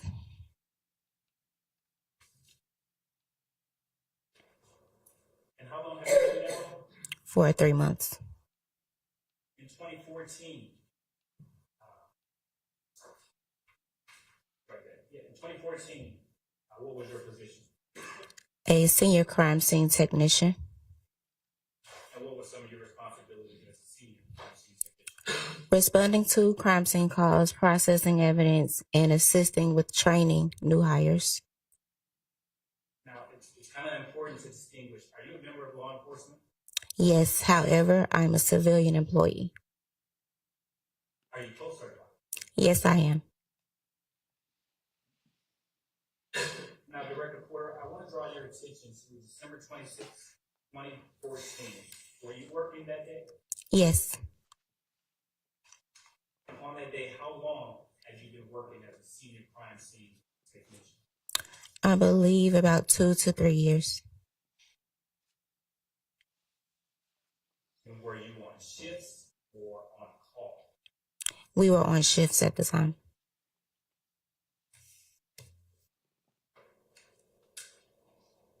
And what was your shift? I was 4 p.m. to 12 a.m. Were you alone or with a partner? I was alone.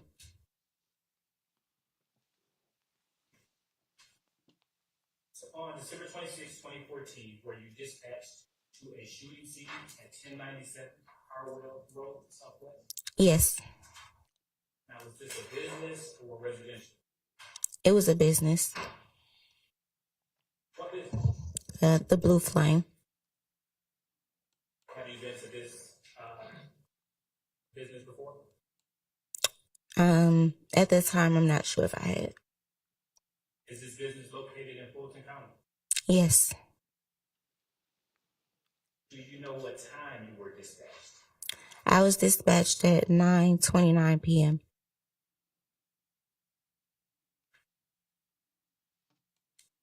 It's not her that was in the car during the laundromat. No, that's not her. Now, what was your job when you arrived on She scene? crime scene. My job was to process the scene by taking photos and collecting the evidence that needed to be collected.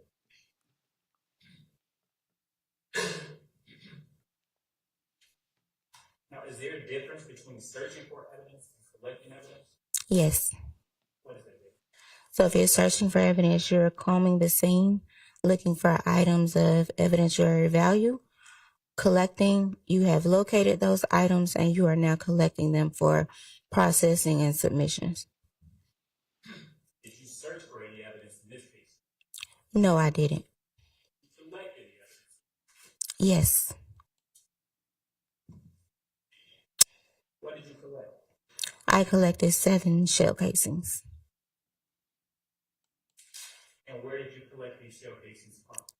The shell cases were located in the parking lot of the business. The blue flag? Yes. Did you happen to take any photographs? Yes, I did. About how many photographs did you take? I took 63 photographs.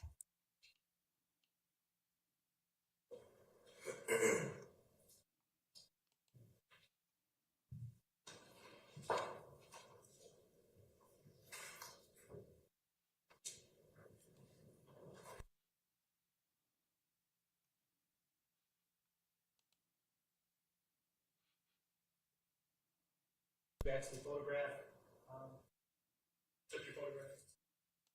Repeat the question. Do you recall, where you actually took photographs that night? They were toward the bottom, maybe toward the street of the parking lot.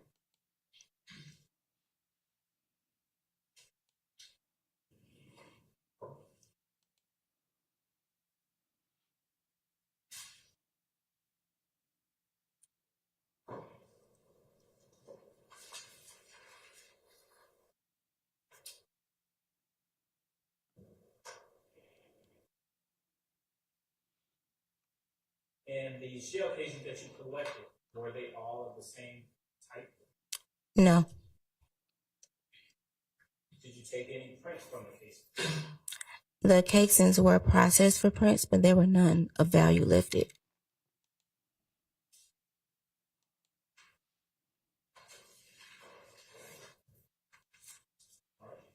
What did you do with the shell casings you did collect? Once they were collected and processed, they were submitted to our APD crime lab for ballistics analysis. Did you perform any ballistic testing? No. Now, what did you do with the photographs? The photographs were placed on a disc and sent to our photo lab.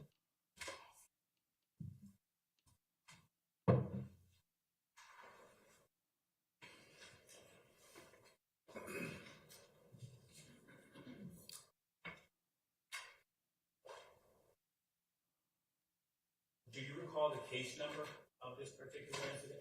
No, I don't. Would looking at your report help refresh your memory? Yes. Your Honor, permission to approach? Yes. Let's take a look at that. I want you to have a moment to look at it. Look at that.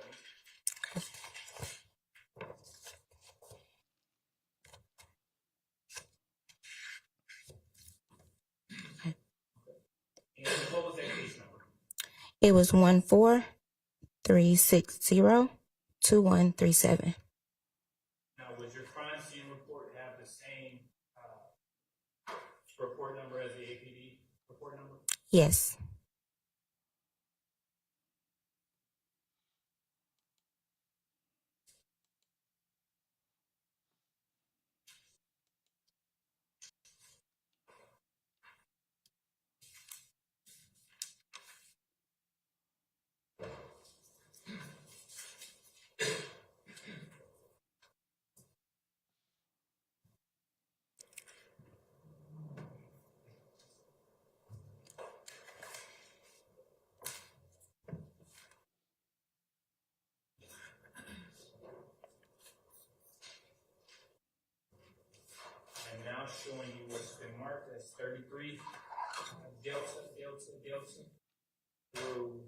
96 Delta Delta Delta. Permission to approach, Your Honor? You may. And these have been previously served to defense counsel.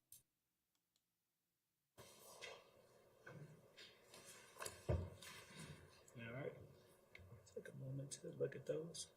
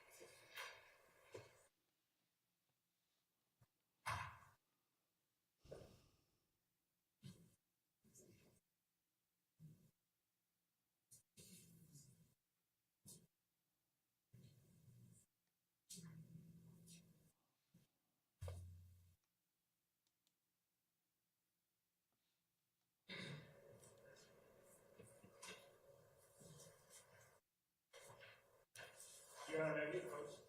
Yes.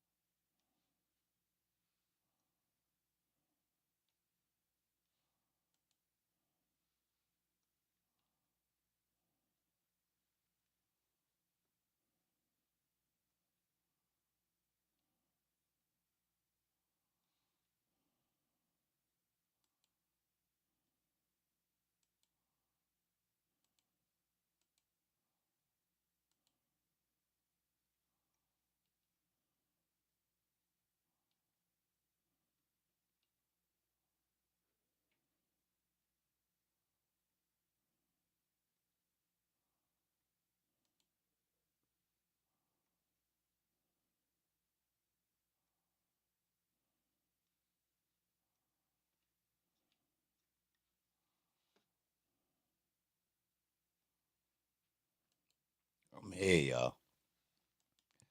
I'm waiting on them to get done with their shenanigans. He is very boring. Holmes is the worst, ain't he? Holmes is terrible. I'm gonna keep it 100. Holmes is terrible. I promise.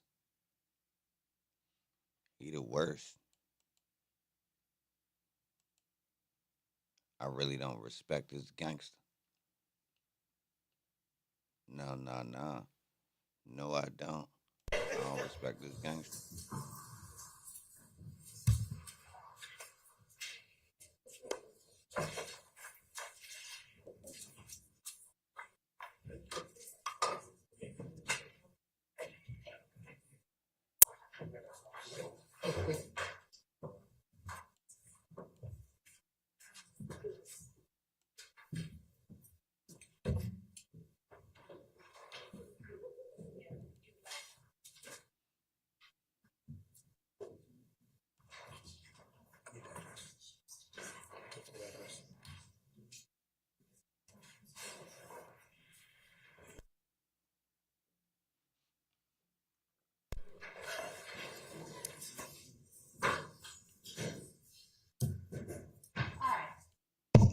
So there's a relevance objection to essentially, I guess, all of what the witness might be about to testify to.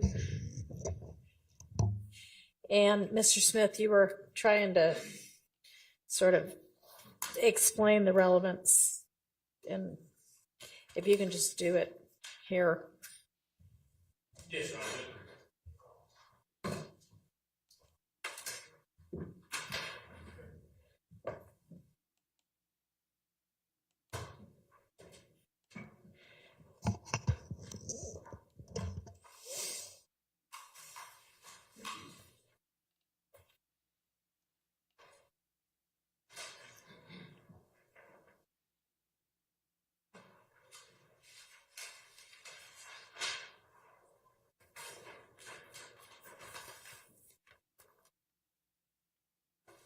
Whenever you're ready.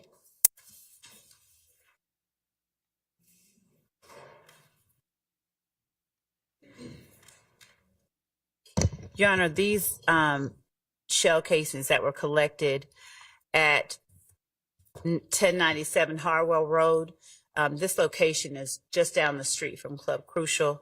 It happened December 26, 2014, and it produced a knifing hit to 2905 Springdale Road, which occurred on January 28, 2015. One of the other cases that the state has presented evidence on.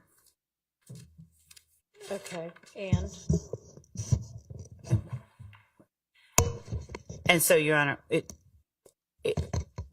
as we're talking about the shootings and the violence that has occurred throughout this investigation, the shell casings, the fact that there is this knifing hit, it just shows various locations. We're not going to say this person had it in their hands, but the fact that there are knifing hits to locations that are in close proximity to locations where we know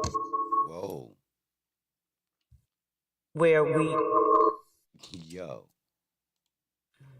they drove where I have no idea why it's doing that. Here we go. They trolling, y'all. Testing. Where we know that other instances that have involved the groups of people that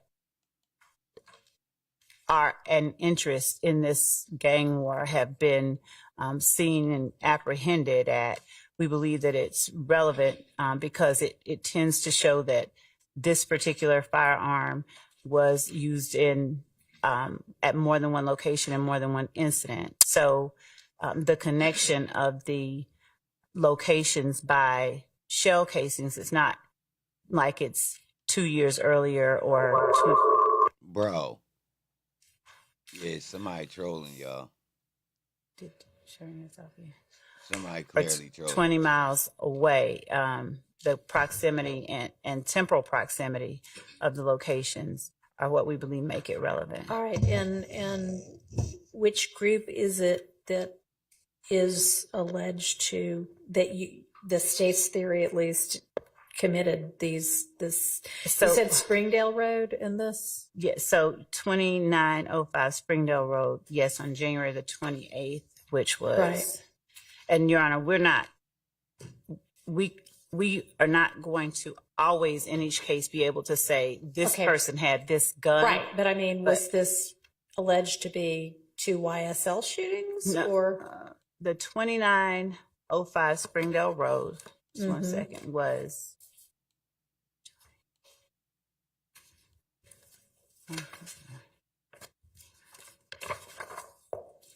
January 28th. Was the location of Miss Antrevia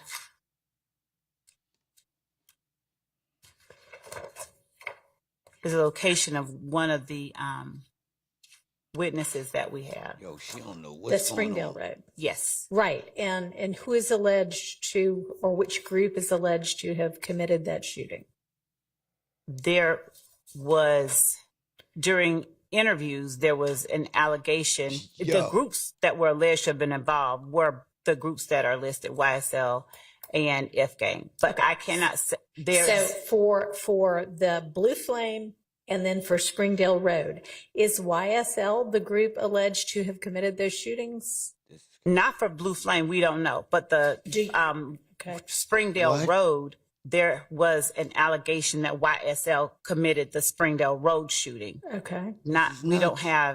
We don't know who committed the Blue Flame, but we do know that the shell casings that were at Springdale Road were also fired at the. They are producing knife matches to a location just a mile away from Club Crucial in the latter part of December 2014. All right. And is this Club Crucial or not? I'm sorry. Is this Blue Flame shooting anywhere in the indictment? No, it's not that it's in the indictment. It's just that it's the proliferation of violence and the location of the amount of violence caused by these weapons that have been used in these various shootings, we believe is relevant. Okay. And is the weapon that matches both of these also, was it found in the possession of anybody who's alleged to be a YSL co-conspirator? No. Let me make sure about that. Hang on. Man. Do y'all even have the weapon that these two things match? No, we don't have the weapon. We have shell casings, but not the gun in this particular case. And so we don't, and we're in showing the back and forths, we're showing the amount of shootings. Okay. So I know that for a lot of the different incidents, there is a theory that, there is one shooting by one gang against another, and then the other gang retaliates against the first gang, and it goes back and forth, back and forth. Right. Is the Blue Flame shooting alleged to have been any part of that back and forth, back and forth? We don't have that. We don't. In as much as we don't know who committed that, all that we know is that the weapons used there were knife and hits. Oh my God! So you just want to show that I assume will have some evidence that in some way ties YSL to the Springdale Road shooting, and you want to be able to show that somebody involved in that might have been involved in some other shooting, just to show that they shoot things up a lot. Well, the count one of this indictment alleges exactly that. Okay, but this isn't an overt act in count one of the indictment, right? No, but it's it's not an overt act. No, the Blue Flame, no, but it is. I guess our position is it doesn't need to be an overt act to be proof of something that we are showing. Has there been any prior notice about this? Any argument that it's 404B or intrinsic? Well, we have not. Yes or no? No, I don't think we have. No. All right, I'm going to sustain that relevance objection.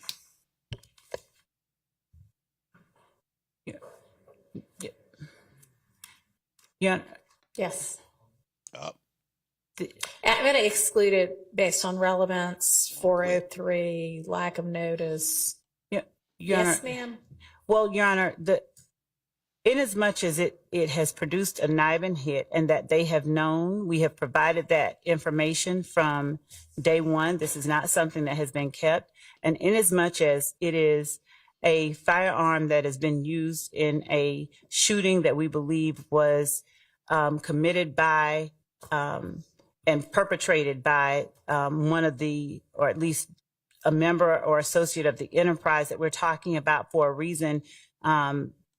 Okay. Well, I asked you if you had anything that tied this gun to a particular YSL co-conspirator, and you said no. I'm sorry. You said we said no. That You heard, man. Stop it! Stop it!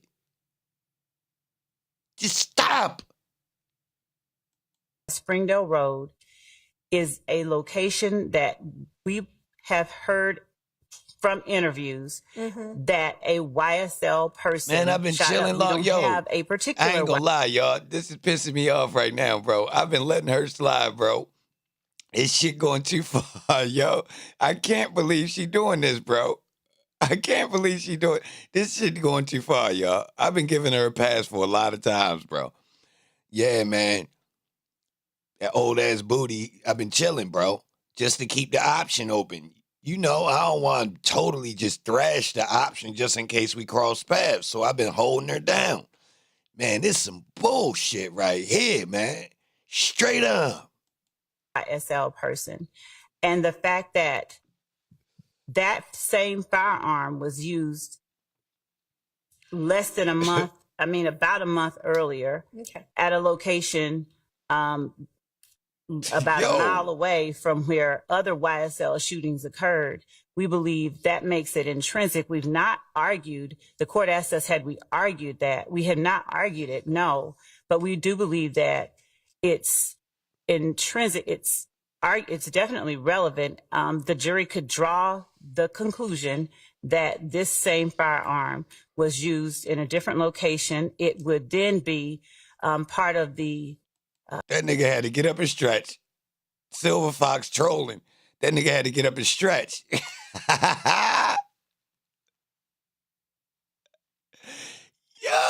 my nigga had to walk it out. Yo, had to walk it out. He got cramped up over there listening to the bull. Yo, got cramped up from the bull. Yo, ears, this shit coming in his ears made his thigh cramp. Yo, had to stand up, cuz. He holla, man, this some bullshit. Evidence showing the nature of the enterprise that is described. Boy went over there and alleged adjusted in count himself. Boy went over there and adjusted himself, cuz. one. So in as much as the relevance, we believe, is that this firearm that we believe was used by a YSL member is used in another location, showing the level of the type of violence, showing the nature of the acts committed by the enterprise. We believe that it certainly meets the very, very, very low burden of relevance, and we believe it meets it. It's more than, the small burden required to be relevant. Okay, well, maybe relevance wasn't the right. And in as much as it's intrinsic, there's not notice that's required for intrinsic evidence. Evidence is just proving an element of count one. So there's no 404B analysis. There's nothing that has been. Nobody talks to her on the phone. Imagine how the gossip conversations with her is. I bet she gets into mega shit when she talking to somebody. She talking about all types of crazy shit when she holler at you. Girl. Yeah, so when I went out the house, she telling you all types of shit you ain't need to know. Argued or that suggests that somehow this would cause the jury to convict either of the defendants on grounds other than those alleged in the indictment. So we believe that it's relevant, pertinent, intrinsic, and admissible, and should not be subject to that extreme sanction of exclusion, given that this is something that has been, this particular knife and match, this particular information has been made known to the defense since the beginning of this case back in 2022. So we would ask that the court not exclude this information. And this is not a witness that is going to take a very long time. We have 2 photographs that we're going to publish. We have, I think, about maybe 30 that she took, but 60 that she took. Shorty be going on final exam arguments trying to defend her case and shit. Like the final say so, like, but written though. But she just gonna come and say it verbally. That's written exam for the end of the damn year to prove that you know how to do, you know how to write this shit out, but nobody ain't really intend for you to come in and try to deliver it as a speech, lady. What the fuck? But 2 that we were going to publish. Right. Well, maybe I misunderstood a little bit about what Mr. Smith was saying at the bench. It sounded, and that may be my fault. I thought he was saying the knife and match was something that just got learned this week. No. So that was No. my misunderstanding. No. Maybe you just Yeah. meant, I don't know what you meant. So you said something about things that had just occurred this week. Well, we just put these witnesses back on the list. Why the judge even entertain her ass? No. Judge should have just So I'll bumped her. hear from the defense. Your Honor. Yes, sir. Well, first Why of the all, judge ain't slammed the door? there's a lot of irrelevant police reports that are included in discovery. Talk into your mic, There please. are many irrelevant police reports and irrelevant incidents that are included in discovery. So just because the state put in discovery and we didn't jump up and down doesn't all of a sudden make something relevant or pass 403. Your Honor, what the state is not telling you, and quite honestly, I don't think they're being a little misleading. Okay. The 2905 Yeah. Springdale Road address, Yeah. that's in Trivia Smith's house. No one Right. was ever charged with That's what I just that. said. There's no solid evidence whatsoever. Because The it was state- about the Bunani. Nobody, for real. And Shorty had a couple other dudes underneath her leg. Yeah, she had like 6 dudes she was smashing. Yeah, treating them. Ain't nobody had an exclusive. Yeah. Yeah, she had them like 6 days of the week, and then Sunday she take her off. Real rat. Some dudes she be doing double dates, but for the most part, bro, she was shuffling. So who knows who came through banging that thing? Because the Bunani was the wettest. That's what they said. She'll knock you out, but the Bunani is the wettest. So it's like, what we doing? What we doing? wants to say, oh, well, we believe YSL is involved. They didn't say a name. They didn't say anyone that's allegedly did the shooting. They have no idea.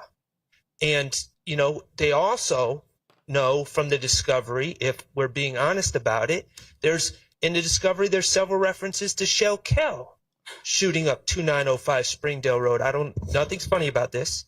And the reality is they have no clue. The police have no clue. No one was charged with it. And now they want to bring in a separate incident that involves a man, it appears from me reading the police report, a man, Mr. Strozier, who's targeted. Oh, no, my bad. It ain't Sunday. She off on her fight night. Then she get back to the Bunani busing on Tuesday to Sunday.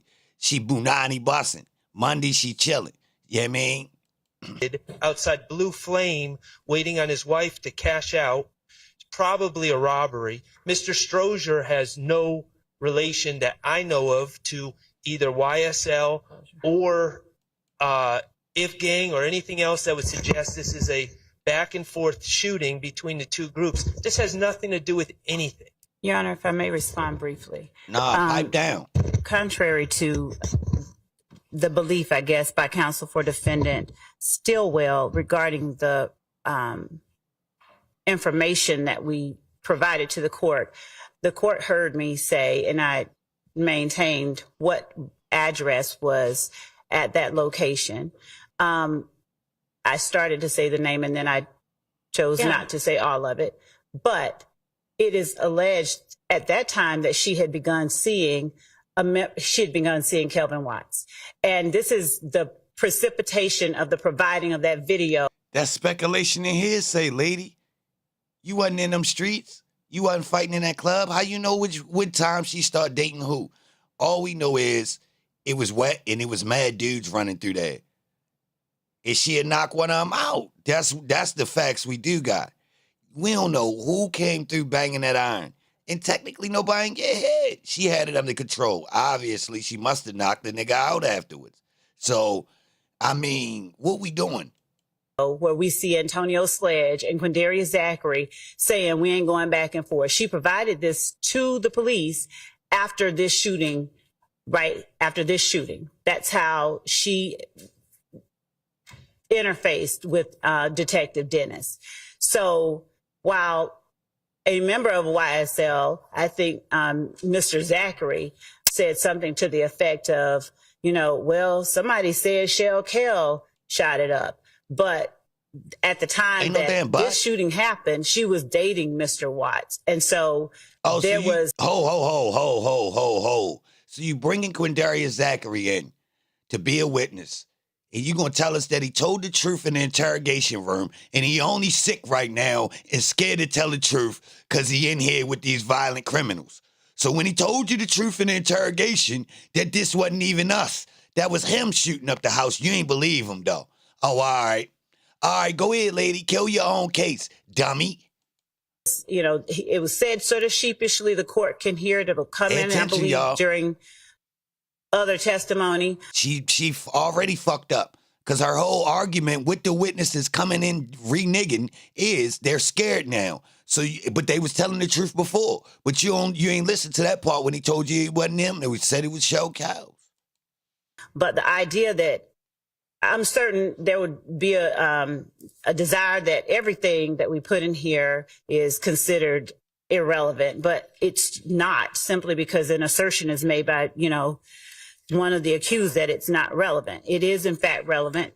It does not, there's nothing that warrants its exclusion. It meets the very low requirement for relevance, and arguments to the contrary. If this reach was on, if you was in the sport of rock climbing, this reach, you would have fell. It's a bad reach. It ain't even, you reached, it's out of your reach. That little piece, that you try to go for, you'd have fell. Seriously, lady, you had to start all over the way you reach. Don't take into account the information I believe we've just shared with the court. And no one has ever said anything about the victim in this case. We're not bringing up his name. We're not trying to say he has anything to do with it. But guess what? A lot of the other shootings that occurred, for instance, the location of Miss B, she wasn't an intended target. She reaching like nigga said, I bet you 500 you can't touch that rim. And that's one of the themes here. We see people who aren't intended targets getting affected by the violence that's perpetrated by persons on behalf of this enterprise. And so in as much as that person's name, you know. Do you have any evidence that she reaching like Gary Payton on the Sonics in this rookie season? Fuck's wrong with it? The shooting at the Blue Flame was perpetrated on behalf of, at the direction of YSL? Your Honor, what the evidence that we have that we believe suggests that a member of YSL was involved in that is a Nibin hit to the. Okay. A member of YSL was involved in that is not the same as it was done at the direction of, in furtherance of YSL. And Your Honor, so I get that. All you have is that the gun used here is suspected to have, was apparently the same gun used at the Springdale. She reaching like a project chick trying to braid her own hair. Road location, which is suspected to have been done by a YSL member, but could equally have been done by somebody who's not YSL, under the theory that, I mean, Your Honor, it's circumstantial evidence. Right? It is circumstantial evidence. It is all right. Right.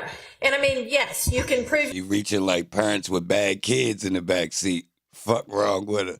Your case based on circumstantial evidence, you have a right to do that. But I do not find that this Blue Flame incident is intrinsic to the issues in this indictment. So I am excluding it. All right. So does that mean that we're done with this witness? Your Honor, if the court's going to exclude that one, then we'll. Your Honor, can we just have man, she reaching like her dress blew up. To just strike yes. the testimony about this incident. Well, they hadn't heard much of anything yet anyway, but yes. Yo. All right. Rod, lawyer got on gloves? Your Honor. Yes. Your Honor, I would ask that, given that the court has decided that it has not heard very much, there's nothing that's prejudicial to anyone that's been presented. We would ask that the court simply allow the state to have no further questions and move forward. They haven't even seen the photographs. And so to strike the information, there's nothing that has been in any way that could, they be considered harmful. So we'd ask that. Well, it's not harmful, but I mean, we don't want to be confusing the jury, so I'll just tell them to disregard it. You can certainly put her back on the stand and say, thank you, no further questions, but then I'm going to turn around and say, disregard all that testimony. Yeah. If you want me to say it in a way that you want to come up with a particular way for me to potentially say it, I'm willing to consider it. Just one moment, Your Honor. Okay. The court will allow Anybody us. need to use the restroom while we're on break anyway? Yes. Okay. Think Honor. about it. Well, let's try to take, yes, sir. And when you come back, or can do it now. We can do it now. Thank you, Judge. Your Honor, the court asked me some questions regarding any objections I have to a 911 call. Yes. I'd like to be heard at the court's pleasure. Yep, that's fine if we want to do that now. We want to Break craft and it. then- Yes. Yeah. Yes, please. Okay. Yay, Silver. We'll break. We'll do the crafting of the instruction. We'll take the 911 issue up. You can let the jury know it'll be at least 15 more minutes. All right, y'all try to get back here quickly so we can deal with these issues. All right, y'all. What y'all think? It's dry as hell in there today. Straight up, we needed some action. You know what I mean? We needed some type of, you know what I mean? I was damn near ready to doze off. It's time for a third coffee playing with them. I came in early too. They playing games. It is time for the third coffee, to be honest. It is corny today. The good thing about today is they rolled through the most witnesses we done seen since goddamn. We ain't seen them roll through this many witnesses since the beginning.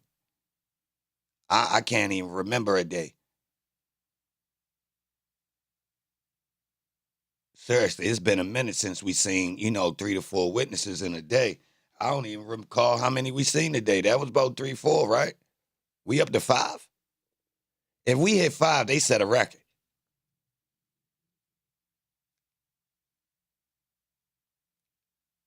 Then the defense start letting them roll. Like, nah, we don't even want to cross. Go ahead and get their ass up out of here.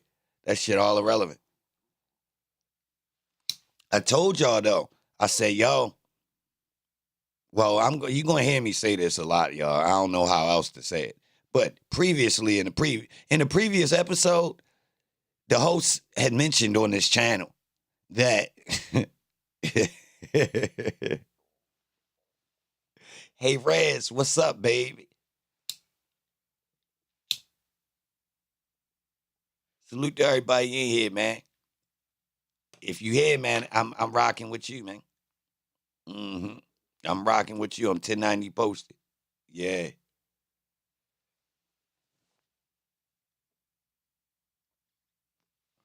Love look hurt? Yeah, she ain't got nothing. Like, I'm going to keep it real, bro. They used all their tricks. They really thought they was going to do something with that combo pack with Woody. That was their ace. Yeah, Woody was really their ace, y'all. They knew Quindarius Zachary was shaky the whole time. They knew that. Holmes ain't even going to say nothing that's heavy-handed. I don't even think Holmes got what they need, to be honest, y'all. Even if Quindarius Zachary came and did what the state needs, I still don't think, is the part that would have really incriminated Thug. I'm going to keep it real. Like, I don't think he going to come and say nothing to incriminate Thug. Thug was already hands off. That's what it's clear as day at this point, y'all. What it looks like is dudes took it upon themselves, to get radical at certain moments out of power of suggestion without it being said. Real rap. Just to let y'all know the secret that was used, Holmes ain't tell these people do this. And I bet you some of them had a falling out with Thug about this very conversation right here. And told him, I ain't even tell y'all do that. Real rap. I'm telling y'all. I'm telling you. Remember I kept saying, somehow Thug knew not to bust no bread down. Or else you'll see somebody would have came up. Ain't no way you got this many people around you, dudes pulling moves for you, you dropping bread off, and ain't nobody sustained it, or we don't have no evidence of them being up at some moment or copping some big ass, something. Nah, something ain't right. The police was on these boys. They would have caught it. Just copped the rollie. They would have caught it, bro. Where it's at. Come on, bro. Hitters start, if you got hitters, bro, they gonna start copping shit. Either they gonna get it turned up on the work, or they ready to start flashing like a rapper. They might go in and out of jail and fuck it up. But at some point, if the police was watching, they gonna see that come up. Come on, even the streets know this shit, bro. Stop. Even the streets know. Oh, yeah, it's yo. Yeah. Now, it's two options if you start looking like, you on the come up. You either turning up in the streets, but the streets know. If you ain't hitting no sales out here, we know you ain't getting it from out here getting no chicken like that. So what you doing? Because that ain't no robbery. Lick, you been doing robberies. Y'all boys that's just shopping money for real. Or, So we ain't saying no, They ain't even go and take no big licks, nobody. They ain't go take no big, no big work from nobody or nothing, bro. And if they was real aggressive, that's on the menu. Yeah, we ain't just running around for no reason. If you real aggressive at some point, we going for it, yeah. So where that's at?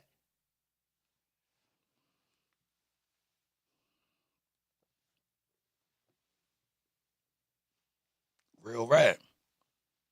Yeah, and jeans ain't gonna get it. We ain't stealing no jeans, bro. I told you that, bro. So if you stealing jeans, bro, that's for auntie and them to do that. Sis and them running and boosting clothes.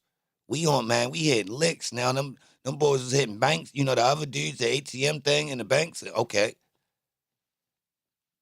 Hitting some connects or something, you feel me? Or else we got to trap it out. But doing that petty crime that you're going to wind up going to jail for a long time. You catch a whole bunch of, we got stolen car charge and theft over 500. These are all felonies. You can't even run that back to back that many times, to be honest. You don't want 3 of them. You get 2 of them as an adult, you about to sit down for 5 to 10. Straight up. 2 of them missions, it ain't worth it. Now, I will say, it's not violent. I will say you getting the pass, but the judge still ain't going to be lenient. I don't think so. I think the judge giving you, that's, you going to get everything that can be attached to that crime, you going to get that.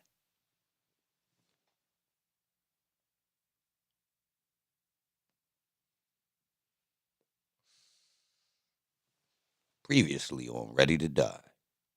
That dude was smooth as hell, wasn't it? You heard? What up? Yeah.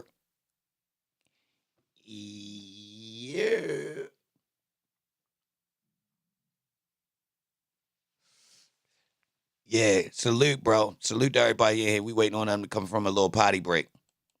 They went on a little potty break. You could go on one too if you need it. Hurry up. Jog back. Mm-hmm. Make sure you wash your hands. Yeah. The question would be who was in Treve House when it got lit up.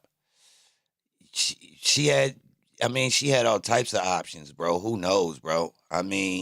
Word on the street is Alley Boy was smashing. She had the line on little dude that lived in the same complex that she was rocking with. She just grabbed up one day, had him on her arm. You feel me? She took a couple dudes home from the club. After she wins, she always picks something out the crowd. That's part of the prize. Come here. Hey, you. Hey, little light skin. It's me and you after the club. That's how she told one nigga one night, you feel me? Word on the street. You know what I mean? Little slender light skin nigga. He like, who? He tried to play dumb. She hopped down. He chilled out.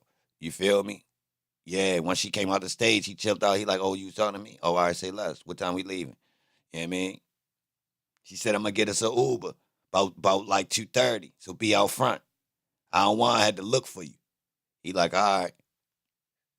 Straight up. That's how she be doing guys, bro. She knock a chick out, then point to whoever she like that she could see in the crowd. Tell them, yo, it's you and me after this. Now, she normally keep him around till the next morning. Then she whacks him down. Yeah, because she be a little bit tired after the fight. So she just go and curdle with him. You feel me? Yeah. She just go and curdle with him. You heard? Yeah, after the fight, she like to curdle. So she make him cook. You mean? They do their curdle thing, lay down. Then in the morning, she go in, wax him Got a off. chance to look. Does anybody have any suggestions? One thing that I have a concern with about it is just the use of the word "we." Are removing. The court is removed. I don't know what state. So what is the we? Is that the one in green?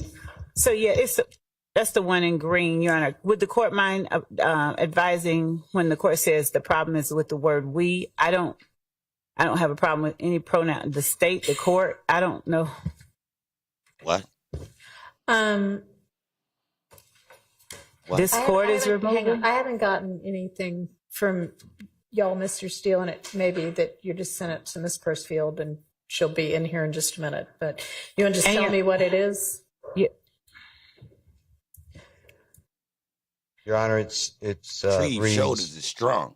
Ladies and gentlemen, you are hereby ordered to disregard in its entirety the testimony of the last witness. State may call its next witness. Okay. I mean, I was just going to say you are to disregard the testimony of the last witness. Ooh. But I understand if you want some sort of a reason why, but it's not. Your Honor, if I may, the other thing is, Your Honor, the court asked us specific questions, and I understand that what the court's ruling is regarding relevance and the admissibility of that evidence. We asked in the second email to the court that it was just a follow-up. It was the same thing. It was just a follow-up with a parenthetical at the bottom that the court allowed, should the state have additional information to present to the court regarding this matter, that we may ask for reconsideration. And that is the only reason that I asked that the court tell the jury that the court, whoever the court wishes, it's being removed. The evidence of incident 1-4. Had she already said the incident number? I believe she had. Didn't you have? She had. That is all that she had said. I think did she say that? Yeah, she had said the incident number and location. She had never said a person's name, and we had not shown or published any photographs or tendered any photographs.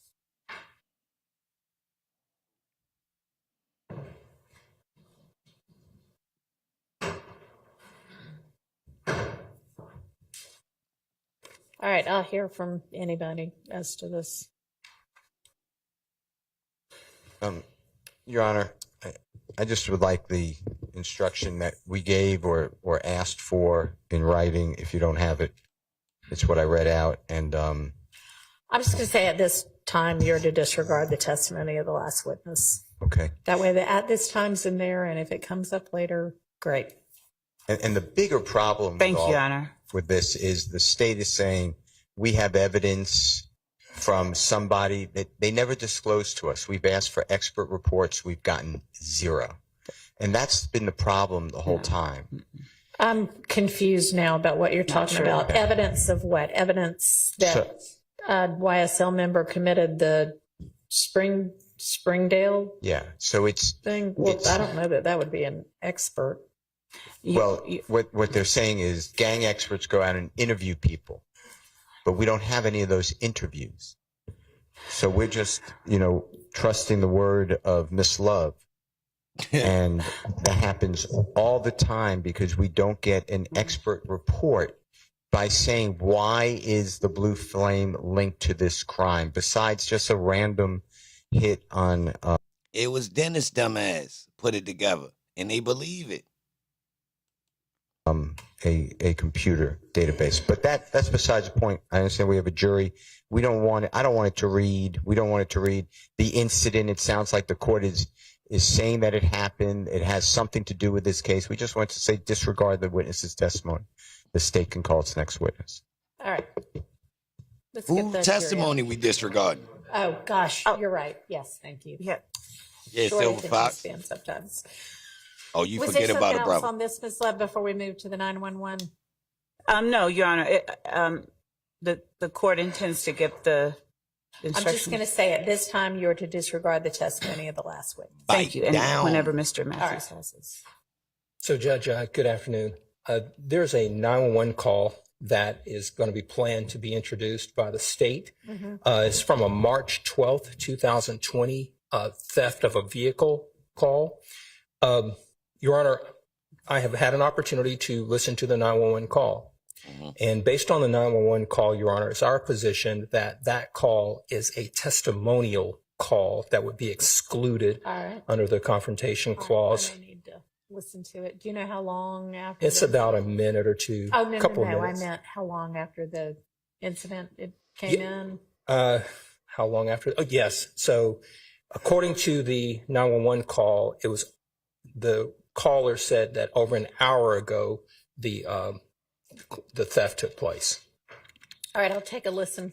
Okay. If somebody can cue that up for me. Okay. Cue it up.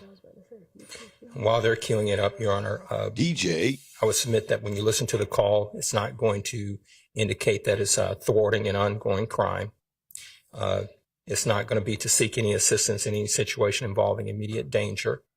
And the callers, Chandler Durham or this other person, hasn't been called as a witness. We've never had an opportunity to cross-examine this person at any prior proceedings or anything of that nature. So this will be the first time. So that's what makes it, in our opinion, testimonial. And the cases that I'd like to cite for the court is going to be two cases, Pitts versus the state, 280 Georgia, 288. That's an 06 case. It's been cited several times. It was one of the recent sightings on it was McCord versus the state, 305 Georgia, 318. It's a 2019 case.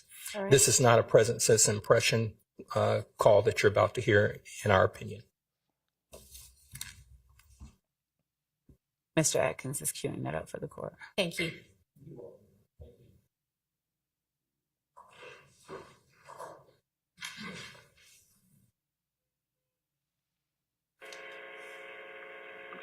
Atlanta 911 operator 7434. What's the location of your emergency? 500 Bishop Street. 500 Bishop Street. You need police, fire, and ambulance. Sweet C. Sweet C. You need police, fire, and ambulance. I can't hear you.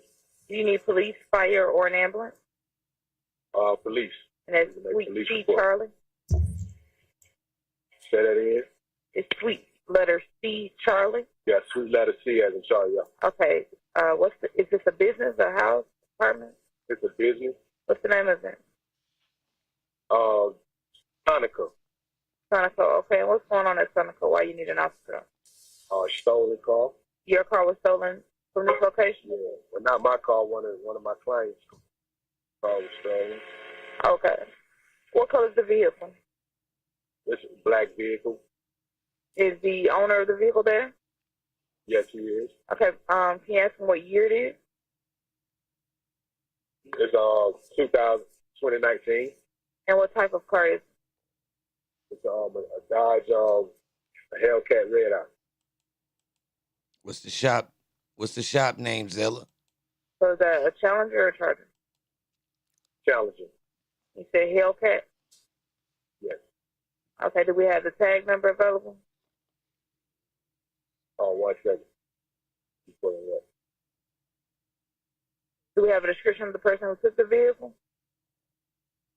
No, I don't. When was it taken? Today? Yeah, about 30 minutes ago. What time it is? So about an hour. I guess it's been about an hour now. I guess a little over an hour. This is your first time calling? Yep. Man, it's an insurance scam. Okay. The vehicle owner, what's that person's name? They wanted that thing gone. Hello? Yes, it's Atlanta 911. Yes. May I have your name? My name is Chandler. First name Chandler, last name Durham. Durham. Okay, Mr. Durham, what's your phone number? 404-502-2288. 2953. That's 404-502-2953. Yeah. And so they all should know this you. Tell me what you're wearing. What color shirt and pants? I have on a black hoodie and green sweatpants. Black hoodie, green sweatpants. So you're a black, white, Hispanic, or Asian male? Black. And will you be inside or outside of the location? I'm outside. Okay. And do you have the tag number to your vehicle? Yeah, I'm trying to find it right.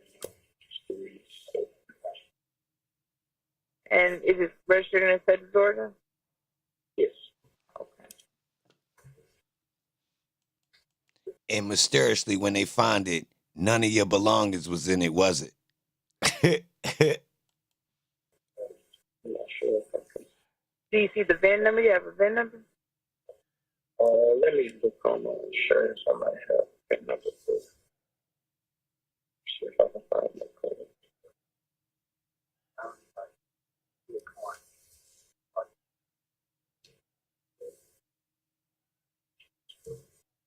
No, I don't have the VIN number. Okay.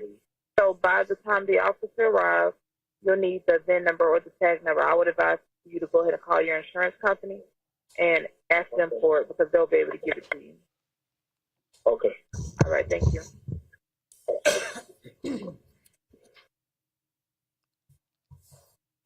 All right.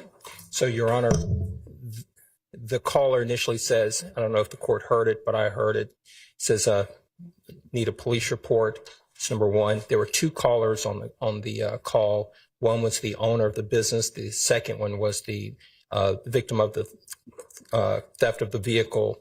And that description that the court heard, that was the description of Chandler Durham, who says, I have on a black hoodie, I'll be outside, so Seems forth. like they switched the phone over. They switched the phone after over. a few minutes to say, for him to give the details. Right. And Durham says, hey, I have a black hoodie on, green pants. I'll be outside when the police get there. So the police get there and then they do some further questioning.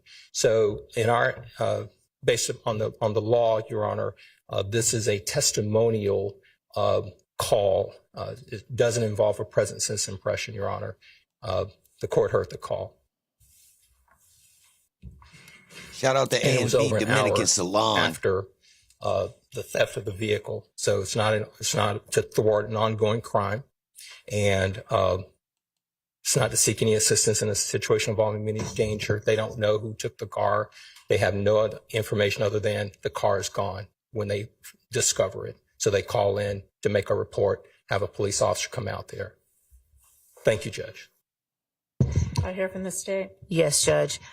Your Honor, clearly this call was made to report the theft of this person's property. He's not trying to implicate anyone, to get anyone in any trouble for any kind of litigation. He's trying to get his car back. And the only thing that he's describing, I believe in all of the cases that we've looked at to, or at least previously with the court's predecessor, when the court was evaluating whether or not it considered a call to be testimonial, and for the purposes of future litigation, it involved a situation where, for instance, someone called to report not an ongoing emergency, but, he's violating his probation or something like that. In this case, Judge, the man's car had just gotten stolen. Even if maybe he had to walk around the parking lot for an hour and he, it's really gone. But the fact remains it was gone and he was trying to get it back. He didn't give anyone's description but his own. And he's telling them, I'll be out here waiting on you. So I don't believe that this falls into the category of testimonial. And we believe that it should be admitted, Your Honor. All right. Do you have any case law? Yo, if you leave your car running with the keys in it in Maryland, they could write you a ticket. I got $200 and something ticket for that. The police didn't show up to court. She was cool. She told me she wasn't going to show up, but she wrote the ticket. Yeah, she had already wrote it by the time I came out there, car running. She like, yo, you can't, it's illegal to leave your car running like this with the keys in it. I'm like, what are you talking about? She like, somebody could take it. I'm like, nah, I'm in my neighborhood. Like, nobody ain't going to take, like, you feel me? Like, everybody know who car this is. She like, man, I already wrote the ticket, but look, when you go to court, I ain't going to show up. But, long story short, goddamn ticket was $200 and some change. About, because it's not to report a crime in progress. The crime already occurred, and it maybe. She was cool when I came out there, so I think she might have gave me the pass because I finessed her a little bit because I came out, I was young as a John, and I'm really like confused. Like, you writing me a ticket for what? It was already written because I took so long in the store. Real rap, I was in the store, who knows what I was doing, but by the time I come out there, she already, you know what I mean? I mean, we don't know whether they just discovered it, even though it occurred in 30 minutes to an hour ago or not. We don't have that information, but it's not a crime in progress and it's not to avert immediate danger. It still also may not be something. Oh, it carried points too. Yeah, if I'm not mistaken, I think if I ain't got too many tickets that actually had stuck for real. They ain't in the writing tickets, but I think it carried points because I did go to court, but they threw it out. Thing that anybody objectively would know would be used in a future prosecution. They don't seem to be saying, we think it was, the big bad wolf who stole my car. We're just saying my car's gone. So do you have anything that covers that kind of a situation in case law? Your Honor, I can be with the court's permission, getting it while we are putting up other pieces of evidence. All right, she's not our next witness anyway, right? Miss Latner's. Okay. Right. All right. I will, understanding what the issue is, get back to y'all with a ruling before she takes the stand. Thank you. Okay, so do you have your next witness available? Yes. All right, let's get the jury out. Your Honor, while the jury's coming in, can you just Quindarius also, Zachary. I just want to put on the record, because you excluded that last witness, Uh-huh. that's also on the NIBIN chart, if that could be removed by the state. Okay. Thank you. That's not in evidence yet, right? The NIBIN chart? Put a NIBIN chart in evidence. Are you going to ever? No. I got it. That includes something that the court excluded. Nope. Okay, well, make sure that it gets removed from the chart, even if the chart gets used as a demonstrative. Yes, Your Thank you Honor. for bringing that to our attention. Yes, Your Honor. Thank It's you. the chart right here. Ready for the jury. It's the NIBIN chart right here, y'all.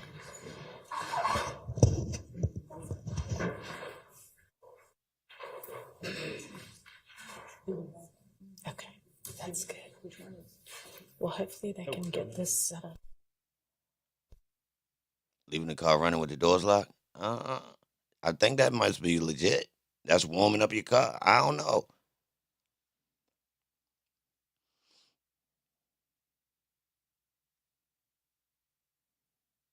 Yeah, the doors locked might be cool. I definitely had mine wide open. Mine was an old car, though. I was on some old, man, who gonna take this? It wasn't raggedy, but it was an old school, you feel me? So I'm like, man, I ain't even tripping like that. I'm sorry, hold just a second. We need the witness to be excused again. Can we ask you to step back out for a second? Oh, well, but stay really close because we might need you in here again. Just stand at the door for us. Yes, sir. Yes, Your Honor. We're requesting that the witness not be filmed in an undercover capacity. Okay, is there any issue with that? I don't know. Detective Starks. John,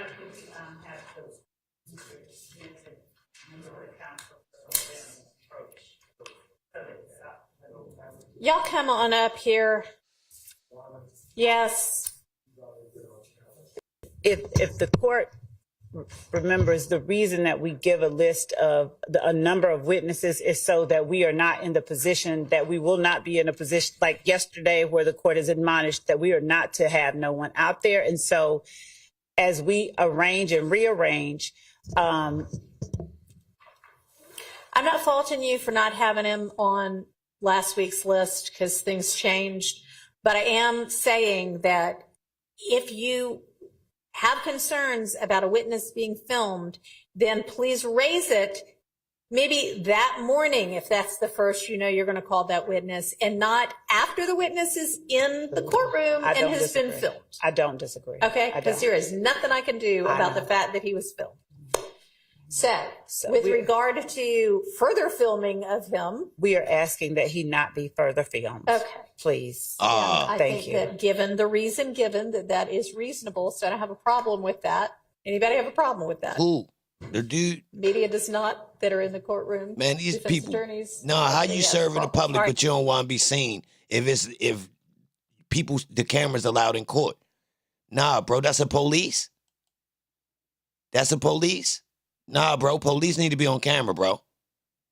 Nah, police need to be on camera. We ain't doing that. What's his name, y'all? Tell on him. Where the snitches at? Somebody tell on him. Fantastic. And that. I'm on his ass. We've been doing just last initial. Nah, we getting a better picture than that. With respect to the name, I don't think that we've been concealing the name. We've just not been showing the faces. So I don't, let me make sure about that because. What's his name? What is in the order says that anything that displays the name, display first initial, last initial, and so Yes, you'll that have part. as well. Okay, and then, but audio is fine, right? Just not the witness's face, Right. not the witness's name. Right, thank you. All righty, so let's stop the filming, get him on the stand. Sutton. Hmm?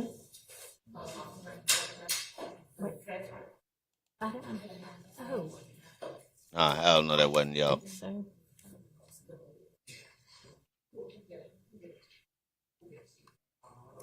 Beats me.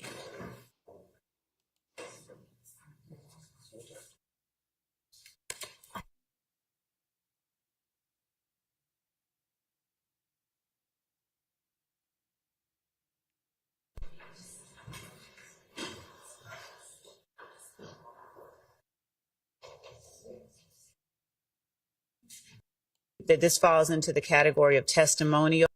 To seek any Admit. Witness. Uh-huh. That's also on the NIBIN. I'm sorry. Hold just. Yes, Your Honor. Thank you. Thank you. Ready for the jury.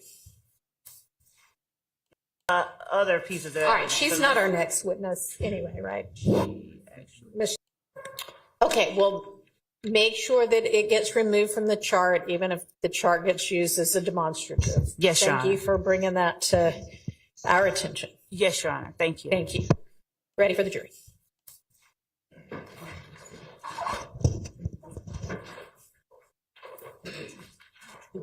Okay, that's good. Well, hopefully they can get this set up. My bad.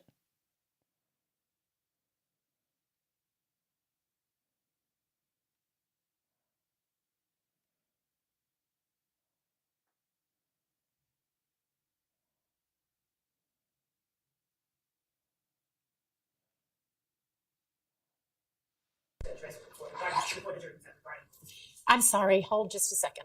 We need the witness to be excused again. Can we ask you to step back out for a second? Oh, well.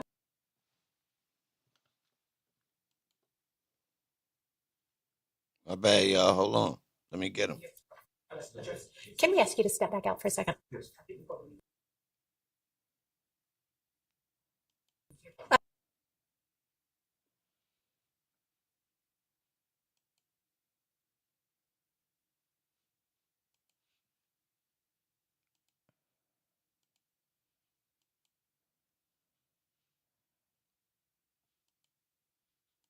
Oh, well, but stay really close because we might. What is your current position with APD? I'm currently a detective with the Atlanta Police Department.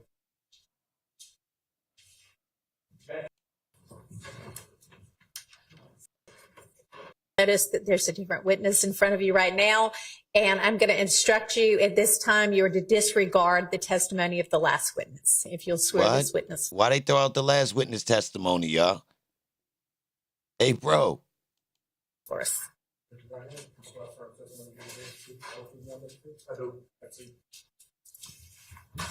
This first last name for Yes, I'm Javaria Starks. What? Javaria Starks. Huh? Oh, I got his ass. I got his ass.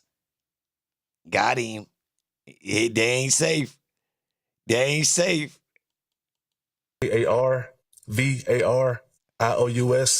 Last name is Starks. STARKS. Yo, I got a bounty on his picture, man. Who got the picture? Whoever sent me the picture first, man. I got $10 cash app. $10 cash app for the picture. Who got the picture first, man? Find the picture, y'all. I ain't even gonna search. Good afternoon. Where do you work? I'm currently employed with the City of Atlanta Police Department. How long have you been there? I've been employed with the City of Atlanta Police Department since 2012. What is your current position with APD? I'm currently a detective with the Atlanta Police Department. Back in November 2020, what was your position? I was a detective. What are some of your responsibilities as a detective? I investigate things such as robberies, homicides, auto thefts, entering autos, burglaries, shoplifting.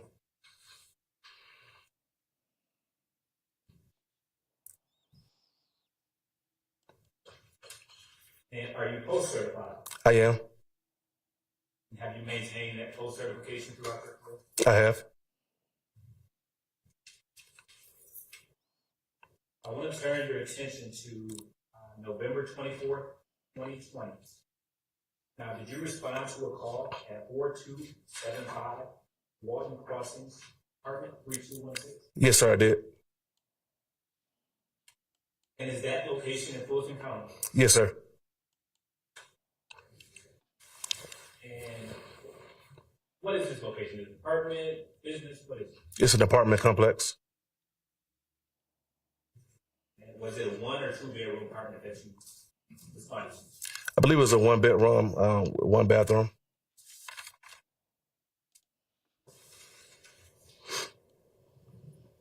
Now, can you orient the jury on why you were called? Yes. So I responded to the location to assist with a search warrant. The warrant was for a person and for ammunition, guns, and cellular devices.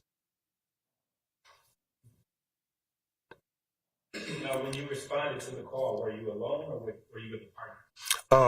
I was transported to the apartment complex with Sergeant Price, and we met other people there, the people who actually executed the warrant and other members of my team. Do you typically travel with a partner? Sometimes I do, sometimes I don't.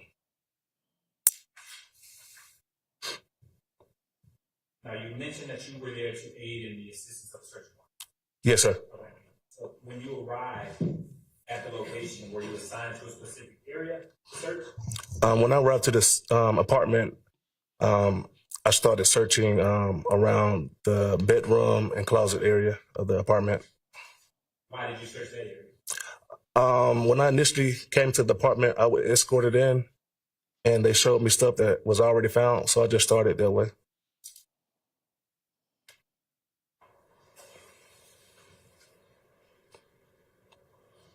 Did you find anything in the bedroom? Yes, sir. And what did you find? In the closet, I found a rifle. Also located in the closet inside of a shoebox, I found a shoebox with a driver license and passport and other cards that belonged to Chandler Durham. Do you know who the residence was of this apartment complex? I believe it was a female. I don't remember her name. Oh, this when they went in Woody House?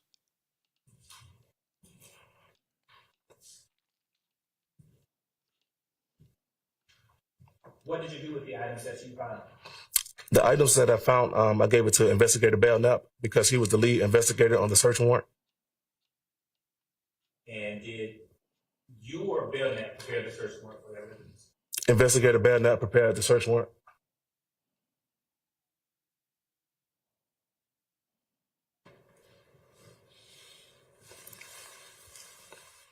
prepare a report in this case? No, sir, I did not.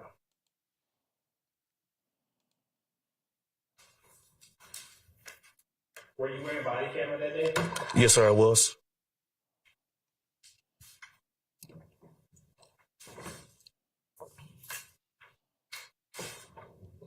Permission to approach, Your Honor? You may.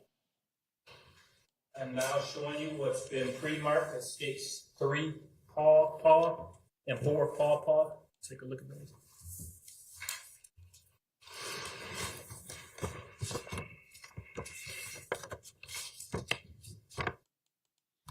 Yes, sir, sir. Do you recognize those items? Yes, sir.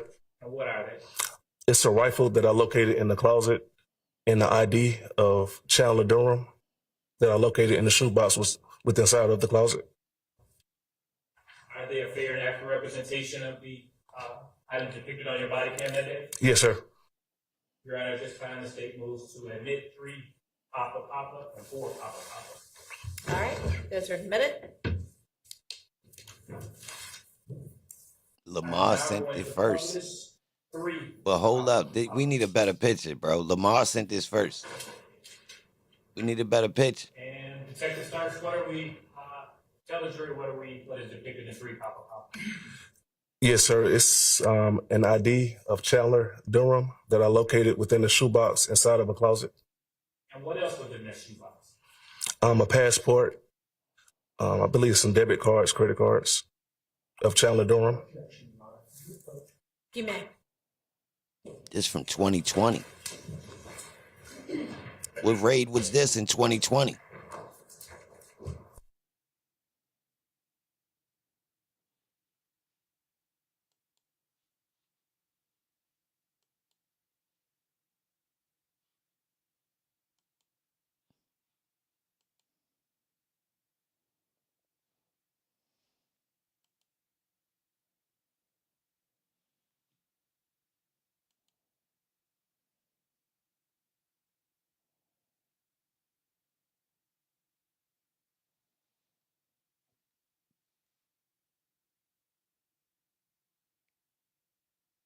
They really went silent?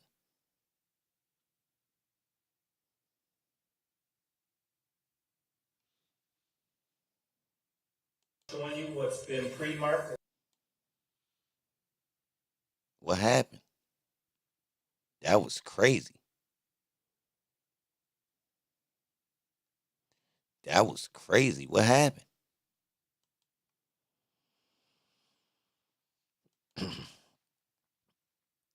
Tap the like button. Salute to everybody in here. He a digital ghost. That means he doing it on purpose. But see, I don't think that police should be allowed to do that. Like, why they protected if they allowed to do all this, snooping in on regular civilians, though? Real rap. That's just like them coming in the hood, and when you say what's their badge number, they cover it up, which they not allowed to do.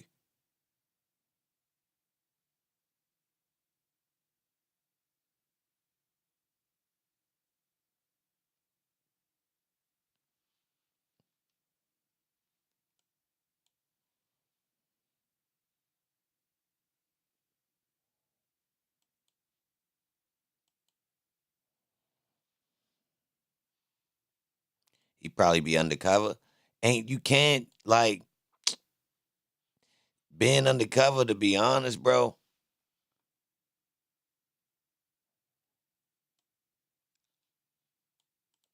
I get it, but, like, if that's the case, then they might as well, undercover should be allowed to wear a mask.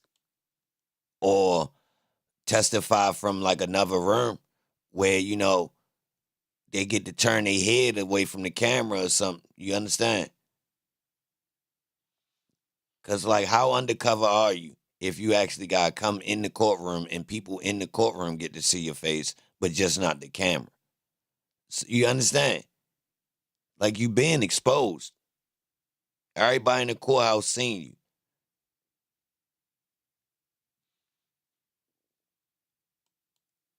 Salute to everybody in here. I appreciate you being here. Straight up.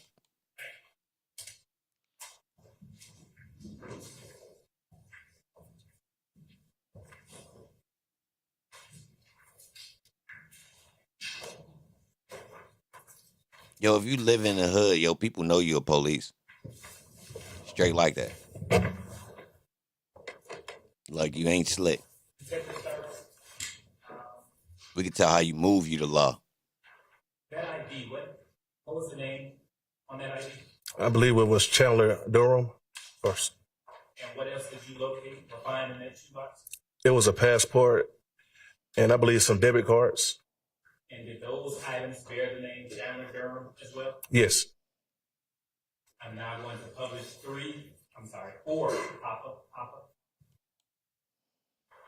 And Detective Starks, what are we, tell the jury, what are we looking at? Yes, sir. We're looking at a rifle that was located inside of the apartment closet. And where was this? Zilla salute. Where was this? On the shelf, I believe, inside the bedroom closet.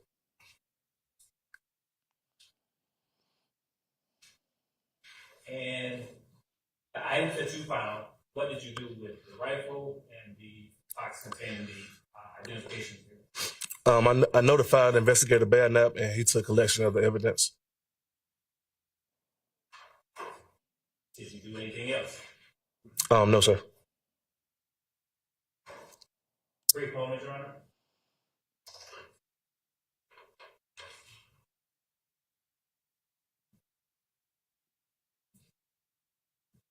No, Woody got locked up in 2015 with the stolen items. This from 2020. And they got body cam footage, so this more recent.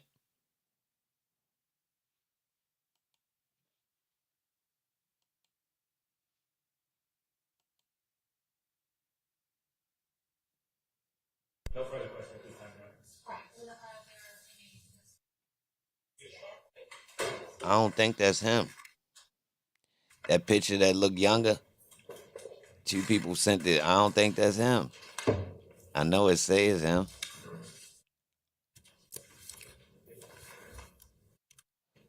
For some reason that don't look like him.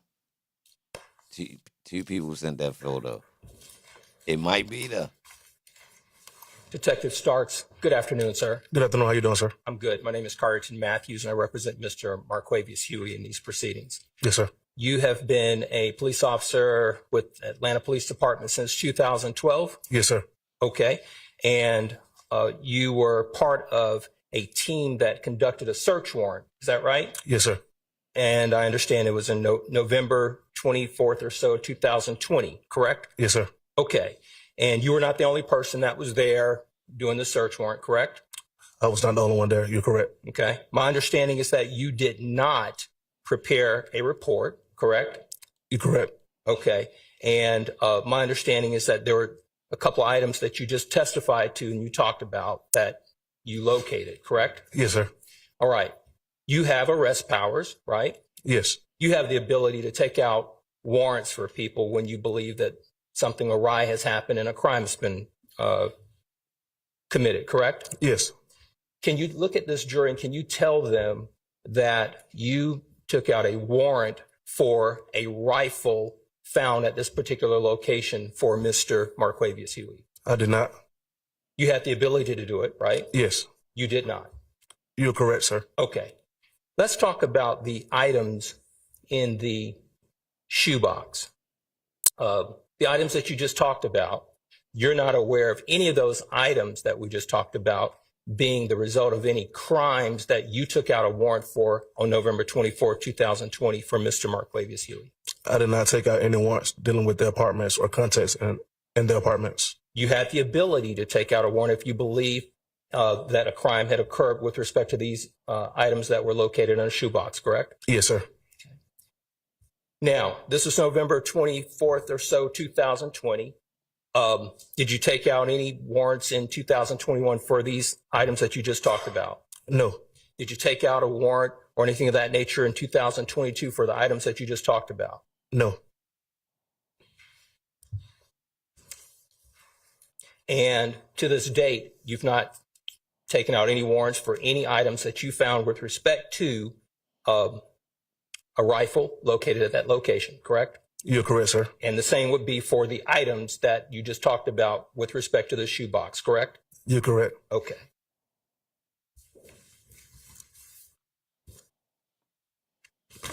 Now, let's talk about a couple other things. So this would have been a November 24, 2020 search warrant, right? Yes, sir. Okay. Did you locate a 5-star gold ring at this location? No, sir. You stole it. Did you locate a bracelet, a gold bracelet or necklace or anything of that nature that you collected at this location that you believe was part of any type of crime? No, sir.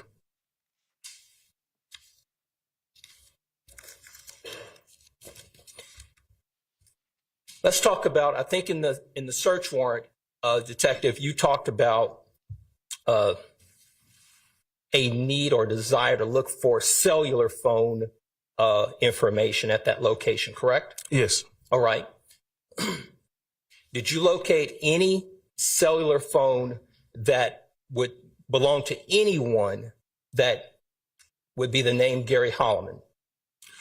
I located a cell phone on the couch. Right. And I turned it to Investigator Belknap. That's as far as I went with the cell phone. I didn't try to find the owner of the cell phone. Okay. So there's one cell phone that you said you found. To your knowledge, as you sit here today and you look at this jury, you have no knowledge or information that a cell phone belonged to a Gary Holloman, correct? I found the cell phone on the couch. I don't know who it belonged to. Okay. And I turned it over to Investigator Belknap. You have no information or evidence that any cell phone was found belonging to a Domitia Coppage, correct? You're correct. I don't know who the cell phone belonged to. Okay.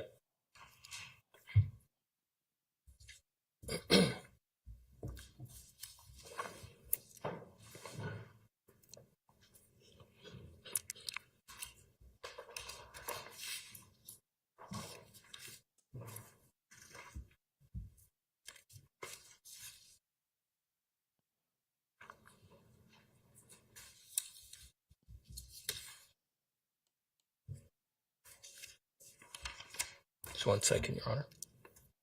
Beg the court's indulgence.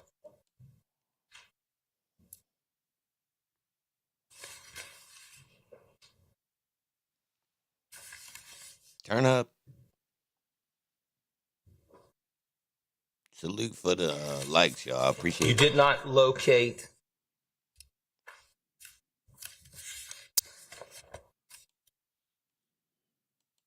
strike that.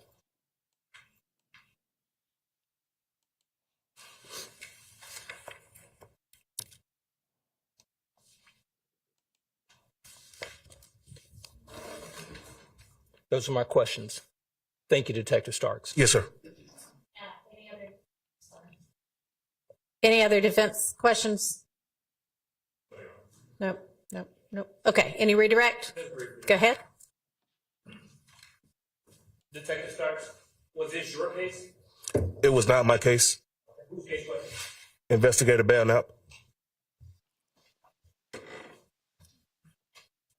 And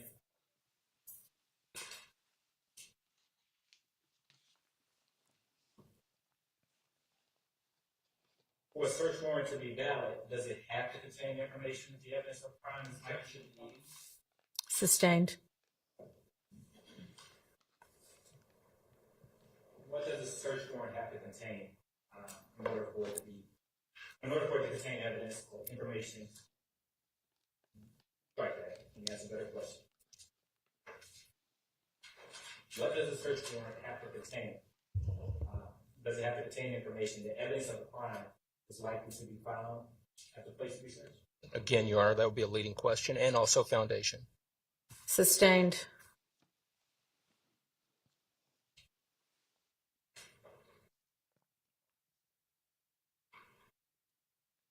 Sustained.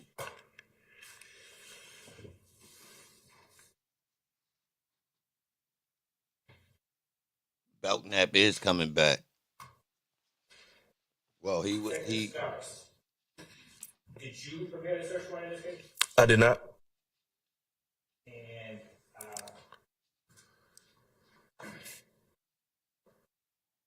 as a detective,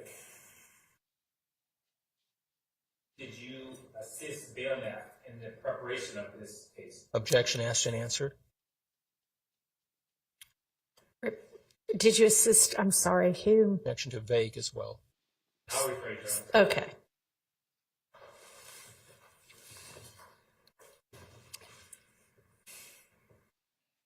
What additional steps did you take in the execution of this search warrant? The execution of the search warrant, I searched. But I'm going to object. That's been asked and answered. Additional steps. I don't know about additional steps. Overruled. My search and I advised Investigator Belknap of my findings inside the apartment.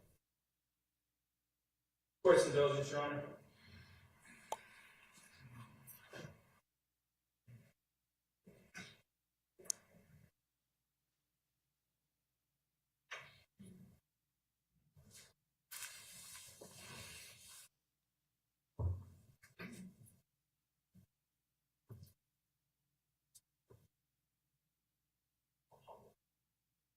No further questions, Your Honor. All right. Nothing further, Judge. All right. Thank you for your time. You may step down. Oh, yeah, have a nice one. Do y'all have a relatively short witness? Like an hour or less? Okay. Bring them on. Your Honor, the state calls for Sharon Latner. Okay. Y'all approach real fast.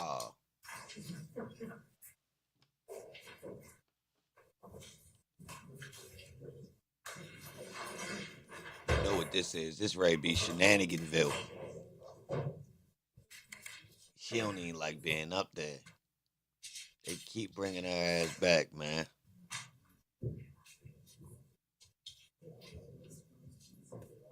Seven witnesses today? Oh, yeah, they must have got a spanking.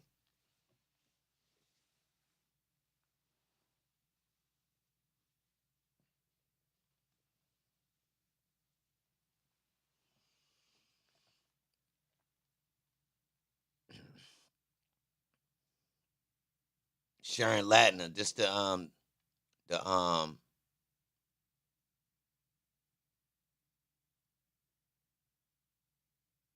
dispatch lady. She gonna come back every overact that somebody called the police. Every 911 call. She coming back, y'all.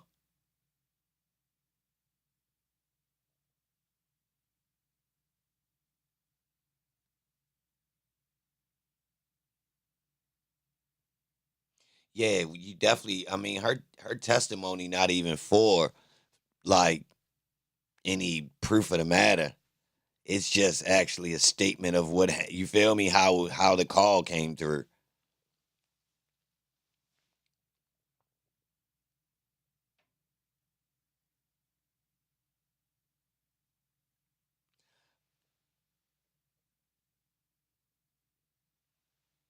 Yeah, they definitely running out of witnesses, y'all. If we keep this pace right here, they case is gonna be done in like less than 30 days.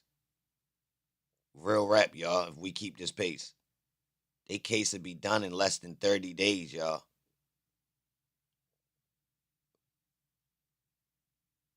I told you they don't have that many witnesses left that's gonna be, you know, heavy duty. They key witnesses gone, y'all.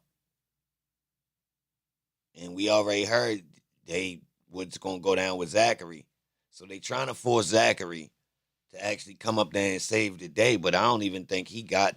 I mean, I don't think the questions that involve him. He already pled guilty to what he was involved in, and anything else he could tell on. For some reason, I got a feeling there's not enough weight to hold him down.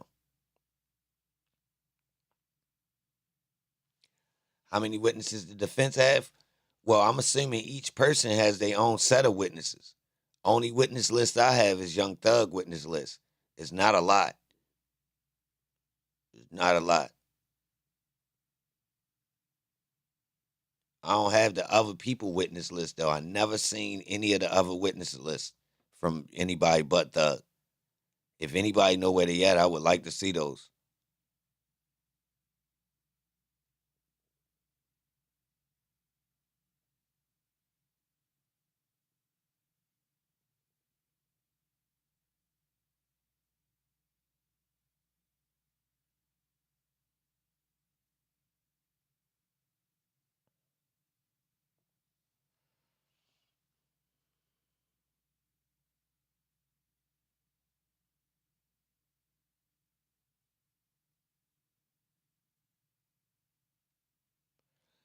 Yeah,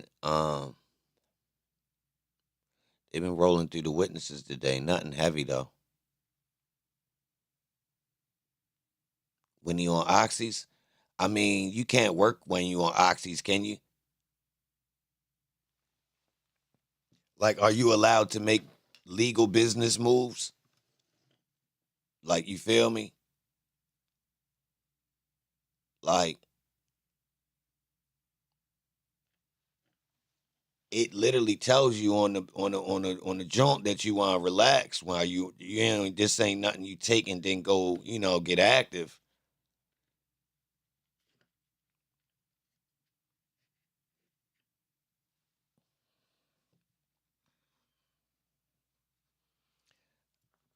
I mean,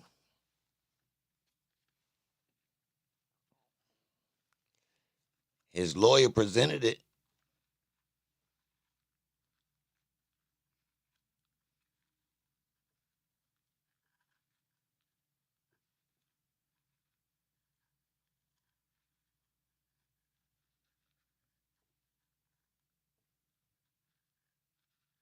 My thing is how they getting people to be witnesses and they don't have witness protection for these people, and they claiming that they getting them to be witnesses on dangerous gangs. I don't understand that. How are witnesses to dangerous gangs able to move freely around the city? I don't get it. Like, if this a dangerous gang, how he making it in and out the hospital? He surely can't move smooth. So he ready to testify, and this gang is violent. I mean, 9 of the dudes is out on the street right now. They just got, and who knows who didn't get indicted. They acknowledging that as unindicted co-conspirators. So why they not offering no witness protection? They just really putting all these people back out on the street, playing all these interrogations. Man,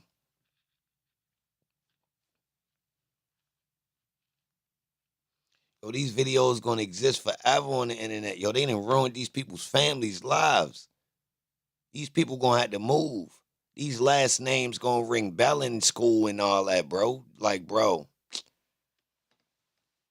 man,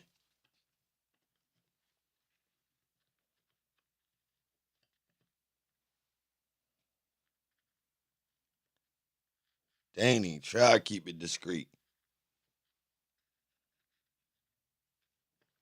But we see in other situations they do.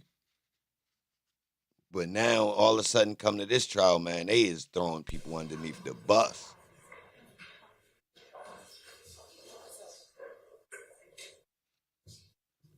All right, you can call that witness.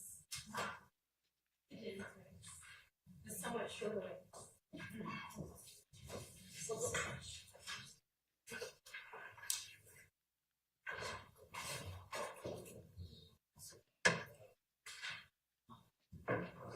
Yes. Your Honor, the state's gonna call Officer Christopher Collins to the stand.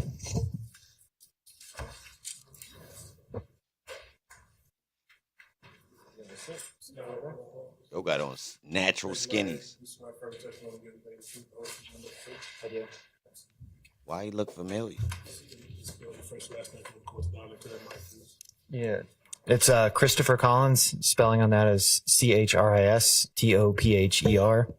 And last name is COLLINS. And Mr. Collins, were you formerly in law enforcement? I was. And how long ago were you in law enforcement? I think I left being a police officer in 2019. And when you were a law enforcement officer, how many agencies did you work for? 2. And what were those 2 agencies? City of Atlanta and the Roswell Police Department. I want to take you to your time as a City of Atlanta Police Department, with the City of Atlanta Police Department. When did you work for the City of Atlanta? 2013 to 2016. And when you worked for the City of Atlanta, what ranking did you have? Just police officer. Did you work in a specific zone? Zone 3. And did you work a specific beat? Yes, 13. It's 13's beat in Zone 3. And generally, where is that beat located? That's like the furthest southeast you kind of get in the city. It's like if you were to cut like a pie of the city of Atlanta, start at Turner Field and go south. What main roads were in the 1313 beat? Cleveland Avenue, Browns Mill Road, Jonesboro Road. I think 285 actually cuts through the bottom of it. Okay. You got permission to approach? You may.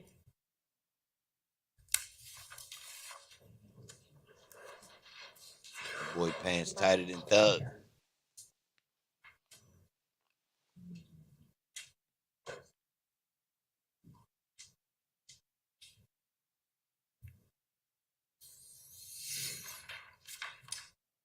I'm going to show you what's been marked as Stacy Exhibit 124 Triple C and 1 Triple E. Tell me if you recognize what's in Stacy Exhibit 124 Triple C and 1 Triple E. Okay. Triple C, that's 2905 Springdale Road. It's a apartment complex. And then the other one is a house off of Ruby H. Harper, which is right near Browns Mill Road, near the old Atlanta Police Academy. And looking at Stacy Exhibit 124 Triple C, is the location of Springdale Road, is that in the 1313 beat? No, that's in 311's beat. And is it 311? Is it 313 or 1313? 1313. So when you it would be 313's beat. Okay. So the 1 means morning watch. Just going off of my basic memory from when I was a police officer. But yeah, that would be 311's beat. And then that's 13. 1 Triple E would be 313's beat. Correct. And does this appear to be a fair and accurate depiction of streets? First at 124 Triple C, that's in 311's beat. And then for 1 Triple E, that's in 313 beat. Correct. You're in this kind of statement like the tender as a demonstrative, 124 Triple C and 1 Triple E. Okay, 124 Triple C and 1 Triple E. They're admitted. And first, I would like to publish 1.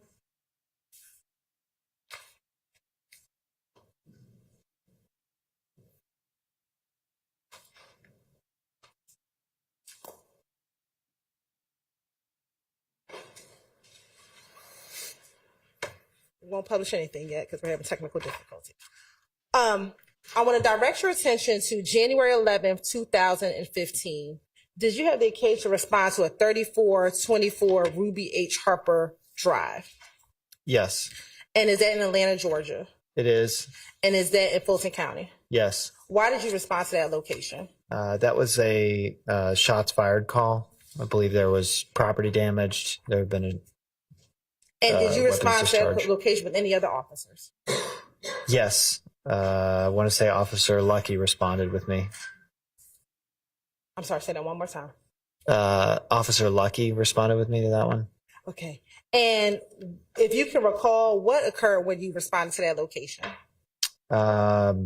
Without referencing my report, I know that there was a couple vehicles that had been damaged and a little bit of the structure as well. Will looking at a copy of your report help refresh your memory as to what you did when you arrived? It would. Okay. Got permission to approach? You may. I'm going to show you what's been marked as Stacy Exhibit 2 Triple E. Okay. Some of you recognize 2 Triple E. I do. This would be a police report that I wrote that's been printed out. And will looking at that report help you refresh your memory as to what you did when you arrived at 3424 Ruby H. Harper Boulevard? Yes, it would. Okay, you can take a moment, look at it, and let me know when it helps refresh your memory.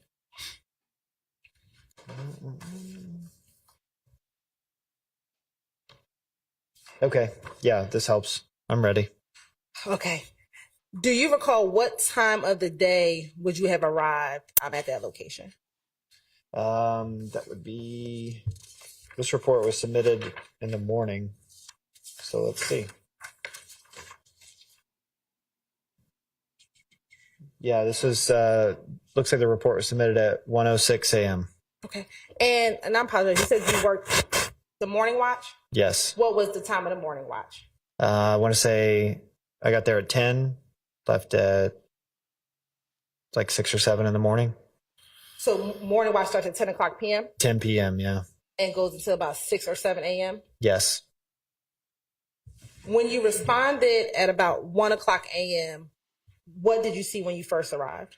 That there was like basically a couple vehicles that had been damaged. And I want to say the front door of the house had been shot as well. Okay.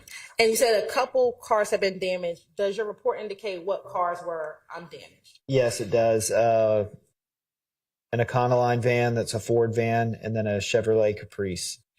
And where were those two vehicles located? In the front yard? And did you also say that there was a door that had been shot? Yes, front door.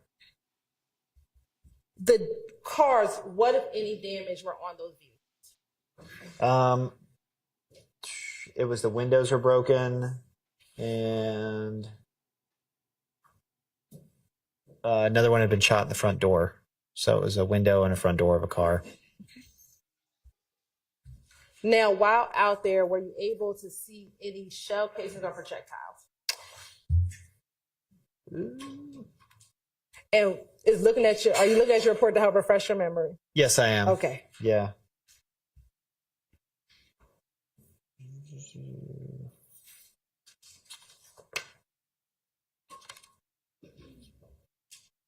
Yes. There were 24 shell casings, 9mm and 40 caliber that were there. They were in the street directly in front of the house.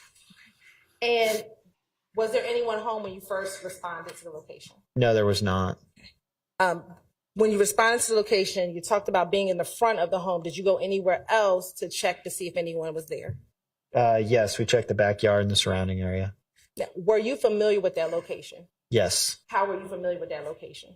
I believe I'd been on several 911 calls there in the past. And were you familiar with the individuals that lived at that location? I was. Okay. And who were the individuals that lived at the location? John, I'm going to object to the extent that it calls for hearsay. Okay. How were you familiar with the individuals that lived at that location? Previous 911 calls.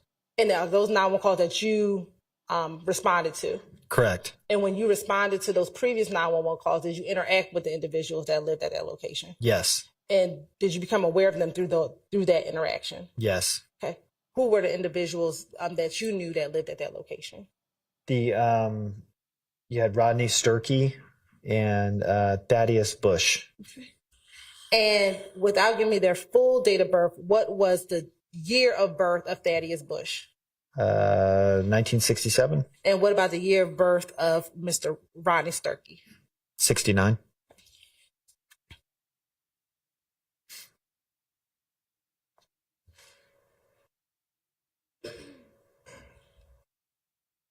The cars that were in the driveway, did you do anything with those cars?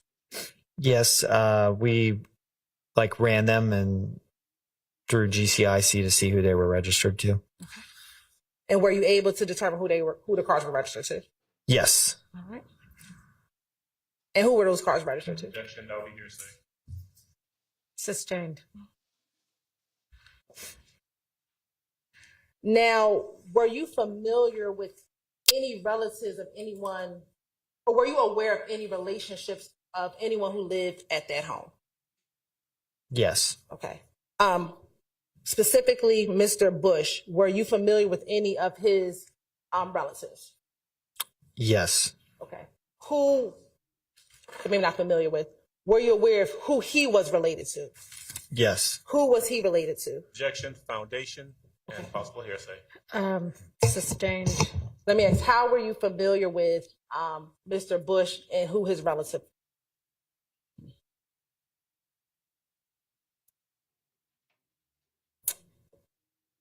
I'll withdraw that question.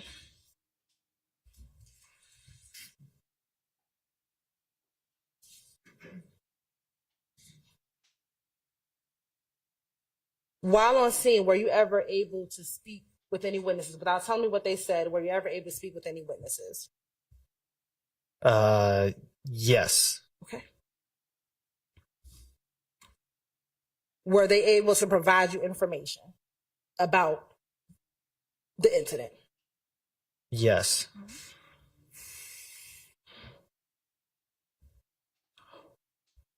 Were there any other cars that were in that area that were not damaged? There were a few cars in the yard that were not damaged.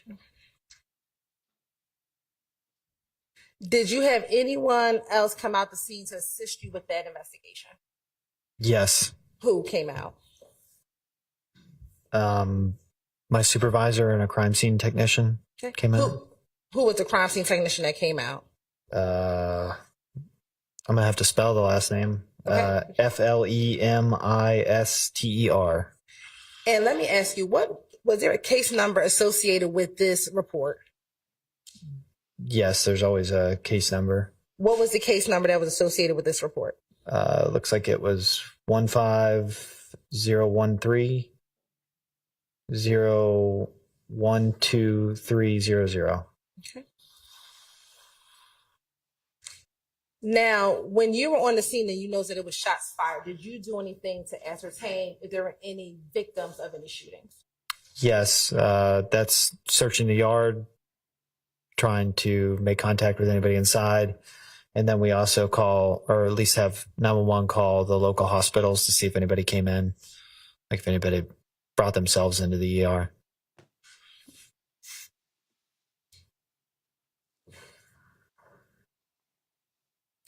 At any point while you were on scene, did either Mr. Bush or Mr. Sturkey arrive on scene?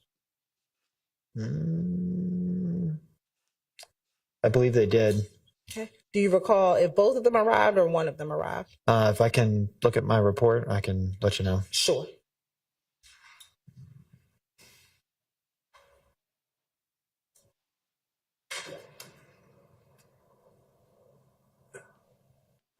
Mr. Sturkey looks like he arrived on scene. And were you able to speak with him when he arrived on scene? I was. And was he able to, provide you any contact information for himself or for Mr. Bush? Yes, he provided contact information for both.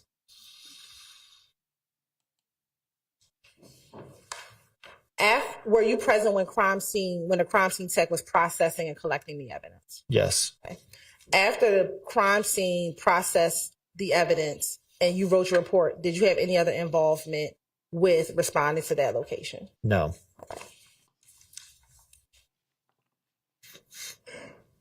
I want to direct your attention to January 28th, 2015. Did you have the occasion to respond to 2905 Springdale Road in Atlanta, Georgia? I did. And why did you respond to that location? I believe there was a shots fired call at that location. And what time did you arrive to that location? I wouldn't know that off the top of my head without referencing my report.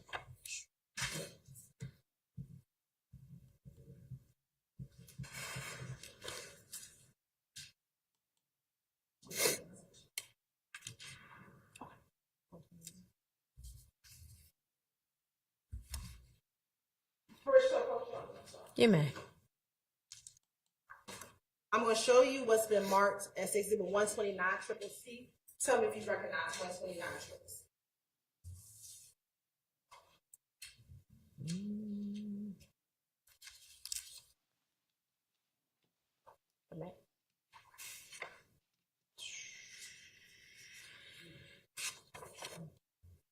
Let me make sure. No, I don't. This is not. I mean, I know the person that wrote it, but that's not mine.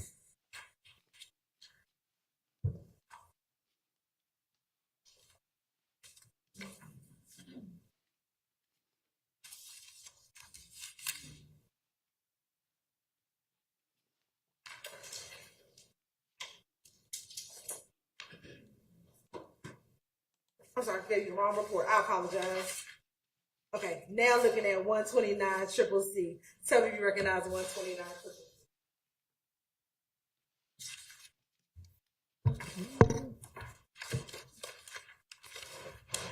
Yes, I do. This is a report I wrote.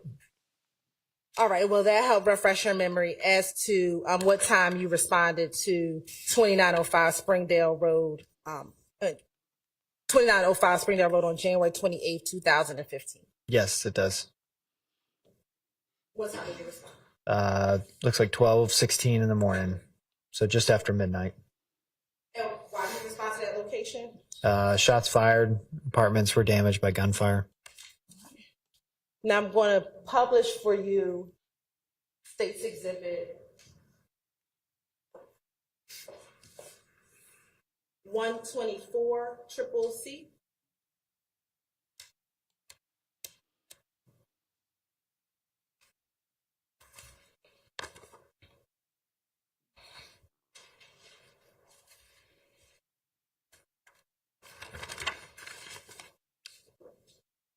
No, 124.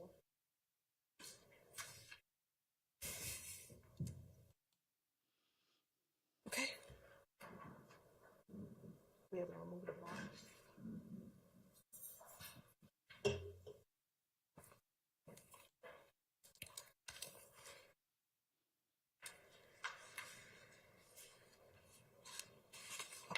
And looking at 124 Triple C, if you could just orient the jury to what we're looking at as Exhibit 124 Triple C.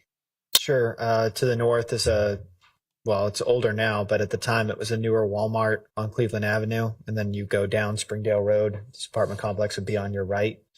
And if you kept driving south on Springdale Road, you'd hit like the airport parking lots, those types of like park and ride places.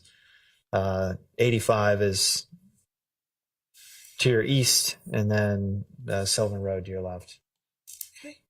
And is this the location that you responded to back on January 28, 2015? It was. Did you respond with anyone else? Yes. Who did you respond with? Officer Robinson. And what did you find once you responded to that location? There were four, I would say they're like apartment / townhouse style living, but there were 4 units that had bullet damage to them. And did you have the occasion to go in and look for the damage at the 4 apartments? Yes, we checked all 4. And when you first arrived, did you encounter anyone? Yes. There's no way to know how many 911 calls came in, but at least the one that got dispatched to us, we met with that 911 caller. And do you recall how soon after you arrived on scene that you met with that 911 caller? Almost instantaneous. And was that 911 caller able to provide you any information about what had occurred? Yes. I believe that 911 caller had video surveillance that he showed us. And did you look at the video surveillance? I did.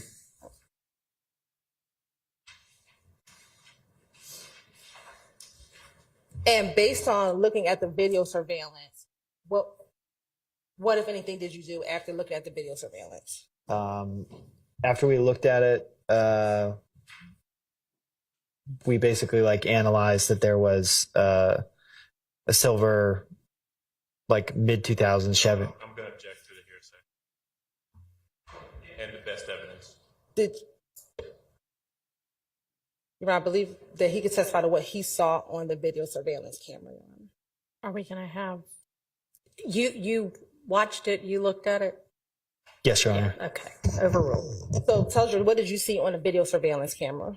We saw a silver, like, I guess you would look at it closely as like a mid-2000s sedan, like a Chevrolet Impala sedan. It's like a cop car. It's a very common car. And what did you see? Tell them what you saw on the video surveillance. We saw a 2000s silver Chevy Impala. And did you see You see it. Chevy Impala do anything? It drives by and shoots at the apartments. Okay. Are you able to see anyone inside of the Chevy Impala? It's impossible to make that out in the video. Okay. And in looking at the video, were you able to see where the car the shots were being fired from? I don't think it has that much detail.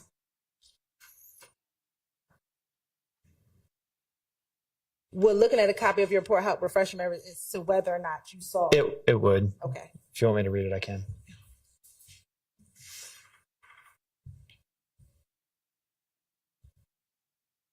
Okay.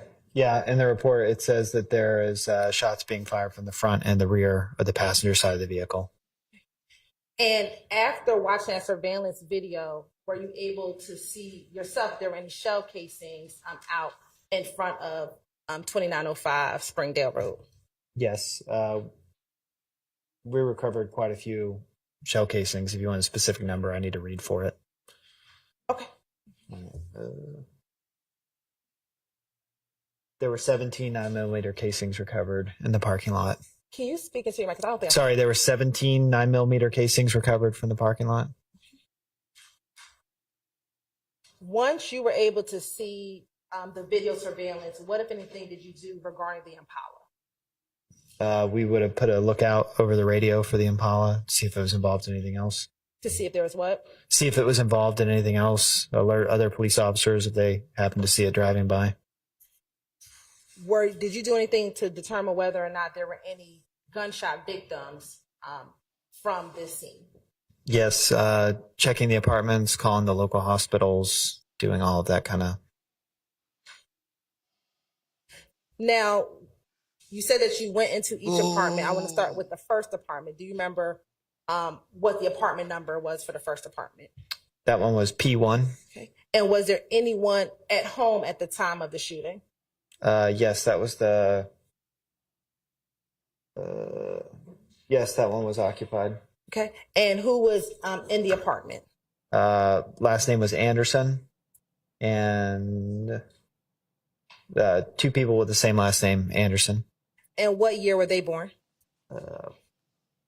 1951 and 1947. And was there any damage to their apartment? Yes, no one was injured. In P1, there was just property damage to the structure, so the home had been shot itself, like walls, doors, etc.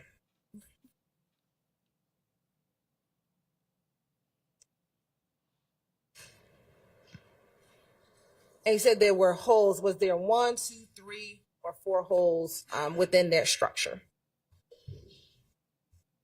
There was, it looks like, one bullet hole through the front bedroom and damage to an interior wall, so it may have been from the same projectile. After leaving that apartment, did you go to another apartment? Yes. Which apartment did you go to? Apartment P2.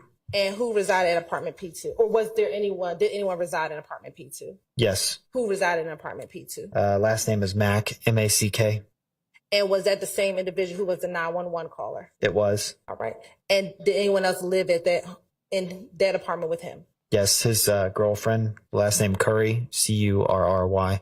All right. And what was Miss Curry's year of birth? 1997. Okay. What, if any, damage was there to that apartment? In the report, it says there were several bullet holes into apartment P2. No property damage except the structure. At this point, that the witness not read from his report, if it needs to be used to refresh his recollection, that's fine. All right. Sure. So just, if it helps refresh your memory, read it, and then if it refreshes your memory, you can testify from your Got memory. it. All right. Were there any projectiles? I'm going to have to read to give you the specifics on that.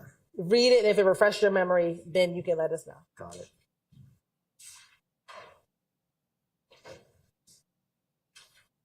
Yes, there was one projectile that was located inside the apartment. Now, after leaving that apartment, did you go to the next apartment? We did. And was there anyone occupying the third apartment? I'm going to have to read really quickly to refresh my memory. Sure. Okay. Sure. No, that was unoccupied at the time of our arrival. Did you enter inside the apartment? We did. Okay. And what, if anything, did you find once you went inside the apartment? I'm going to have to refresh my memory by reading real quick. No problem.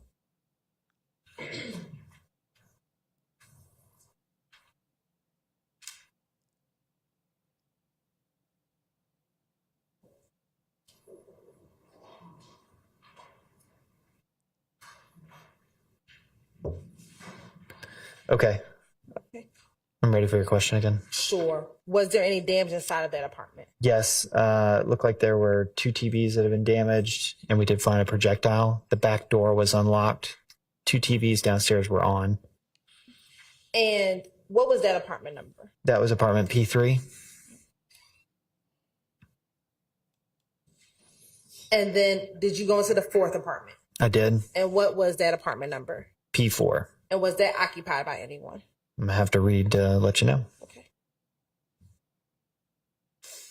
Yes, that was occupied by, it looks like 2 persons. And who were those 2 individuals? I'm going to read them real quick. Apartment P4. Last name was McCurdy, MCCURDY. Okay. And the other last name was Daniel, DANIEL. And what was the year of birth of McCurdy? 1970. And what about Daniel? 1989. And was there any damage to that apartment? I'm going to have to read really quick to let you know.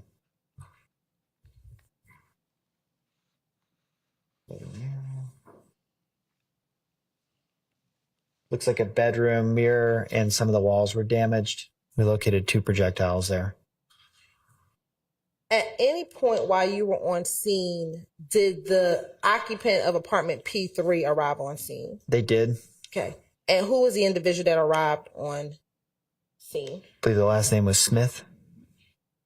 And were you able to speak with that individual? Yes. And was she able, without saying what she said, was she able to provide you any information that assisted you with your investigation? She was.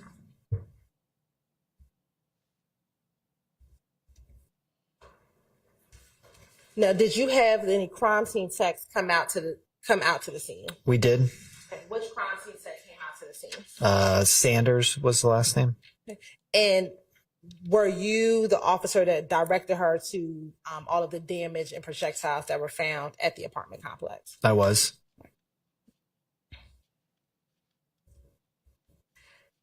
After speaking with Ms. Smith, talking to all the other residents of the apartments that were damaged, did you have any other involvement in this case? No. All right, court's indulgence for one moment.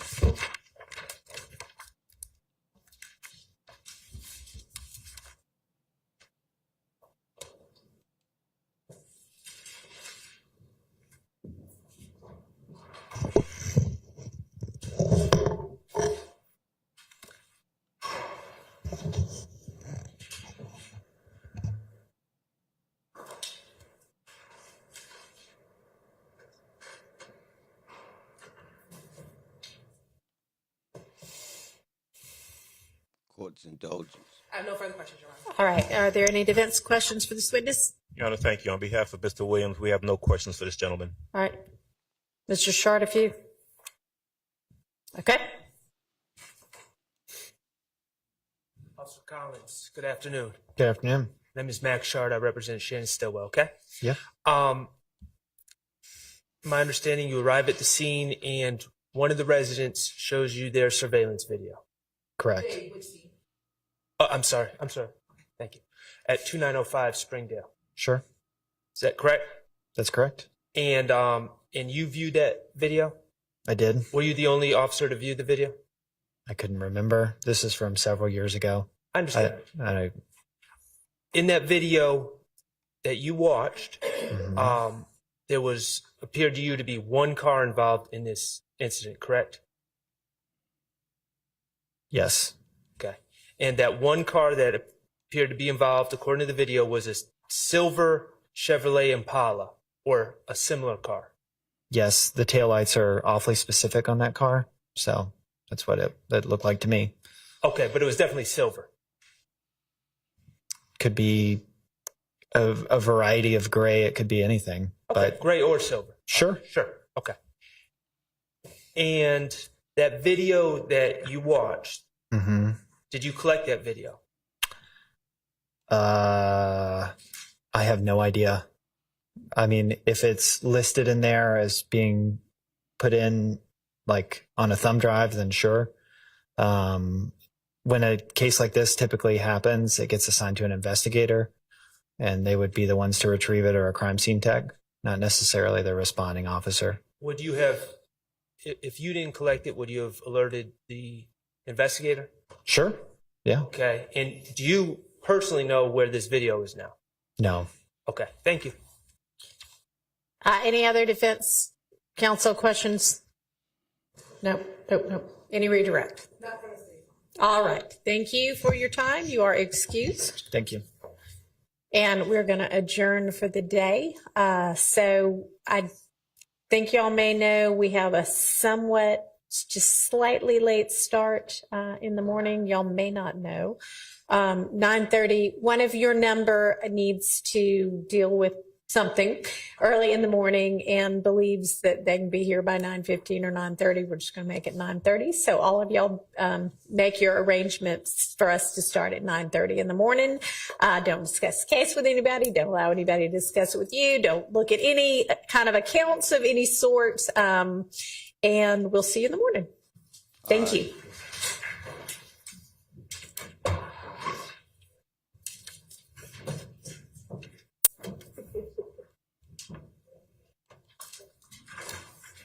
All right.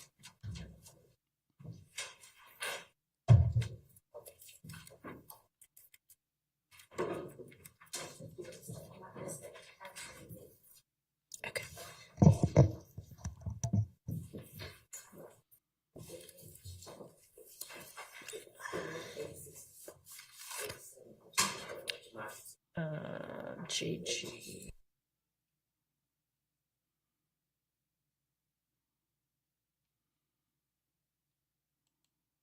All right, I think that for us, we might still come at, y'all can sit down, at 8:45 because I feel like we maybe have things to go over. I know Mr. Steele just sent several new motions in limine.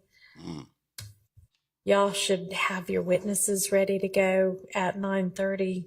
Is there any issue remaining with witnesses? I know, Ms. Love, you updated us over the lunch hour, I believe, with when and where there was notice of the newly re-added witnesses. Is there any issue about anybody now?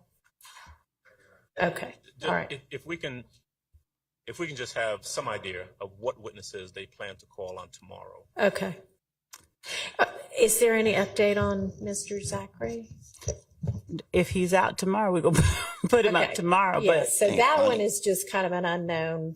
If he gets released, he's going to come straight here, it sounds like. That's the intention. And beyond that, who do you think?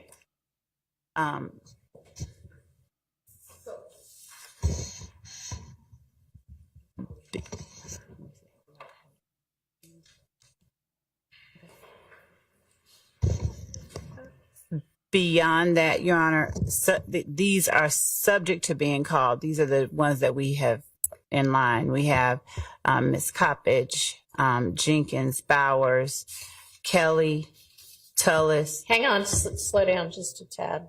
Everybody's sort of jotting it down. All right, so this is who you expect to be lined up calling tomorrow. This is who we have lined up. And if we don't have Mr. Zachary. Understood. Okay, so can you run through that again a little more slowly? Yes. Miss Latner's, I should have started with her. All right. Miss Coppage. Jenkins. Crime Scene Tech. Jenkins. Bowers. Also Crime Scene Tech. Former GBI analyst Kelly. Crime Scene Tech Tullis. Former,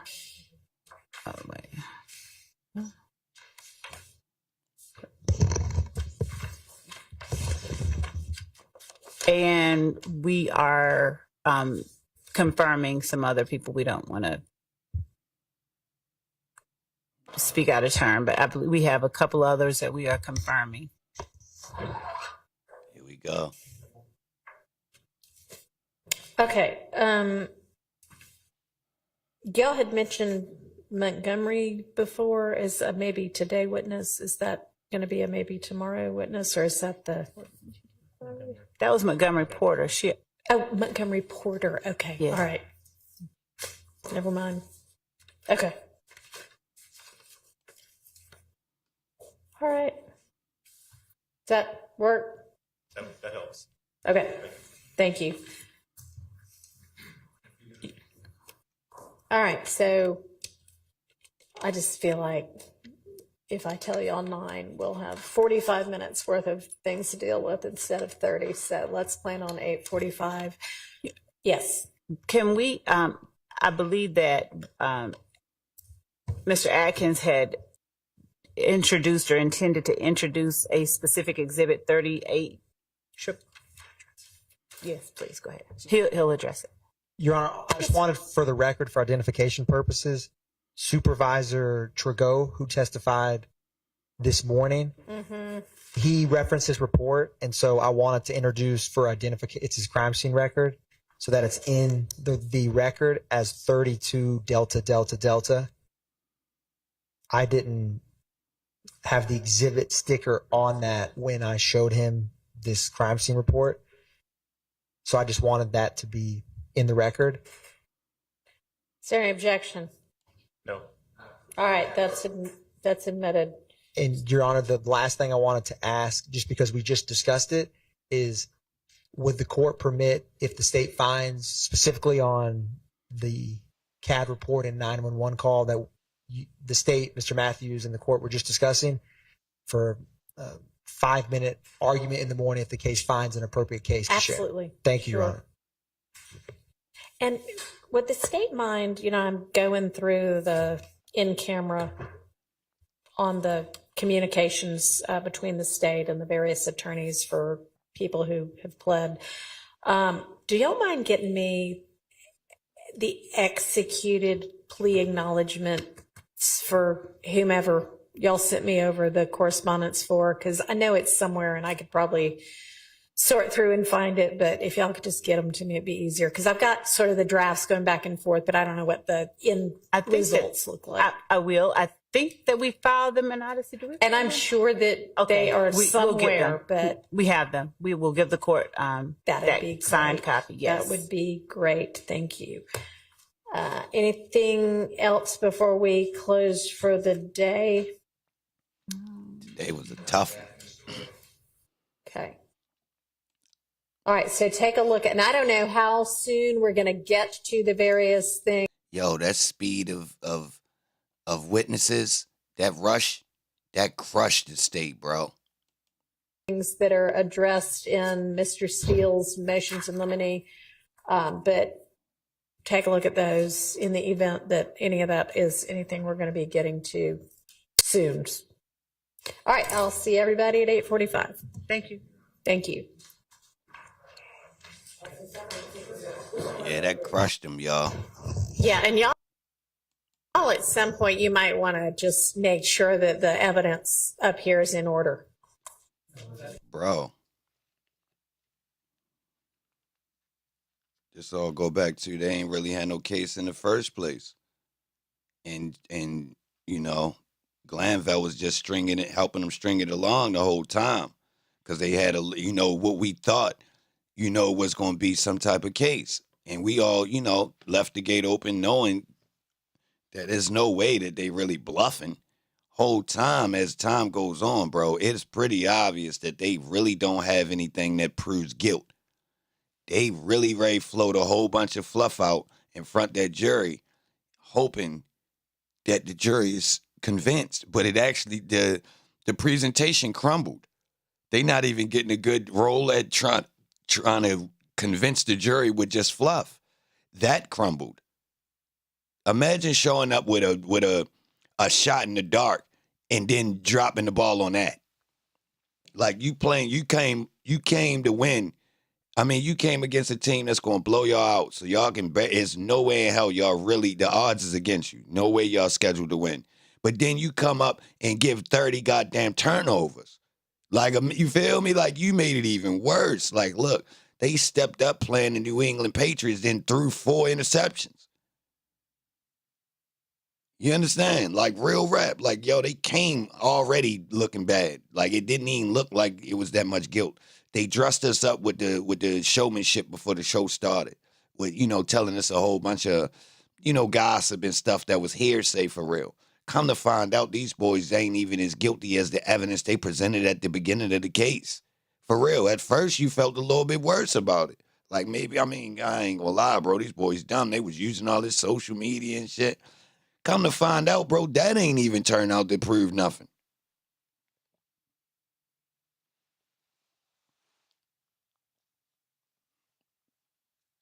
Like that made it worse.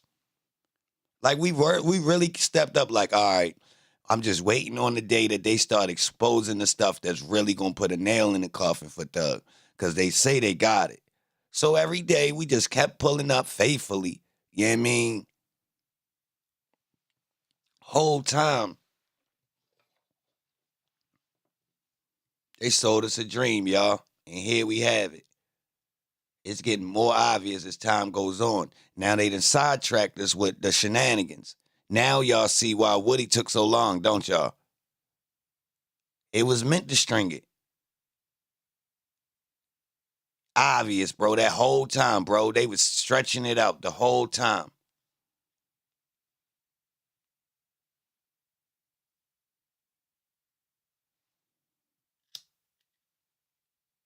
So, I mean, you know what it is, man. We be back in the morning. Yeah. So basically we waiting on to see what they gonna do with Quindarius Zachary, y'all. I mean, they got some other people that's allegedly supposed to testify that's from YSL, right? I mean, they talking about Duke going to testify, but you already know what Duke's gonna do.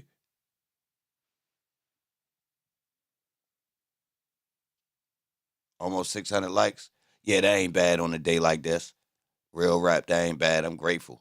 Straight up, I appreciate all y'all pulling up. Anybody that hit the super chat, I appreciate you. Hit the Cash App, I appreciate you. You already know. New members, new subscribers. You already know we appreciate you being here. Type something in the chat if you didn't. Let us know you here. You know what I mean? Hit the like button on the way out if you didn't. Let me get back to researching though, y'all. I like the little groove I was in.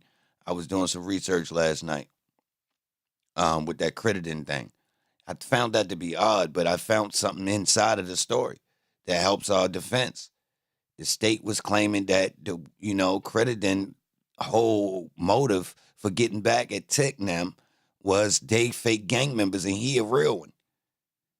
All Atlanta gang members not real. The state presented that as evidence in one of their cases, y'all, as a motive. Real rap. In 2014, the weird part is it includes Rock Crew, allegedly.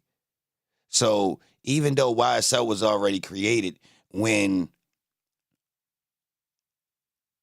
Tick and Creditin was in that situation, they didn't call Tick YSL. Y'all peep that? They only called him Rock Crew, didn't they? They didn't say he was YSL, but YSL was already active, y'all. Oh no, the robbery had happened so far before they went to trial. But still, I don't know. Either way, y'all, the way they presented it at trial is different than the way they acting right now. What's the name of that ESPN episode? I don't know, Rob. I just was doing heavy research and it's just a clip. I ain't find like a whole episode of ESPN. I just found that little clip right there. Duke took a plea. No, Duke's still on the other side of the. Hold on, did Duke plea out? I don't remember at this point.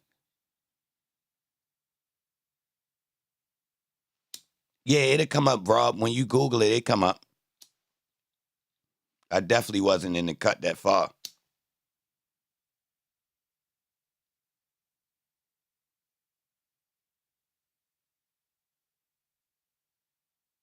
And Brian Steele was his lawyer. Oh, Duke did take a plea?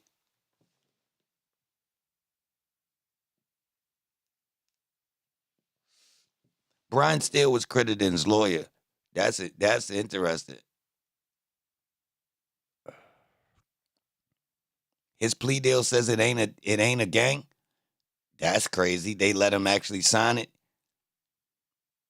And it say it's not a gang. That's the one where he scratched that out and changed it.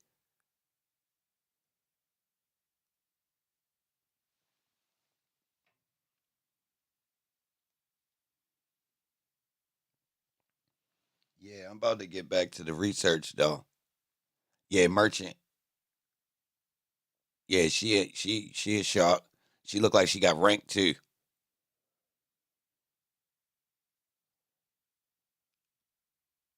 I mean, I'm gonna have to say out of everybody, Duke, out of a lot of the people that's in the trial, Duke is really one of the dudes that's been around, and it seemed like he really wants to be a part of the music. So I think like Duke and Yak really look like they're part of YSL as the music group. To be honest, when you look at YSL and you start looking at the people around Thug, when I see them in the the content that I see or stuff on the internet, they actually appear enough to actually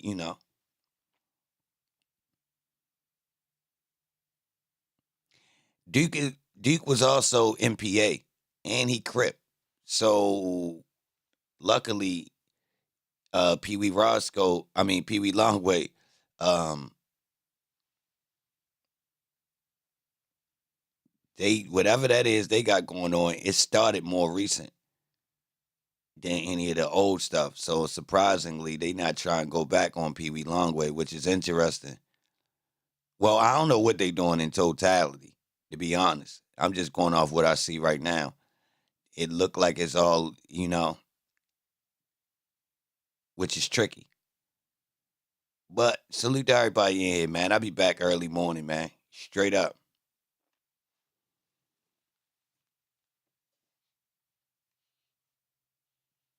Straight up. I appreciate y'all. I'll be back in the morning.